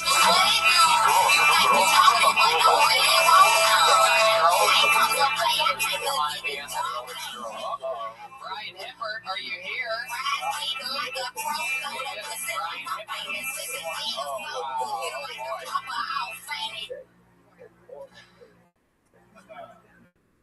Everyone? Married 10 years now, and in the morning I work at night at a hotel for security, and I got home the other night. Apparently I found some lead lying around. On the bathroom counter, just as I'm about to fall asleep, my wife says, "This isn't my color. Who shit is this?" But it sounds more Mexican. She's not being Mexican, she's supposed to be Spanish. So she yelled at me in Spanish and English. She said, "Who's this? Who's this?" I said, "Baby, I'm not cheating on you." She said, "Who is it? Who is in this house?" I said, "Probably keep no nothing." "Well, who is it?" I just got so goddamn frustrated that I just reached over the side of the bed, grabbed my cum rag, threw it at her, and said, "Meet my mistress."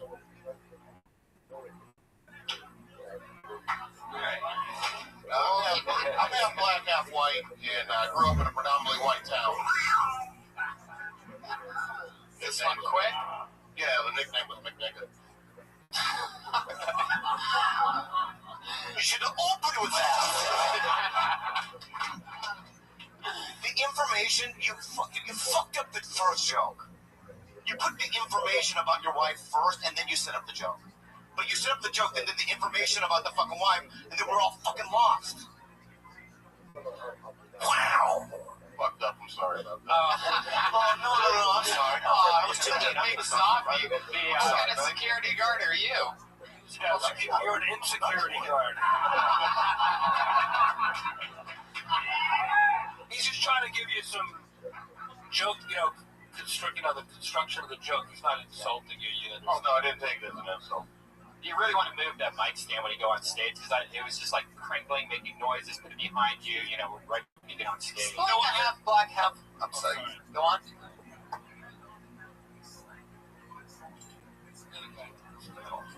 You've never been on stage, or you only been on stage once or twice. Just try this when you get up here. Then you'll be able to walk around the whole front of the stage, and nothing will squeak, and you'll feel loose. And sometimes when this is in front of you like this, it pulls focus, right? So it's like putting it back of you. Or you're not that physical, so why don't you just keep it in the mic and be a talking head? So put that thing in the mic, right? And just stand there like that, like that, and just do it that way.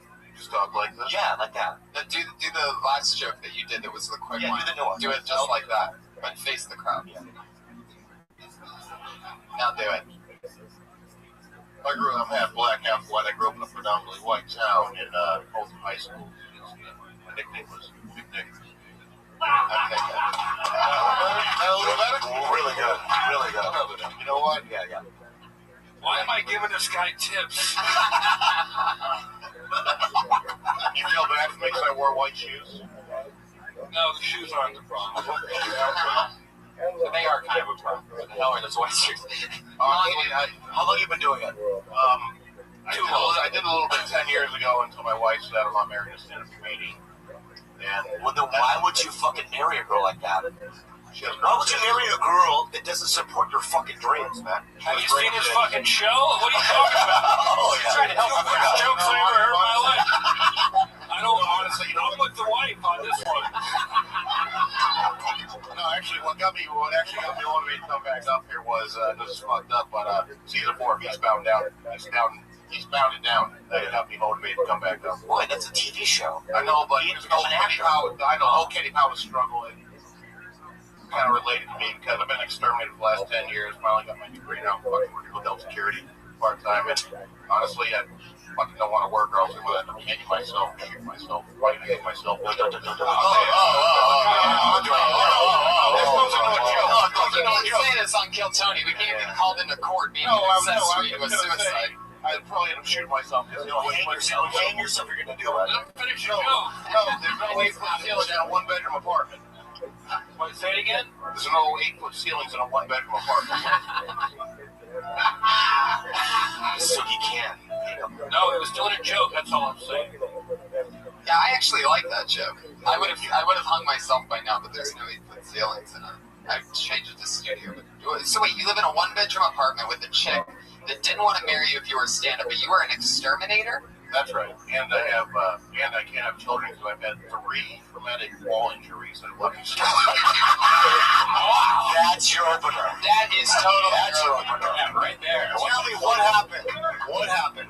Maybe the first one. Yeah, let's go in order. In high school, I lost a bet and had to play on the field hockey team with the girls. The one game I didn't wear a cup, I caught a stick right to the balls, and I actually had to have an 8-gauge needle shoved into my sack to drain the fluid. Ooh. Wow. Oh. Wait, I'm sorry. But that was the number 1 one? Number 2? There's 3? Number 2 was in the Navy. Oh, shit. I really want to get into it. Yeah, go to it. It was Thailand. The guy was sucking you off. No, actually, that did happen. There was man boys. I was high on opium. I did a shitload of those mind races. I got a club shark in Thailand, Phuket town, and then some guy talked me into smoking opium. Didn't have to try too hard. But Bobby, why did you do that? I'm in the alley. No, I'm in the alley. This is the good shit right here. I'm in the alley with my buddy, and we they had big tits, and I was like, oh shit, they gotta be girls. So I get sucked off. And Yeah, everyone make that assumption. Yeah. But she's squatting. Oh, Wow. My buddy starts tapping me, but I mean, it's head I'm paying for, so. He's tapping me because he can see that he's got balls. I'm not saying it. So he's like, balls. And I'm He's like, tapping you and he's saying balls? yeah, and I'm over here, so as I said, I'm going to finish. And you were about to finish when you were So I saying said, balls. I said, fuck it, I finished. what did that have anything to do with your nutsack injury, though? Oh, no. What was the second No, nut when we were in Thailand, I was So trying to... that story had nothing to do with your... You Right. keep that to yourself. You brought it. I asked for the 3 incidents. You start going on a tangent to some other thing. I don't want to know about that. I apologize about that. I brought that up. That was my fault. Yeah. The second one... I made a joke thinking that it would just get a laugh. It did, and then he's like, actually, that did happen to me as well. Oh, I see what happened. The second one, I was on duty on my 3rd day in Thailand, and I was trying to pry off a fire extinguisher bracket. The crowbar slipped out and popped tremendous force and hit me in the left nut. What the fuck, dude? And that fucking thing swelled up again, and I had to have my nuts drained again. Oh, wow. Wow. Now, the third one, that's just the third fucking... one was 2001. I just got my wife pregnant. Okay? You've dropped more balls than Dick Clark. Thank you, Kai. No, I'm up on the ladder. I'm working overnight stuff in the paint department. Now they have cases. They come in cases of 4 gallons. I'm holding against my chest. I'm leaning against. I got my nuts resting on the orange metal. What? I got this fucking. I got this. Slow down. Time out. So you're holding what? A gallon of what? The 4-gallon case. And you have your nuts on some shelf? He's leaning it so heavy, he's resting it on his crotch to carry it. I've got this woman. The woman comes up behind me, it's in Orange County, so this is up in Newport Beach cut. She says, "Is my fucking paint ready yet?" I lost my shit. I went up like that. The cheap ass cardboard breaks. 4 gallons. Boom. Bruised over 85% on both testicles. And there's a sad but ironic part is 8 months later my wife lost the baby. And that's kind of sad. Leave that out. I know, yeah, right. Leave that out. So, fuck. All right, I'm going to hang myself now. Thank you so much, buddy. I don't want to have to find. Thank you so much. If I may real quick, just an honor to be up here with Jeff Ross. I love that everybody keeps doing that. No, Bobby Lee, the best skit on Mad TV ever was the Daewoo guy. Oh, thank you. All right. No, but thank you so much. Great job, though. Great job. Thank you. Those were great stories. Thank you. They were great stories. What's your name? Brian Hibbert. Brian Hibbert, that's Hippert. You're not on Twitter? Not yet. Still trying to think. Oh, there you go. Friend him on Facebook. Brian Hibbert. Maybe I should be sterile guy or sterile guy. There might already be a sterile guy out there. Sterile guy. Thank you very much, though, gentlemen. There you go. Thanks, man. That's so close. Shut up. Stop it. It takes a lot of balls to do what he did. Like, really, though, like, have you guys ever had any injury to your balls ever? How does he get through it? He made me worry a little bit about when I got kicked in the balls playing soccer in like 5th grade. How long did you kick? Well, I laid on the ground for so long, it hurt so bad. And now I'm starting to wonder, like, maybe it stunted my growth or something. Doesn't it get big when you get a hernia too? You get the big balls? That happens to you? No, I've heard about that. It happened to me. Yes, it does. It happened to you? No, I don't have a scratch on my nutsack. Do you guys have big I love balls, it like so big much. Ari Shafir balls, or do you have normal size balls? If you see Bad Grandpa, there's a funny skit with his balls. They used to call me at Man to be Black Sack. Because Black sack? Yeah, because I have real ethnic nutsacks. What's an ethnic nutsack? I've seen your nutsack a few times. Yeah, they're dark. They're very dark, and it's like it's abnormal. I think he has black balls. Yeah, my balls are black. Shut the fuck up. Show us. Show everybody. Not you people, but just you. Can I just turn around? You showed your balls on the burn, remember? I know, but that was blurred out. Oh. Yeah, I'll do it later. Yeah, I want to see this. Okay. Oh, wait, let me pick that. Okay. I should have shared that fucking Black balls. That's it. You're like some kind of, Let's fucking move on, dude. dog or something. It's black. Oh, fuck, do I have to see this? Oh, shit. Yeah, you have to see it. It's Rothschild. Phil has been doing the open mic at the Comedy Store for about 20-some years. Yeah, you're done. I'd like to talk about traditions. We have Hollywood traditions and people just don't follow them. You can tell the real posers, the newbies.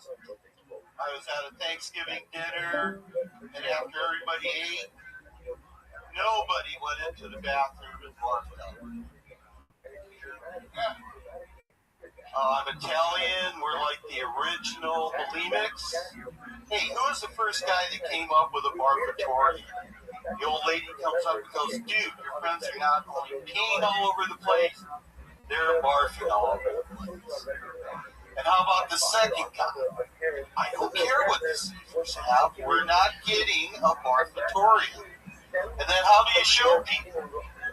You invite them over, to show them your new bathroom addition. Hey, I got this new remodel, but first, let's eat.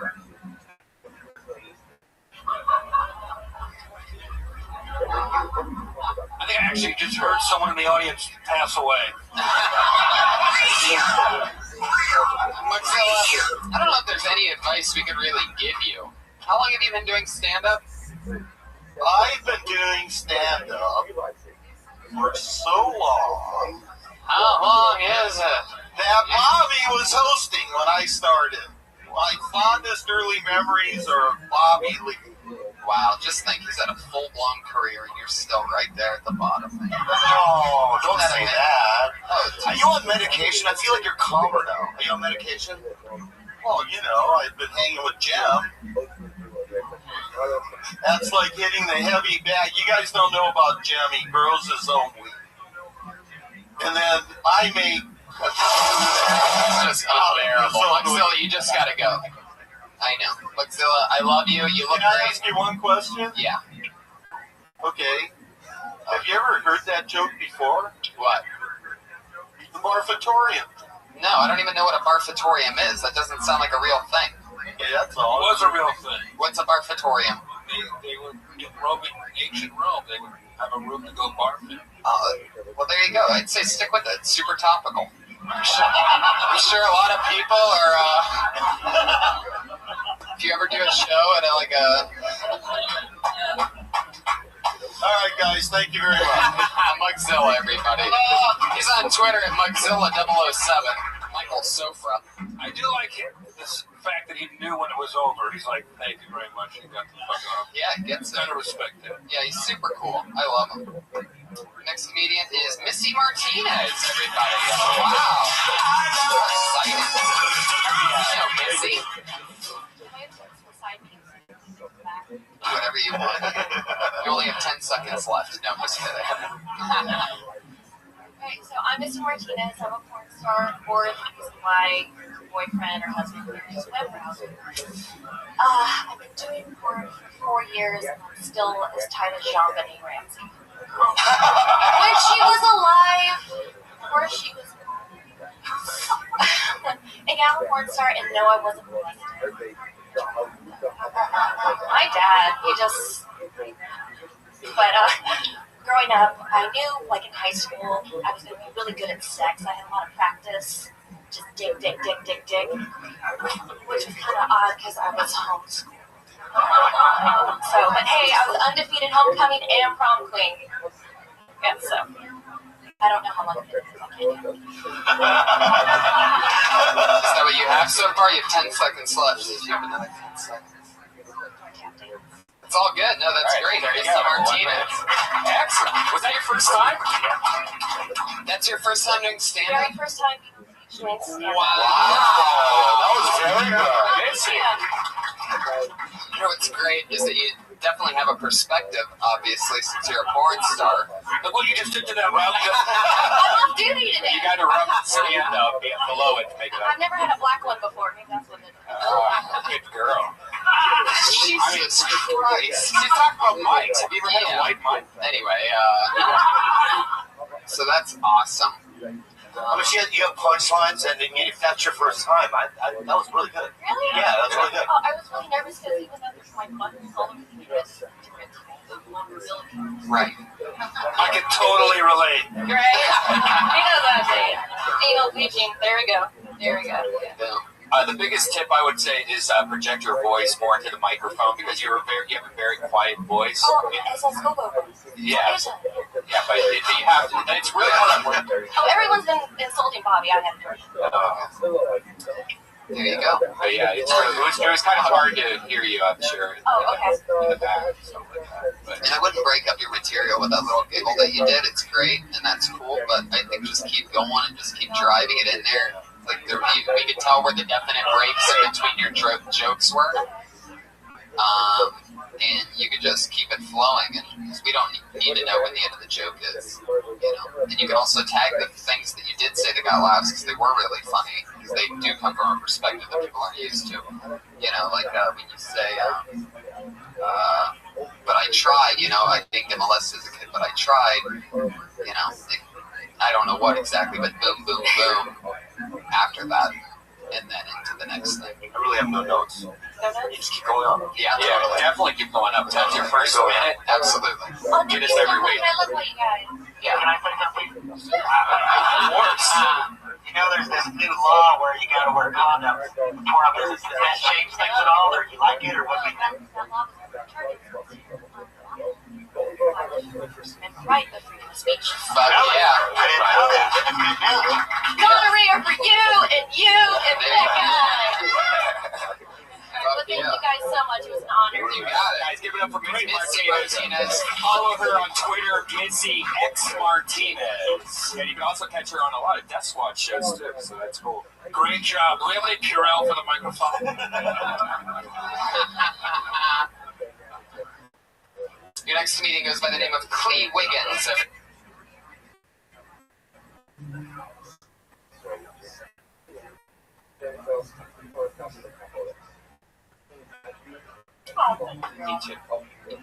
Alright, let's see.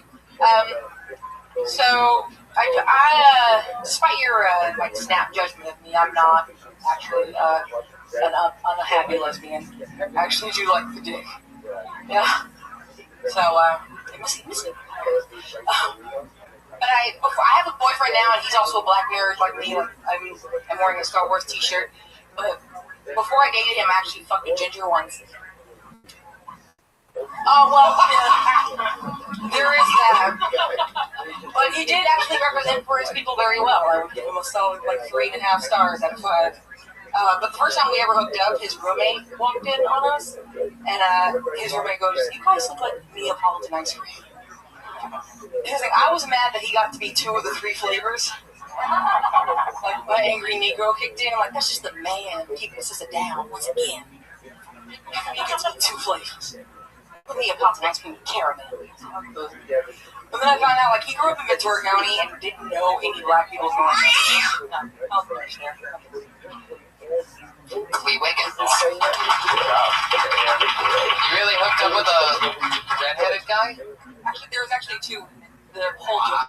combination of two different dudes, but combine into one for coming. Two different redheads? Do I what now? Two different redheads? Yeah, I fucked two redhead white guys, and I made a joke. So I make it one white guy, so I don't have to. Is that like a fetish for black ladies? No. Because that is probably, I feel like that's like the whitest white. Right. I mean, if you're gonna rebel, that's the way to go. Because they're always super pale, too. I just did it because I grew up in San Francisco. It's just choices. I got needs. Right. San Fran has a lot of redheads. It has a lot of white people. Interesting. Red pubic hair? He did have red. Both of them. One of them was What do you red. think? What do you think? They're gonna have brunette pubic hair? No, I dated a redhead and she had brown pubes. Oh my God, I've heard that's a Ryan. thing. You really think she was a natural redhead? No, she was. She really is. She just didn't have red pubic hair. Okay. Sometimes it doesn't match. You're hilarious. I'll show you. It's on the internet. And I've hooked up with a blonde girl with brown eyebrows. I mean, she was dyeing her hair. That's part of it. Oh yeah, this girl. Clean. So, do you have a boyfriend now? Yeah. You know her boyfriend. Oh, I do? You know Ed? Really? Yeah. Oh, I didn't know that. We've been dating for 3 years. How do you not know that? Wow, I did not know that. I wouldn't guess that Ed would hook up with a girl that's been with two redheaded white guys. It's a pretty tough. Eddie in the room? Eddie, you here? No, he's downstairs. He has the spot. Okay. I really don't. I have notes, private notes to give you. I don't know if I can say it here out loud. Why? Why would you hold back? Yeah, I happen to know that Bobby's balls are kind of purplish. Yeah, they are purple. It's a dark purple. All right. It's purple now? I thought it was black. I'm going to say, I think that. Do you ever talk about your personal stuff? Oh yeah. I mean, I talk about the medical stuff. Right? Yeah, I talk about my strokes. So I had She had a stroke. 4 strokes. She had 4 strokes. Yeah. I think that's something that's real that you can talk about. I was thinking about doing that one, and I went the other way. Okay, and then also the black nerd thing. I think that I know you are a nerd, and so is Ed, because of the nerdiest people I know. And I don't know a lot of black nerds. Yeah, I have a bit about it, like, because this actually happened when we first moved. Well, you should have done that when you were doing it. But you should talk about that. I knew you back when you did. Right? So, but I like you, and, I don't know. What does that mean you're a nerd? What does that mean to you? Well, here's the thing. I'm one of the people I think nerd is overused, but I think that I consider myself a nerd. Let me ask you a question. What's Worf's son's name? Alexander. There you go. Wow. On 10 Ford, there's a black lady that runs it. What's her name? Kind of? Yes. What actress plays her? Yeah, but people don't know that. That's nerd shit. Yeah. What's the name of the... That's what 2 + 2 is, Bobby. What's the name of the snow planet on Empire Strikes Back? My name is Clete Wiggins, and it's called Hoth. Wow. Okay, the animal that died, and then that Luke went into the animal. Tauntaun. Okay. Oh. I own one. I own a Tauntaun. Who directed Star Wars? Which one? Any of them? Irving Kershner directed Empire Strikes Back. Boom. That's a good one. I knew you were going to go with that. Who wrote and directed Return of the Jedi? Well, Lawrence Kasdan. Kasdan, yeah. Okay. Damn. That's dirty shit, yeah. You have not only... That is so awesome. I did that well into my 30s. What's the difference between Star Trek and Star Wars? Wow. Good luck. Star Trek fans are called Trekkies. Star Wars fans are called virgins. I go both ways, so... Because, my next tattoo is probably going to be the Klingon Empire Oh, cool. Logo on it. I'm a Trekkie myself. Yeah. Let's move on. Okay. Thank you, Bob. Yeah, there you go. Clete Wiggins. She's on Twitter and Clee the Pimp. That's Klee the Pimp. Very interesting to see, like, a black nerd. Yeah, but she should talk about that. Though. Yeah. That's the thing. Yeah, It's like I know that about her, and she, Okay, you're done now, Cleo, all right? What a diverse group of people you attract on the podcast. Definitely. Half of them, I do believe would have to get back to the asylum pretty soon. But other than that, I'm gonna have to give police some tough love. Sorry. Really? What the fuck? Are you being serious right now? This guy is. So you're interrupting a whole entire shoe to get an autograph. Brian, hand him the marker. Hand him the shoe. Just hurry up. Just do it. Jesus, Brian, welcome to. Welcome. This is a nice shoe. It's the only nice thing that you're wearing. You want me to sign it? Where do you work? Seriously. Where do you work? Donald Trump's golf store? Fairmont in Newport Beach. Fuck yeah. Where do you want me to sign it? Fuck yeah. It's gonna be interesting when he's hanging from a ceiling fan. They're gonna think his name's Jeff Ross when they see his. Jeff Ross. First thing they're gonna do is see the shoe, be like, oh man. It's out hanging. Poor guy. Fuck yeah. There you go. Oh my god. It smells like sadness up here. Yeah. And salt and vinegar potato chips. Fuck yeah. That's a first. There you go. Brian Hippert. We have time for one more grand spank. We did have two more coming up, but because of Brian, we only have one more now, guys. So just so you know that. Hilarious. What I wanted to say real quick before that is I have to give. All right, now we have no time left, everybody. Put your hands together for Jake Beckman, everyone. Here he is, Jake Beckman.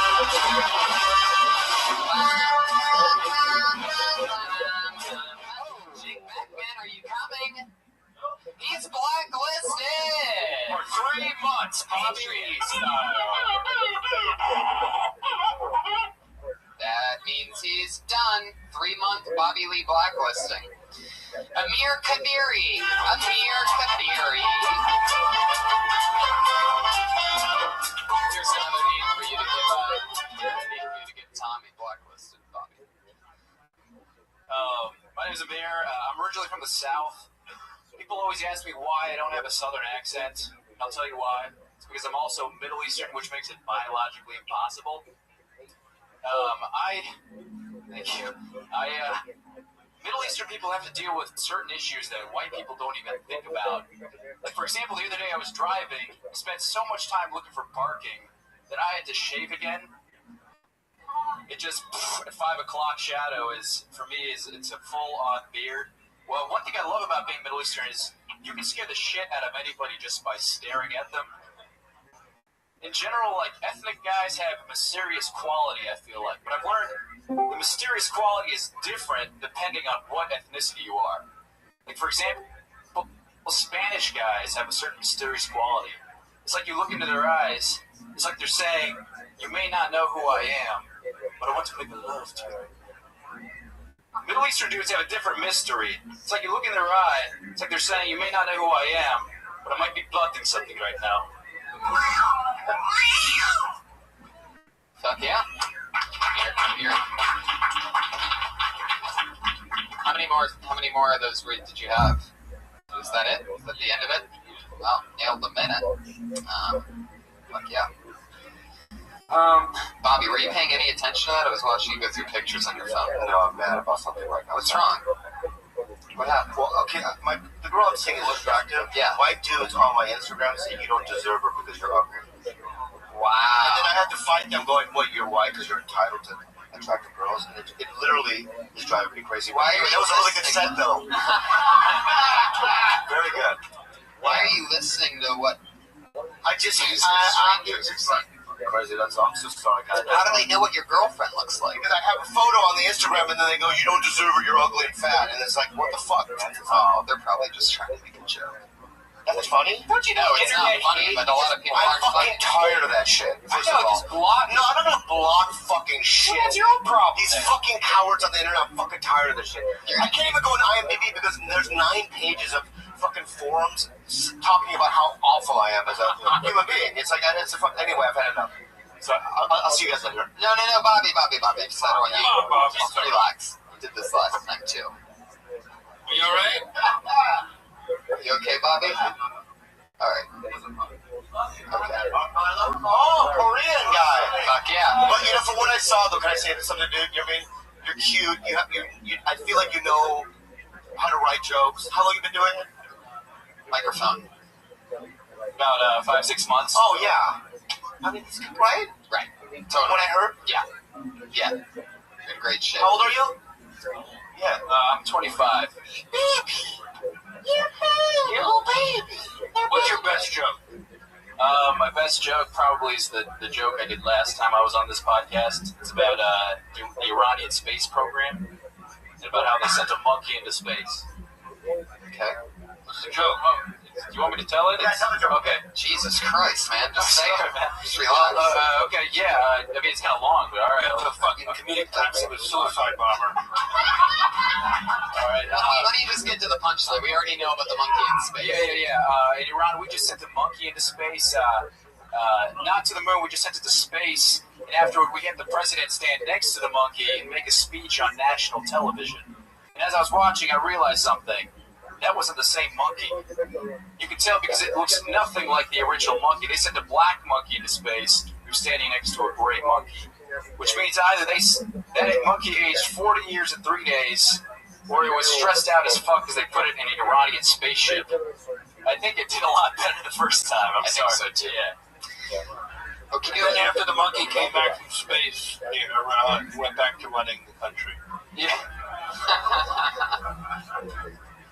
Yeah. There you go. Yeah. New edition. Iranian space program material. I like that, yeah. Good. The tag. That's what's good.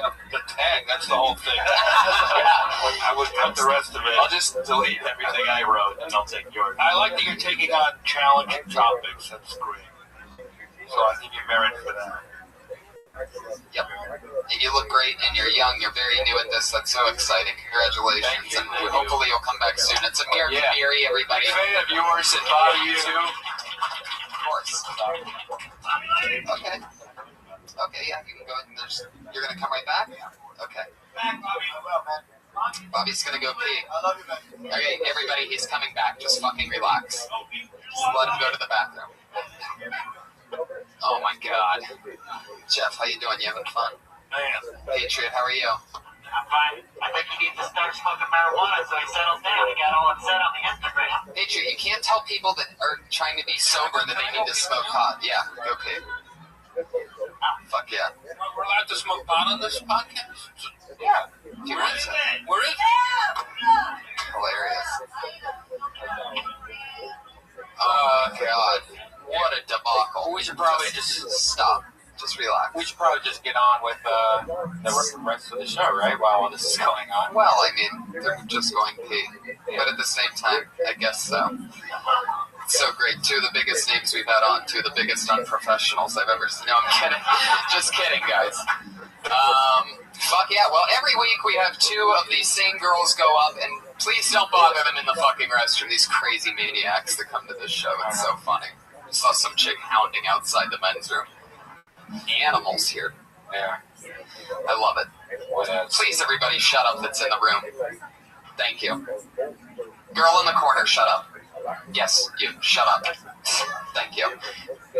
I just lost control of my own show, so if I seem a little disappointed, it's because I lost control of my show. You've never seen that on Carson, right? Hey, Johnny, I'm just going to get up for a moment. I have to go piss. I know Bobby's not coming back. That's the dreadful part. He's fighting with his girl because he's mad about an internet comment. That's so ridiculous. Do you get mad with internet haters at all anymore? I don't. It just doesn't work. Jeff, do you let internet haters bother you? Exactly. They're called trolls. I forward the Thanks, 1982. Whenever I get bad emails, I forward them to Brody Stones. Oh, that's hilarious. Why would you do that to me? That is great. By the way, if you haven't seen the season finale of Brody's show last night, there is a hilarious part where he goes on a date with a beautiful Asian woman, quote unquote, and they edit it so perfect where they don't even mention anything about it being maybe a guy girl. And he's like kissing her on the show and stuff. It's fucking hilarious. So every week we have two regulars that come on, two lovely young ladies that are rising through the ranks. They do spots everywhere else as well every week. They were both built here and have been growing, doing a new 60 seconds every single week. And this week will be no different. So let's start with, you know her from the Kill Tony podcast, our goofy little electric goofball, the very funny Sarah Wineshank, everybody. Here she is.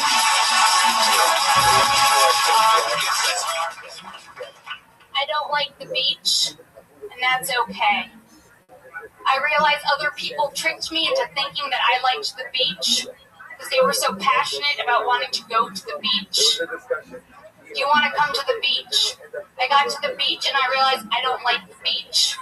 Have you seen the people that hang out at the beach? Not great, guys. Very whimsical.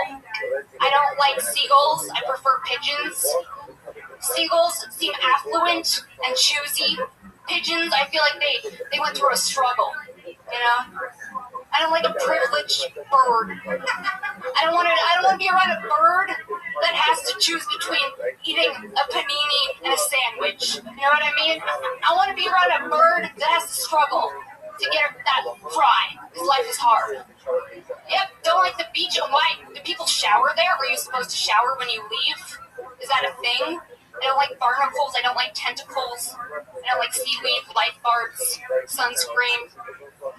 I don't know. It seems like you're trying to not laugh by the end of it all, and you're just naming things.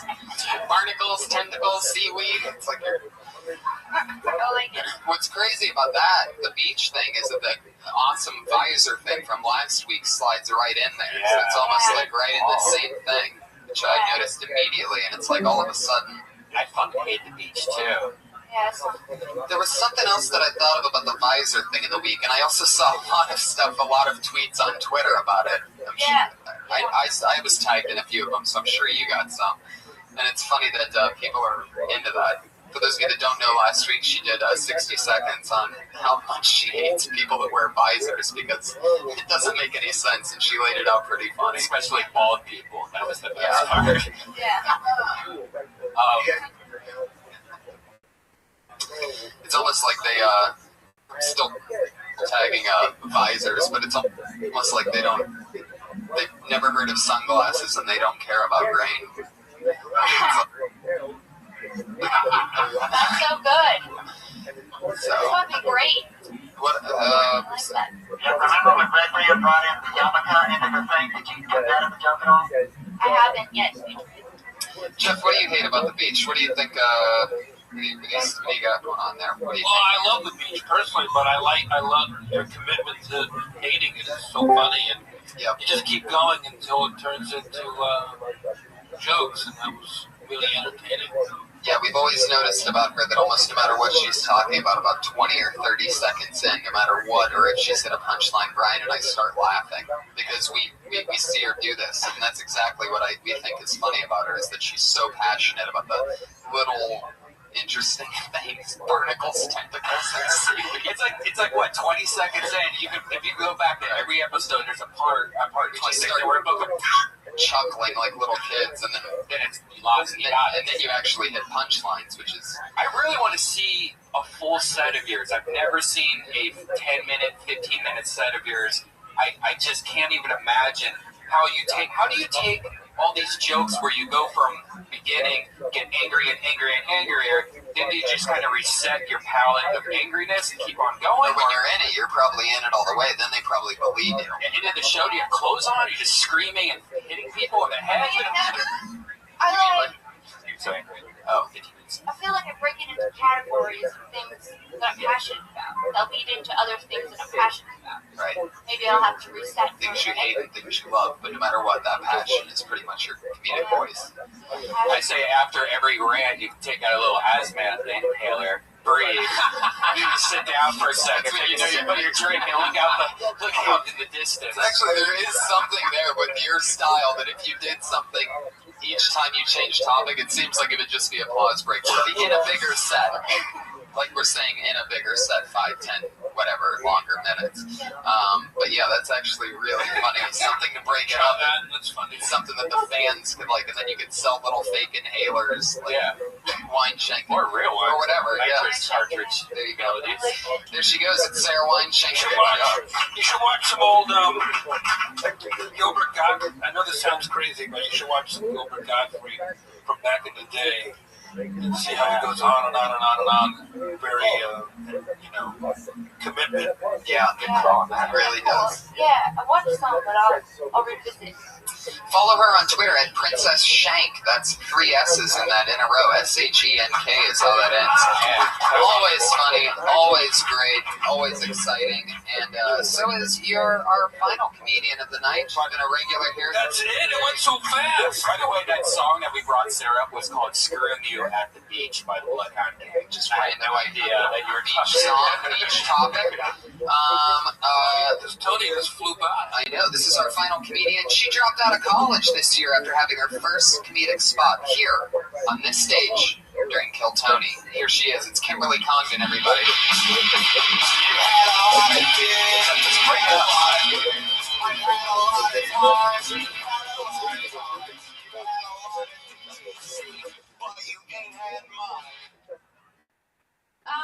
Hey, hi. So, guys, I want to talk about some things that are bothering me lately. I've got, things are getting on my nerves. Like, people that get in elevators and push the door close button. It doesn't fucking work. I don't get it. I've never seen someone push it and the door fucking closes. It doesn't happen. You know what button closes the door just as fast as the door close button? Every other fucking button. All of them. Same time. And, people that say, I'm a tough cookie. I've never met a cookie whose ass I couldn't kick. Never. They should say, I don't know, tough pussy, because those things birth humans. Right?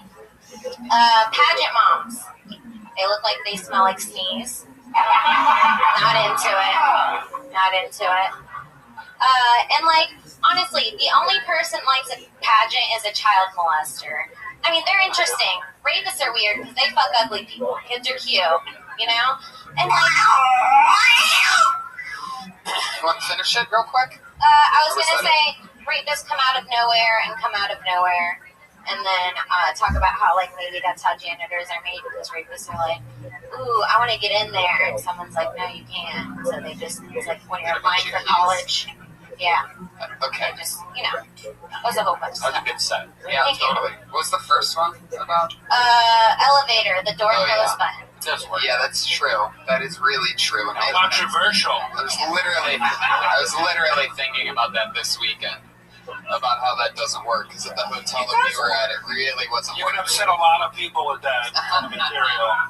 Which one?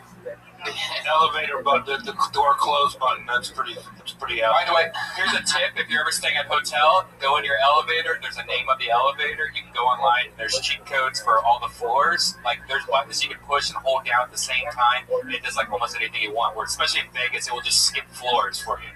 So if you have a lot of people in your elevator, go right here. It was very, very funny. Very, very funny. French fry? You've been going out? You've been doing a lot of spots during the week? Very good. We're running out of time, so there you go. Thanks. Kimberly Congdon. She's Kimberly Congdon on Twitter. So many first-timers here. I think it was, 2 tonight? Yeah, 2 or 3. So exciting. First time on stage ever. Yeah. That was great. That gives a little emotion to your show. Heck yeah. Very exciting. So you guys watched the birth of a couple comedians, or maybe just a abortion. Yeah, there was one, literally a miscarriage at one point, and also 2 shoes got autographed. History made. Bobby Lee fucking left 10 minutes ago. Yeah, pretty awesome. He left on Kill Tony 9 too. He left early at Koreatown. Yeah, really awesome. You remember that? I just love it. Anyway, thanks for reminding me about that, Patriot. You're at Real Jeffrey Ross on Twitter. Anything coming up that you want to promote? Live shows or anything that you got booked? Follow me at roastmastergeneral.com. My schedule is posted. We've got a lot of tour dates coming up in February, March, April. Get ready, Toronto. Kill Tony's coming to you. We're not going to announce the date yet, but we are coming. So Patriot's coming with us, and we're going to see what else we can do maybe the girls can come. We're going to try to figure out the budget, see what's going on. We'll figure everything out, but I'm very excited about that. And thank you all so much for coming out, everybody. Congratulations, Missy Martinez, on your first spot. Shout out to Kai, one of my favorite artists in the world. Follow him. Kai Ahrens, K-I-I-A-R-E-N-S. He is one of the truly, I'm not just kidding, he's one of the most amazing artists anywhere. Also, he made that awesome Buddy Hackett jacket, the Hackett jacket that you got me seeing on the Christmas. You got this right on this episode. Amazing artist. Tony, I'm going to have for your host, Tony, everybody. Thank you. The Iron Patriot, Brian Redband. Thank you. Thanks for having me, guys. Thanks. Thank you, guys. Good night.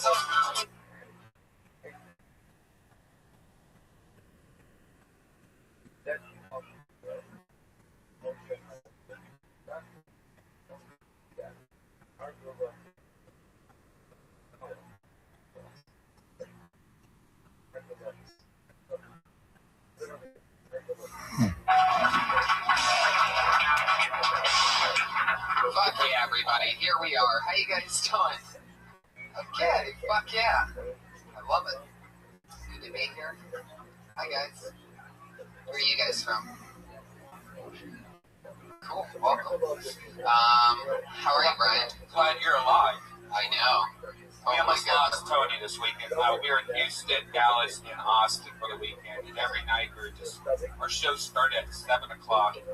Yeah, which is a big mistake for us, because then you're having fun at 7 o'clock in a city in which you know that you're going to hang out at bars after that. So if the show's at 7 instead of 9 or 10, fuck, man. Because you're already going at 8:30. God help you if, like, by the second night what happened is we were hungover because we're driving from city to city and also having so much fun at night. There's some of that fun right there. So by the second night, by the third night, I had a shot before I went on stage just to feel better. So then you have a shot and a drink, and you're on stage, and it's 7:25. Yeah, we had no sleep in between days at all. Like, it was literally wake up, puke almost, drive to the next city, try to eat. Like, we ate Long John Silver's at a Shell gas station. And that's true, and that was our one meal on Saturday. Yeah. I did at a 7 o'clock show, so you get to the hotel at 5:30. You have 1 hour to try to nap and relax and gain the momentum for a big sold-out fucking Rock Club Dallas show, which was awesome. 7 p.m.s or something else. Yeah, I couldn't even eat the hush puppy at Long John Silver's too. So I had like 2 pieces of shrimp and 1 bite of a hush puppy and like 2 fries.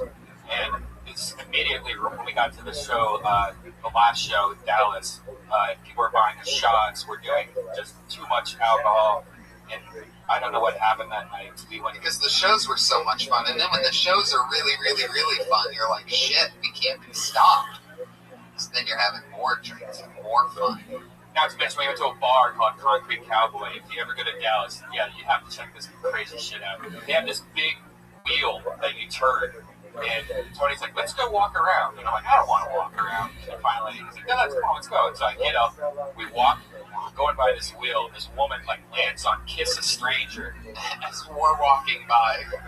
And so this girl just deep tongues me. And I don't even know what she looks like, because I'm just like, I see just eyebrows. Cut to Brian 15 seconds before, looking at me in the eyes going, why would you want to walk around, man?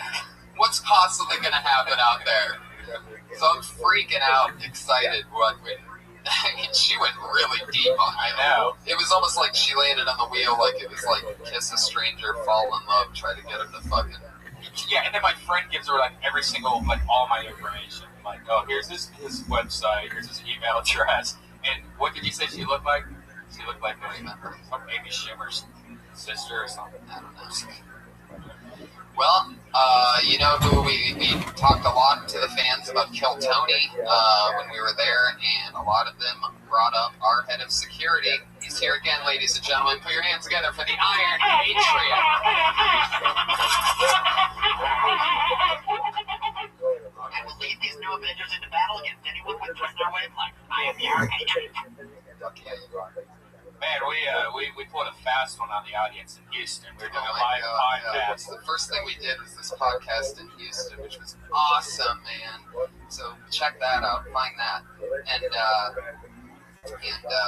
one of the first things we did was, you know, it's just me and him sitting up there before we brought the guests out. And we were explaining, like, oh, we wanted to bring Kill Tony, but, you know, we're going to think of the logistics of bringing the Iron Patriot as well as gear and stuff. And basically, we're just like, just kidding. Put your fucking hands together, Houston, for the Iron Patriot! And people fucking the looks on their faces, I actually felt bad.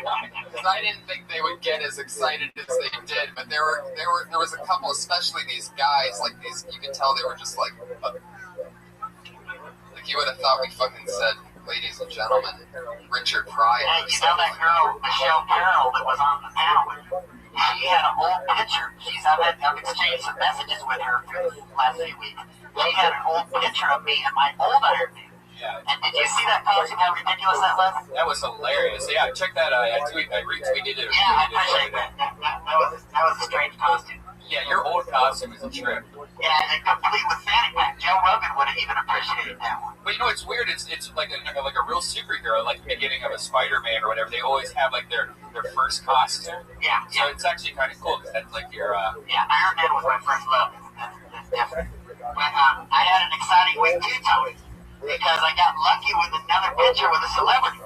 On Saturday night, I ran into Jason Mewes, and I know Red Band knows this guy, but did you see his film that came out in 1994 called Clerks? Yes. So, are you a fan of Jay and Silent Bob? Yeah.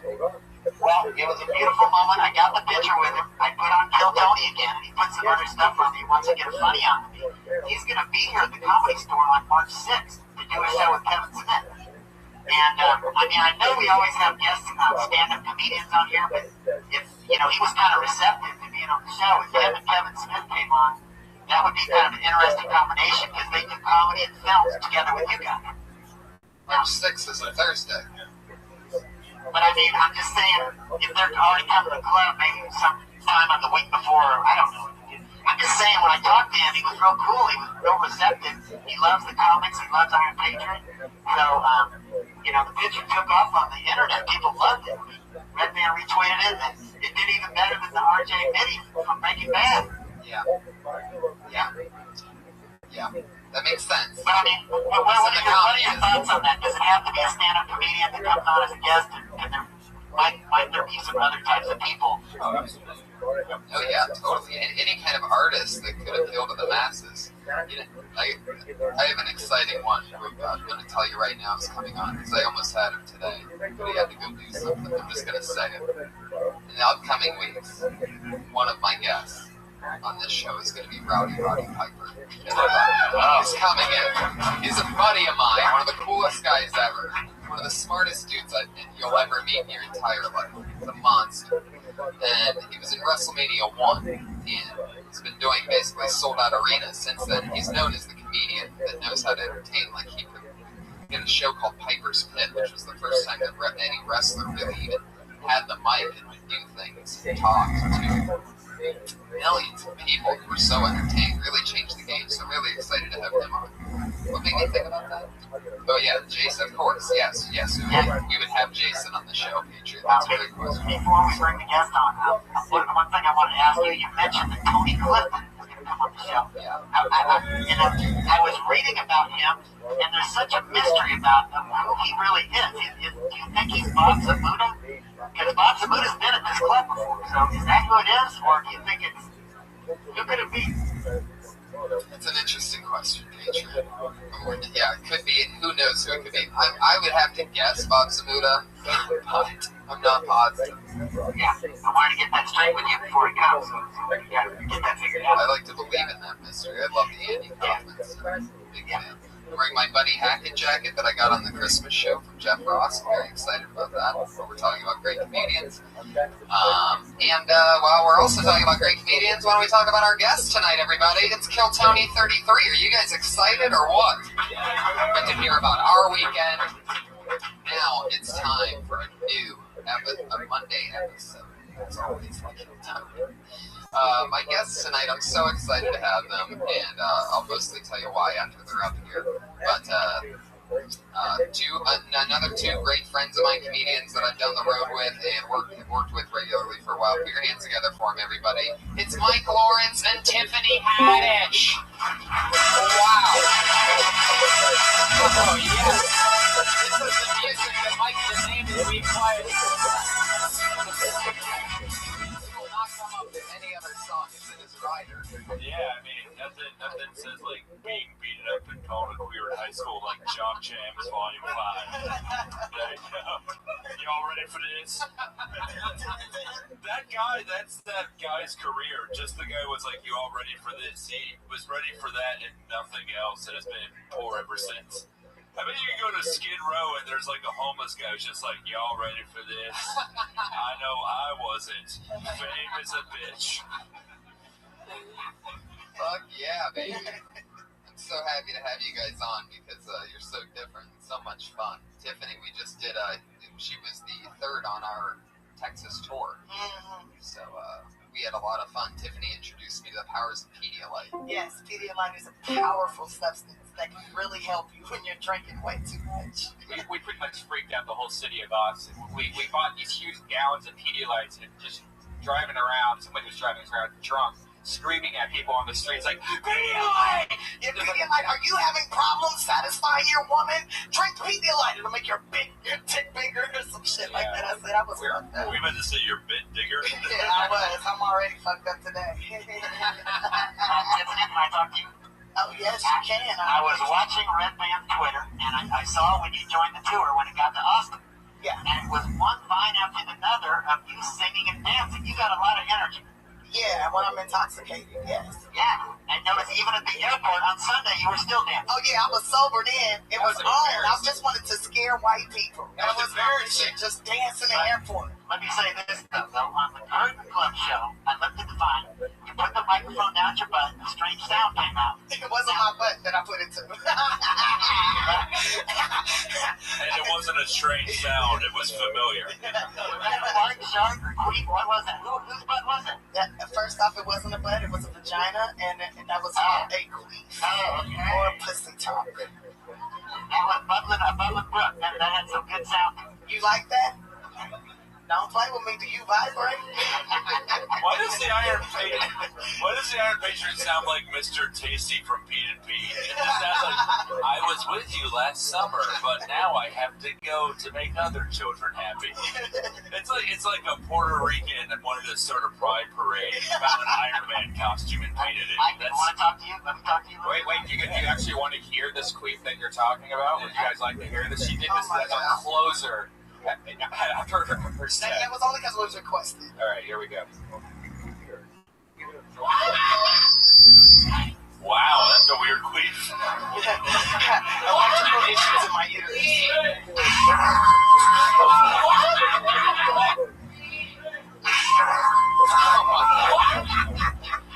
Wow. That's the sound Michael Winslow's gonna make when he dies. Mike, let me talk real quick before we get the show going. Yeah, I remember you. Iron Patriot first appearance, Dark Avengers, 2009, written by Michael Bendis, drawn by Mike Down. Yes, I met him down the block a couple blocks, and he won my heart right away because he knows that I'm the Norman Osborn, a.k.a. Green Goblin. I stole the Iron Man suit, painted it red, white, and blue. I tricked America into thinking I was patriotic. That would be a good movie, wouldn't it, Mike? Wow. Oh, man. Am I too old when my childhood is talking to me and I don't know what to say back to him? Why did Dad leave us again? Why was Papa in the driveway? Mike, let me say something about your life. I was reading today. At the age of 16, you started working at a McDonald's in Florida. You learned how to deal with hecklers because people call This is my guardian angel, by the way. He's supposed to tell me not to commit suicide on Christmas. You learned how to deal with hecklers. People at the drive-thru were calling for McDonald's. Now, it took you over 10 years to get your career going. Now, what I want to say is, last September, you wrote an article for the Huffington Post, and this article was titled, "The 5 Things I Learned from Doing Comedy in New York City, and I Pass Along to Younger Comics." What are those 5 points? Because these comics would love to hear it. First off, it's weird because your voice sounds like everyone was mean to me in a drive-thru. Like, just the quality of it. I guess I should answer your question, but also give you a McRib.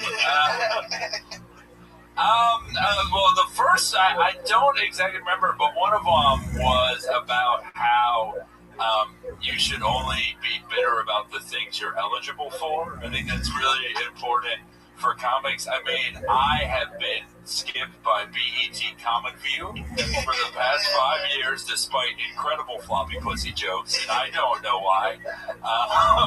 Another was have a life outside of comedy. I have a fiance, and I'm the first person to look like this and say that. That's an achievement. It's up, right, Jesus? Yeah, you found someone. Yeah. He does look like Jesus. He doesn't he? Yeah, it's like Jesus' nephew or something. Yeah. It's like, why did they stick me to the cross? Because I stole a hacky sack and said Dan Matthews Band's last album was subpar. You are a special kind of Jesus. Yeah. Isn't it? Oh, there you go. There's something on the peanut gallery. Yeah. That was her minute, right? Now she only gets 55 seconds. Fuck yeah, so you guys know what we're doing here. Comedians come up and they do a minute apiece and we chat with them. Cool. Awesome. You guys ready to get this thing started? Kiltony 33. Two people that I've had so much fun with. Comedians come up, most of you guys know the deal. You get 60 seconds. At the end of that 60 seconds, you know your time's up because you'll hear the meow of a kitty. That's just her queefing. Kitty. Ouch! Yarf, yarf, why does it smell in here? Fuck you. It smells good like chicken, right, Tony? Yeah, you queef like chicken? You want me to queef in your face? It smells just like KFC. I smelled it on the microphone. I had to follow her closely with a queef. She queefed like, ladies and gentlemen, Tony Hinchcliffe. I can smell all 12 herbs and spices. Yes, seasoned to perfection. When you hear the meow of a kitty, that means your time's up. Don't run that sound or else you're going to bring out the angry West Hollywood bear. Wow. Damn, he sounds extra angry tonight. That just sounds like the MGM lion being put to sleep. Yeah, shot in the head. So, let's get into it. We have a bunch of comedians that signed up. You guys excited or what? Yeah, I want to see this. Your first comedian tonight goes by the name of Antonio Houston, a.k.a. Spirit, it says in parentheses, so double name.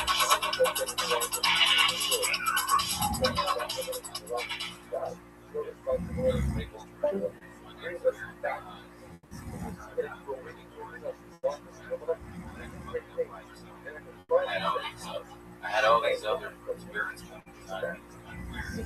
Would you like to meet one? He's an old grumpy man. His name is Mad Dog. All right. Well, hey, how you guys doing tonight? My name's Mad Dog, and Spirit's kind of gay. I'm letting you know. He's a little gay ass. Well, he's at a car wash at the interview, right?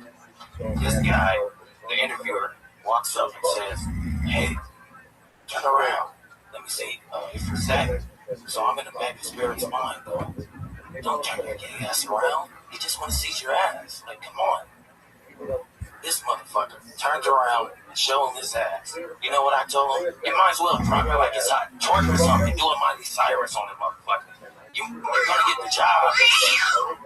There you go, Antonio Houston, a.k.a. Spirit. Spirit. All right. Now, Matter of fact, you can quit on my face. Okay. Performing next week at Fruitvale Station, everybody.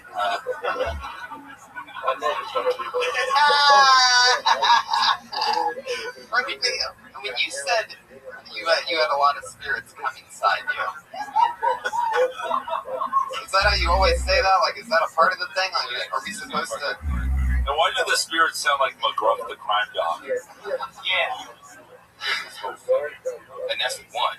I have a Morgan for my spirits. I'm sure I'm going to be one of them if I say the wrong thing. How long have you been doing stand-up? Well, been on and off for about 3 years. How often do you get on stage? Whenever I can. Right now. What is consistent? Because when a black man say consistent, that might mean once a month. Let's keep it 100. I know these things. Every day. Every day you get on stage. Because I go to bar. TDs, that's what you get. Who else is in here? Is it just you by yourself? I think he's asking you for a date. I'm not going to no damn San Fernando to TDs. That's probably his cousin's house. He's just in the back. TDs in the back with a bar and whiskey and which he pours out for all the spirits that he impersonates. This is for my spirits, y'all. See you at the crossroads. That's the club I'm opening. How many different spirits? How did you know that? You sing it there. Hey, I'm going to miss everybody. This one's for my Uncle Charles, y'all. Uncle Charles. I like Gucci. That's Gucci right there. That's a Gucci hat. I like it, but it's blocking your eyes. It makes me disconnect. Okay, pull it back down. Never mind. But I think you should show your eyes when you're on stage. I think that's important as a comic to have eye contact so people can see that you believe what you're saying. So you make a connection, I agree. Yeah, that's important. When you said you were nervous, was that you were really nervous? No. Yeah, but I leave that part out. He's lying. That motherfucker was trembling. If you're going to cover your face, have a beard, because Comedy Central will give you a half hour regardless of not if you have one. That is so true. I'm growing my beard right now. Yeah. Down low. Zach Alpha Sadness, and they just, it works. How many, was there any tags or any jokes actually in that, or did you not get to it? Because if there was, I didn't think it emphasized the actual. No, I really didn't get to emphasize the joke. Like, you want to get your first joke in within the first 10 seconds, because especially all the women in here, we judging if we would fuck you or not, and I can guarantee you we not fucking. But you haven't even seen my dick size. I don't even care if you watch your dick size. You didn't catch my brain, so that's that. Just think how many times you're going to be texting through the rest of this show, and how quickly people do during every set. Right. Just have to immediately. We have no intention. Right. Spend it anymore. Yeah, and if you're gonna wear the hat and cover your eyes and you're talking about spirits, come up there with like a little demonic kind of swag and be like, yeah, my name's Spirit.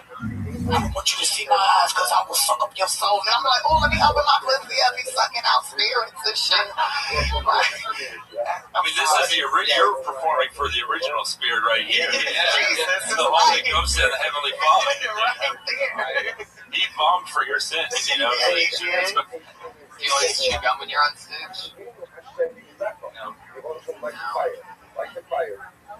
Whichever one of your spirits told you it's good to chew gum on stage, it was wrong. I think it was that he smoked too many spirits beforehand. Just wanted to clean the breath. Spearmint? That shit is bubble yum juice fruit. Menthol gum. Yeah, it's watermelon bubble yum because he said it was kind of gay earlier. It'd be great if this one is Bubba Delicious. Antonio, it's fun. Heck yeah. You're taking chances. That's fun. That's different what you did. I don't know if it had, hey, rock and roll. Keep rocking it. Yeah. He's on Twitter. It's big. Spirit. What is that? Spirit. Spirit AG 777 on Twitter. Spirit AG 777. Hey, remember? No, remember the simulation? 7 chakras, 7 days to make the earth right, Jesus. In 7 days you came back right. Is 777 the mark of the yeast? What's 777? Oh, yes, they motherfucker. Thank you, Antonio. Thank you. Rock and roll, man. Hell yeah. Remember the simulation theory technique? We were talking about 7. Oh, yeah, 7s. Hey, I had just booked a TV show and they paying me $7,777. I thought it was. No. Yeah, for 1 hour of work. Balling, bitch! Damn! Fuck yeah. That's like dropping a name, but like Andrew Jackson, like whatever's on the $7,000 bill. For those of you that are listening to the podcast or are in the San Fernando Valley, go swing by Petey's and check out Antonio Houston aka Spirit sometime. Find the Petey's bar out there. If anybody wants to maybe live in LA and you'd like to spend $77 on gas to go and see him at a place called Petey's. I just imagine it's like a garage and the Sanford and Son theme is playing the whole time. Everybody's chewing gum and having a good old time. All right, your next comedian is Jonathan Tumblin.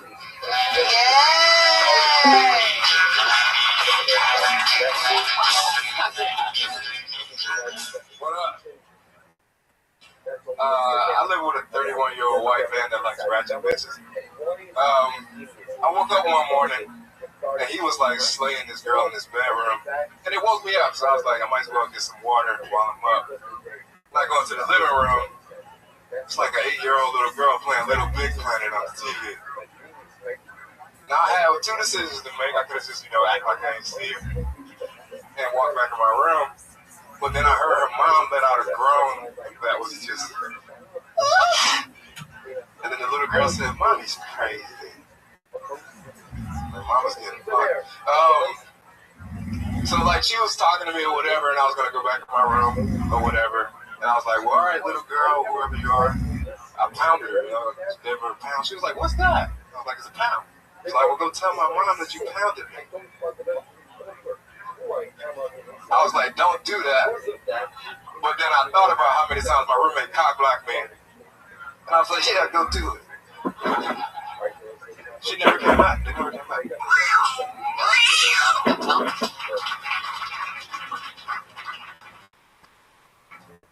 Yeah. Right now, Spirit's thinking to himself, that's what you do. That's exactly how you do it. Good job. You know he swallowed his gum right before he got on stage. Not making that same mistake. Hilarious. That's good. Yeah.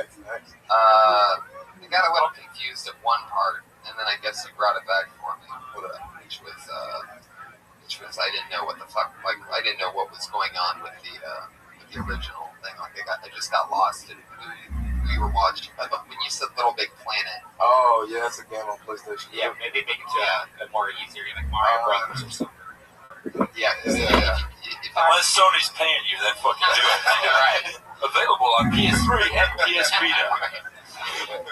PlayStation Media, that'd be great. How do we pull that off? How do we get a sponsorship? I've done some video games.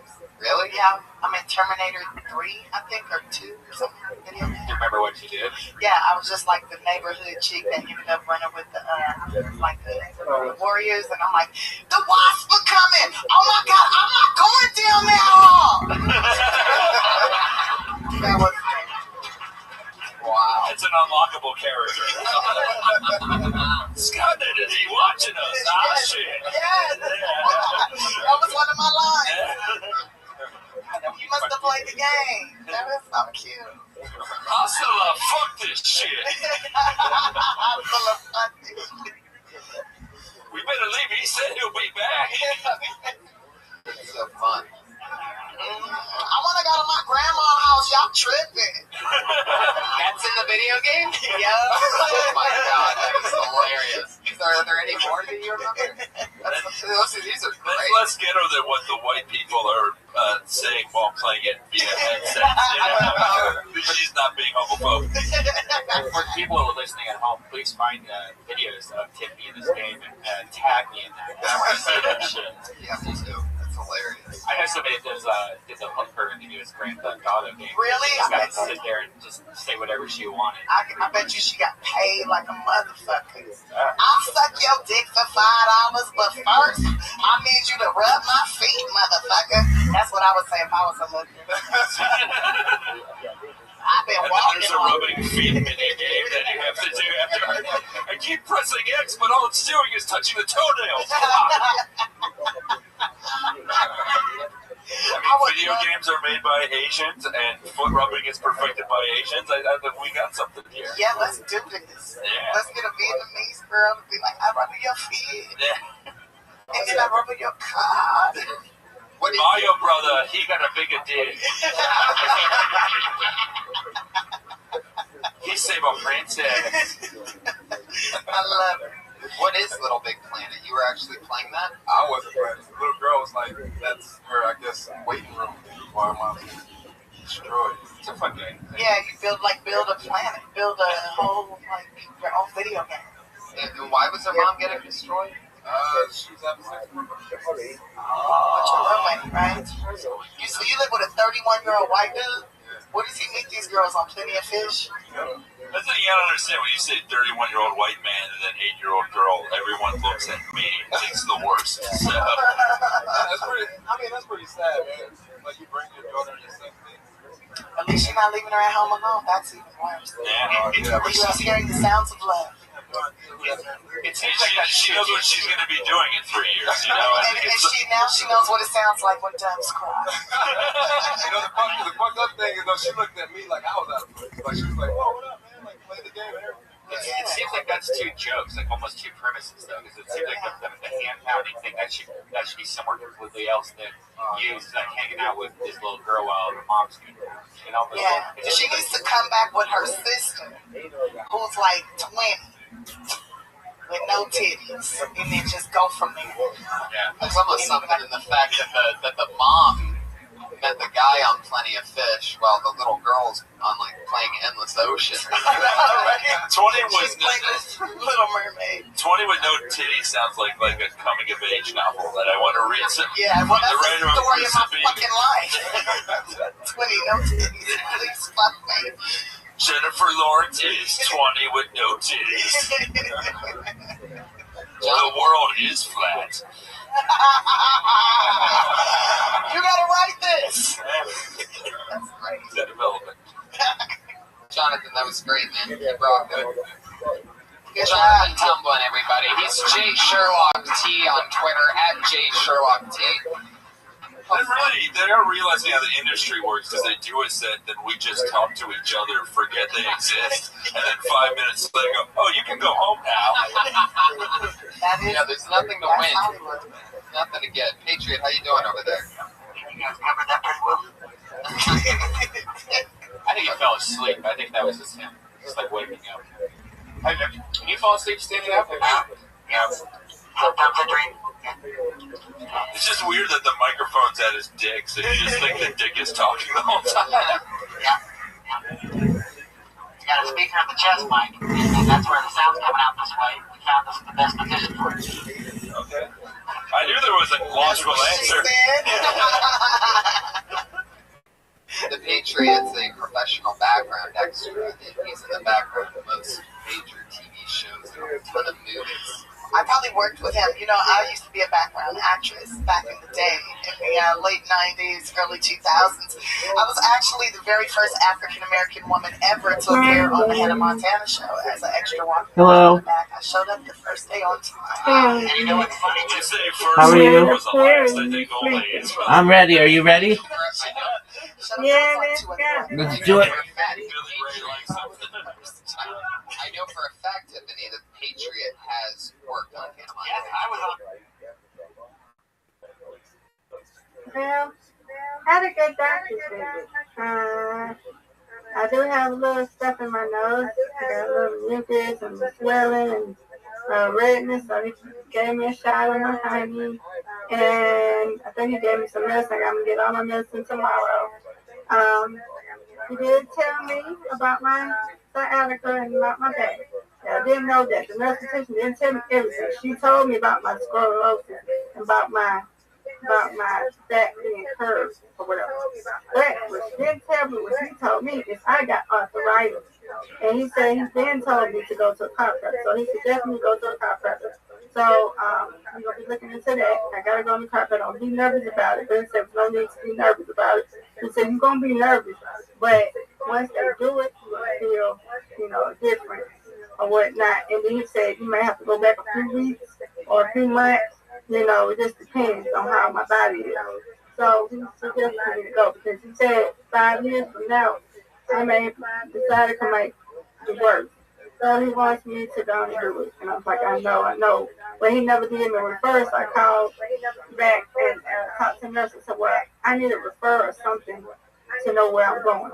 So if they don't call me back, the lady said she did call me, and she said she wants to call the referral of the person, the assistant of my doctor is going to call me. If they don't call me by Thursday, I'm going to call back. And, yeah. All right. But, yeah, that's what's going on with me. All right. Yeah, so I didn't know I had arthritis. And he was like, yeah, you 43. He said, I've known you since you was 20. You were a nice, young, beautiful woman. He said, now you came up to the room like a beautiful woman, so there ain't no need to not go. You need to go so you don't have worse problems. So, yeah, I got to do it. I got to do it, Rabbi. All right, Miss Aquarius. Yeah, I got to do it. So, Well, that's I'm nervous about it, but it's going to help me. Exactly. That's no big deal. It's just the aftermath. But he said, you know, when they adjust, you be like, ow, and then you feel, you know, different. I'll be okay. Strike. I gotta do something. Have you ever been to a chiropractor? Huh? Have you ever been to a chiropractor? No, I have not. This is my first time. It's no big deal. My uncle has, because he got the same thing I got. Almost. So he has. And he's gonna give me some more exercises to do too. So yeah, I gotta do this. I'm gonna have to stick it in the bud. Yes, ma'am. Because I am 43. I don't usually have no problem when I'm getting up to age. Exactly.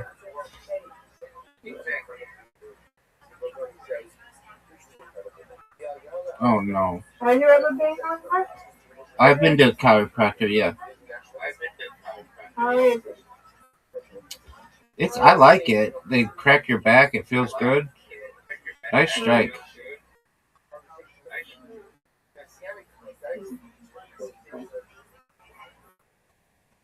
Yeah, I was talking about the massage. He said, yeah, it works too, but you gonna need somebody to adjust it too. I said, okay. He's like, you need an adjustment, you don't need a massage. He said, the massage is good and all, but I need to get adjusted.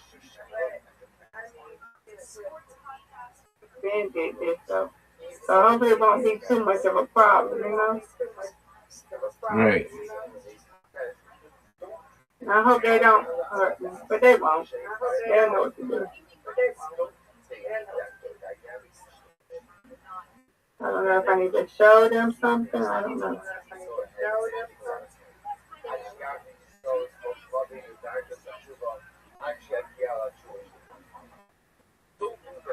Show them a picture again, I will.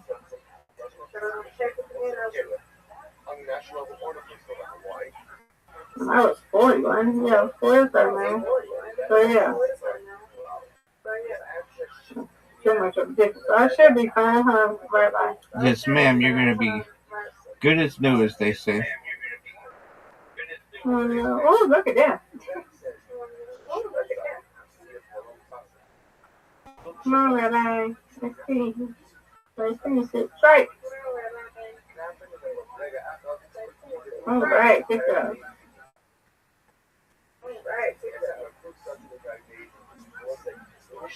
Look at that. Look at your ball. I see it. It's coming back.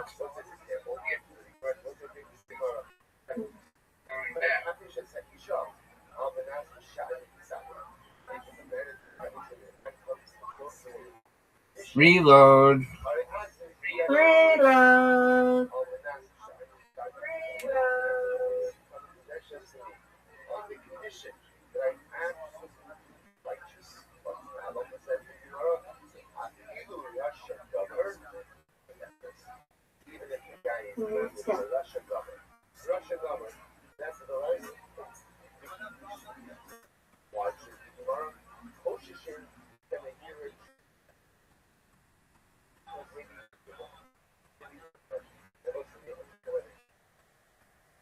Oh, almost.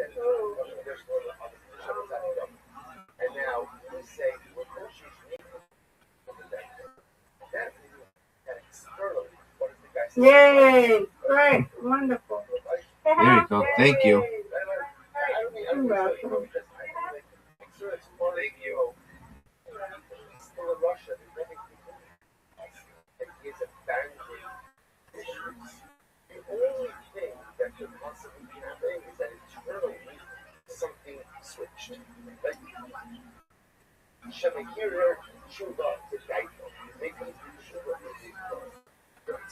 And another one. And another one, DJ Khaled. Yeah. So how was your day, Rabbi? It was a lot of sleep because I was up super late with Riser, and he's supposed to be back tonight, and we're gonna watch a documentary on Michael Jackson, which I'm excited for. And then Zook came in late last night. It's just my hours are reversed, so it's just one of those Yeah, because things. now it's probably what, early morning for him, or 2-3 o'clock, probably 6. And then when it's daytime, it's afternoon. That's right. So it's different. Get this one, Miss Aquarius. Nope.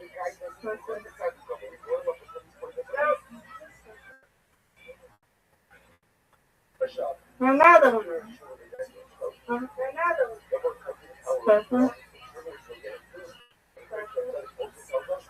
Give me this. Ooh. All right, you're leading.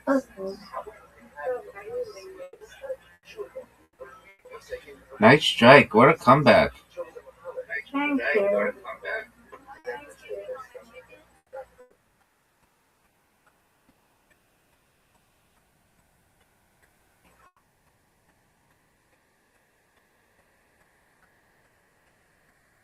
Nope. Okay, where I got it. Finish it. No doubt.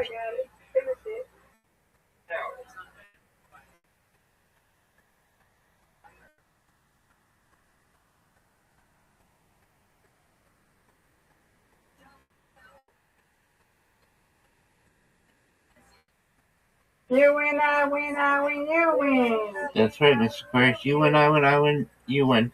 Undefeated in bowling, undefeated in friendship. Friendship, yay! Good job, Miss Aquarius. Good job, Rabbi. Thank you, ma'am. Alrighty, sweet dreams to you, God willing. Hold on. We got to do an update for Stacy's wedding. Yeah. How many days? It is 8 days away. 8 days. Yay is right.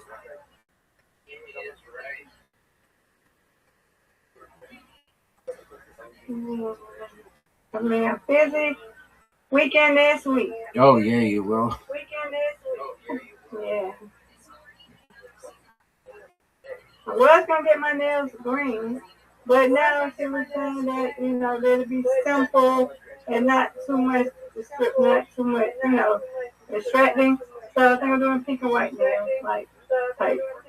I'm very close type, so I'm going to do that instead. There you go. Yeah, just gotta keep it on something.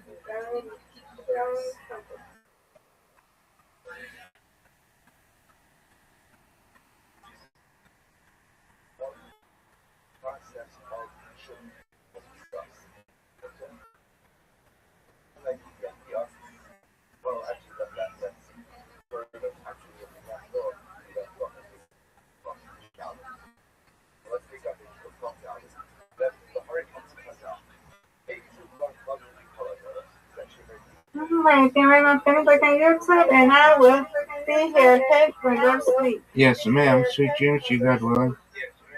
Sweet dreams. Thank you. You're welcome.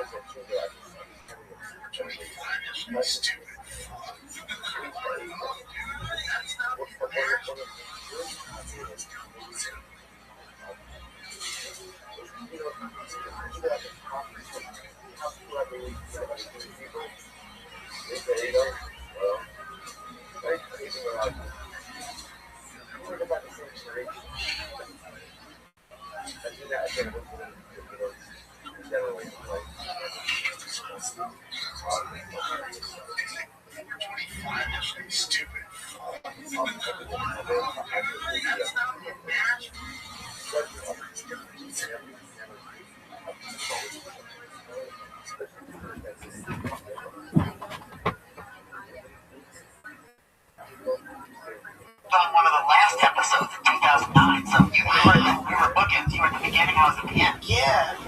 You want to fuck? Yeah, get it on. I just want this show to end with us taking the mask off and it's a skeleton he's been in the whole time.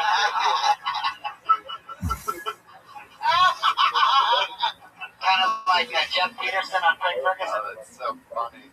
Man, we don't even know what the fuck you're talking about. Yeah. He's got a robot on his shelf. He wants to show you. See, he's got a robot. Oh, he has a robot. Oh, okay. It's a skeleton. Robot. Oh, okay. But you're not a skeleton. No, I'm the real deal. Do you vibrate? Yes, I do all kinds of things. Can you vibrate right now? He has a foot fetish. Bring that couch over here. I'll put some vibration on it. My pouch? Motherfucker, I ain't no goddamn kangaroo. She's at visiting Epcot Center. That ain't no fanny pack. Now, if you want to go down under. Who's the next comedian? She goes by the name of Chelsea Grove. Oh,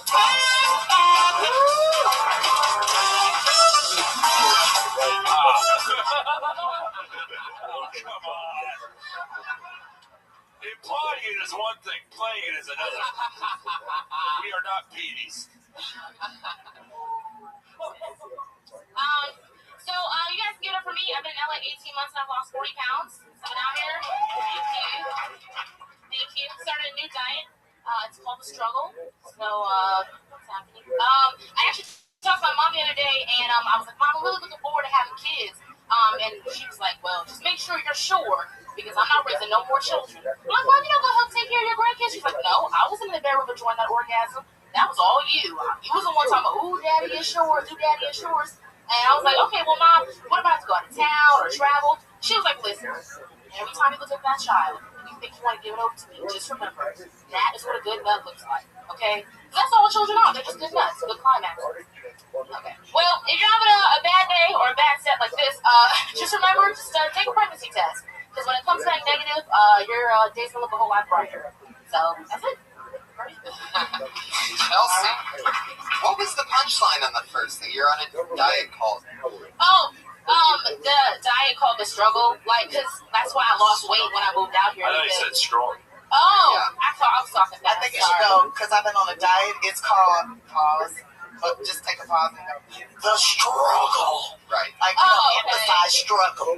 Okay. Okay. That would kill. Okay. Yeah, it's got to be crystal clear. Okay. You know what I mean? Because I really, I was thinking, and then you're in the beginning of your next joke, and I'm still trying to think of what exactly it was like stroking off. Do you normally talk that fast? Is that your normal set? Yeah, no, it's something I have to work on. I normally talk fast just in general, so, but I know on stage I obviously have to not talk so fast, so. And just know that never say that you're vomiting. That's our privilege. That's all right. But, I mean, I'm joking, but, like, don't, because you can lose a crowd for 9 minutes in a 10-minute set and still win that. But the second that you tell them you're done, they realize it. So just, you know, if the first joke doesn't go well, that's fine. Maybe we're the assholes, you know, and you'll prove us wrong with the next one. So just, you know, believe in yourself. Always have confidence and believe in yourself. That's important. And, that regularly taking pregnancy testing sounds like a great premise. I think what you have right now is a premise. Yeah. A great one. I can't figure out why that would be it. Just, I mean, like, it's, I don't know, I just figure if you take a pregnancy test and it's negative, I mean, at least that's one thing you have to worry about, you know. But you can talk about, like, negative as a positive, like, oh, I see what you're saying. you know, just some kind of play on words or just something. It just was, the joke wasn't clear. I just love your energy. Your energy is on point. That's like what I feed off of when I'm at a show. Because I come to comedy shows. When I do come to a show, I come to have a good time. And I want the comedian on stage to be having a good time. And it seems like you were having fun. So to me, that's really important. Thank you. Well, what was the middle one about? What was the second one? Just my mom, you know, I was talking to her about having grandkids, or me having kids, and she said, you know, well, don't ever try to bring them over to my house, you know, because I'm not raising them for kids. And I was like, well, you know, why? And she said, well, no, you enjoyed that nut, so you enjoy the consequences of that child. So that's, you know. And that children are beautiful orgasms. Yeah. That's not true. I've been pregnant a couple of times and I did not come. And I had to go to Six Flags to get rid of that shit. Because it was like, I'm looking at you, I'm like, you wasn't even worth it. Oh my God, I don't even know his name. call it the Great Adventure. Yes. Fuck yeah. Okay. Chelsea, you rock. Yeah, you're Thank good. you. You're gonna make it. Oh, thank you. She's on Twitter at See the Funny G. Did only black people sign up? I feel really good today. I have a feeling in 5 years we're going to be playing Terminator and hearing her voice. I know, right? Fuck yeah. Take a pregnancy test. The wasps are coming. Do you guys remember, do you guys have any bit that you remember having? Like, That's a great way to award someone. Hasta la vista, baby. It wasn't the tumor. Those should be posters for Planned Parenthood. It's not twins. Which is funny too, because I am the spokesperson for Planned Parenthood in Oklahoma City. They got a bus with my face on it and everything. Are you serious? Yes. Once you go there enough times, they, make you a spokesperson. You earned that shit. That's how you pay them back. Tiffany, something else that impressed me about you is you do some work with the inner city youth. Yeah. And it's a program called Chuckles, Not Knuckles. Chuckles instead of Knuckles. No, Chuckles, not Knuckles. You were right the first time. Okay. But that's very admirable. You do something like that. Yeah, I never imagine him looking up information about us. I just imagine him in the suit, like he's not, or going to like an internet cafe, like, how much can I get for $5? I'm in my suit when I'm doing research. I'm walking around my apartment. I'm ironing. I'm vacuuming. I'm doing my dishes. It sounds like Stuart Smalley. I'm smart enough. I'm metallic enough. And gosh darn it, people like me. It's 40 pounds of fiberglass here. The midsection is ABS plastic. That sounds like you're going to have testicle cancer or something. I love his strategy. The meaner you are to me, the more factual I will respond. You will die of pancreatic cancer at the age of 45. And your fiance will have left you 3 years before, realizing what a terrible person you are. You gotta realize, Tony told me to be nice to the guest. I was pretty mean. I beat up on Jeff Ross last week. He didn't like it. Yeah, and Bobby, you just kept bashing. Well, I did it in a clever way. No, you didn't. Or else I wouldn't have told you that you have to pre-approve your questions with me. Which I didn't really do today. I took your word and you did a good job, so thank you. So praise to the Iron Patriot, everybody. I'm totally going to let you vibrate on me. Came with Jeff Ross and Bobby extremely hard last week. Sometimes you get a little out of line. You have a couple good weeks in a row. I've had a lot of the guests come at me pretty hard, so I wanted to be Shit, Tony. What's up? Every guy goes through it. We just don't recognize Now, we have to stop bullying, is what he's trying to say. He's been following a suit of armor, this guy. And this is a part of Chuckles, Not Knuckles. We teach kids how not to bully each other. And if they do bully, laugh at them. But Iron Patriot wasn't a superhero. He was a villain pretending to be a superhero to fool the world and back out his evil plan, as was displayed in Dark Avengers The List. And then Peter Parker defeated him when he found the disc that had all of Norman's names on it. So he was never a hero. He was always a bad guy. He was just pretending. Wow, you talking about that. It makes sense. Yeah, he tricked America into thinking he was patriotic, Yeah, so he wasn't a hero. He was villain. Yeah, well, most people don't know that story. That's why I just said that. Yeah, you're on the same wavelength as me, Mike. We gotta get together later. You're gonna get assassinated. That wavelength is just a hand masturbating itself. I can just see Mike right now clearing the schedule for the rest of his week so that he can hang out with you and talk about comics. Hilarious. Who's next? We just ride the city bus together and nobody judges us. They treat you like people on you. I love it. He rides the bus here, by the way. Do you know about this?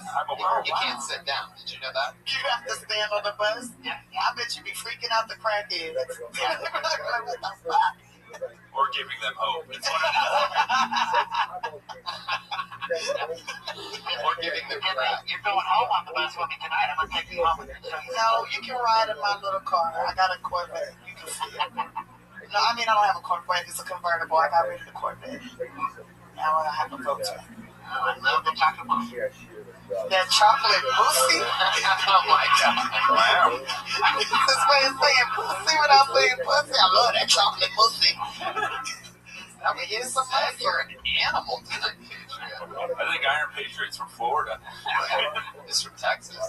Dallas. In fact, we performed at the same club that you did, at the Curtain Club. Yes, I was hoping you talked to the owner, because that Doug Simmons used to book Dirty Grabber back.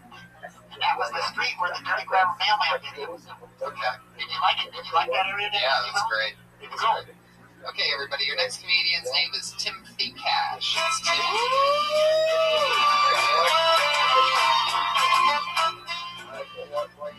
Do a whole minute. Girls want to have sex twice. I'll tell a joke. Actually, I've accepted the fact I'll probably be single the rest of my life. Not by choice, but because every woman I meet says the same thing. They all say I'm tired of playing games. I don't want to play any more games. Being a man that doesn't play games sucks. Love me some yachts. This kind of thing don't work out. I don't know what I'm going to do. I'm going to try my other dream job. I want to be a fireman. Give it a shot. You know that saying they say fight fire with fire? Don't. I'll never do that. Flamethrower will not put out a fire. In fact, it makes it significantly worse. Two cats walk into the bar. Bartender says, Are you asking for the cat? I timed that and everything. That was pretty good. The machines have failed you. But you were excellent. That was good, man. That's great if you did the cat noise, right? Yeah, but it's not up to that. It's not time. Is the winger shirt unironic or ironic? Now this is original for $2. That did not answer the question. That just further complicated it and gave me 9 more questions.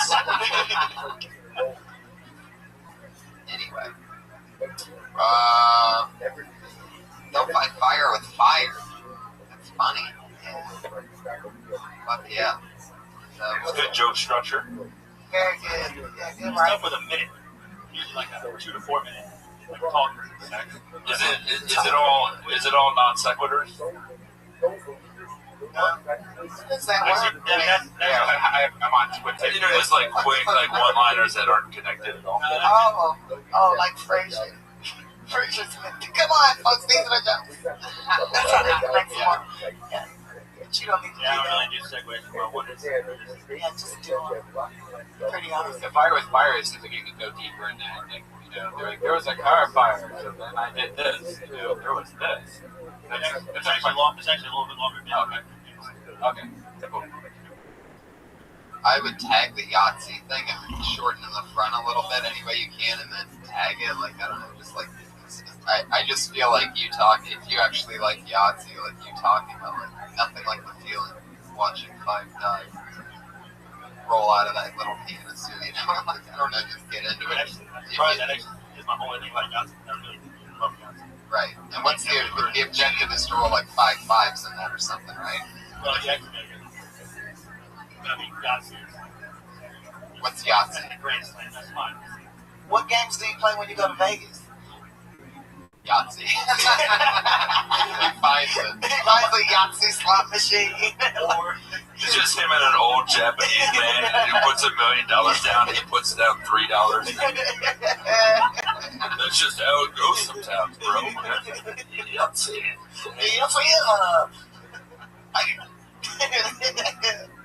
But yeah, I mean, there's the thing. Yeah, it's like the chain and the way. I mean, it's just you look like everybody who's ever sold Slipknot tickets outside a concert. But I don't know what is this what you're going for? Like the way. I mean, Winger is a horrible band.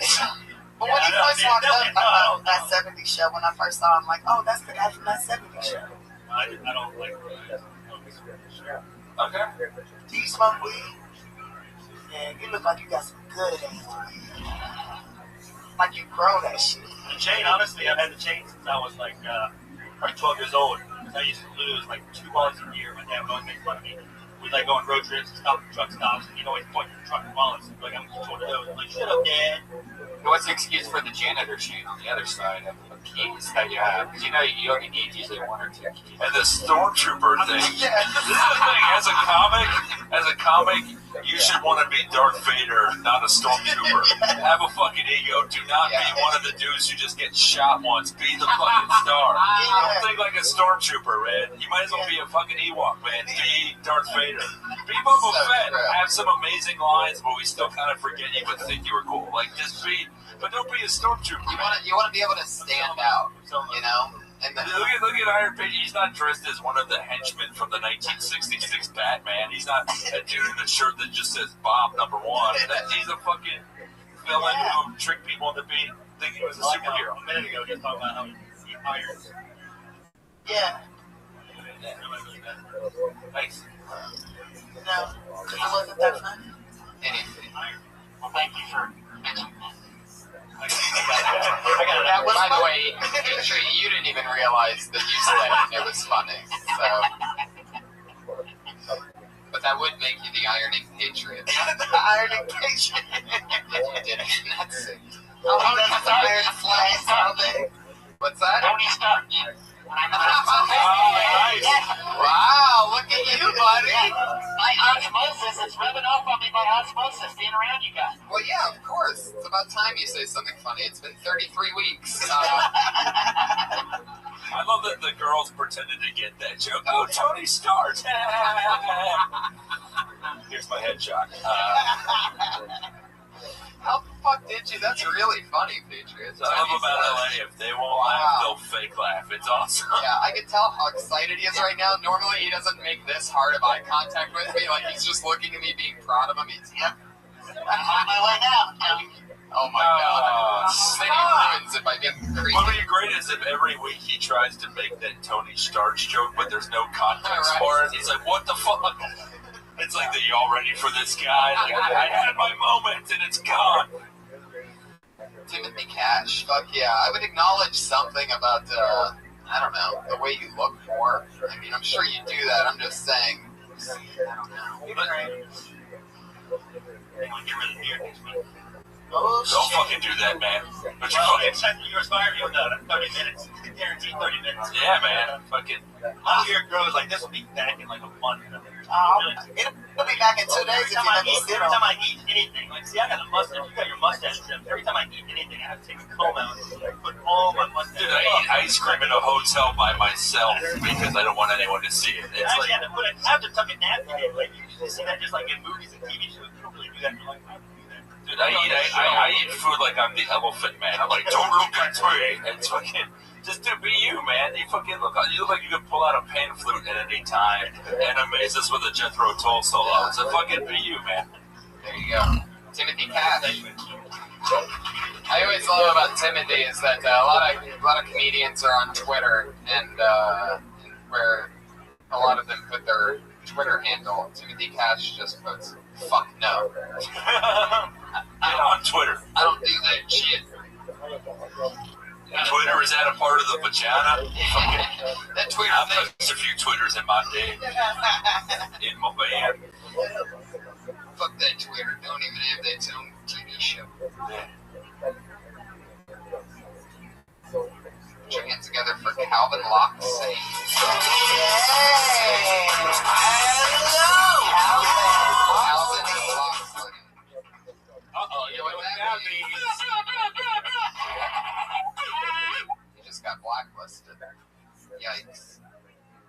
Sucks to be him. R.I.P. Calvin Loxley. Next comedian goes by the name of Eric Vasquez.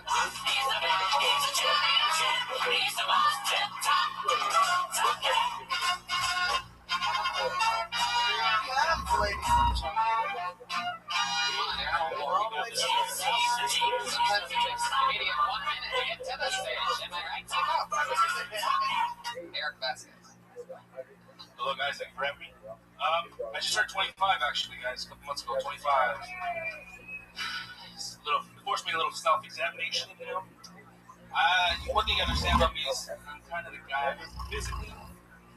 If someone were to see me naked and I didn't have a bush, it would fucking weird. You know, weird like those like bald cats look weird. You ever went into those bald cats and try to pet one of those? And you look at it and you're like, yeah, that's how I would look without any hair down there. it's actually good to rock a bush sometimes, like I said, because if a woman were to see me naked, she would think two things. One, that's a shitload of hair. And two, there has to be more penis behind that hair. There isn't. There isn't. But she thinks there is. Battle half won.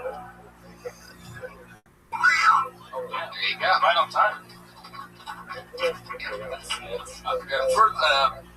Bush is female, right? And also greatest president of all time. No. But Bush, I've never heard Bush. Has anyone ever heard Bush used in a male context? I've never. Only the snake is high in Bush. I've heard that. Well, I'm like, let me what go if find you it out. grew up with transsexuals? I was like, what is this world you speak of where men don't have bushes? I've never. It was throwing me off the whole time. Like, why would you have a bush unless? What do you mean? Everybody has natural pubic hair. We don't call them bushes. Okay, well, good. Help me out. What should I call it? Pubes. You like lots of pubes? Because if I have a bush, it says that I have a lot of it. It says you have a pussy. Yeah. Period. Right, Automatically Bush, think you got a pussy. That's what I was thinking. Like, he might have a pussy. He got tissues. So maybe I do not. As the only Bush supporter in the room, Bush is female, right? I've just never heard that before. I say it as a joke, you know, like hey, like how my bush is trimmed, you know, as a joke, not like being serious, you know. Yeah, but I don't think it added. I think it was a distraction. So pubes? Is that what it is? Something different. Yeah. Tiny, what do you? Well, how's the premise? You I don't really remember what I called it exactly. I don't fur. Coconut fur. I like the premise. I like it. I think it could be if you just get into it. If you start telling us what it's like instead of trying to make us picture it, because then it gets gross. So you're sort of like half describing it, and then all of a sudden we're looking at you, and it's just bad. So if instead of giving us too much time to think about it, start throwing out things of what it does look like. I think it was you're saying that you have a tiny penis and lots of hair, then get into it. It's like a fucking. Sounds like a glitter. You took a 30-minute drive to the I have a small dick store that's 2 minutes away. Like, it's just basically I have a small dick, and it was just an overcomplicated way of doing a very basic. And that might even be it. It might even just go, you know, like however you would say it. But, you know, like, I would say, to come right out with, I have a small dick. That's fine. Or maybe with your other joke. Even worse than that, I have a lot of pubes. Or just then you're already in, and then you can give examples on why and how. And maybe you can even talk about how you have a gut that probably makes things more complicated. Just say that you don't need pubes when you have a gut, because that's already covering everything. Right. You don't need two curtains, you know. Did you see Jesus' face though? Jesus' face was like scary mode. Like, I died for this. I was sitting right now, right in front of Jesus. Yeah, I like the cat comparison. You know, you wouldn't like the cat comparison. Very good visuals. Yeah, my friends love cats. I don't know the kind of cat. What is it again? One that, I really don't know. There's a lot of like hairless cats. The one that Denzel Washington killed in the Isaiah movie, Elijah, the book of Isaiah, book of Elijah. Yeah, you know what I'm talking about. The one specific Denzel movie where he was intense and growling all the time. That one. Yeah, when he was blind and stuff, but you didn't know it until near the end. Anyway, this is the book of Eli. Eric, fuck yeah. I would talk about I would just come out with each line and then start talking about it, you know, instead of painting a long picture and all that. You know how Tiffany said that the girls, in the first 10 seconds, they decide if they're gonna fuck you? I don't think you should talk about a small dick. That's a bad recommendation. Is it right away? I say no way. Yeah, how do you get a girl to even see your dick?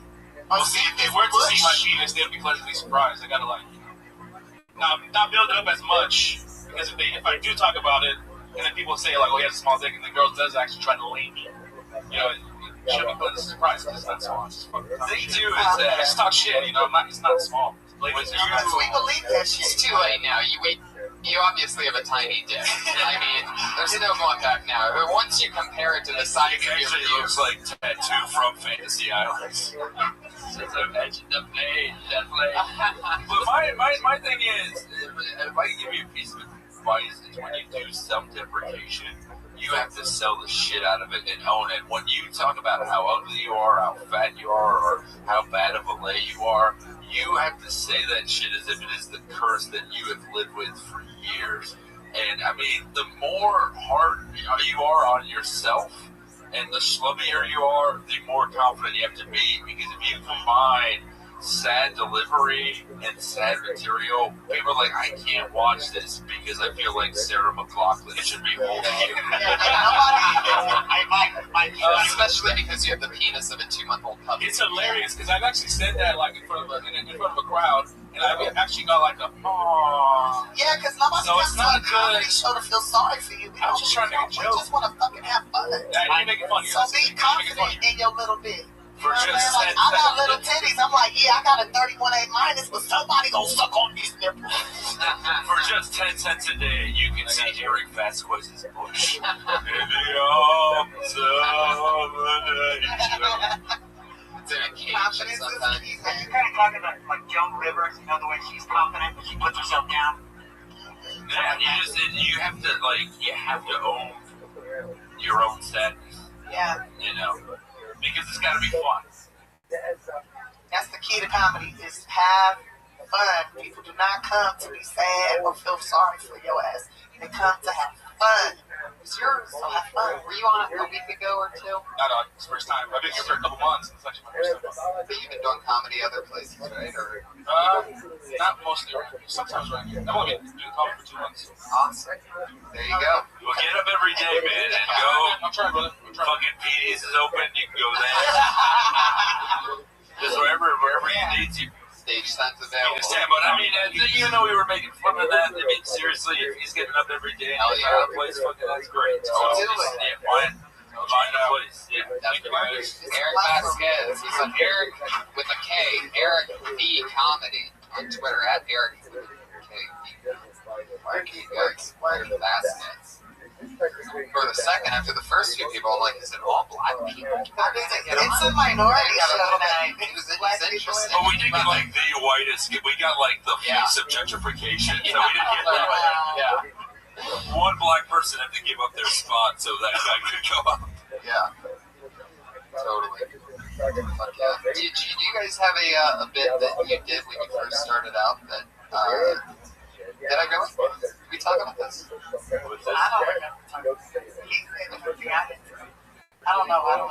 Did you have a bit when you started out doing comedy that you are embarrassed that you did? Like when you very first started, it was like bad, and you remember it being bad. Did I ask you guys this? I swear to God you did. I thought that I may have when I started, But I think it was like Tiffany only answered it. No, I didn't answer that. That was right on the line. So you freaked me out when I'm like, fuck, did I really? But it's just because we were thinking about it before the last one. That's how we're fucking monsters. Yeah, we've been spending way too much time together. We're both wondering, did we ask that? Anyway. You want to answer? Yeah, totally. You go first. My first bit, I remember it was probably whack, and maybe I might have bit it off of somebody. I don't know, but because we were poor, and I was like, yeah, we were so poor, we had 2 TVs. You know how everybody had 2 TVs? But our TVs were in the living room, stacked on top of each other. One was for picture, and one was for sound. And if my light-skinned sister held the antenna just right, we would get color. That was my joke. It was so whack. That's pretty. What do you mean that's whack? That's fucking awesome. Yeah, I've always been awesome ever since I was 16. Well, fuck this shit. Yes, I'm the Beyonce of this shit. But what's this? I just need somebody famous to pass. What's that intent? Your dad booked your gigs for you? No, I didn't know my Fired dad. all the other comics on the show? Yeah, which Beyonce are we talking? You have a mediocre sister that's trying to do comedy? No, none of my sisters aren't mediocre. They're some bad bitches. I guess maybe I'm the Nicki Minaj. Maybe fuck that. I'm the Kim Kardashian. No, I didn't do it. No, I don't know. I'm just a bad bitch of comedy. You're the Tiffany Haddish of comedy. Yeah. Fucking. Yeah, I'm the Tiffany Haddish of comedy, and I've always been good. I'm the Tiffany Haddish of slam poetry. Y'all ready for this?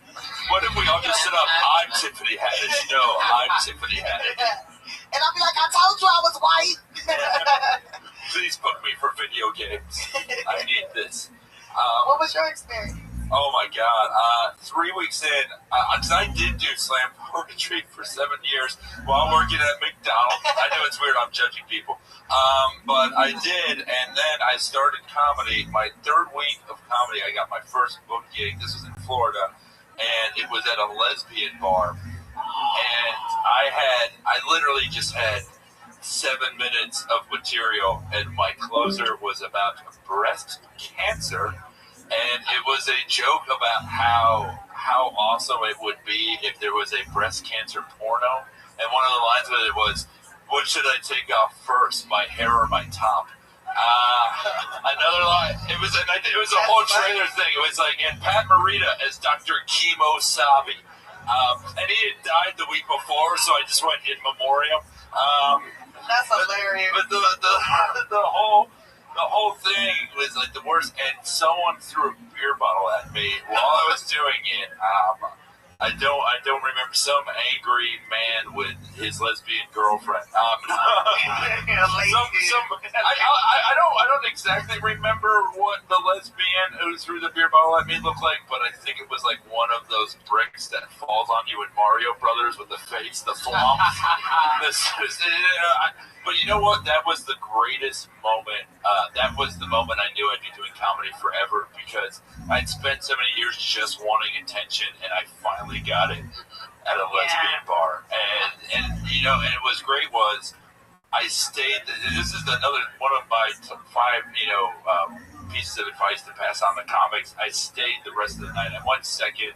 The worst bomb you could possibly have. I watched every other comic and saw what worked. I mean, so many comics now are entitled, shitty and arrogant. And I mean, we always have been, but like, people will bomb after their second week of doing comedy and leave right afterwards. Stick around, watch. Someone will always have a good set, even on the worst night.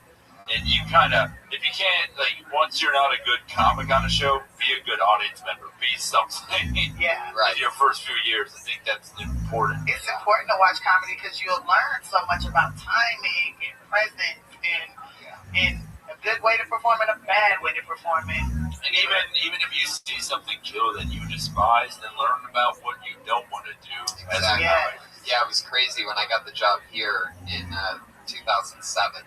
And I worked here for 3 or 4 years at the door, and I would watch. You're getting paid basically to hang out and get to watch a show from the back there. You're seating the room. You're making. Sometimes I was just making sure that people were 21 and nobody was heckling. And you get to see 16 paid regulars do 15 minutes a night. They're all sort of competing and fucking. I mean, it's not a competition, but everybody wants to be the one that they remember the most.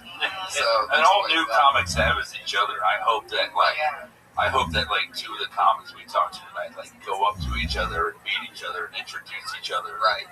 Yeah. There's no better feeling in this show than having somebody come up to me a few weeks later and be like, "Hey, that one thing," and I won't remember it first. Then I'm like, "Oh shit," But when they get stuff working. It all comes together. Remember, the more helpful we are, the less funny we are. So. Yeah, exactly. Because you're going to learn today. You're going to learn today. All right. Fuck. You guys both have funny first bits. Yeah. The TV on the TV and the breast cancer. Yeah. I thought you were going to say they had to scissor away some tissue. That would have been worse. Frank Castillo, everybody. Hey! It really is like a gentrification. We started black, and then we went white, and now we're at all Hispanic. It's the full... I love knowing whatever songs I reference they'll play. I have some kind of power. Hey, guys. Hey! I was walking into work. There's a homeless guy outside. And looked at me, and one guy, he said, "Hey, sir, can you spare some change? Or are you going to be a piece of shit?" And it was weird because I already had my hand in my pocket, like I clenched the change. I was like, I'm going to be together. And then he was like, "Are you going to be a piece of shit?" I was like, "Yep, nope, stop caring." And I said it, and I was like, "You know what? I think I am going to be a piece of shit." And he just stared at me. He was like, "Oh, fuck you." And I was like, "Nice." I felt like it really helped me. Like maybe if his approach was like a little bit better, maybe he was like nice. nicer about it, I probably was. Those were factual. And I realized that as I said it. That's actually just what happened. Latino David Cross, everybody. There he is. That's the minute. Fuck yeah. Yeah, it's interesting where, when that's immediately what I thought. The moment that it started getting factual is when you said that you're staring at him or he's staring at you. Like, the fact that you're still there. I just want to believe now you're the weirdo out of the guy that's asking the stranger for change. I just want to believe that the homeless guy is at another open mic right now somewhere telling his side of the story. Yeah. And then this motherfucker, and he was writing down notes as this exchange was happening. I saw his wallet sticking out. He really needs a chain for it. You know? A chain for a coat bag. But you're funny as fuck. I've never seen you do comedy before, but I'm so excited to go see you. Do you do a lot of, are you from the East Coast? Do you live here? Or I'm trying to move here, but yeah, I live in New York. Oh, wow. You're great. It's so weird, the East Coast, like, I finally got the approval my parents ever gave me. Yeah, I found you. Did I talk about this at the Dark Comedy? That's how you know I look homeless when someone tells you how they found someone, not how they. I found him. He was on the side of the road, eating that can of beans he always ogles. In Toronto. Yeah. I did the Toronto Dark Comedy Fest, and I was booked on that, and I didn't know what was happening going into it. And you and I ended up bonding a lot. We were on all the same. I'm pretty sure we did a show together every night, if not two. We roasted the Iron Sheik together twice. Yeah. If that doesn't bring two people together, I don't know what will. Well, I know what will is doing a live podcast at the Comedy Underground with the Iron Sheik, but finding out that the Iron Sheik can only do about 10 minutes right beforehand, and you're like, so me and Mike are just going to sit behind a table at the Underground and just fucking light it up. You understand, like, the people who are fans of the Iron Sheik aren't wrestling fans. They're the people who yell Doyle rules unironically and fist things they don't love and just want to see a dying man die. And so it's weird to entertain them because they just want to see a train wreck be a train. They basically just want to watch a fire and put a flamethrower to it. That's basically what an Iron Sheik audience is like, and we were just like, what do we do here? And just kind of pointed out the absurdity of that, and they liked it. Right, because they were high as fuck, because it was the Underground. Oh, God, yeah. And that was unbelievable. The recording of that podcast, that live podcast, went out almost immediately and never turned into anything. Oh, yeah, so that's why, I mean... It's just weird that there's, like, the East Coast comics. Like, you barely know them as a West Coast comics. The only way you know them is if they happen to, like, visit or something like that. But there's, like, a whole group of people that do the same thing as I do. I have no idea who they are. And, like, oh, yeah. It's like, it just blows my mind. It's just... It's different. You know, he's like, how is this about money? I know. It's going to wrap up. This is meant to inspire you. We figured you had to be this close. When you roast the Iron Sheik, that work is available. No, but like what's interesting, there are two big differences about New York. One, New York, you can get up as much as you want. It is not quality stage time, but it's quantity stage time. Sometimes we get up 15 to 20 times a week. And that's because it's there, and that's like even open mics. Like there are open mics running from 4 p.m. to midnight every night of the week if you want to look for them, and they're there. They're not good, but you'll get your fucking muscles. Yeah, you'll get strong. You got to put in 10,000 hours before you can become successful. That's the secret. We chip away 1 minute at a time here. And the other thing is, LA loves its weirdos.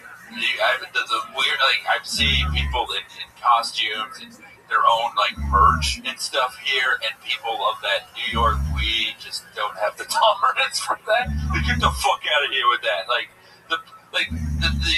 a first month open micer here will already have a web series, and then New York, they're like, I just want to be good enough to carry my backpack with pride as the 27-year-old man that I am.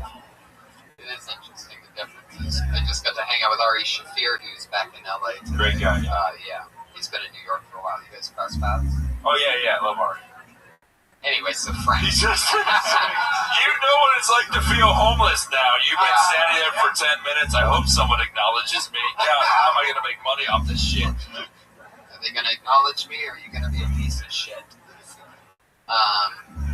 So, fuck yeah. Yeah, well, I mean, that's like a good story to base tags off of. If you could smoke a bunch of weed and like throw little tags in between the story, that makes sense. I mean, the story does make sense, and it's, you know, very accurate, and it's real, so you can, like, you know, pull from that. But if you could write 3 or 4 tags and throw it in that story, then you have something. That's just a like, yeah, that makes sense kind of story. It's not. You already know this stuff. Well, I like your energy. I like you being yourself, and like I feel like you're like a coworker. Like if we worked at like a print shop together or something, you'd be telling me that, and we'd be standing by the printer laughing like, for real. I'll feed that bump too. Like it just seems like it'd be cool to talk to you and just be a friend of yours. So just like it you know, it just feels more personal. So I like your style, and I like it. So. And at the laugh side, when you're doing a 1-minute set or a story like that, make sure there are punches every 10 to 15 seconds. Yeah. They don't have to be big, but just something to grab us and keep our attention. There he goes, Frank Castillo. He's at Frank C. Comedy on Twitter. Yeah. Frank Castillo. Who's next?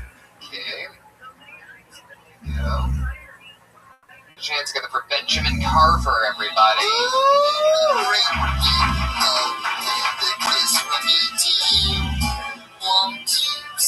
Hey, how you guys doing? So, speaking of pussy, $5, right? How you doing? I love chocolate women. I thought you girls would be no flavor in this world. Hey, I want my next kid to have an afro.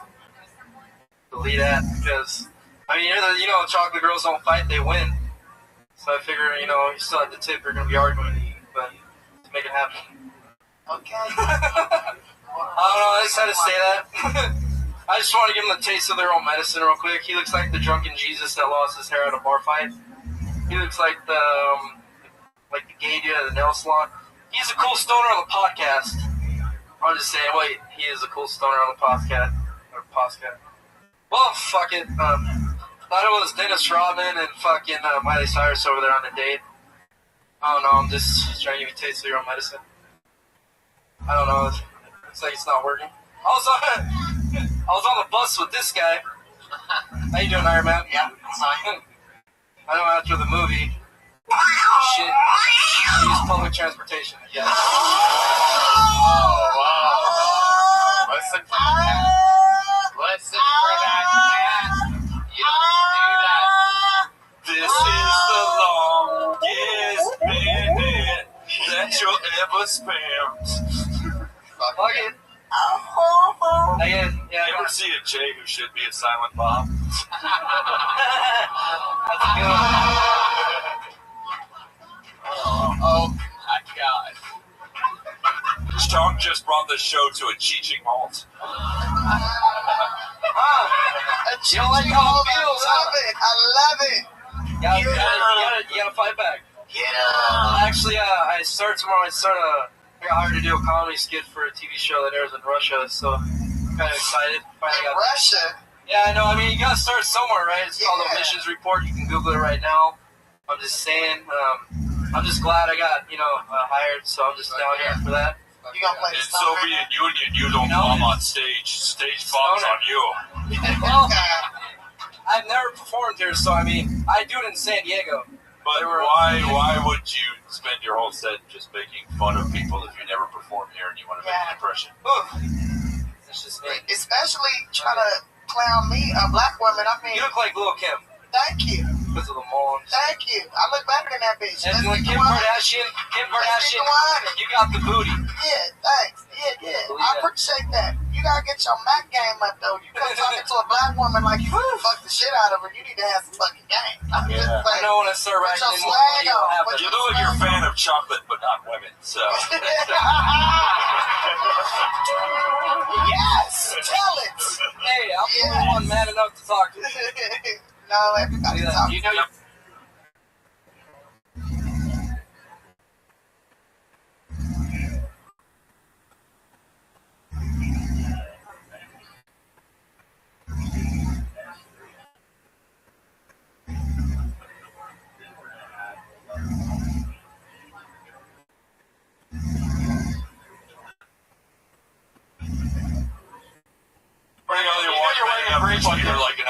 So You know you're wearing a Grateful Dead shirt right now. You know I am. He Grateful died on stage tonight. That was good.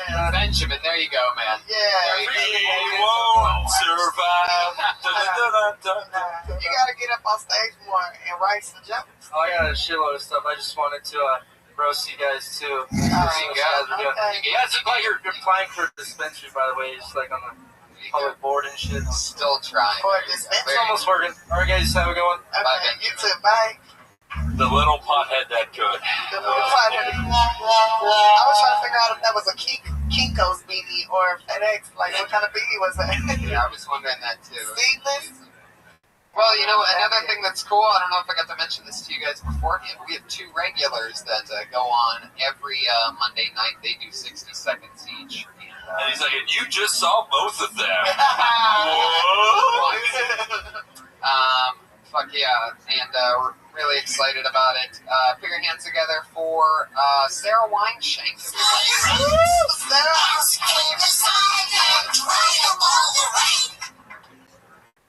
You guys ever see these people that have their sunglasses fastened to a rope? They wear them around their necks. It's weird. Like thick glasses, bro. Now you'll never lose them. Because they're on a rope around your neck. It's always these dudes that think they're so extreme. Like, they're so extreme that they have to have their glasses tied on a rope around their necks. What the fuck are they doing? Are they jousting? Rock climbing? In what emergency are you gonna need your sunglasses? You know what I'm saying? It's fucking weird. And the cheaper the sunglass, the more likely the rope. Like, no one who has nice sunglasses feels inclined to tie them on a rope. It's always the poor motherfuckers trying to hold on. You know? Their lives are so action-packed, so extreme. Wow, that's Killing so me. funny. Jesus Christ, that's so funny. Wow. She ready. Get it, girl. And I like your skirt. Sailor Moon Thanks, girl. style. Thanks, girl. Yeah. You're so right about the cost of the glasses too in the rope. That's just fucking hilarious. That is really, really funny. Not much more to jam about that because it seemed like it kept going. Yeah, I like that. Yeah, it's hard to tell whether you had more or you were just about to start pulling a Frank Castillo and just describing things over and over again. So all of a sudden I'm staring at the guy with a rope around his. The homeless man's name was James. He was 35 years old. I was like trying to take my time. I was nearing the end. It could have gotten weird. Like, had it been like a minute 03, would have been weird. Interesting. I really like it. How it is. Like, I think you're getting it out there just enough, the information. And with your style and with the other things that irk you and those other goofy things, I think that all really goes well together. Fuck yeah. Rope around the neck. Like, what is so... There's almost nothing else that people keep ropes around their neck of things. Bus passes, mental disability, illness cards. It's a whole lot of things. Yep, it's all life There's saving. a multi-purpose rope right here. Yeah. Like, it's an accessory. But exactly what she just said all goes with what you're saying. Like, even anything on a rope it never is rich pussy Like stuff. a house kid, It's like never, a you never latchkey see kid, one of the latchkey kids. You always got the you never see anybody's Maserati key connected to a rope. I just bought a pair of glasses and they were sports glasses. I guess for fishermen, and it did come with a rope already, but it came with like a big round thing that if you lose it, it floats. And so it's like this big block that connects to the back of your rope. So you have a buoy on your fucking glasses. I do. That's so funny. And you never get in water. Anything with a rope on it seems like something a grandfather passes on to you. Take this, my son. Yeah, I feel like when I was looking at the people that might have ropes on their glasses, I was like, maybe Red Bing. What? Well, I don't know. I feel like I have seen you with a rope. I've never had ropes on my sunglasses. Like, I love how defensive you get up. Why would you think How that about dare me? you? That I would ever have a rope on my sunglasses? Blasphemer, who is you to think that I have had a rope on my sunglasses? Here's a weird thing though. I used to always go to the mall and buy those 2 pairs of sunglasses for $15 or whatever that shit is, because you usually can find a good pair. Flying J. Yeah, but I would buy like 12 a year, 14 a year, because I would lose them like every week. I bought a pair of expensive sunglasses recently. I've had them for like 8 months. It makes no sense because I don't do anything really different with them. It's just, I don't know. Would this guy with the sunglasses around his throat, would he be fucking with those on too? Like, could you imagine like the dude trying to do it to you? Maybe glasses are hanging over your face, like.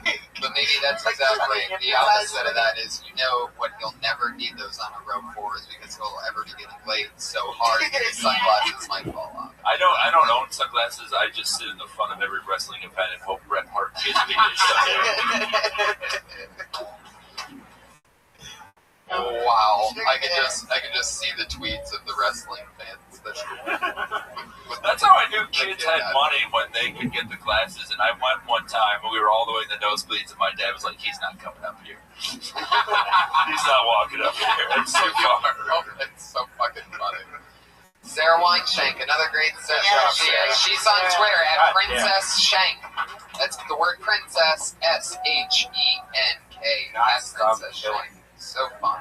And this is our other regular. She dropped out of college at Florida State University, Florida, home of the Gators.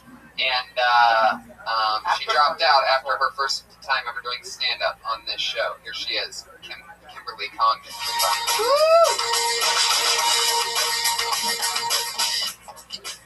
What's up, guys? I want to tell you something funny that I read earlier.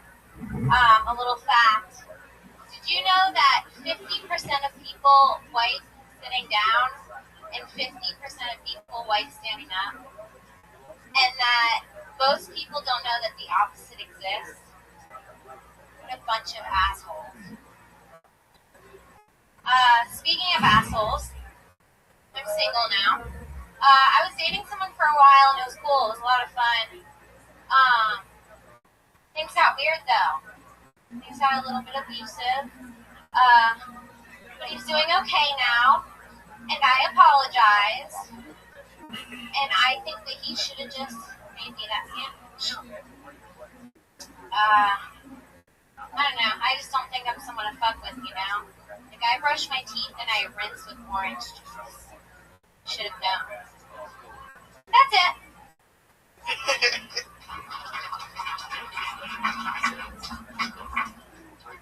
How long was that? 54 seconds. Fuck yeah. I don't get the rinse with orange juice thing. It tastes terrible. It's fucking awful. If you've ever done it, it's badass. That's pretty rough, yeah. Right? Yeah. The 3 times I brushed my teeth, I mean, I drank orange juice afterwards, and it was horrendous.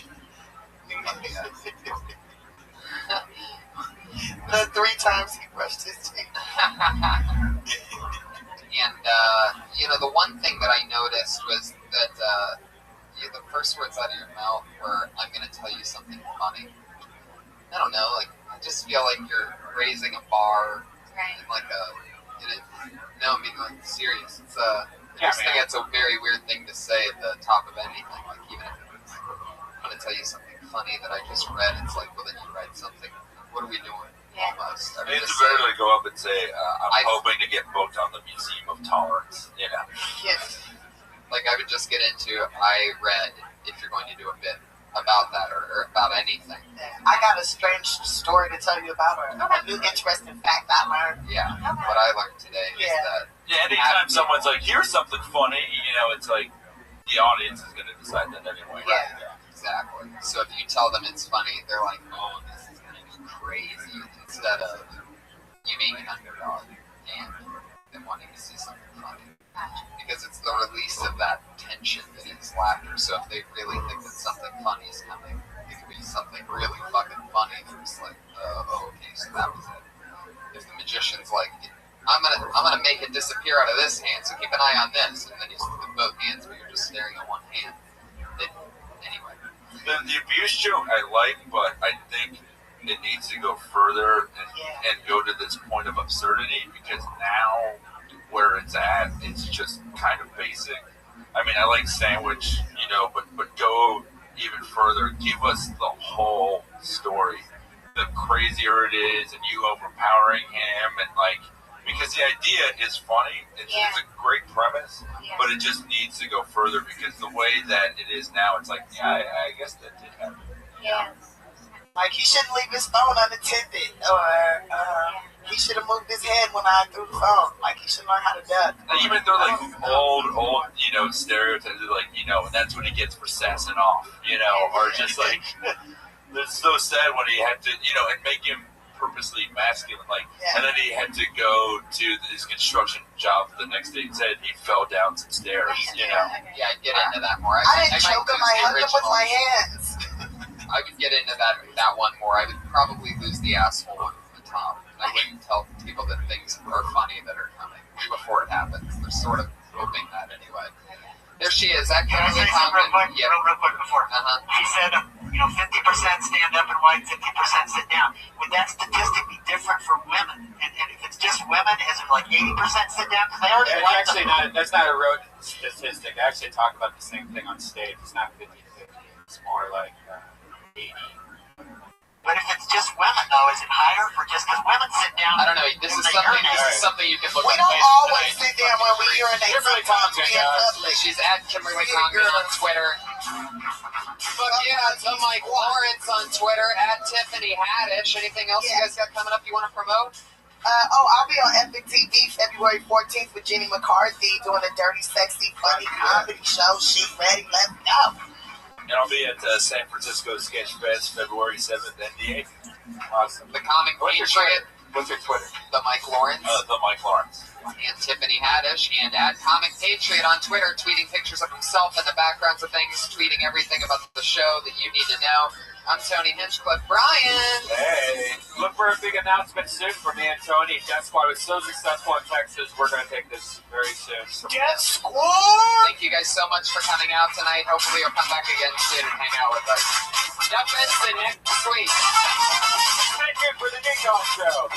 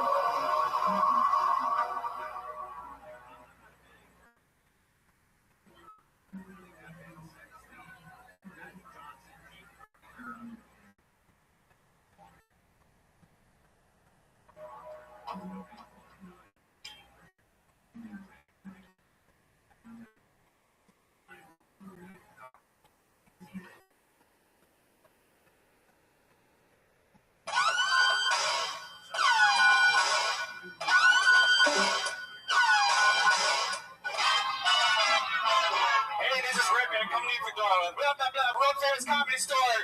This is a brand new episode of Kill Tony. Give it up for Tony Hinchcliffe. Blah, blah. Yay! Fuck yeah. How you guys doing? Happy Monday. Hi, everybody. How exciting. Episode 34 of Kill Tony. Here we are. Yes, yes. And we're still alive. Yeah. You had a fun weekend. You were in Vegas. Yeah, I pretty much took, if you listened or hear last week, we went to Texas, we killed our bodies, we both pretty much died, came back to life. But I had to go immediately to the AVNs. I didn't have to, like, make myself. And so I partied like I was 21. Like, I can't believe that. And I specifically told you before you went, I'm like, you're going to have to be careful out there. Yeah. You totally just don't get fucked. I think the earliest I went to bed was like 9 a.m. Wow. Like, seriously. And it went from like, the problem is that you go downstairs to get like coffee when you wake up in the morning, and immediately you're inside of a porno. Like there was people with machines that were inside their like pants that looked like robots that were going, and it was just putting dildos in their ass when they were walking around. Really? I swear to God. Wow. And then every single person you see, they're like, "Oh, hey, come up to my room. Let's smoke some weed." You go up to the room. It's like it's fucking Miami Vice, 1980. There's piles of cocaine. There's fucking bongs. So people. It's like because I feel like most people would think that the AVNs would be like a disappointment. You're saying that it's no, it's Hangover the movie. It's anytime you close your eyes as a kid and think, "Oh, I want to go to Vegas one day," then you go there. It's like, "Oh, that was kind of cool." No, it's what you closed your eyes as a kid and thought it was going to be. Yeah. Machine dildos going in and out of people's asses. That's awesome. Yep. How cool. Saw people fuck at the bar. It was great. Dave Navarro was there with 5 girls all eating each other out, and the best part was really. Yeah. Dave Navarro. Yeah, where you saw him eating girls out. Well, no, he was on a couch with girls all around him, and all the girls were eating each other out, their boobs out. And then the funniest... So you got to see Dave Navarro's life for a moment. Yeah, just I did. for a glimpse. Yeah, and I sat there. It was AVNs for you, but it was Thursday for Dave Navarro. Yeah.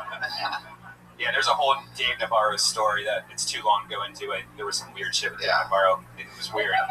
But the best part is that there was constantly, I saw it at least twice, there was families with kids checking into this hotel while there's people walking by with dildos connected like on their foreheads. And wow, worst parents of the world. Yeah, you got to do research. You can't take your kids. I bet they have creepy discounts to draw kids there because they know it's a very adulty weekend. So, right. Like whatever water parks or whatever.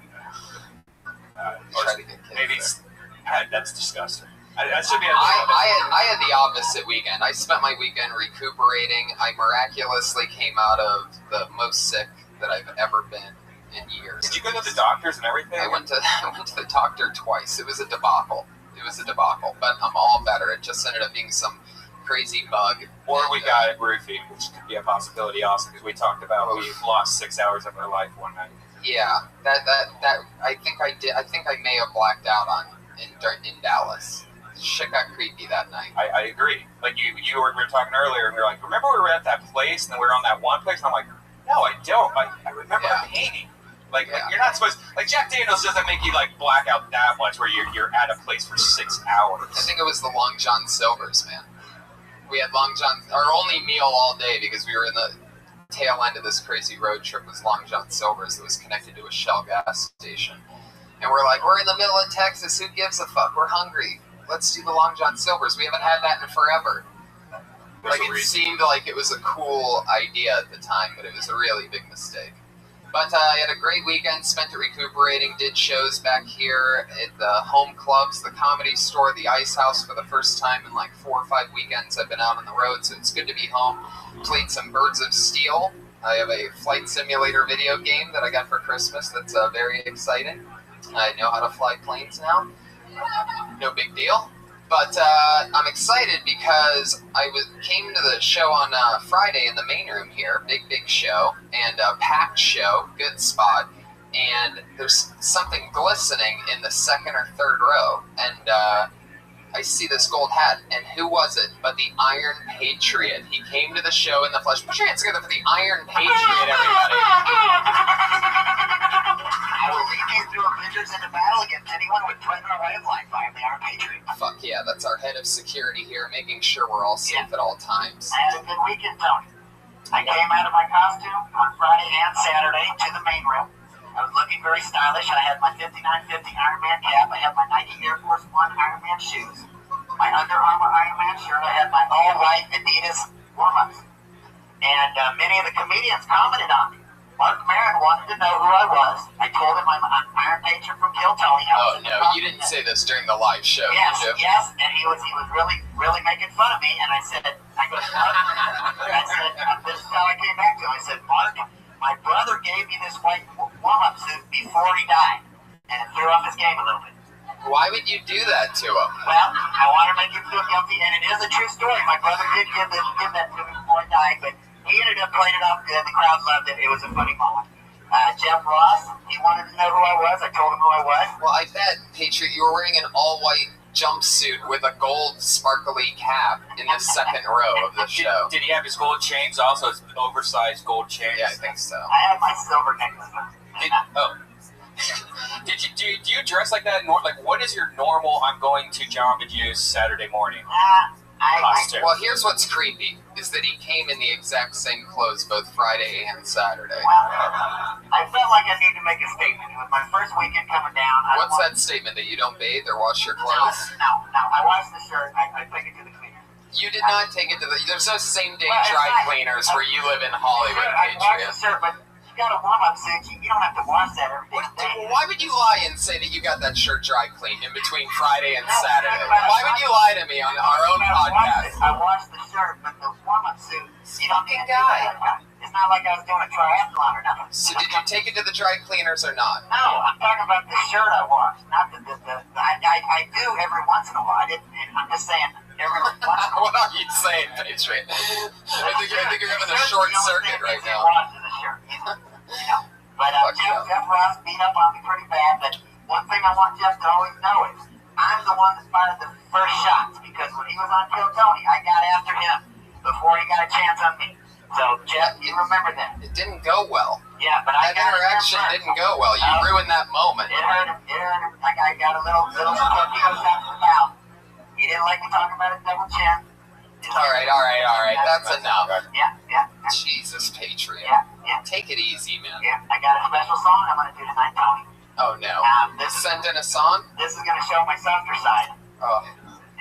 I know you guys purposefully don't tell me when he sends in a song, because you know I don't want to do it. And I'll just tell you guys right then, like we can't possibly. Yeah, I've been moving through my music career. I did one for my first band, Rumbling the Dreamers. Let me ask you a question, because I saw a tweet this week that somebody tweeted that they bought the Dirty Crabber album. This is his failed rock and roll band from Dallas in the early 90s. And the whole album, I believe, is $10, right? Yeah, it's $10. All right, now here's my question. From your newfound Iron Patriot fame, Death Squad fans have gone and ventured into this music, and then some of them are buying it. Are you sharing the profits with the other members of the band? It's clear back in '98, I signed up with The Orchard. Do you know that red band, The Orchard company that sells music? No. I signed up with them, and it sounds like a really big label. No, it's a big internet label, The Orchard, and if people buy that money will go directly into my bank account. So I appreciate anybody who bought it and helped me out a lot. Wow. Well, he just loopholed a response to you. Yeah. He just pretty much said that he just gets all the money. No, and he double promoted it. He said the name of the website 5 times. The Orchard gets a percentage, and then I get the rest. How much does Orchard get? I think they get about 30% maybe. And I get wow. I'm not sure what the thing is, but they take a pretty healthy chunk of it. Fuck yeah. All right, let's, I can't believe you sent in another song. Yeah. Patriot, is this a new one?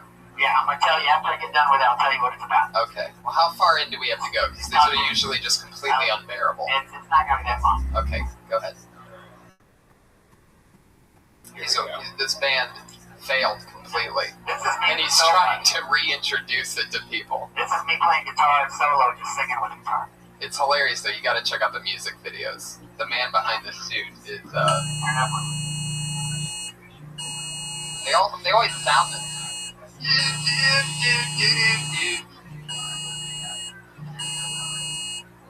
Jamie, how can I find the words to say?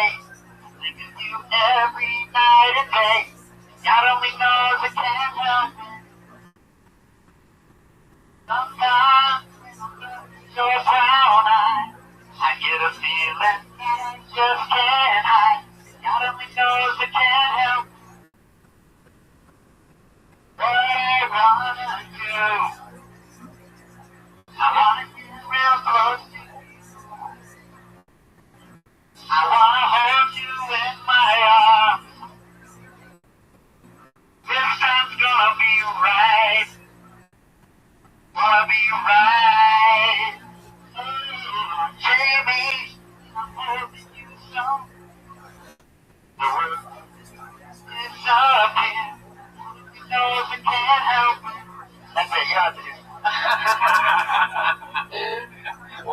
something bad happened in that song right there. I didn't know your robot suit had a bailout switch like that. Do you go into like an experimental rap part of that song or something? Because you jumped on to tell me to stop right there. Well, I didn't want to go on too long. I mean, you guys get the point. You're right. It's a beautiful song. I get the feeling the second verse of the song is when you choked out Jamie and hide her underneath your parents' stairs. Let me tell you something. That's the only girl I wrote a song to. It was a girl I was in love with named Jamie back in 1992. And I just really felt for this girl. And the ironic thing was that she had a bunion on her foot. And I usually don't like that on a foot, but I gave an exception. She had a nice face, a nice body. I smoothed down the pouch, licked the toes. Now she ended up marrying my bass player from my band Shane, so I didn't get her. I didn't stay with her that long, but I was really in love. When did they start dating? Were you still in the band with them? It was a couple of years after that they started hooking up, and they have 3 children now and live in Dallas. But let him deal with the bunions. Yeah, but she was a beautiful woman. I mean, there's no doubt about it. Wow. Yeah, but that's a little slice of my life back in 19. Where did things go wrong with Jamie? Well, did she really have brown eyes, or was that supposed to be a joke because you were looking into her brown eyes? No, she's yeah. Were you talking about Jamie's asshole in that lyric? Yeah. She had a beautiful eyes. I'm thinking about it now. Oh my God, jeez. You're really twitching over there, my God. That nervous twitch is unbelievable. I noticed you don't really have it outside of the suit, but inside the suit, you're just a fucking...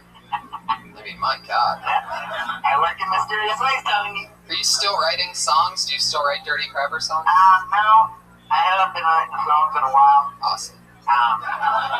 That's great. That's really good news. I still gotta play a lot more songs from my past before I get to the new ones. Well, I'm glad that you're here, Patriot. We have a very exciting show. What do you say we get it started? It's Kill Tony 34, everybody. Our guest tonight, this is his 3rd time on the show. He is a true Kill Tony favorite, one of my funnier friends in the world. You know him from his hit show right now, Getting Dug with High. It's the one and only Doug Benson! He's back! Him and the Patriot have a great chemistry. They're very close. It's just fun to pretend that you're punching, Tony Stark or whatever. Yeah. I'm Norman Osborn. The Patriot. Doug, how's it going, buddy? Welcome back. I'm so happy to be back. It's already been a great show. That song wasn't so bad. No, that was actually one of his better ones. Normally his songs get very repetitive over and over and over again, very quickly, within like 20 seconds. Well, I think he was very professional tonight, cut it off before that happened. Yeah, that was very emotional. I actually like that song. I think that might be my favorite of yours, because it didn't have the same formula, like it jumps into a chorus, back into the thing. It was like... He's really growing as an artist. Doug, can I talk to you a little bit? Oh, sure. Here we go.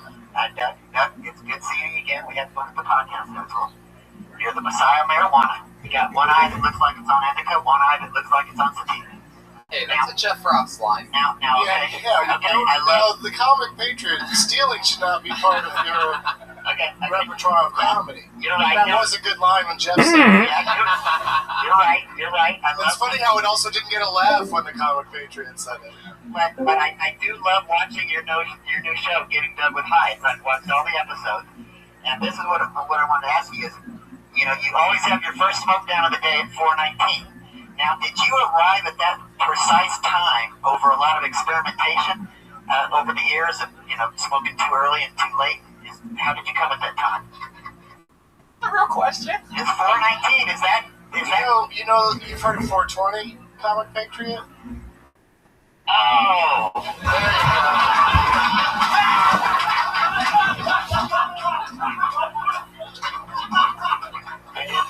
Oh my God, that really just happened. Oh my God. Every episode at 4:19, I announce that it's 4:19, and then we're smoking at 4:20. Somebody just threw some energy drink. 5-hour energy. Can I ask you this, Doug? I know that Tony isn't a big enough star on his own to come on your show, but what if I came? Jesus Christ! What if I came? Oh my my God, you piece of shit! Oh, it's Brian that's doing stuff. What if I came along with it? Would that be enough star power us together? Oh my God, Patriot! You're a couple steps ahead of me, which is odd because you could barely move in that thing. But I was thinking about doing an episode where you just stand in the corner and do this thing that you're doing now. No. Because that'd be pretty fun. Because we could just blow pot smoke in your face the whole time. Well, I want to be right in there though with you in the conversation. I don't want to be on the side. I want to be participating. Put a tube into them, like so a tube's just coming out the side and we can all blow it in. Yeah, let's blow it inside your costume. I think that'd be fun. We'll send a bus. We'll send some sort of a bus or something to come and get you, so you could stand in the suit. We could put a tube that goes like straight up to the top of his head, so that when we blow smoke into it, just comes right out of his eyes and shit. We can get right on. Right. No, I mean I can really picture it being great. It's a great idea. We should just do that anytime, even if Doug. Right. And of course, Tony is big enough stoner to be on the show. How dare you, Patriot? What kind of team player are you? I wanted to bring me though. That's I was trying to make an excuse why I can come too, because I want to come down to Culver City to that studio and see that video podcast network. All right. Well, it bothers me that you know where it is. Yeah. We're gonna have to blindfold you before bringing you to the specific location. Can I talk movies with you real quick before we move on? That's up to the hosts, of course. Okay. There's a movie that came out in 2011. Brian? Said hosts. It's called Brian, weigh in on this. Can you talk movies with me? Just one more thing. I don't get to talk to Doug very often. There's a movie that came out in 2011 called Take This Walk. There's a shower scene that not only shows Sarah Silverman naked, but Michelle Williams too. Have you seen that? I have seen it. It's pretty awesome, isn't it? It's one of those kind of slice of life kind of moments in the picture where there's also a lot of different sized ladies in the same shower. Yeah. So it's kind of a weird, a lot of different emotions in my dick. What is your favorite shower scene in a movie? Because I do love me that Michelle Williams, but I feel seeing Sarah Silverman naked is weird. What? What is your favorite shower scene from a movie with women? With women in it. What do you think he was going to say? The Penn State documentary? I loved when Kevin Bacon got out of the shower in Wild Things and you saw his dong. Women in a shower. What's my favorite? Porky's is my favorite. Oh, that's pretty good. Carrie's good too. I knew he'd agree. He said, "Yep." All right. No, I can't think of any offhand, but I'll get back to you. Patriot, you know how to bring up. Get on Douglas movies also. This guy's a fucking machine, Do literally. you like food? Can you eat in that thing? No, I eat before I come. Get the feeling. Wow, he says that should be in your personal ad. His back page. You know, I'd like to have a little sandwich before you do this. Well, let's get this thing started. You have been on before, Doug, and we had you at the podcast fest. You guys know comedians, over 30 of them signed up tonight. It's so much fun. You guys know that you get 60 seconds. You know that 60 seconds up when you hear that sound of a kitty. That means wrap it up, and don't do much more than that, or else she'll bring out the angry West Hollywood bear. Furious. So, here we go. Tagline this week. Yep. Oh, you know what you should bring out is that guy that was yelling after the game yesterday to Aaron Andrews. Oh, he was great. Yeah. Richard Sherman. Yeah. It's so funny his name's Richard Sherman. It's crazy. Didn't Richard Sherman write Supercalifragilisticexpialidocious with his brother? Yeah. Wow. That's true. That's an interesting fun fact. Saving Mr. Banks. I just saw that. So when Richard Sherman did that last night, the group of people that I was watching it with was more excited at that part of him freaking out than the entire game. I love that Aaron Andrews, she didn't just watch all that shit go down between him and Crabtree. Right. She goes, when he's screaming, she's like, well, who's this directed at? Yeah.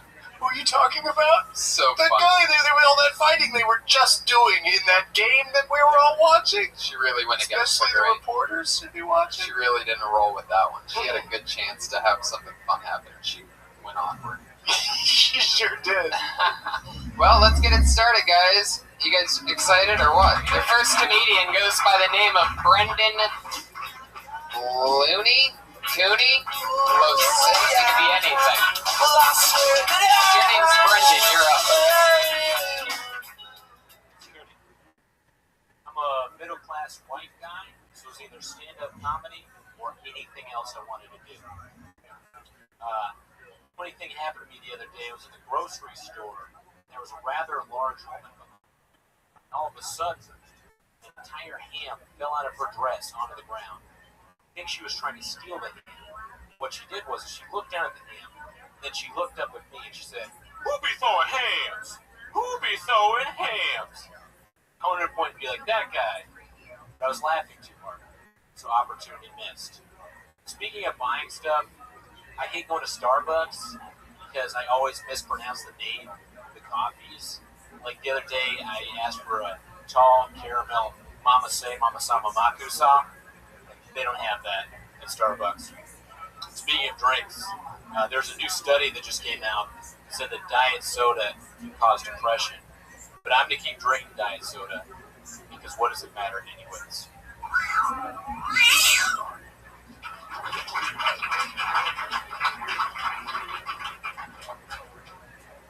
I kind of wish that cat was in the act when he does it elsewhere. Says that line. And then he throws it out the window and a trash can falls. You sounded very talk show host. Like you sounded like your segues were very very unnatural, and it kind of threw me off.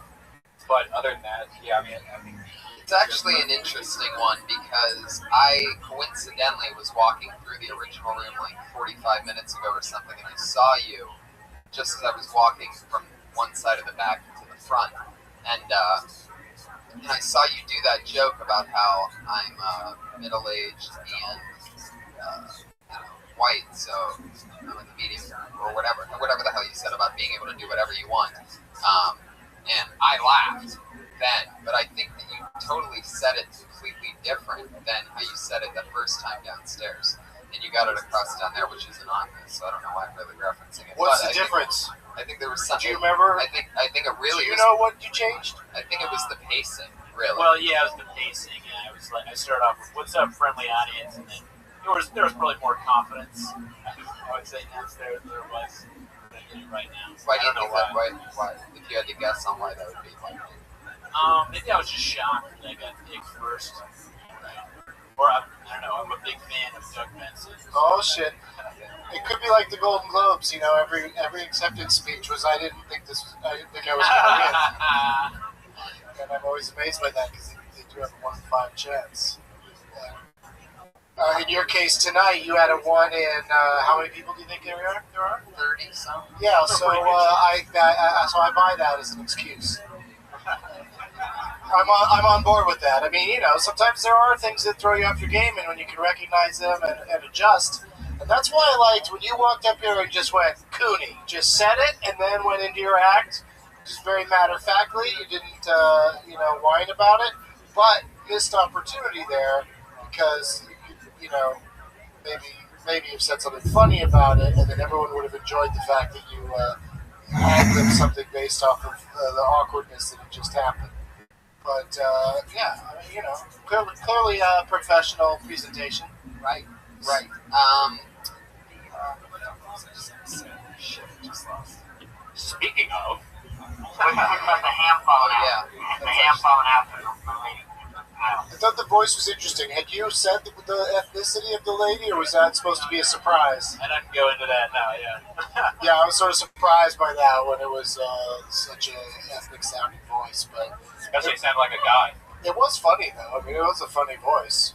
One thing I'm not going to argue with that. One thing I would say is that you could definitely add on to a lot of that stuff. It seemed, I don't know if that's your take, is like change direction.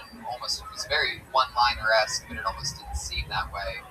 But you're like right in the middle of a one-liner and not? Is that the way that you roll, or is that a thing, or do you like changing direction that often, or like for example the Starbucks joke after you do the Mamasino stuff, like you could have you go to a different topic after that, and after your opener with a middle-aged white thing, you go into something totally different that really doesn't have to do with that. I usually tell stories and then I have one-liners. So like I think it's the minute restriction, if I may, on your behalf. I think it's the minute restriction that's making him throw out as many of his wares as possible.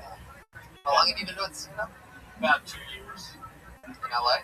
No, I did it back home in Arlington, Virginia, which is like right here in the state. How long have you been in LA? About a little over a year. Awesome. Well, there you go. Thanks, guys. Appreciate it. CUNY. It's CUNY. Soon to be Arlington Phenom.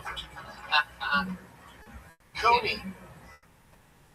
Do you think that? I think that's the other thing you should do is just cut it down to just Cooney. This Brendan stuff at the beginning is slowing it down.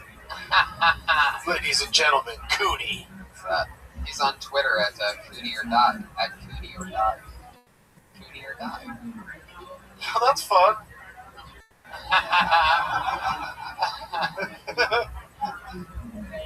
All right. Your next comedian goes by the name of Sean Khan.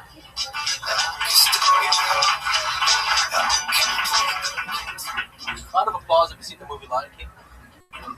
All right, great. I don't like that movie because it doesn't make any sense to me. You remember at the beginning of the movie, Simba and Nala are wrestling, and Nala she's like, haha, hit you. They wrestle again, she's like, haha, hit you again. But then 15 years later, Nala's hunting Timon and Pumbaa. Simba tackles her at the last second, not to again.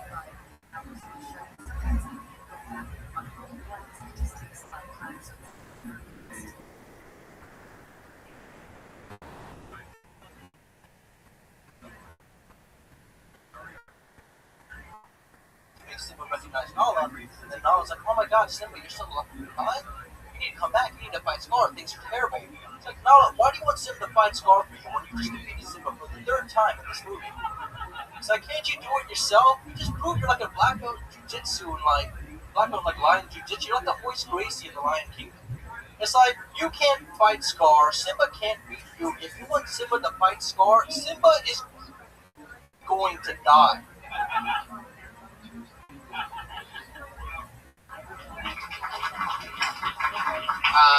Fuck yeah. Did you just recently get really high and watch The Lion King? Like 3 weeks ago. 3 weeks ago? And that's what was happening. You were noticing just all in that time shit when that was going on.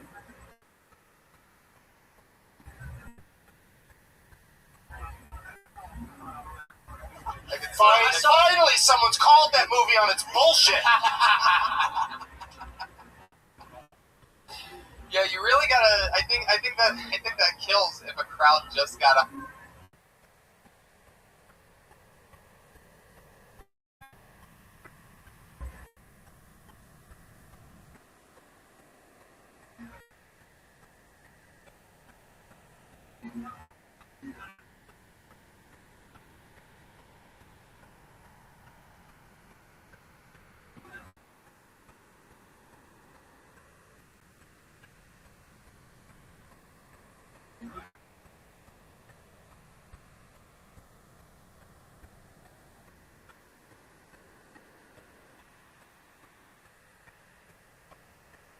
Love seeing the lion. Love seeing the Lion King. You know what I mean? Well, who hasn't? And that's the lies we're leading. We've all seen the Lion King.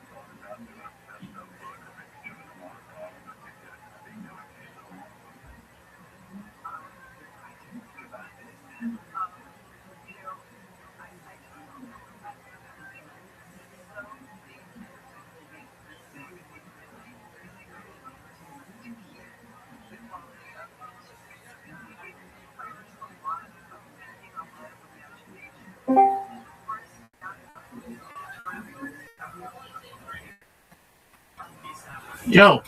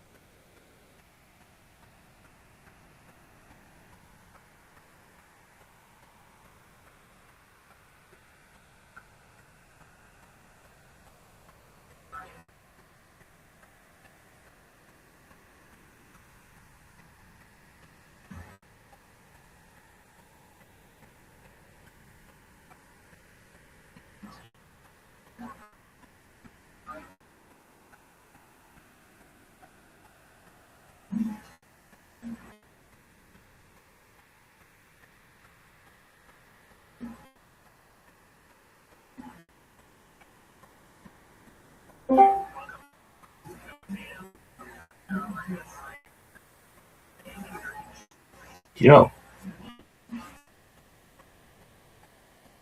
What the fuck, dude? Are you ready? Wake up. I'm ready. This is Michael Jackson's documentary. Let's do it. Are you even awake? I'm wide awake. I've been waiting on you. Do you think I was going to show up? Or do you think I was going to pull a dude? I thought you were going to show up. Wait, yes or no? I thought you were going to show up. Can you hear me? Sorry, your mic just glitched. What did you say? Weren't? I thought you were. Or were? Okay. I thought you were.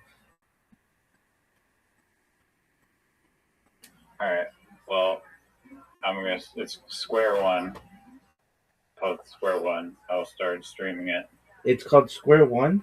Now, this better be the best goddamn documentary I've ever seen in my entire life.